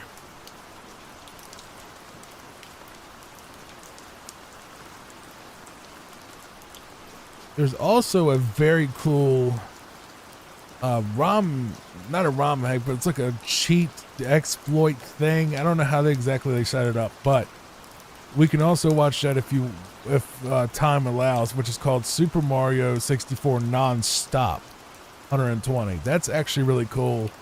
I might do that as the final one just to give someone else credit. I love Sweegie, but if he didn't do that one, I would like to give just one other runner something, because he's already got 4 runs in the video. It's really cool. It's called Super Mario 64 Nonstop. And basically it's a thing where when you get a star, you don't have to exit the level. So it completely changes the entire route. Like it just completely changes how you play through the 120 star. It's pretty wild. And it's a lot faster on top of that because you don't have to exit the level, 120 times. It's an incredibly good run. We may do that as well, just depending on what the time's going to be. Once I add all this up and try to figure, I'm trying to keep it between 3 and 4 hours, because that's what Gemini said is 3 and 4 hours. Once you get above 4 hours, YouTube starts putting a question mark on your stuff. And once you go above like 8, it's like, okay, this video is just spam. We're not going to show it to anybody.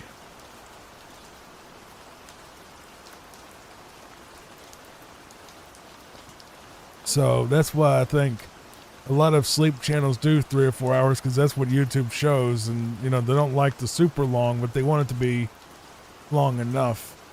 Now, pro tip, if you're still listening to this, is if you right click on your video player that you're watching this, you can actually click, there's a button for loop, where you can literally just loop any video on the website, on site. And if you're on mobile, aka your phone, I don't know why they call it mobile, or tablet, phone, tablet, whatever. If you're using something like that, you can hit the little gearbox, and maybe I should put that in the description of all the videos, like how to loop videos. Maybe it would help the 2 people that look in the description. Maybe it would help other people, but no, like seriously, it used to be there was a YouTube, there was literally a website. It was like YouTube Looper or something, like, because we didn't have the loop feature for a while, I don't think.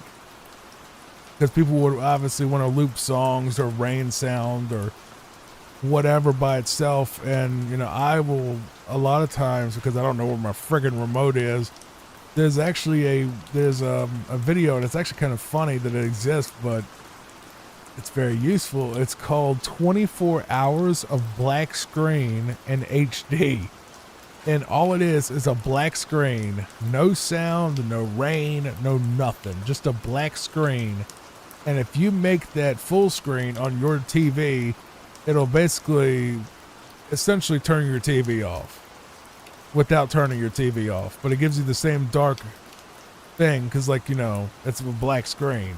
So because I don't know where my remote is, I just play that all night.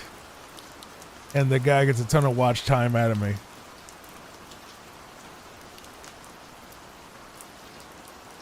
Well, here we are going back in the wet dry world. I love wet dry world. I need to get a bottle of tea or something because he's making me sleepy with all this sleepy he's doing. And I'm making myself sleep. I swear to God, that's one problem I have with these videos is I get so cozy and so laid back and so soft-spoken into the mic that I just kind of lean back in my chair and just watch the video and just...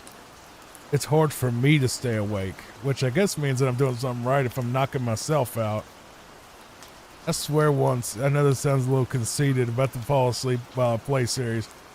I think I was working on something in YouTube Studio, and one of my videos came up on autoplay or something, and I heard it in the background. I was like, all right, I'll change it in a minute.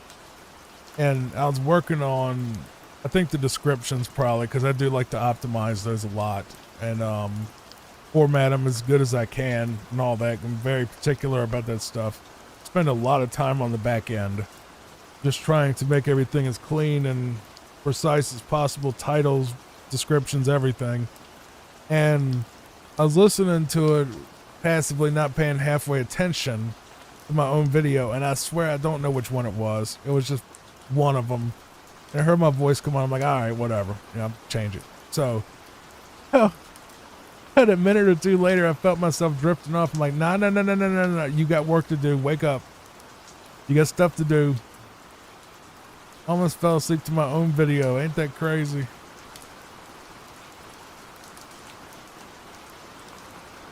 No, it sounds a little bit egotistical because of how it was like, oh, my video is so good. I even fell asleep to it. No, it's not like that. It's just legit. Like, I was like, okay, well, if it works for me, it has to work for others. Has to. I don't know if it does yet, but it has to if it makes me go to sleep with my having to drug and, basically drug myself into a close to a coma just to get an hour or two of sleep in a row. I got that Amazon doctor thing. I might see if that thing will give me some sleeping pills that are good so I can get rid of Unisom and the muscle relaxer and all the other stuff that I don't need.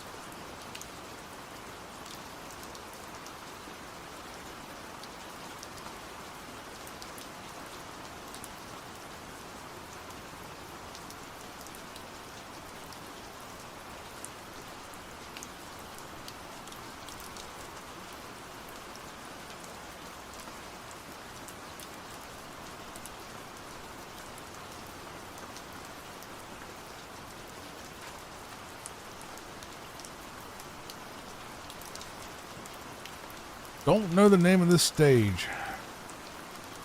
Snowman's Land, okay. Sorry, I stepped away to get a bottle of tea. I am drinking right now good old Coca-Cola brand Gold Peak real brewed tea, 0 sugar. It's absolutely delicious. Love it. Check it out.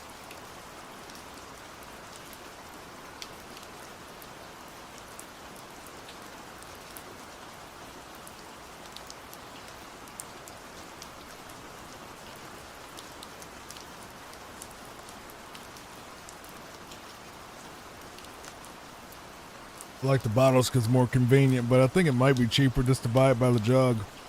Now you can obviously make it yourself, but there's something about just being able to go in your fridge and grab a bottle of tea and then go back to work. Just the convenience of that.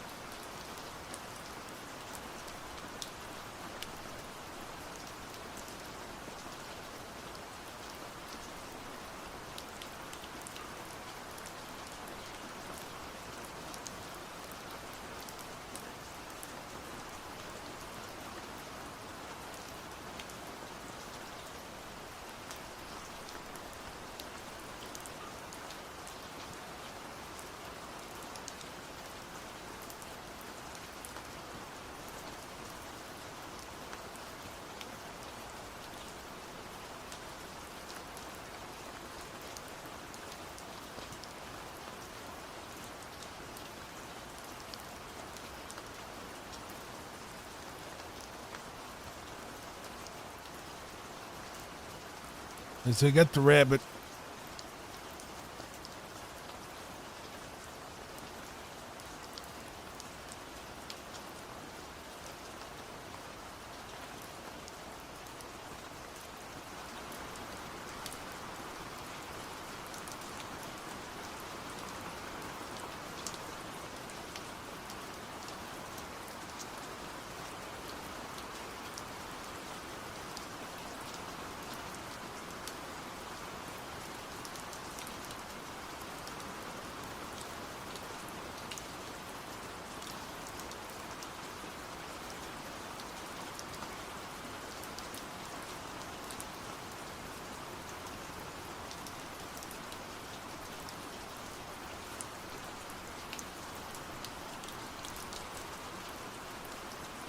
Yeah, I just get the single, like, 16-ounce bottles. You can get them at pretty much any gas station. This tea that I got right here, I get them in the big bottles too, but I mean, when you do the comparison ounce for ounce, it's like 2 ounces, 2 cents cheaper per ounce with the big bottle. But then you also have to clean up the cup that you put it in, or you have to, get paper cups, or you can just drink it straight out of the bottle if you wanted, but I'm not trying to carry around a huge jug of tea with me just to drink during the day, plus my anxiety would not be happy with all that caffeine.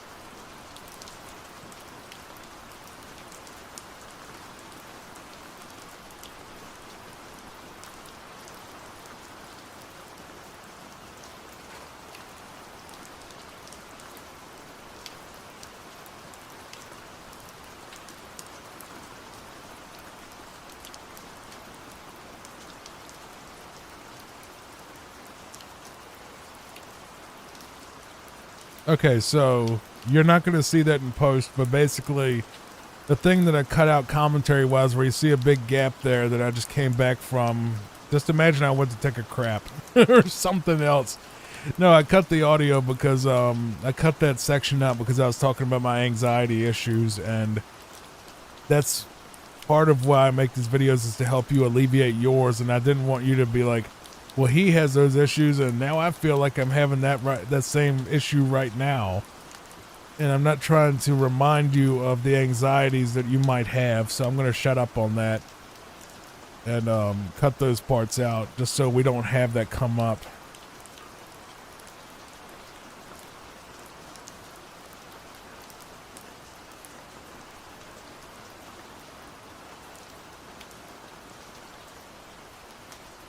I was making a note of that.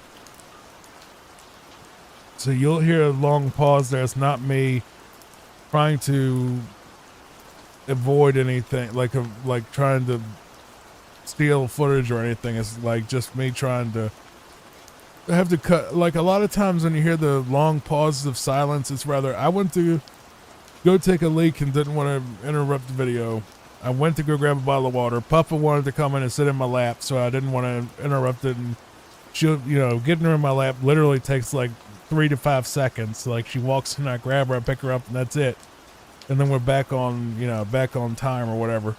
Or I cut out a section of commentary where it was something that I shouldn't have been talking about, something that would make you uncomfortable. Not perverted, but stuff like life issues that may cause you to think about your stuff that I'm trying to, get you to not think about. And I'll just stop there with that particular line before I make you start thinking about that stuff. Okay, so we're right at the end already. I just realized that we're on the last Bowser fight again, and then we move on to 120. I'm going to watch normal 120. No, I'm going to watch Nonstop 120 just to give poor Sweegee's videos a break. And then I'm going to... You know what? Sweegee, I love you, but well, no homo, bro, but I love your videos and all, but we're probably just going to grab the Nonstop. If it's you, that's great. If it's not, we'll give somebody else a little bit of runtime for the last part. And then, if there's still time, maybe I'll throw in it like a meme category or something.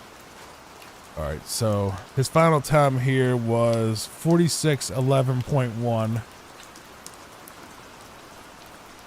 So that was another world record. Let's move on to Nonstop. All right, now we're moving on to Super Mario 64 120 star, which is the Nonstop.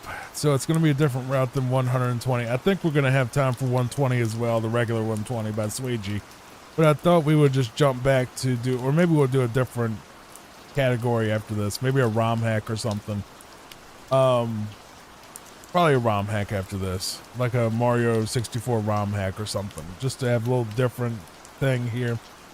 Because this is going to put the video at about 2 hours, and we'll have like another hour worth, to make it 3, but we could just stop at 2 hours. All right, it'll be a short video, but, short for this.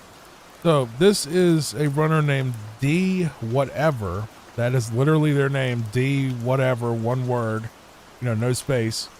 And they have 4,750, 750 subscribers. Definitely give them a, subscribe, and give everybody their credit, of course. Go to their videos, like, subscribe, comment, tell them that they're doing great, whatever. Make sure that you support the original runners. That's why I always put their name on screen. That's why I put links to all the videos we use for these runs in here, so that you can go watch them yourself, hear their commentary, hear their reaction to their world record, celebrate with them, give them the support, man. I'm just a dude sitting here watching it with you, trying to do like cozy commentary to help you relax, but at the same time, they need to get recognized and respected and get rewarded for, being, this good at the game and actually giving us something to watch together as a group. Now, as you see, When he got that star right there, he didn't get thrown out of the stage. That's what Nonstop is. So that's what you're going to see this entire thing. And because it does that, that changes the route entirely. Well, maybe not entirely, but quite a bit. Because, think about it, wing cap, you have to leave Bomb Bomb Battlefield to get the wing cap. You have to do the same for the Metal Mario. You have to do the same for the invisible cap. And all that stuff. There's certain levels that you literally have to leave the level to have the level not spawn, but like load a different version of the level that loads in the stars that are not there in the original, version. So during this, you may see them get like, 3 or 4 stars and then exit the level and then go right back in. That's why they're doing that. Because certain elements of the level only load once you load a certain star goal. As you see right there, they had to jump out of Womp's Fortress to load the actual tower at the top of the mountain, basically, because otherwise it will just be the stone dude up there that he just beat. So that's a great timing for that too, just to explain. That's why they're gonna exit some levels like that, because it's gonna require it to reset the level to the new objective. Like this one's another good example, because you do the ship star where you get stuck inside of the ship if you are doing Nonstop, and you have to exit the level, go back in, and then the ship is above water. So that's another example of this. So that's why I like Nonstop a lot, because it's, Nonstop, so it's very chaotic, very fast, very fluid, no real time or movement wasted at all. And it's basically, they have to route it around those sort of constraints to be able to get all the stars and, route it where it's not just a direct go to the stage and then get all the stars, go to another stage, all the stars, in a row. They have to actually plan their routing, around this new type of thing, Just like that, he had to exit the stage, and now he's just going to go straight to Wing Cap instead of straight back to Jolly Roger Bay. So he can get the red coins on this one and also get the star here. There's a star in each of the power-up things. So like your Wing Cap, your Metal Cap, and your Invisible Cap all have stars attached to those levels based on the red coins. That's also part of the 120, obviously.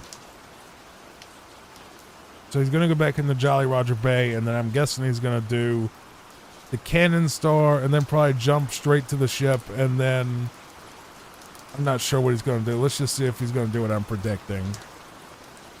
Okay, he's also going to do 100 coin, by the way, by the look of it. He's going to skip that one unless he's going to find somewhere to jump up there without the cannon, but this right here is one of the hardest stars to do casually or as a run, because Jolly Roger Bay is so stingy with coins that it's just almost like a friggin' headache to get 100 coins period in this stage. Like, you will be fishing around for a long time if you didn't know where all of them were. Just trying to, fishing in a water level, yeah. There you go. Well, I forgot about can the eel come out and play. That's one of the easier stars to grab. Even though it's a little bit tricky, because the eel will, smack you with its tail if you're not careful.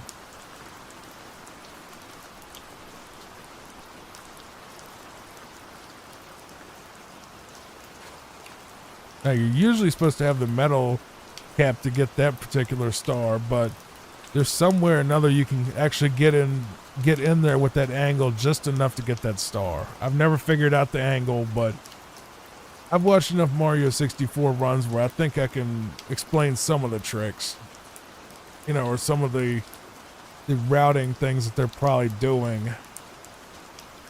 But I would never be able to run it myself, because I just suck at this stuff. I wouldn't mind being a speedrun commentator at like a GDQ or something. If people wanted me to do it, I'd do it.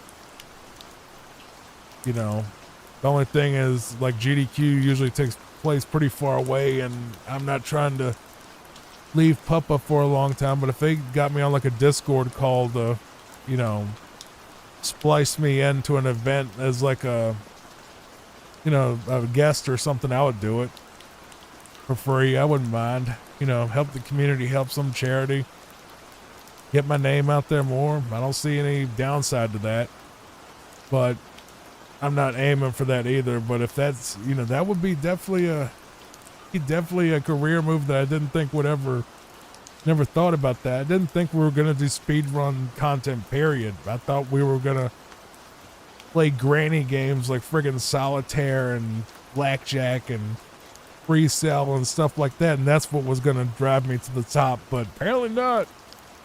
You know, not from what I've not from my experience so far. Maybe those will blow up later, but right now they got 0 views versus this stuff getting 20 views. Watch the comments later. Watch this thing eventually blow up, get like, you know, 1,000 views, and everybody's like, ha ha ha, you thought you was going to get 20 views, but it didn't. You know, got more than that. You know, famous last words or whatever people would say to, you know, mock me for thinking that I didn't have a chance to get anywhere, which, I mean, after this amount of time doing YouTube, I'd be shocked if anything ever got over. God, I'd be shocked if anything I do on this channel doing Peaceful Pixels got anything over 1,000 views. Maybe 1,000's possible. 10,000 is pretty much impossible. 100,000 is no way. Absolutely no way. I would think you're lying to me. 1 million would be like, okay, I can't even imagine that. Imagine having 1 million views on any video. Like, ever. I can't imagine having more than like 20,000 on any video I make. But that might date this video horribly, and that'd be nice if it did. But that's Bowser 1 down.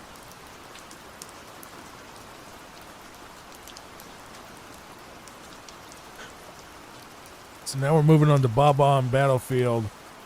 Again, because you needed the wing cap for certain objectives in this particular one. He's going to open up the cannon, and I'm sure he's probably going to go straight for Koopa the Quick. If I'm going to be right, I'm going to predict Koopa the Quick, or whatever his name is, this guy. Then he's going to go up on that island and get that star, and he's probably going to get the 100 coin also in this particular run through.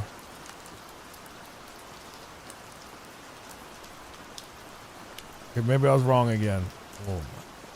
What if you used the flying power up, he would actually be like, oh, you cheated. Okay. Interesting. Koopa must be not very quick if he's able to dawdle around and play with that chain chomp.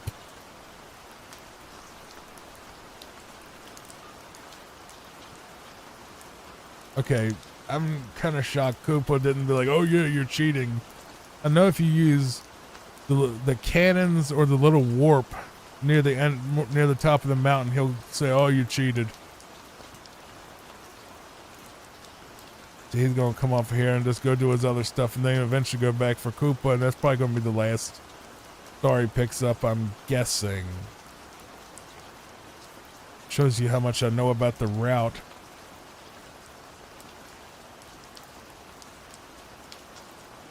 God, I hate the star coming up. The one, the Mario to the Sky star, it sucks. It's the worst star in the entire game, I think. Except for maybe that one in Rainbow Ride, the super slow.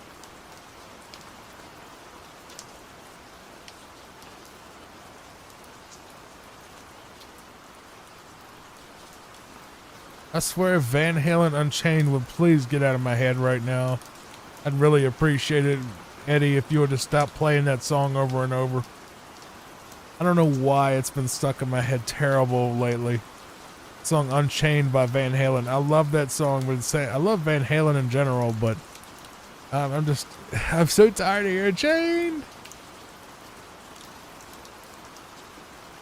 Unchained and I hit the ground running over and over. That's all I can hear in my head right now.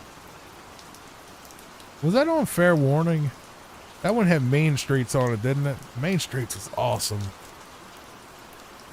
Love that song. I love the entire first album. The second album I'm not crazy about. I don't know what the third one is, but I like Fair Warning because it has Main Streets and has Unchained. Which one had Somebody Get Me a Doctor? I love that. I love that song. Somebody Get Me a Doctor is so cool. I mean, I love jamming out to Somebody Get Me a Doctor. That is a great song.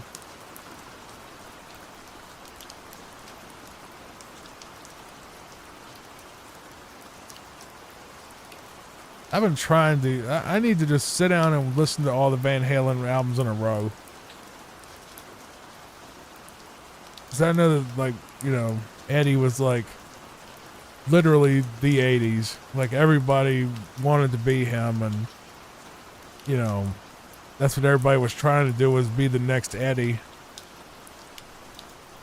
I mean, even Yngwie said that he, you know, before he got famous, you know, he heard Van Halen 1, and it blew him away. Someone like that who's hypercritical of everything, he even said, good God.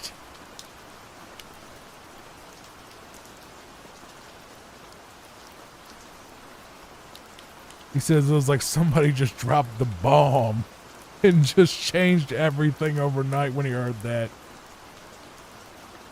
They did. Van Halen would, well, Sammy was good too. I like both. Okay, I thought that would say you're cheating, because if you jump off the, when I jumped off the course, he would say I'm cheating, but I guess it's because I would go all the way down to the bottom, and I don't know. For some reason, the penguin says I'm cheating, because he's a sore loser.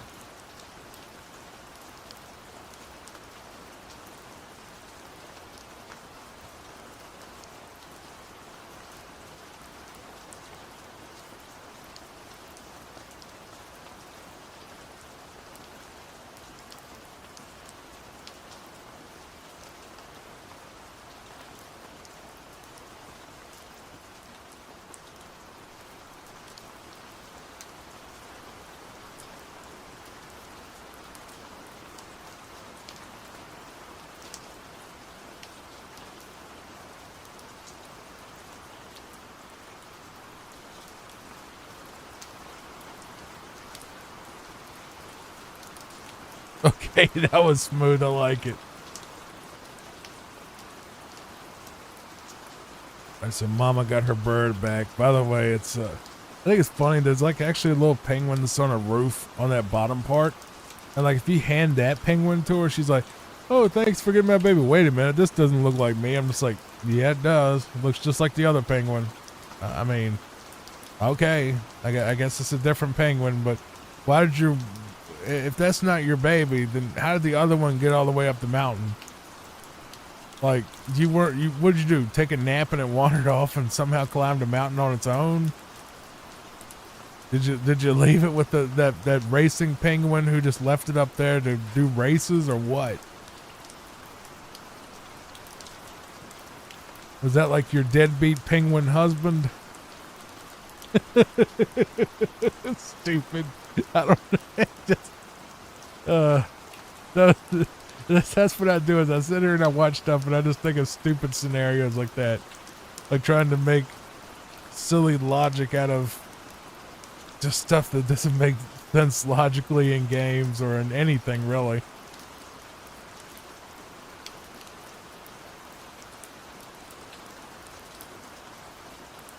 Honestly, dude, this star just drives me freaking crazy, because every time I try to do this, that stupid snowball always like goes right past me and goes off the cliff and doesn't go under the friggin' snowman. And I know what to do, it's just that this never works. I might have got it to work once.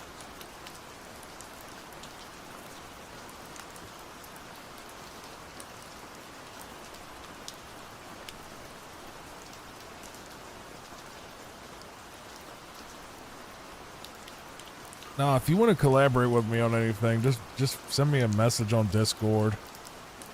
should be, you know, or just join the Discord and tag me. That'll be the easiest way instead of just playing, you know, fetch with whatever. Leave a comment telling me that you're a runner. If I'm talking about with like runners, if runners want to collaborate with me on something or need to talk to me about something, or you know, they have some plan where they want me to work with them, you know, I'm willing to do it if that's what they want. You know,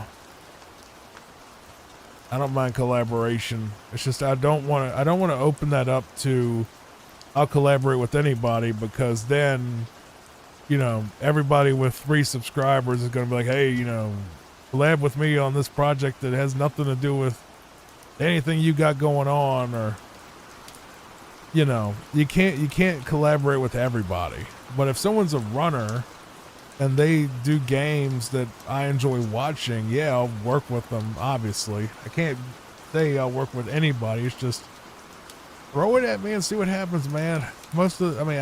I've showed up on people's show that had 3 viewers or 3 subscribers if I enjoyed whatever they asked me to work on.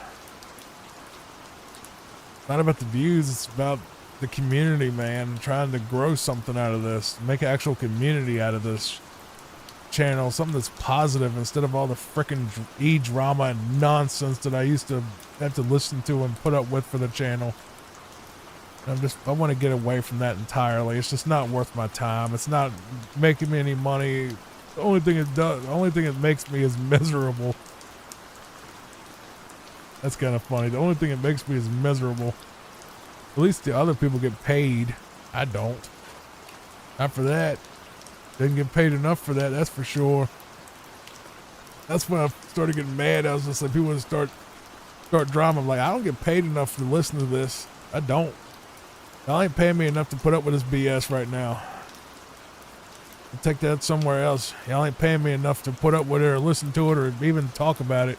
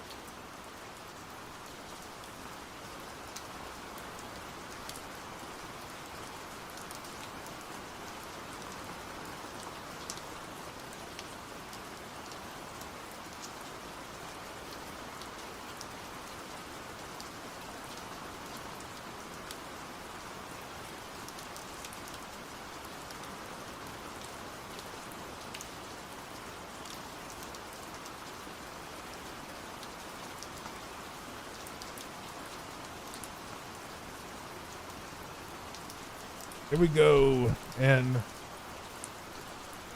whatever this is called, something Sandland. I don't remember.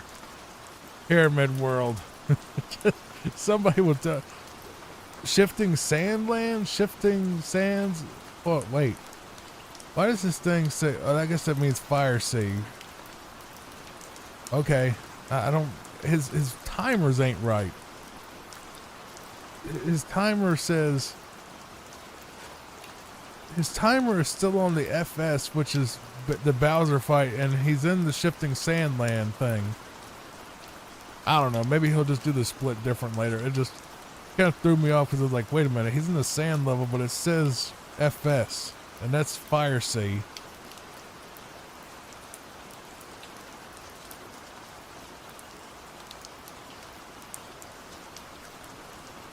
I also saw a really funny video.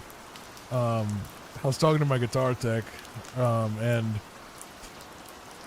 he just, right before he left, I went in my truck and I was about to leave, and I saw the funniest video I've ever seen, like in a long time. And like he was still there parking, I guess like texting somebody.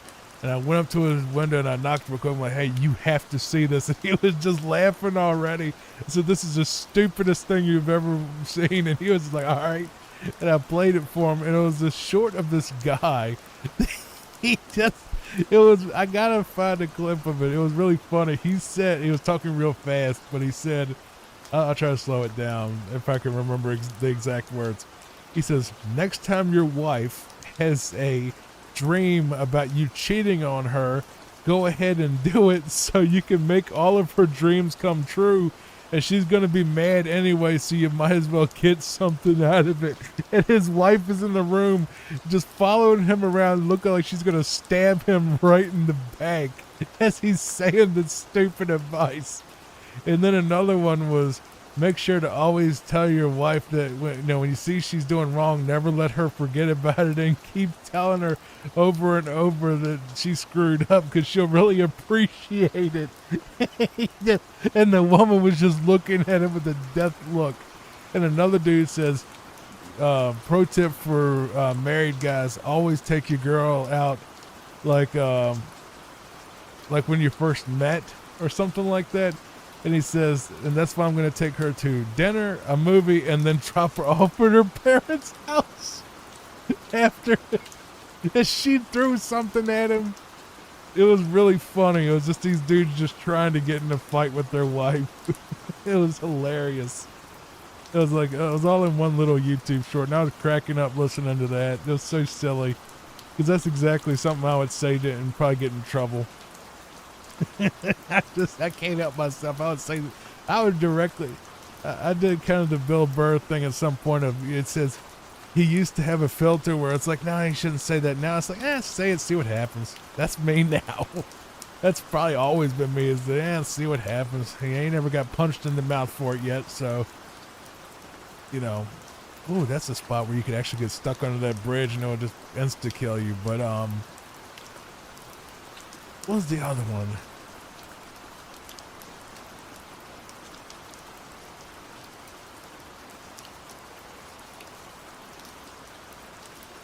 Was it psychology? I think it was I think the next guy said something about, it was actually a pretty funny one. It was a pretty long chain that he did. It was really funny. His wife starts throwing stuff at him in the background. It's hilarious. And he somehow dodges all of it. I'm pretty sure it was scripted, but it was still funny just watching that moment. And I think he said, marriage is all about psychology. I'm logical and she's psycho, and she threw a freaking tennis racket at him. And then he said, then I met her mother and I saw that it was, what did he say? I think he said something about he saw her mother and knew that like her entire family was one big walking red flag except for her sister, and then it cuts off. Just dudes baiting their women to get them mad. Just talking trash, getting their woman all wound up and mad at them. I do that so much. I do that to people all the time and get them mad just because it's funny.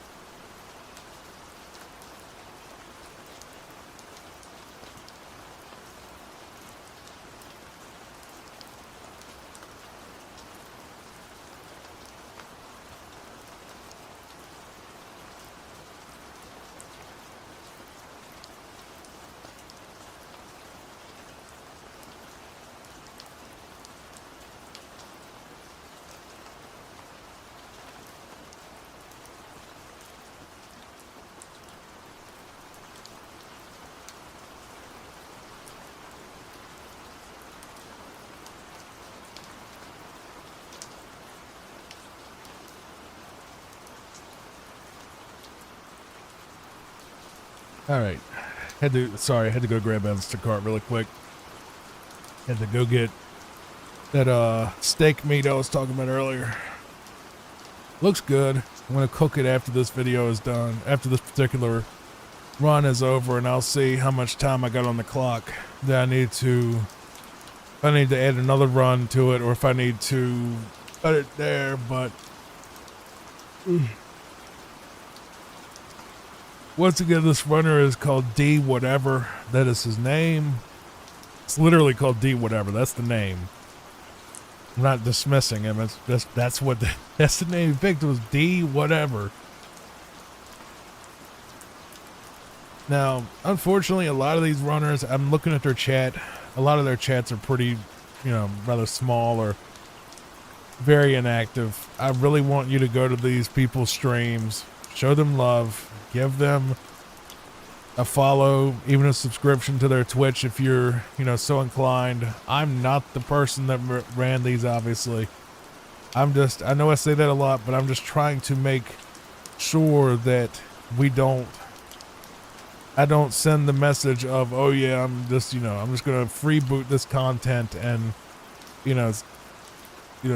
profit off of their success and give them nothing back because, they're small too, or seemingly so. So I want it to be almost like a collaborative, mutually beneficial thing, that I get content that helps you sleep, but they also get viewers that you can, support them with while you're awake. That kind of thing. That's my goal, is to help you sleep and to help them grow. If you have a good thing you could do is, if you have a speed run, we don't even have to do world records necessarily. If you want to do me to watch just your particular runs where you're like in the top 5, top 10, whatever, sure, I'll do it. I mean, if you come to me and say, hey man, I run this game, would you mind checking it out? Sure, man. As long as it's something, known, it's not some freaking Roblox thing, or maybe Roblox thing will be all right. Never mind, I'll take it back.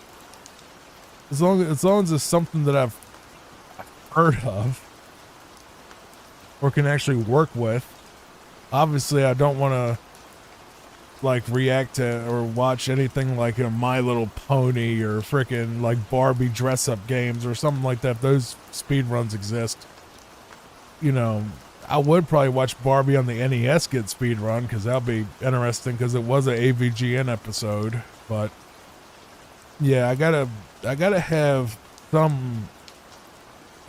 right to refuse, because obviously I can't like watch stuff that's like adult content, like the triple X games, if you know what I mean, because they're quite common. All those anime games that have adult content that is obviously not allowed on the website.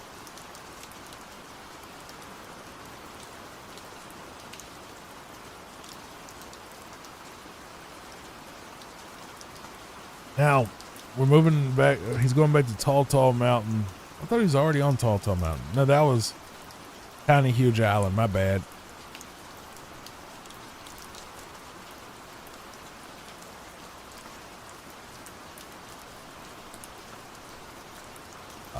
Let's see, what is he doing? There we go. Tall Mountain, one of the worst stages in the game. It's not a fun stage at all. Tall Mountain's pretty close to the bottom. You already did Wet Dry World? Oh my god, dude, what was I doing? Maybe that's when I was going to go get the Instacart. Oh, bro, that sucks. Okay, I'm sorry, but I have to go. I have to watch that part. I love this world too much to skip it. It's only 5 minutes. I apologize. I really want to see this part of the run. I might have been yapping and not paying attention, but we'll give it Wet Dry World another bit of respect from our buddy here, D whatever. Because I absolutely love Wet Dry World, and I love the little dual world thing that it has, where it's like, you have your normal world out here, then you have that little town, and it's such a It's an empty, flooded, creepy kind of town, and there has to be a creepypasta about how it got there. Or like the people that used to live there. And if it isn't, I would write one. I've written a bunch of books, if you didn't know. All on Amazon, KDP. Just look up Johnny Fox books and you'll find them. The Chillers series. I'm a horror novelist. And horror author. And horror, not horror. Horror, like scary. Not like someone that sells their body. I write scary books. There you go.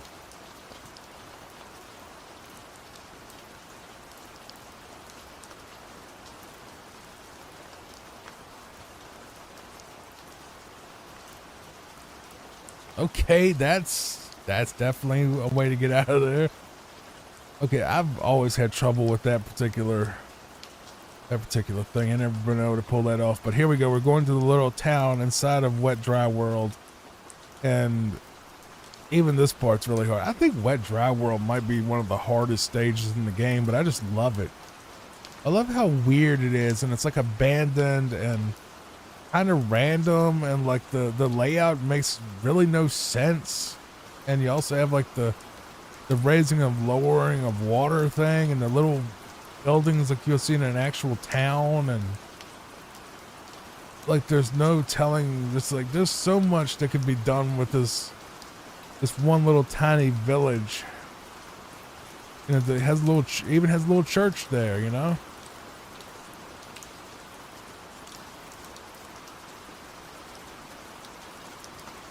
That is just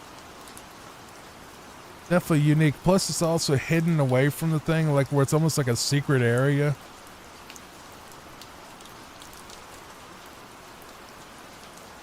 It's Wet Dry World. Okay, let's move back toward, he's already done Tiny Huge Island. Let's move back to Tall Tall Mountain. Sorry about that little detour. I just really wanted to see that and actually focus on that. What's the one after? What's SL? Is that Snowman Land? The snow level? Yeah, I think that's what that is. Snowman Land's alright. It's better than Cool Cool Mountain. It's less spread out. If I had to rank the top three, I would say, well, really the first two would definitely be there. Bomb Bomb Battlefield and Swamp's Fortress would definitely be near the top. I really like Lethal Lava Land a lot. The sand level's I like this right here. This is pretty. This little, you know, nighttime slide thing. I like that's cool. Trying to think, what would I pick? Well, okay, if we just take those out and we'll say something that's not on the first floor. Ooh, that gets a lot harder. Okay, Lethal Lava Land, Hazy Maze Cave. I like both of those.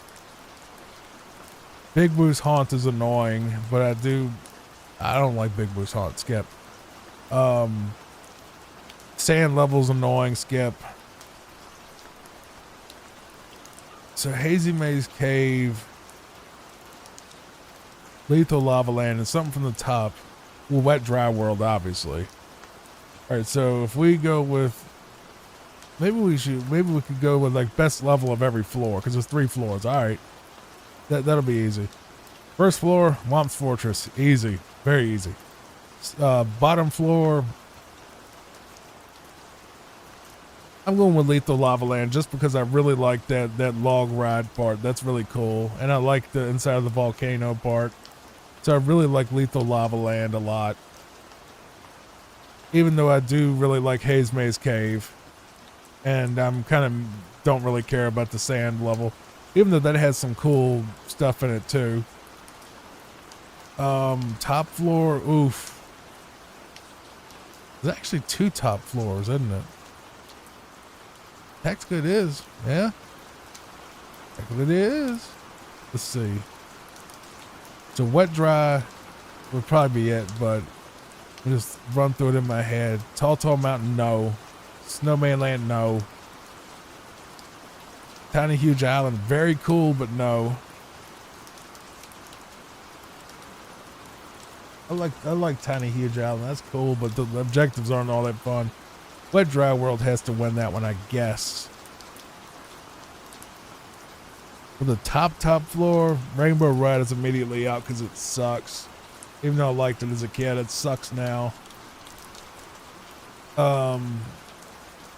TikTok Clock is aight. Not my favorite. It's really the only other one, isn't it? Yeah, well, if I had to pick between those two, I guess. God, it's like eating dog crap or elephant crap for those last two worlds. Ugh. With elephant crap and dinosaur crap because they both suck. I guess freaking rainbow because it's just more colorful, and that's it. That's all I can give it. It's more colorful, and it has an airship that I think is cool looking. And that's really it. Tricky triangles too. But like, I just don't like Rainbow Ride very much. It's one of the prettier levels, but that's about it. But if I went combined, we're talking Lethal Lava Land, Wet Dry World, and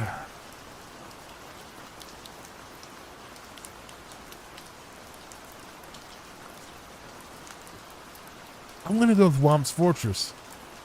I like the simplicity of Womp's Fortress. I like the simple and fun layout of Lethal Lava Land, and I also like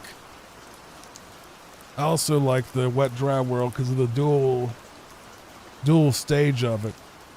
You know, having the hidden city that's, you know, kind of weird and mysterious and creepy.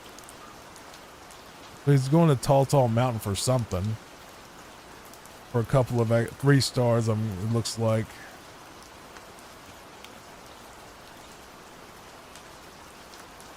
Yeah, that monkey drives me crazy, by the way. The one that steals your hat. Ugh. So annoying. He's basically the rabbit with a bunch of squeaking noises. Are you gonna throw him off the ledge? Are you gonna get rid of him? What are you doing with it?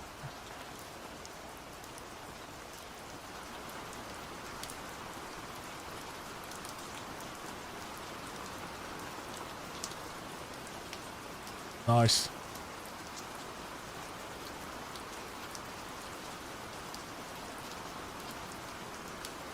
Yeah, baby, go, and love that.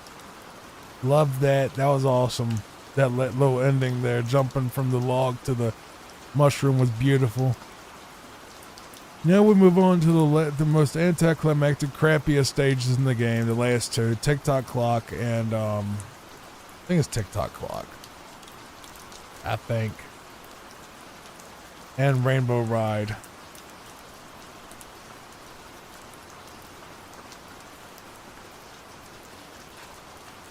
I just don't think anybody likes Rainbow Ride, do they? I didn't like any of the sky levels in any of the Mario games when I think about it. Wasn't a fan of World 5 and Mario 3.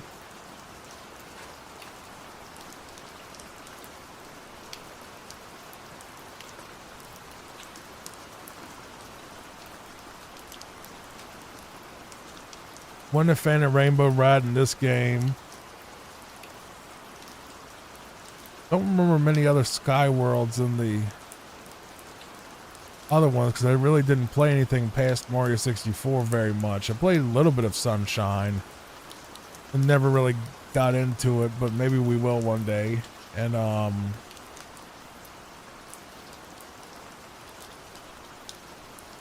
didn't play Galaxy at all because I didn't have a Wii until now. Now I have a Wii, so I can actually play Galaxy now if I want to, which I probably will.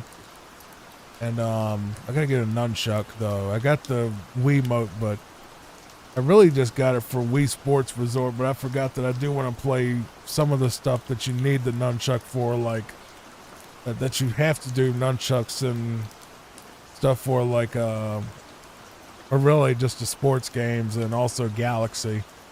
The Galaxy was ported to the Switch, wasn't it? I think. I am going to eventually get a Switch 2. I'm going to get rather a Switch 2 or whatever the follow-up console is. Probably the Switch 2, honestly.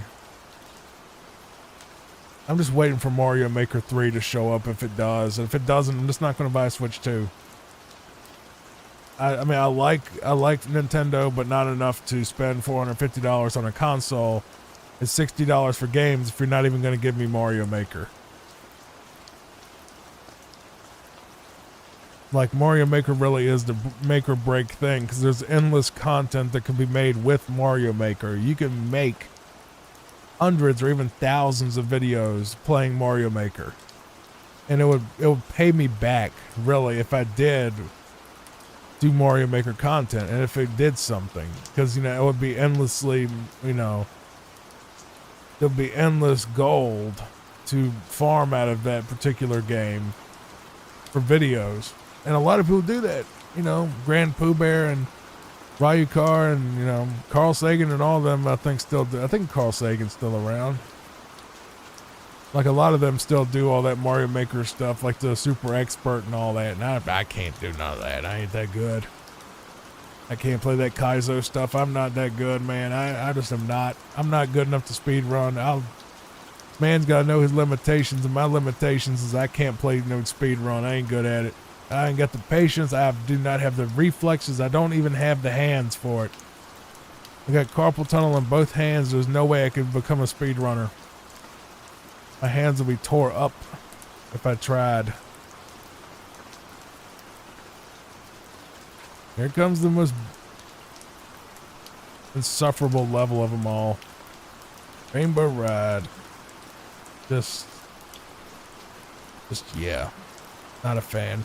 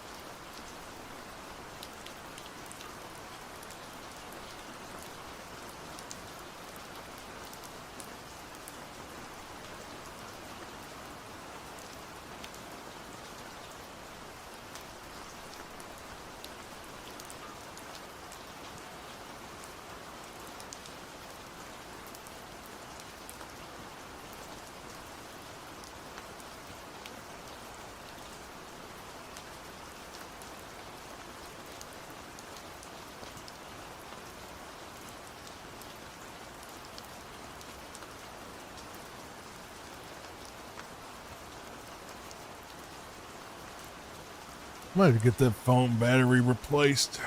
I don't know how long I've had that Pixel 8, but the battery's already dying 20%, and I haven't even been using it for much. I might just buy a Pixel 10. Or another Pixel 8. Either one. It don't matter. I don't know. I gotta find a place that actually replaced the thing. It ain't gonna had to take my phone for 4 days.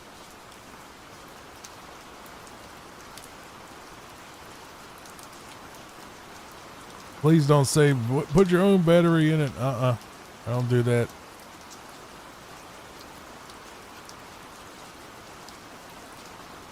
When I feel my phone is starting to have issues, I'll usually just sell it, you know, and then use the money that I get from selling it really fast, and then just eat the loss on whatever the next phone I buy is. But if I buy another phone, if they're all gonna get updates forever, I might switch back to Samsung. Legit, I might just go get me like an A series phone, something cheap. I don't use my phone for anything other than YouTube. Listening to YouTube, making calls, and that's really it. I don't look at my phone most of the day. Honestly, most of the time, I don't know where my phone is. I put it down and lose it all the time. Everything I do is on my desktop, so I don't, I don't even look at it like more than a couple times a day. Of course, it rings when someone, when Mike needs something or whatever, but otherwise, if no one texts me during the day, I mean, honestly, I went about 2 years and I don't think I've texted really anybody in the entire 2 years. Because if I needed to tell anybody anything, I'd just tell my dad to tell him, which I never did need to tell anybody anything because he was the one that was always on the phone with everybody. And if I had to tell him something like, yeah, tell him such and such. All right, well, hey, John said, blah, blah, blah.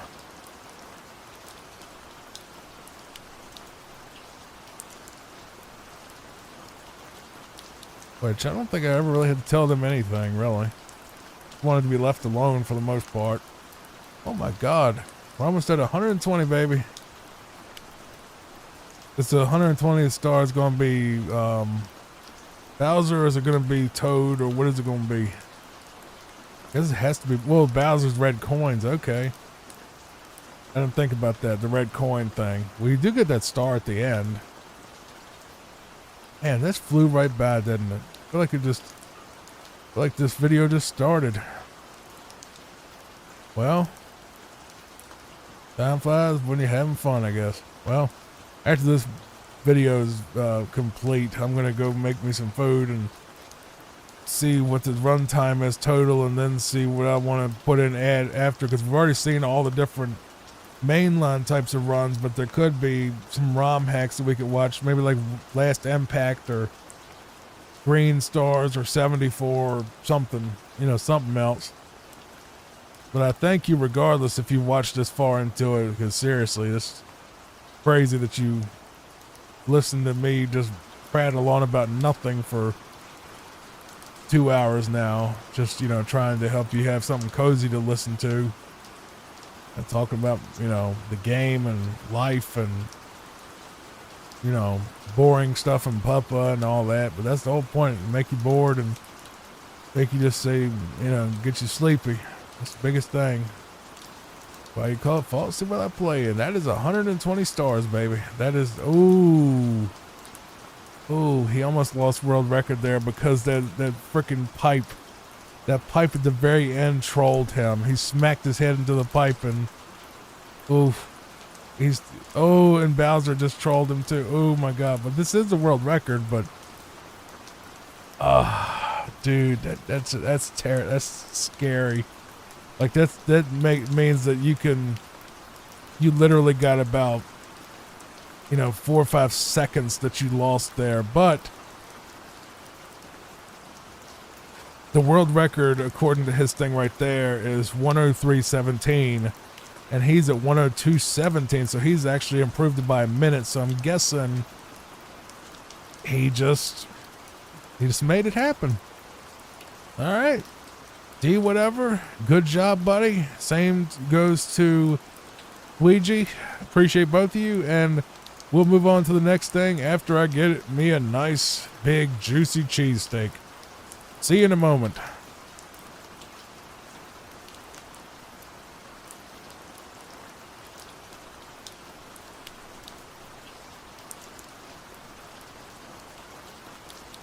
All right, let's get into this one. This is going to be the normal 120 star route. No nonstop this time, just straight through.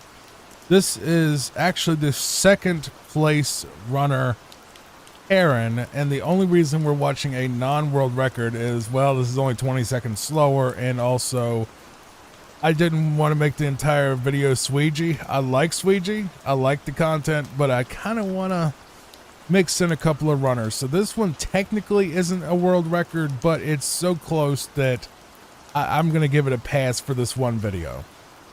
That we're going to allow this one person from Japan to be in the video, named Karin or Karin. I'm not sure. It's Karin.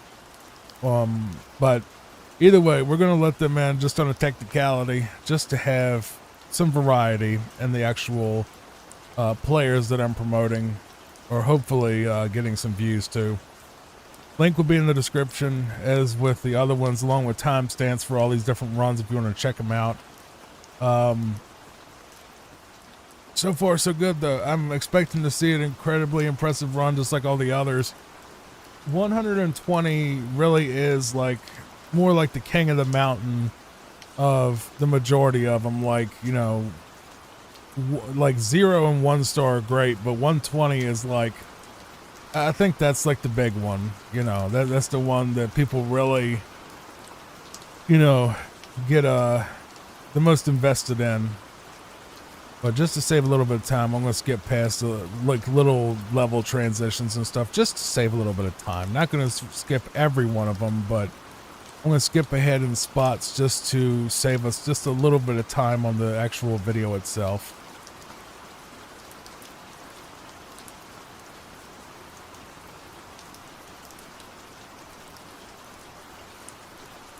But I'm not going to skip anything inside the level themselves. I'm going to let the levels play, but you know, when they do the little stuff, you know, between, I'll skip ahead like that. You see what I mean? That kind of thing here and there. Not going to be every time, but sometimes. Just to keep the pace going. Alright, so here we go. They're fighting the big rock dude. By the way, I did bring up that cheesesteak earlier. That thing was disgusting, and I do not recommend that particular brand to anybody. It was not the Steakum or any of the frozen one. It was some fancy schmancy, like $8 for a pound of it. Well, that's not that's not fancy. That's crap, isn't it? I didn't think about that. Ribeye is a lot more expensive than that, ain't it? It's the one where it says like shaved ribeye on it, and it's in the meat department. I swear to God, I put that in the pan. It had no juice at all. It was completely dry. Like, it was from the fresh meat department where it's supposed to be fresh meat. And it was just dry. With basically no fat, no marbling, no nothing. And I throw it in there. I'm like, all right, you know, I throw a little oil in there and I cook it up, and it doesn't look appetizing. I put the salt and the pepper and the cheese and all that stuff on it. You know, I feed Papa a little bit and she eats it and she's fine with it. And it's like, well, the dog, you know, it's a dog. They'll probably eat most anything, but you know, she's picky. So I was like, okay, maybe it's okay if she didn't turn her nose up at it, which she has done with other things many times. And I was like, well, screw it. Let's try this. Okay. So I put it on a sandwich, and honestly, from a distance, it looked fine. But as soon as I bit into that thing, I swear for God, I immediately just like stopped. I was disgusted, and I spit it out, and I threw it into the garbage disposal. Did not even swallow a bit of that. That thing is disgusting. Basically, if you want to know what it tasted like, the easiest way to taste it is imagine just gristle. You know, like when you cook a steak and you get kind of that char that just kind of tastes like charcoal. It was literally that. It tasted like I was biting into a piece of charcoal. It was disgusting, and my stomach's kind of turning thinking about it. God, I hope that doesn't make me sick. It wasn't bad meat. It was just, there was nothing on it. There was no fat at all, like to give you that juice. I was like, ugh. I left a bad taste in my mouth. It literally tasted like biting into a charcoal brick. Like it was inedible, straight up. And I got Instacart to refund me. Screw that, man. It was like $8 for this little tray of just garbage. Like, dude, I would have got better out of burger meat. I mean, legit. Like that, if that's steak meat, that must be all the crap that y'all cut off of the steak that nobody wants. Like that is not what a cheesesteak is supposed to taste like. That was straight up grit. And I ordered another Instacart. Instacart's getting high though, man. They really like to tack it on you, don't they? I love Instacart though. I would never get rid of it, but I did learn today that I may be wrong about this, but apparently those black box, the Philly steak brand at Food Lion and Martin's and Giant and all that, that's actually a store brand. I thought that was like a fancy name brand, because it was always the same price as Steakum. But it turns out that that's just a store brand that a lot of people say it's garbage. I'm like, well, you know, I never really sat there and had a steak-em in a black box Philly steak, you know, one after another to even taste test that. But when I think about it, every time I did make a cheesesteak, you know, it would be a lot of grease, but almost no flavor. And I think it was those black box ones. So I ordered a steak-em because I didn't know the steak-em was like the national brand. I didn't know that. I never thought about it. They were the same price and one looked fancier than the other one. I always got the fancier looking one because they were, you know, the same price. And I figured, you know, steak is steak, but apparently not after that gristly, gross, stomach churning crap I just tried to eat. But round two, whenever the person gets here with the steak on meat and the cheese, I don't know when it's going to be, but I'm going to cook me another steak tonight and see what me and Papa think. Hey, baby. I was about to give her the rest of the steak. I'm like, no, man, that's going to make her sick. You give her the rest of that? I give her a tiny bit just to see if she'd eat it. And then once I bit into it, I wouldn't even feed it to her because I'm scared that it would hurt her little belly. She just got over some type of belly sickness, you know, where she was pooping wrong for a couple of days after eating some bad Bojangles with me. And I luckily got out of that somehow without any terrible pain, you know, a little bit of trouble, but, you know, she got the worst of it, unfortunately, that baby. But, man, I swear, it made me hate fast food at this point. Except for Hardee's. Hardee's is still good. Bojangles, y'all have just dropped off. Your chicken is dry, and it has no juice, and it is crap. It is just spicy, dry garbage now. I don't know if it was ever good, but it ain't now. Every time I get Bojangles chicken, it's bad. And that's your main thing, man. That's your main thing, Bojangles. It's chicken. Chicken and biscuits. And your biscuits are amazing, but your chicken sucks. Your chicken has never been... Hardee's chicken is great. Like, we didn't have a KFC near us, but I remember every time Dad would send us to the town. There's two towns right next to each other, actually, about 15 and 20 minutes away. Both of them have a Hardee's.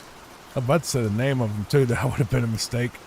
But, no, there's two towns right next to each other that both have a Hardee's, and every time we would go there, every time I go visit my buddy, he'd be like, hey, you know, when you gonna be back? I said, I don't know, around 6, 7, something like that. I don't know. We got stuff, we're probably, you know, they got school tomorrow or whatever. You know, this is when I was a teenager. He's like, go on by Hardee's and get us a bucket of chicken. I don't know if Hardee's still does that, but that chicken was so juicy and so good. Hardee's is good, man. Their burgers are aight. I'll say that their burgers are okay. They're not as good as some others, but their chicken is out of this world good for fast food anyway. Bojangles ain't worth nothing for chicken. I don't know about Chick-fil-A because I don't have one near me.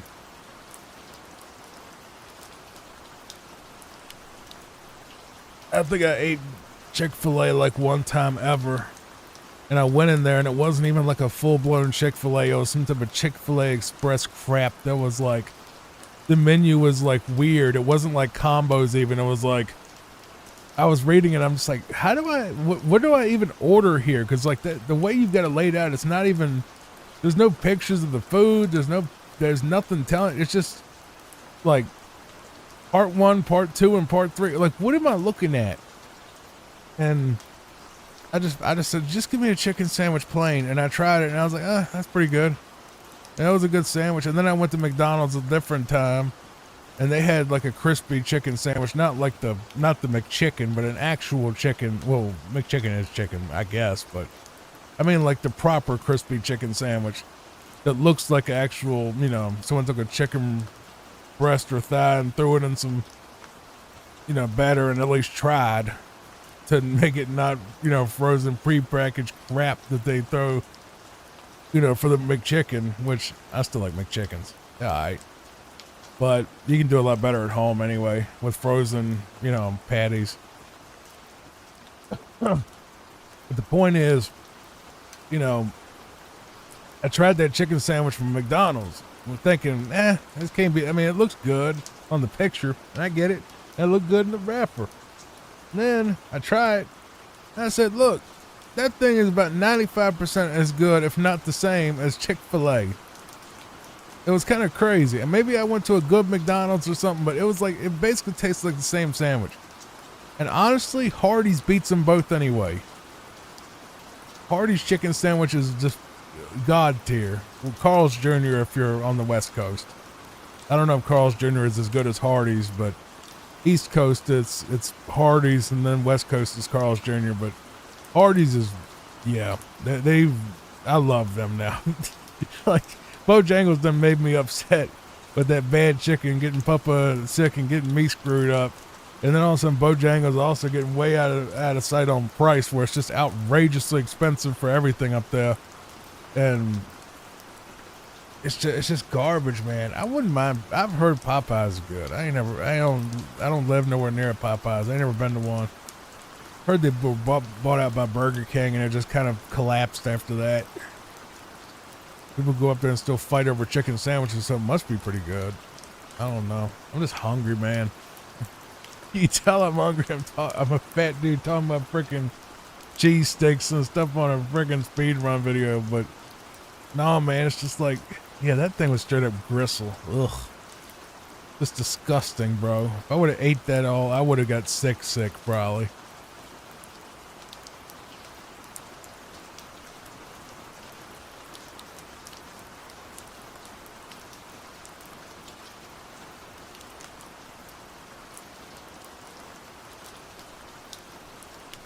All right, moving on to the slide. What is it? Princess's Secret Slide? Is that what PSS means? Are they playing on a GameCube controller? Like on their... No. The layout is yeah, that's still N64. Okay, it's just the way the little... They have the little controller overlay where it shows like what their inputs are on the stream. And it looks like a GameCube controller, but it's actually N64 buttons.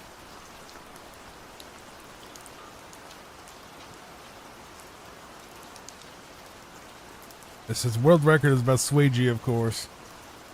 Which Sweegie still is the world record holder, but this person got second place. So I'm still giving Karen or Corinne, you know, even if you're not the world record holder, you still deserve, you know, credit for being able to beat these games and being able to even get close, you know. Even if you're in the top 10, top 20, think about it. You're like the top 20 people that play, you know, Mario 64 in the world, you know. If you're anywhere near the top, you know, top 20, that's something to be proud of, man. I'll be proud of me if I could pull off 120 stars in 6 hours. Y'all doing it in an hour and a half. I'd be proud if I could do it in 12 hours. I can't. I would have to give up at some point because I ain't that good. See, this slide alone I'm bad on.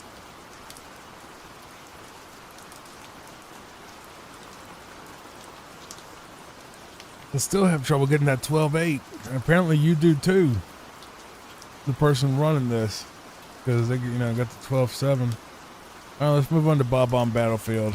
Get back on topic instead of just talking about food, and my disappointment is immeasurable and my day is ruined until that steakum gets here and actually get to try the national brand that I've been ignoring for forever, thinking that I was eating the fancy, nice brand that just happened to taste bland.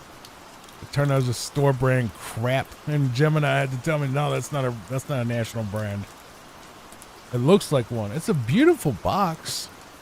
Just look up the Philly Steak Food line. It's like a black and red box, and it looks super fancy and high end, and looks like something you'll see in like a proper fancy steakhouse, you know. And steakums are just like in a big bright red box, like, yeah, I'm here.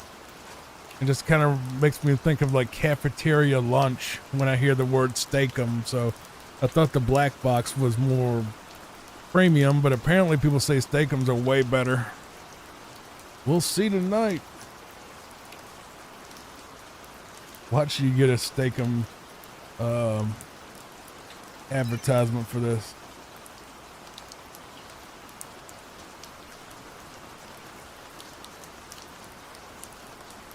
Hooked up myself, but I'm lazy, man. My laziness is why I waste so much money. I'm lazy. Well, now if I go up there myself, then I'm going to buy a bunch of other crap I don't need, not thinking about it, then end up spending about 3 times what I think I'm supposed to be buying. That's why I use Instacart, so I know what I'm actually getting, what I'm actually paying for, instead of getting to the register like, well, your total is $80. Oh my God, I just came here for one thing. They know what they're doing. Them stores, they know what they're doing. They literally set that up psychologically to screw with you, to make you buy stuff you don't need. Like the way they place it and all sorts of stuff, bro. I'm telling you, that they're running a con on you.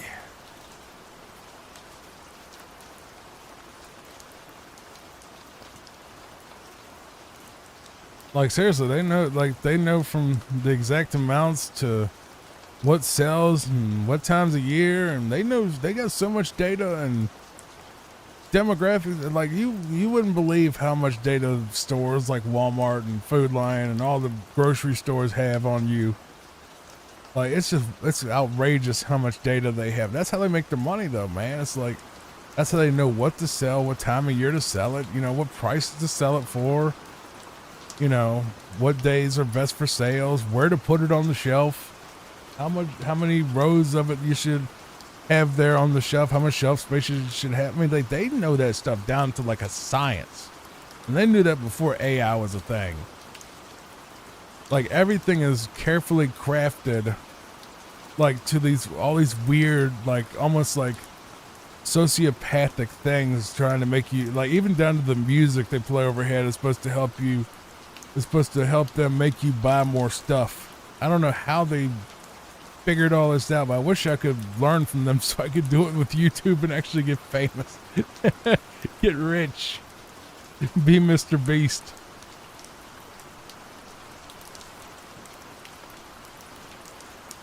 Be the Mr. Beast of sleep gaming. That'll be the day. That'll be the day when I get, you know, even thousands of views on these videos, you know, let alone 1 million, let alone 10,000. That'll be the day. Johnny Fox game, well, Peaceful Pixels now gaming video getting 10K. 1K is already good luck. 10K, no way. 100K, you might as well just give me lottery tickets instead. I probably have a better odds of winning the mega millions than I do getting 10 or 100K on a video.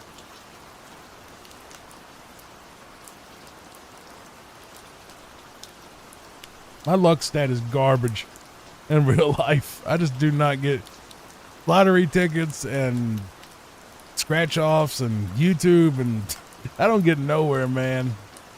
I can't get ahead. That's just life, though. I ain't even mad about it. It's just like, you know, it's almost comical at this point. Been doing YouTube for like over 10 years and never got nowhere, really. Dozens of channel topics, dozens of brand names and identities and styles and graphics, and spending all this money getting the new fancy icons and all that stuff before AI was a thing, getting real artists to draw stuff and all that work, and it didn't amount to nothing. Didn't amount to nothing. Just a bunch of wasted effort, and almost all of it's been deleted off the internet at this point, where you can't even watch it.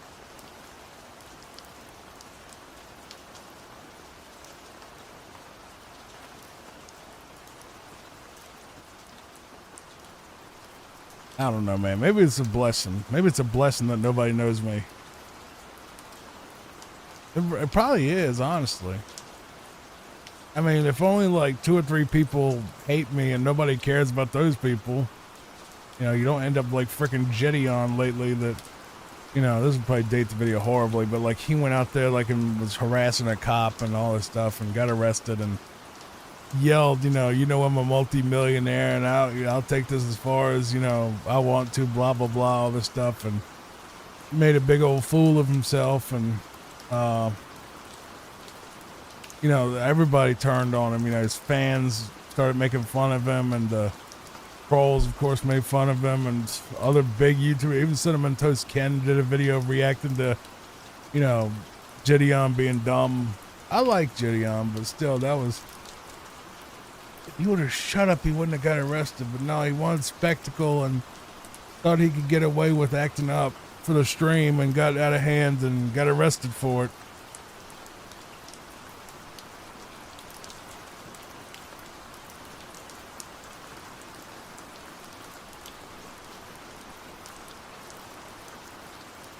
He'll be all right. He'll recover. He probably will. People won't even remember it in a week. I mean, nobody remembers the Mr. Beast drama with Chris Tyson. No one talks about that anymore.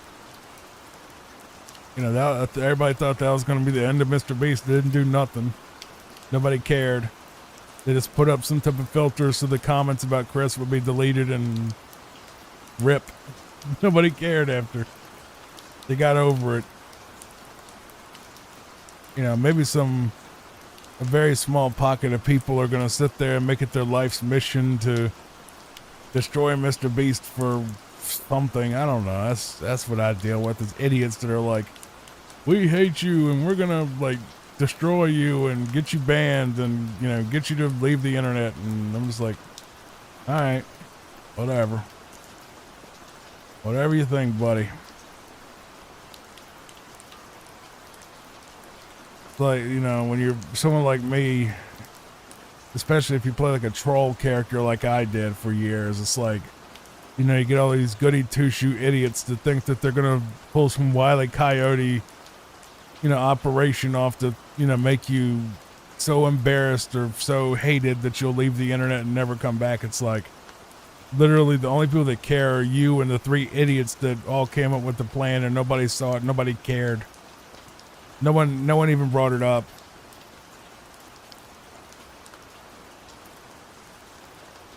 Like, no, like it didn't even come to my attention until you said it. And now I'm just looking at it like, all right, whatever. You know how people are, they're crazy, man. They get parasocial, then you don't live up to their expectation, and all of a sudden it's like, oh my God, it's an awful person, I gotta ruin him. All right, well. You could dedicate your life to getting a job and doing something useful, helping your mother. You know, maybe being a better parent to your kids, or, you know, getting a degree, getting a better job, doing something with your life. No, I'm just going to go and, you know, A-log this YouTuber that said, you know, to go away because I was being toxic. All right. Now, if you want to be a failure in life, go ahead. That's on you, man. I didn't make you do it. It's on you.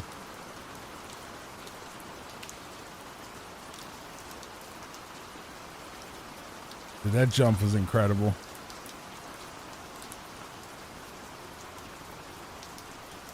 You got to think about it, man. These people that like hate YouTubers and like dedicate their life to hating them and that make it in their entire personality. Think about how pathetic that is. Really think about that. It's like your entire life. You know, you could be working, making videos, or working extra hours, or playing with your kid, or, you know, helping your mama, or spending time with your parents, or going to the gym, or doing literally anything. But no, you want to just sit in your house, hate watching somebody and complaining about them all day on Discord. It's like, how much more pathetic can you get than being an A-log? You know what I mean? I really do just talk train of thought. It's obvious, but that's what I do. It's such a pathetic thing. That's why, like, when someone trashes me or, you know, tries to come up with some scheme to try to get me kicked off the internet, or kicked off, you know, YouTube, and kicked off Twitter, because they get me banned on Twitter constantly. The people that hate me do. And I'm just like, I mean, was it worth it? Now you have no content to look at. You know? If you kick me off, get me kicked off Twitter, and I just don't come back because I think Twitter's boring and doesn't do anything to help spread your YouTube. Like literally no social media, like all social media outside of a platform is completely worthless if you want to grow on said platform. So mainly YouTube anyway. Maybe Twitch is different, but like legit, if you look at your stats, if you're a YouTube person, look at your stats and you will legit see that almost none of your traffic comes from Twitter, Discord, Reddit, any of them. Like maybe like 1% ever. Like all of it comes from YouTube itself. Like you're wasting your time trying to grow on Twitter to grow your YouTube channel. If you focus on not even making good videos, make more videos that people want to watch. That's the only way you can succeed, is to just make videos people want to watch and make as many as you can without, spamming or, making a bad content. Make it at least good. Make quality stuff if you can, the best you can at least. But like going and tweeting stuff and hashtags and Reddit and, 4chan and all that stuff, posting your links everywhere, it doesn't do nothing, man. It's a complete waste of time using social media to promote your stuff. Like the only time I've heard it was remotely useful was like people going on TikTok and then transferring that to YouTube somehow. But still, even then, you're taking your TikTok audience, which could be like, let's just say 1,000 people, and you're only going to get about 100 of them, if that, to come to YouTube, because they don't want to go to YouTube. They want to stay on TikTok because that's where they watch you. That's why people that'll get 10,000 views on a video on YouTube will get maybe 100 on Rumble, because it's not they just don't want to go to Rumble, because why would they? It's like you can post here, or we can just watch somebody else here. That's how the audience is. They don't transfer cross-platform. By and large, they don't. The data straight up will tell you that there is very little. Like the only time like posting on another social media place, like Twitter, right? Like not Twitter, Twitch. The only time doing both Twitch and YouTube, or even Twitch and YouTube and TikTok or whatever at the same time, or focusing on any of them crossing, is when you dual stream, and that's it. Like there's no other it's not worth it on any other thing. Dual streaming, aka using Restream or some other software to go live on both platforms at the same time. But if you tell YouTube people to go to Twitch, they're not going to go. And if you tell Twitch people to go to your YouTube, they're not going to go there either. They want to stay in their own box, and they don't want to cross over for the most part. Some will, maybe 5-10 people out of your 100 viewers will, but they want to stay here. This is their house. It's like you're asking someone to move from one house that they're already happy in to move to another house just for you. That's why it's so silly, these people that'll be like, oh, I'm going to Rumble. It's like, all right, bye. You'll be back in 6 months. You'll be back in 6 to 12 months. Sure enough, you start posting Rumble clips on YouTube. Doesn't get nothing over there. Oh, we're back on YouTube again. Exactly. Because you went to a website that has no real audience or future or potential. Rumble is a waste of time, people. It is a garbage website that is just basically a money pit that is being used by some guy to make money off of it, but it's not going to be the next YouTube. It's not even going to be the next Twitch. It's not going to be the next Kick. It's not going to be any of them at all. There's no way. It's going to end up just like all the other crappy right-wing sites like BitChute and DLive and Trovo and Stream Me and all these other websites that basically, well, I don't even know if they were right-wing, but I know BitChute and BitChute definitely was far right. But it's like all these alternative tech platforms, they all collapse. They don't have the money. That's the thing, man. Like YouTube doesn't make money. Google keeps it as basically an asset, but it makes no money. It's not profitable at all. But it's there as an asset because it gives them leverage overall for other things. You know?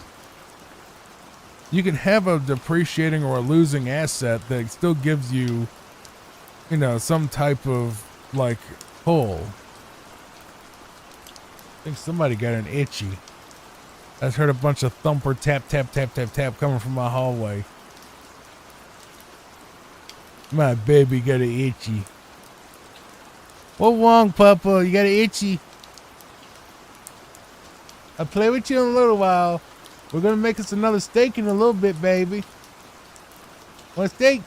Me and you get a good steak this time once some people bring it.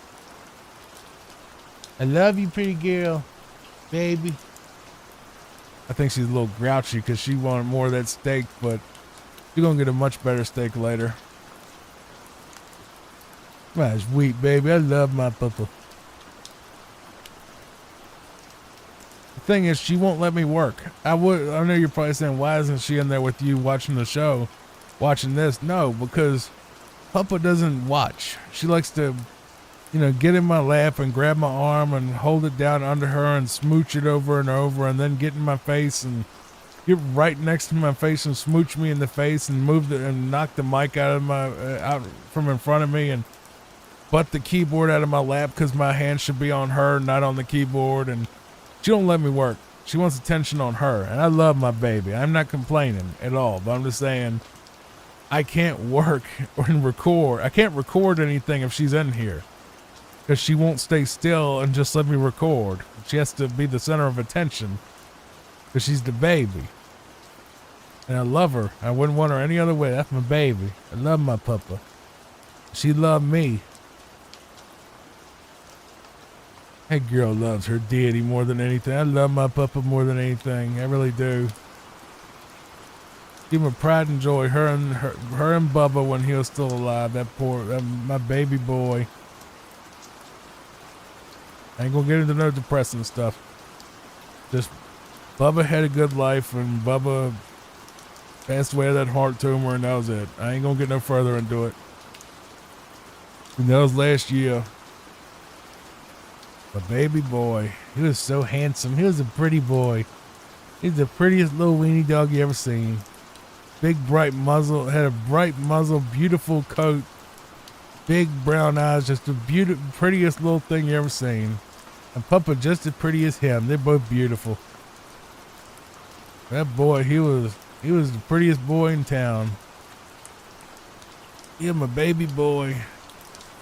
He loved his grandpa, and he just never was the same after grandpa passed, but I ain't going into that either.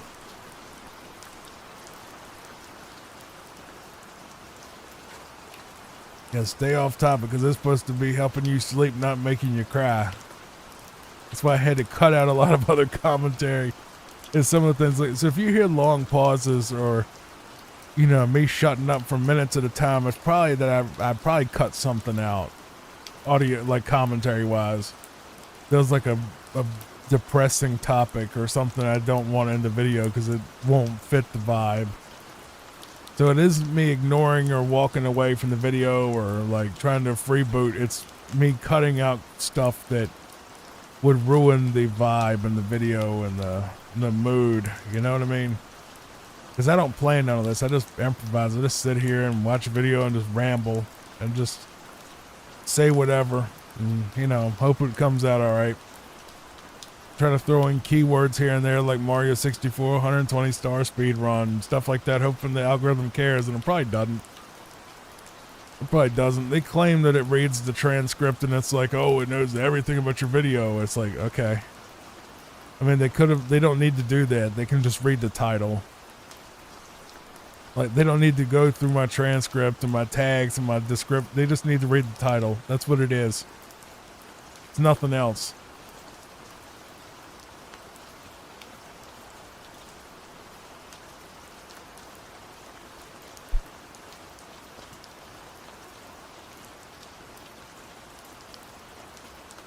I'll tell you something that'll do that over and over. I'll say it one more time. I'll tell you how to I can stop stuttering, how to overcome your worry about your growth on YouTube, TikTok, or anything else. Any of these social media platforms. You work all day, you work all night, and you don't get nothing, right? If you don't like it, quit. Period. Quit. You might. It's like basically you're playing the lottery where you're paying with your time and your effort and sometimes even your money, hoping to win the lottery. Well, the lottery is incredibly bad odds, and there's no guarantee. And most people are going to lose. We're talking about millions and millions of people lose and never win nothing. That's exactly the same thing as YouTube. Because think about it, like if there was some secret sauce of saying like Super Mario 64, 120 star run, blah, blah, blah, blah, blah, have your description full of like, have a whole novel worth of stuff about the history of Mario and all that crap. People will be doing it, man. It's random chance. The only thing I would say that you can really do about growing on any media platform, period, is pick a good title, pick a good topic, and that's it. Really. Title, topic, thumbnail, that's it. Everything else is complete random luck. You have those, you can choose those things. Everything else you do, completely irrelevant. If it's all luck after that. So I don't want anyone to think, I work 40 hours a week and I put out one video a week that's like this big epic video, gets no views. Don't worry about it. It may get views tomorrow, may get views 8 years from now, may never get them. But it's like, you need to think of it like a lottery ticket. You do it for fun, hoping it does something. But once you start thinking, it didn't do anything, I'm going to base my entire mood and my entire outlook on the fact that it didn't work out this time, and make yourself miserable because you didn't win the lottery. I mean, really think about how ridiculous the statement is. I'm upset because I didn't win the lottery. That's exactly what you're doing when you're on social media. You're playing the lottery. And the win is to get an audience and an in-surge of cash. That cash don't come forever. The cash is eventually going to dry up. That cash flow is eventually going to dry up. Because there's no YouTuber on the planet that keeps an audience forever. I don't care who they are. All of them lose the audience eventually. You got all these channels that have like 10 million subscribers. You look at their channel videos and they got like 10,000 views a video. With millions of subscribers. It's just a graveyard, man. It's a straight up content graveyard. So unless you enjoy doing it and unless you enjoy doing it or you work for someone else who pays you out of pocket to do it, or unless you're already making tons of money, like, 10 grand a month, then sure. But like, if you're just like a person that's like not even monetized or maybe making $100 a month, don't treat it like you're making 100,000 a month, because you're not. You're putting too much pressure on yourself for something that's not happened yet and probably won't happen.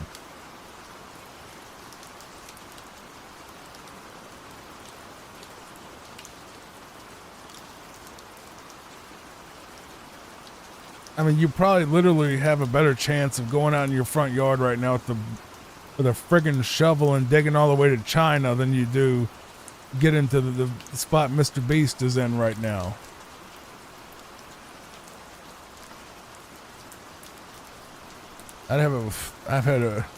Honestly, if I ever got like 100,000 subs, I'd probably have a better chance throwing a penny and hitting the moon.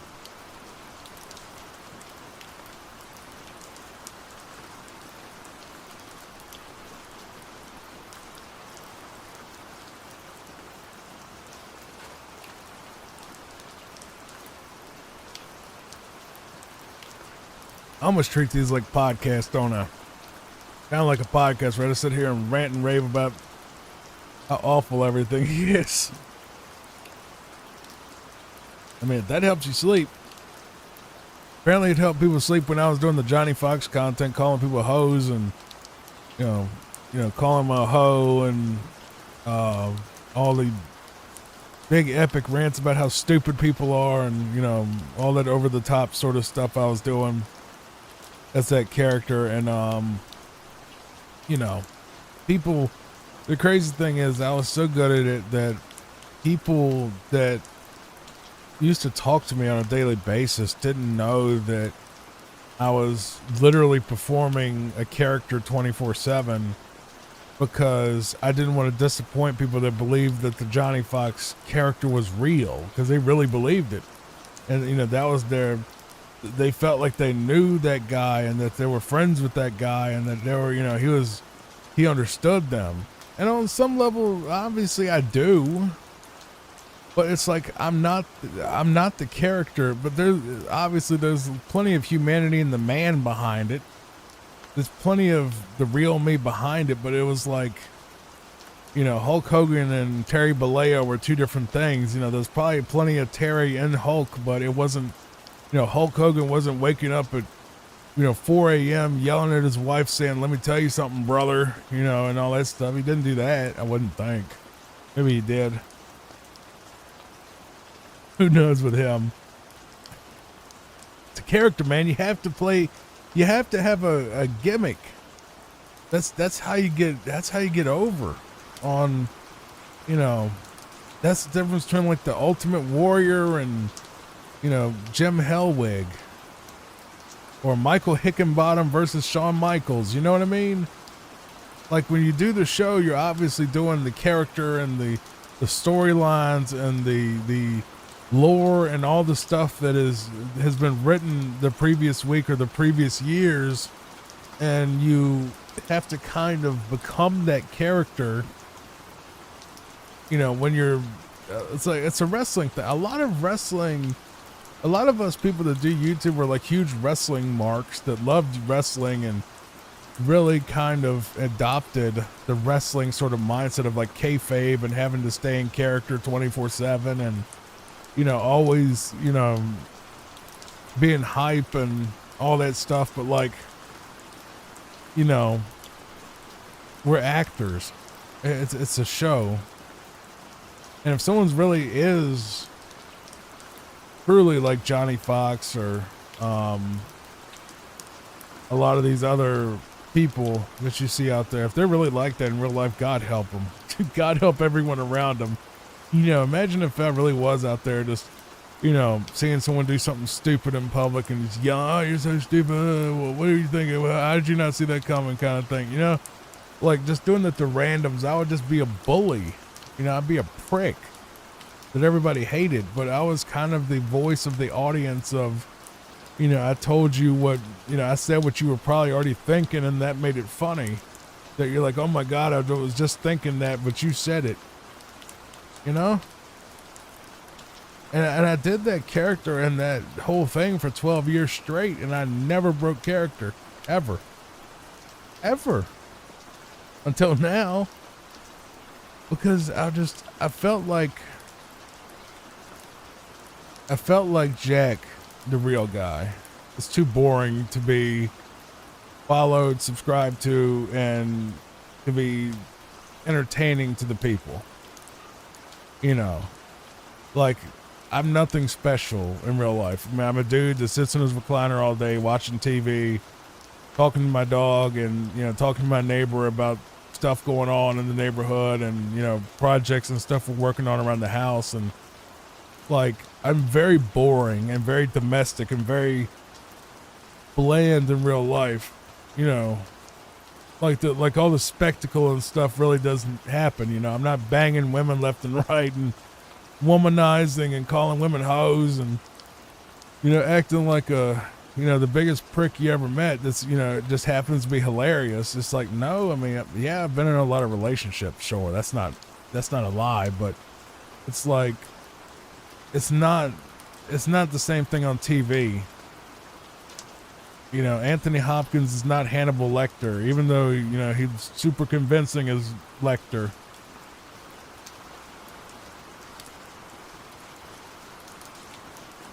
Yeah, they need to hurry up with that steak though, bro. I need me a sandwich, bro.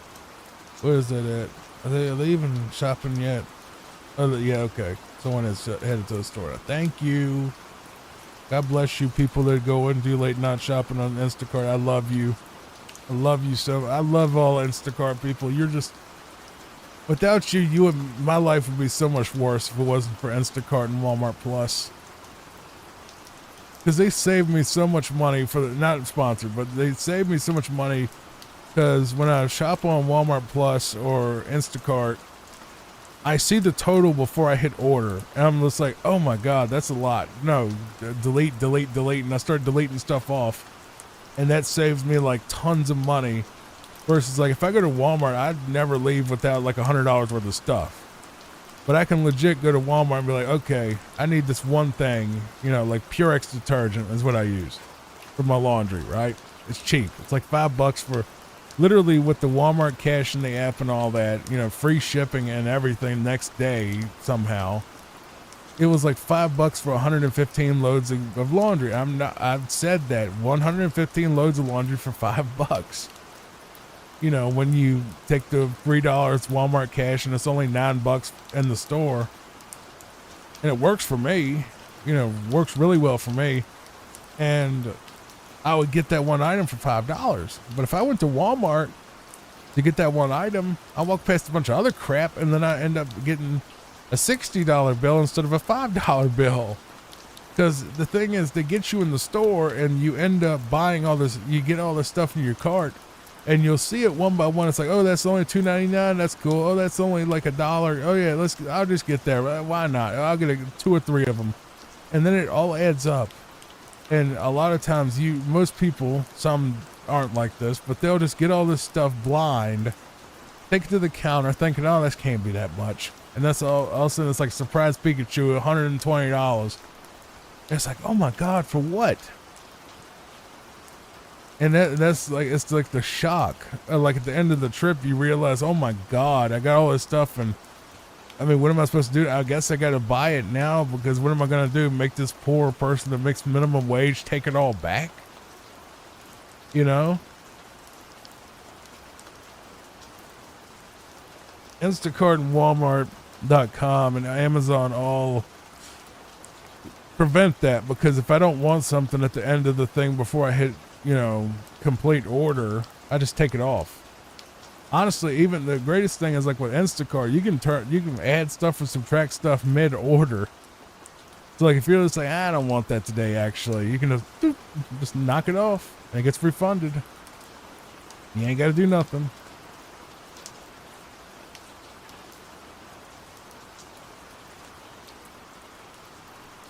Yeah, this trick is ridiculous. I had so much trouble getting up there, up on the top of that building.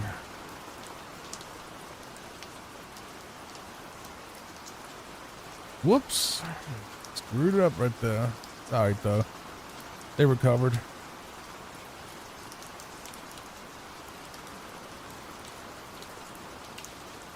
I can see why some people like Big Moose Haunt. I'm just not particularly a big fan of Big Moose Haunt, even though it's everything I would want, but it's a great level, but it's just kind of cryptic, and I don't know. I just really like Womp's Fortress a lot, and I really like Wet Dry World a lot, and I'm not a fan of the where do I go, what do I do kind of games or levels. I kind of like a straight, if I'm playing a Mario game, I want to go left to right and that's it and don't go anywhere else. You know, or if it's a 3D game, be more like obvious.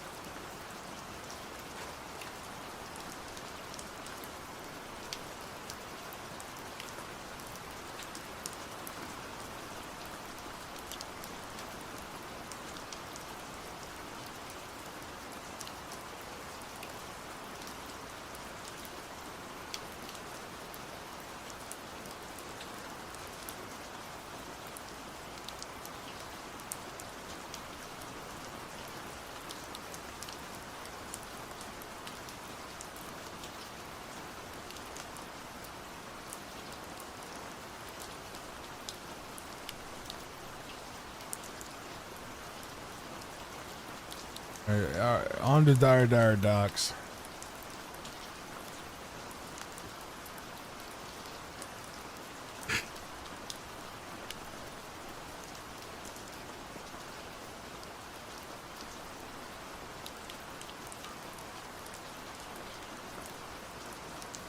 Right now they got 66 stars. They're about 4 stars away from. Are they going for 100 coin already? I think Dire Docks probably just as bad as Jolly Roger Bay on the coins. Probably worse. I think a lot of people rate this level as their least favorite, honestly.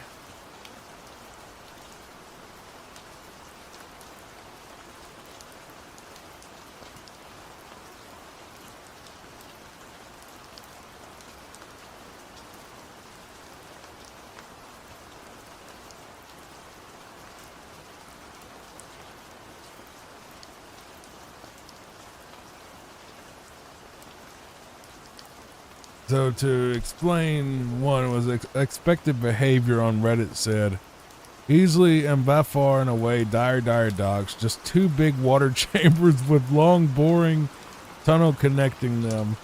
A bunch of people agreed with him.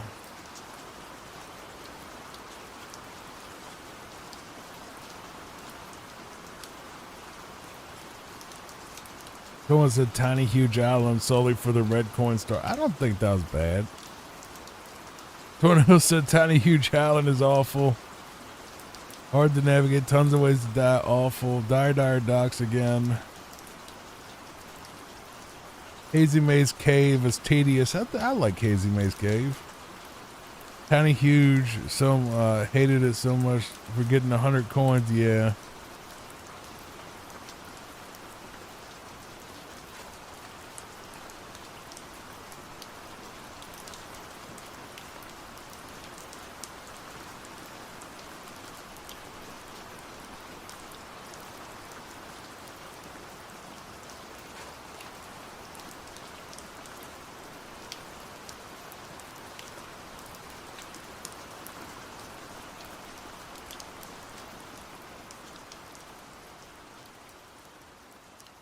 Most of them are saying Dire Docks and Rainbow Ride are the worst. Okay, this is coronajumper.com.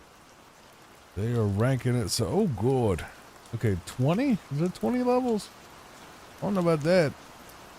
Let's see what it says. Number 1 is Dire Docks.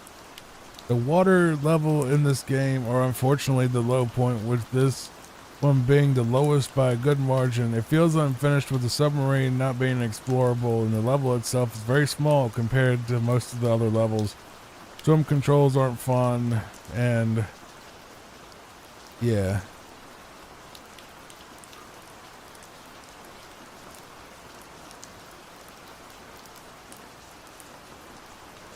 Hazy Maze Cave is next. A lot of people really like this level. It's big and mysterious. Personally, I'm not into that.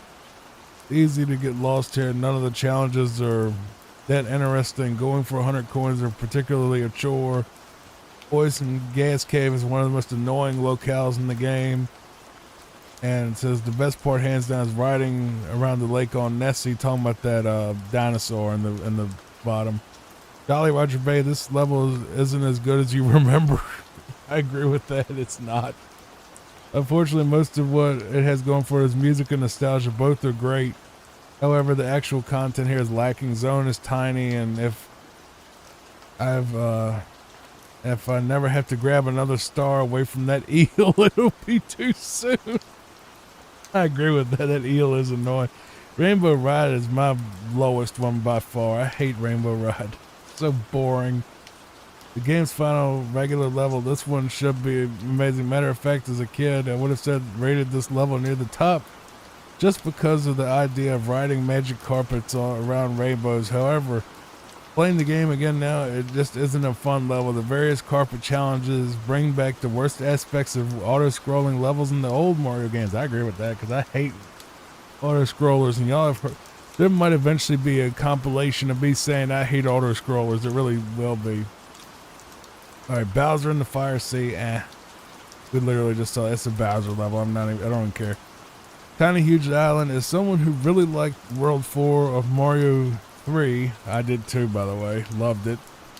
I should have liked this level, right? Well, I didn't. Well, it keeps going and on, but doesn't do it. Yeah. Wing Mario over the rainbow. I don't even count that. That's just literally a little side thing. Tall mountain. It's a great big mountain. I've noticed this level trends to rank low on people's lists, but it isn't popular. Let's say it isn't very popular at all. Well, I think it's an okay level. It's basically a much harder bomb battlefield. I think that's a really bad idea. I don't believe that at all. Combined with the elements of Cool Mountain, I can hear that. Cool Mountain's a much better level. Snowman's Land, much smaller ice level than Cool Mountain, less memorable. Let's see.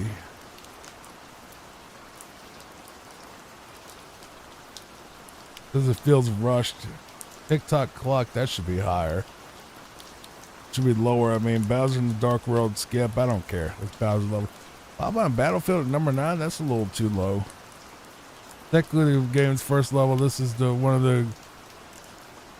the great first levels of the era of gaming. It does what first levels are supposed to do.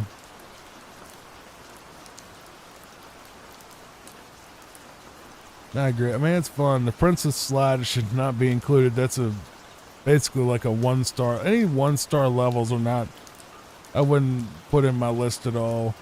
Wet Dry World, the only level from the last third or so of the game I'd give a fairly high ranking to. This one is just fun. Level layout is basically a giant puzzle full of lots of ways to interact with it. Yeah, I agree. Love it.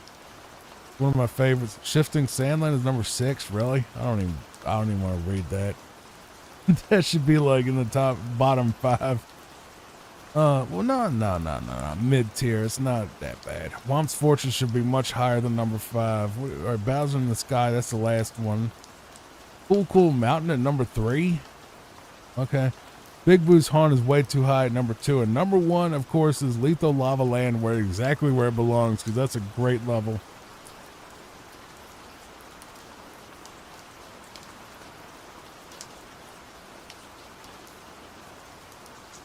I was quick. Got my stuff and they're already here. Gonna make me a steak. Make me a good steak this time. Not that crap that I just ate.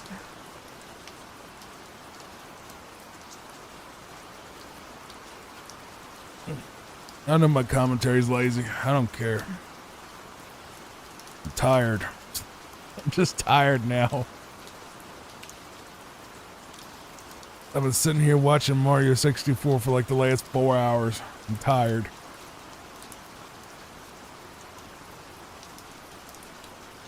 Hey, we can go to my favorite level again, Wet Dry World, see how they do with this. Are they going into the town first? Really? Neat. I like it. I approve of this speed run. A lot.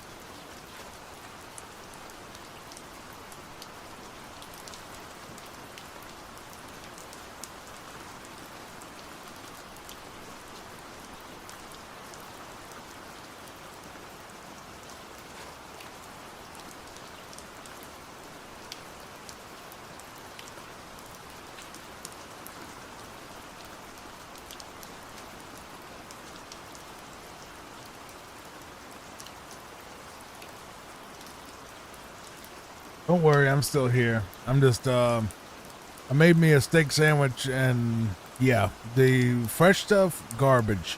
Steakum, the actual Steakum brand, yeah, that's so much better. That's like night and day. So much better than the other one. Like even like the black label one from like Food Line and Giant and all them. This isn't even close. It's not even close. That stuff is flavorless crap. This thing actually tastes like a proper cheese steak, the way it's supposed to taste.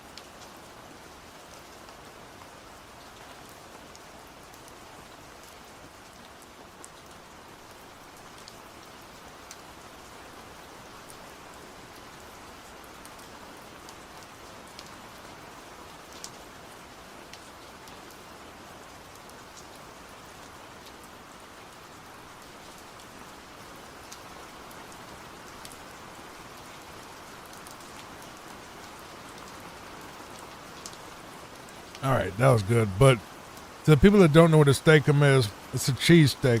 It's cheese steak meat. So people that don't know what that means either, think of like any steak.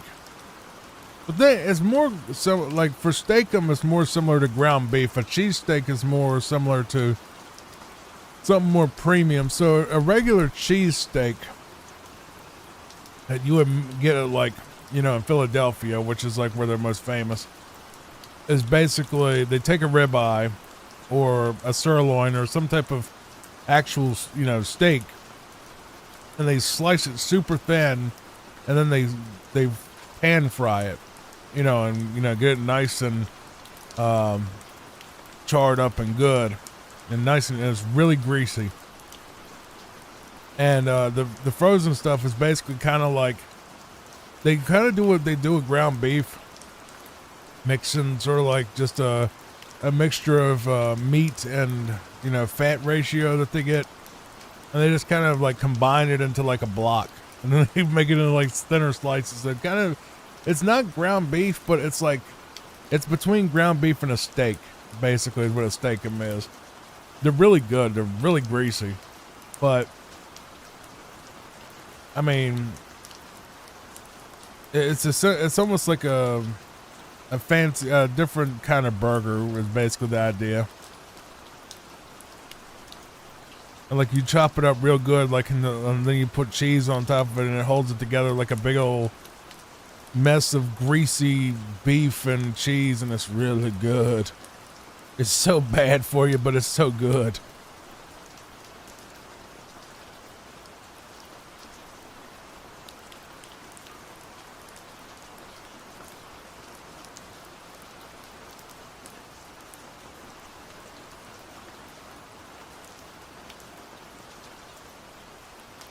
But seriously, like that Steakum brand, that smokes, that black box one that I thought that's literally just says the Philly steak on it, and I thought that was like the big brand. But no, that's some store brand thing that only is, you know, at the stores that I go to. And I thought they were everywhere, but apparently not. I thought Steakum was like the you know, the cheapo garbage brand, but apparently it was the other way around. Or Steakum was like the better, not the best ever, but like the good brand, and the other one was like store brand crap that they tried to act like was fancier. But it really is. The black box steak is nothing close to that. It's okay. But once I actually bit into that Steakum thing, oh my God, that was like, yep. Oh, that flavor. I ain't tasted that in a long time. Yeah, I've never had a good steakum at a restaurant though. Like a good cheese steak, not around here. I'm not in Philadelphia though. I hear Philly, they're amazing, but here it's just kind of bland, beefy, gooey, kind of crap. It's not very good. I don't think I've ever seen any restaurant really cook a good cheese steak around here in Virginia. It's just not in our cards, I guess.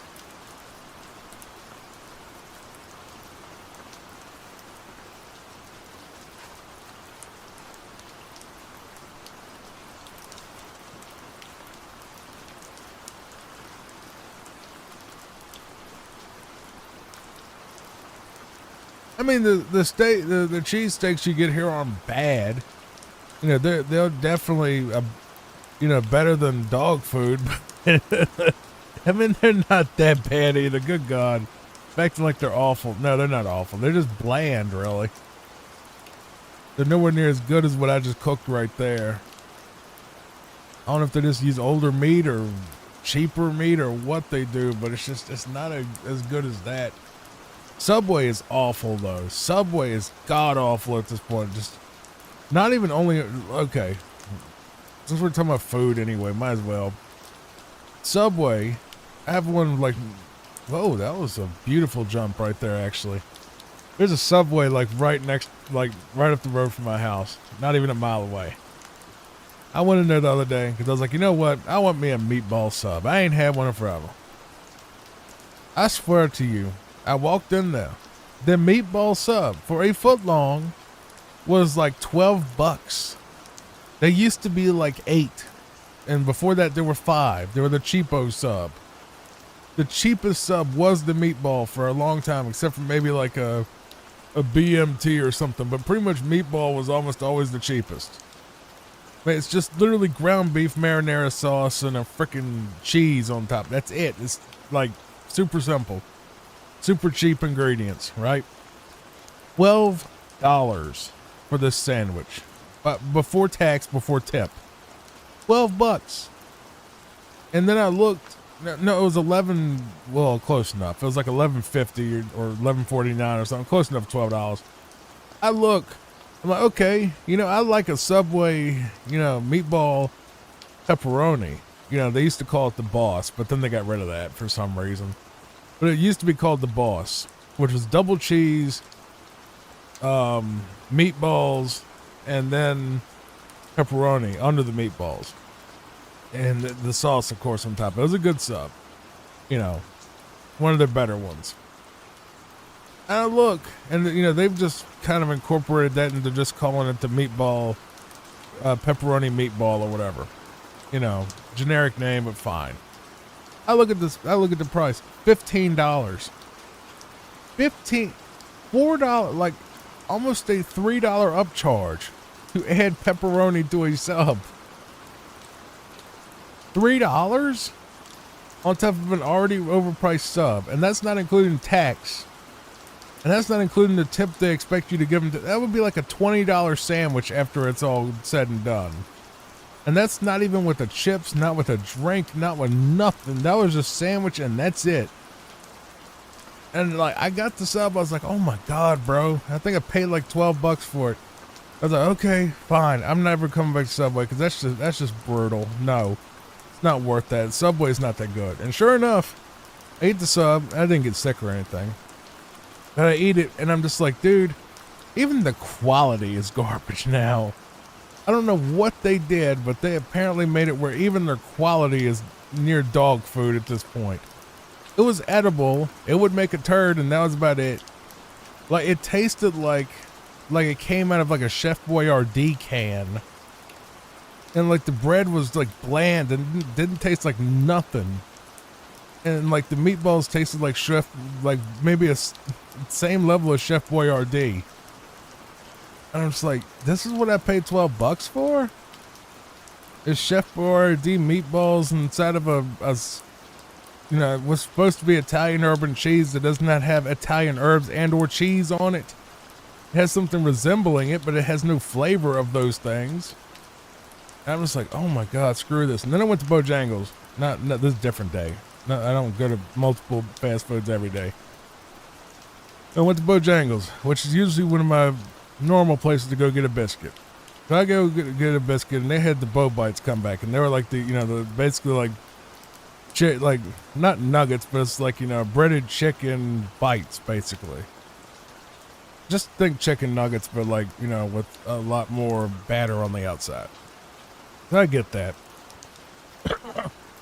Bo Bite combo, 9 chicken nuggets.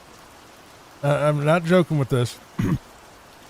9 chicken nuggets, mac and cheese. That's maybe like a quarter cup of it, a tiny little cup of it, right? And a bottle of water was $12. And then I got my sausage biscuits, which are usually 2 for $5. And all of a sudden, you know, the speaker goes on and go, okay, thank you for your order, you know, $22.50. I'm just like, I was like, what? $22.50 for some chicken, not even a biscuit, which they usually give you with the Supremes combo. Not even a biscuit, just chicken nuggets, a quarter cup of mac and cheese, and a freaking like bottle of water, which I think they charge you an extra $1 for on top of that, of course, because God forbid, you know, God forbid they don't nickel and dime you for everything. I mean, I think that, wasn't there like at one point where restaurants wanted to actually charge you for like the sauce packets too? And certain ones, maybe it was, I don't remember who did that, but that was ridiculous. Where they tried to make, or like they started doing stuff like you have to ask for the sauce packets if you want any in your bag, and then they give you like 3.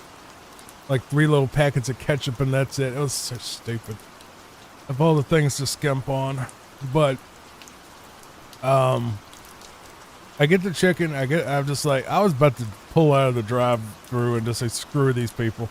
It's $22 for that. Like, usually I was expecting maybe 15, but no, it was like $22. All right, fine, whatever. I buy it. All right.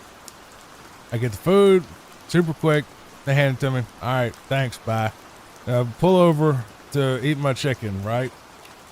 That chicken was so dry and so disgustingly overcooked.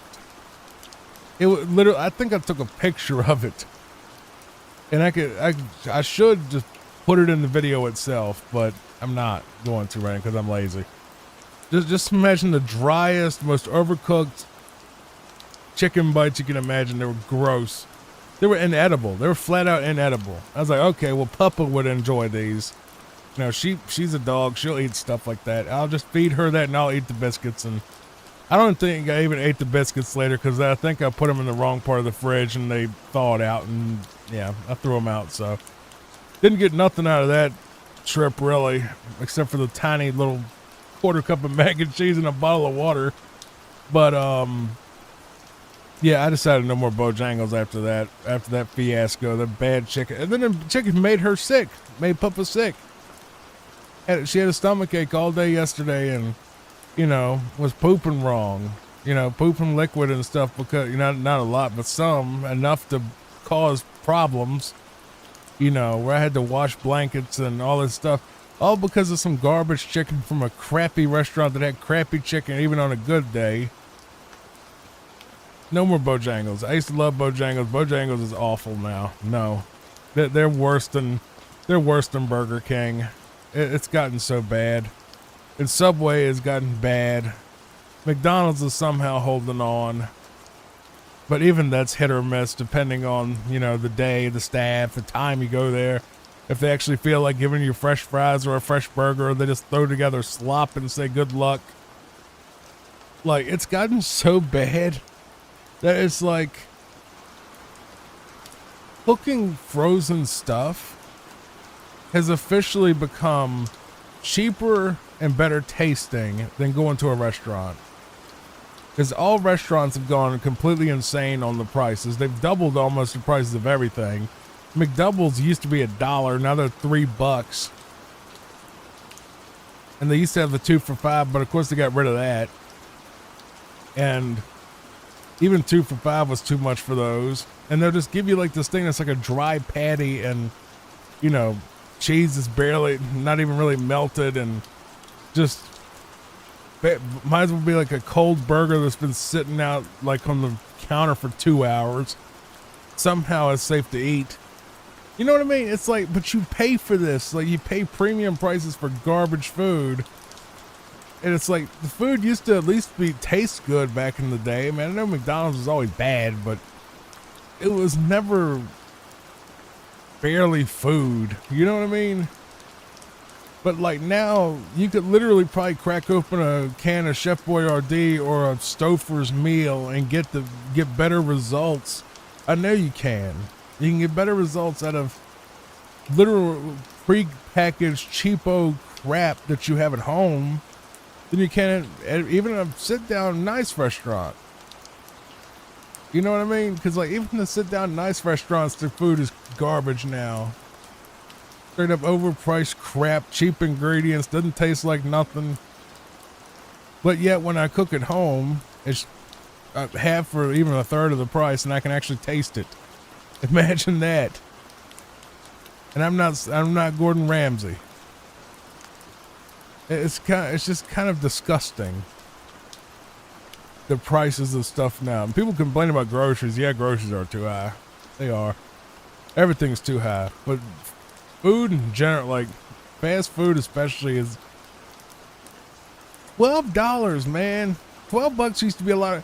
You used to be able to get a burger and fries made at Ruby Tuesday, a good, actual, properly made burger with really good fries and even a side order or something for $13 or less at an actual sit-down chain. But McDonald's is trying to act like they can pull that off too. Well, McDonald's actually is one of the few that's actually still sort of cheap.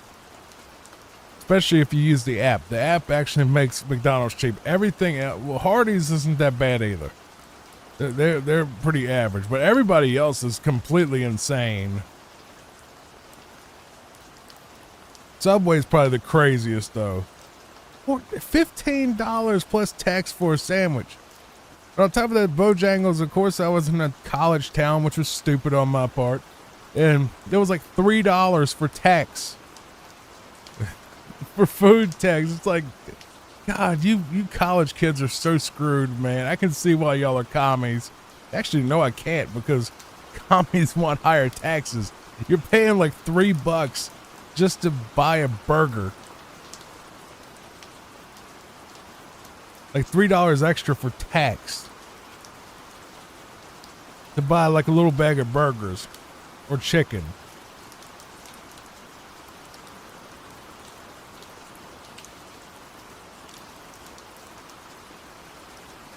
I would say there's a certain word for it that I can't say on this channel. I'll just say the safe for work version is the poopification of things. Basically, things are getting crappier and crappier. The crapification. There you go. Everything's becoming crappier. Crappier quality, crappier prices, crappier people, crappier wages. Everything's overpriced. Everything, nobody's making enough. Awful, awful, awful. Terrible. Whole world sucks. Why are we talking about that in a Mario video? Oh, that's because I've already watched this exact level be played through the same way about 3 times now. My brain is just ready to turn off and go to bed because it's like 10 o'clock. But we're almost near the end anyway, so we good. We just have 8 stars left and then Bowser and then Rip, and then I'm going to bed. See, this is what you come here for. You come to hear a redneck talk about nonsense. All 10 of you. All 10 of you. All 10 of you. I appreciate you, though. I really do. Coming and listening to me ramble on about nonsense. About everyday crap when you're trying to watch a Mario video or try to go to sleep. Maybe people like that, I said in one of the videos, not gonna lie, I did say in one of the videos recently that I said that there's content for absolutely everything. I swear, I bet you anything that there is. I forgot what video I said it in. It was a recent one that I did. I think it might have been the Castlevania video I did. I was rambling on like I always do about random stuff. I said, I bet you anything that there is somebody out there that has uploaded content of somebody snoring, like snoring when they're asleep. And I was like, I bet you that's a thing, because ASMR and all that stuff. And I was joking. And then after the video, no, I think I paused the video, looked it up, found that there was an 8-hour snoring video of a dude, like, sounded like he was growling in his sleep like a freaking bear. And it had like 380,000 views. And I'm just like, what am I doing with my life? What am I doing here trying to do like sleep content or gaming content or whatever? Like gaming content packaged as sleep, just to actually get the algorithm to care. I mean, because what else am I supposed to call this? Super Mario 64's world record speedrun reaction by a random dude that doesn't know nothing about Mario 64, barely. I mean, you gotta have a pitch, That's the whole point. The cozy thing of hearing a redneck talk about BS while you go sleep. That could be the podcast name. Redneck Rambles You to Sleep. There you go. That might sell. I don't know. Maybe I'll take some videos and cut the audio out of them and just turn it into like a big old 8-hour session of me rambling on and whatever across different videos. I don't know, man. It's late. It's late for me.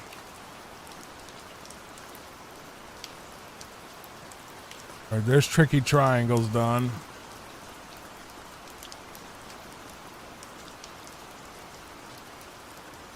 I better sleep tonight, man. I did not sleep good at all last night. I don't sleep good any night. It's not that I can't get comfortable, it's just that I can't stay asleep. I wake up every hour or two. Sometimes if I get lucky, if I get high enough, it's the more proper way to say that. If I get high enough, then I'll actually go to sleep for a certain amount of time. And I don't mean any hard drugs, I just mean pot. But that's the thing, man. I gotta take all these meds and smoke pot and everything, and then that's the only way I can go to sleep. I don't even stay up to enjoy the high. I just literally smoke it just so my brain will shut up long enough for me to fall asleep. Because otherwise it starts thinking about stupid stuff like you hear me talk about in these videos. It's like I'll just be sitting there thinking about what's the capital of Assyria. And just, you know, I wonder if Papa cares about being a weenie and stuff like that. I just sit here just thinking about the dumbest stuff unless I smoke. Well, I ask her every day, and she hasn't answered me yet. I mean, I did. I asked her if she cared. She hasn't told me if she cares or not. I don't think she does. I don't think she cares. Don't think who cares about what? That's what you're asking, probably. Papa. I asked her, I was like, hey, you know, of course she's a weenie dog, and she was looking at me. I said, hey, did you know you're a weenie? And she just stares at me. I say, do you care that you're a weenie? And she just stares at me. So I guess she doesn't care. Or maybe she does care and she just doesn't feel like talking about it right now. I know she can't talk, obviously. She's a dog. It's a joke. But I do legit, like, I'll talk to her. I'm like, do you care that you're a weenie? You ever think about it? That the fact that you are you're like a 1 foot tall, chonky weenie dog. Do you ever think about it? And she just stares at me, just wagging that tail, just happy that I'm there, just looking at her. Look at that baby. She's just happy just to have Daddy there talking to her about anything. And sweet girl. She'd love me.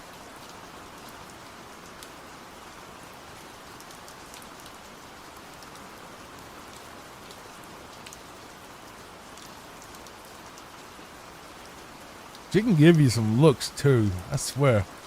That dog can give you a look. The weenie dogs are amazing at giving you the look. Whether it's the side eye or the what you want, human eye busy, and a bunch of other looks that just you know, you know exactly what they're thinking. All right, we're on the final Bowser fight. It's finally time to go to bed for me. But I really do thank you for sitting here and listening to me ramble on and talk about nonsense, and I hope it really did help you fall asleep. I'm being 100% legit. I really hope it helped you fall asleep. I hope it helped. Maybe you laughed. Maybe you learned something. Maybe you had fun listening to this while you were at work or something. Let me know in the comments. Legit. I appreciate you if you watch any of my stuff. You know, I know I joke a lot and talk a lot of crap, but, you know, deep down at the end of the day, the whole point of this is to help you sleep and relax and, you know, just hang out with a friend for a while if you need that from me. Which, you know, we're cool, man. We're cool. All right.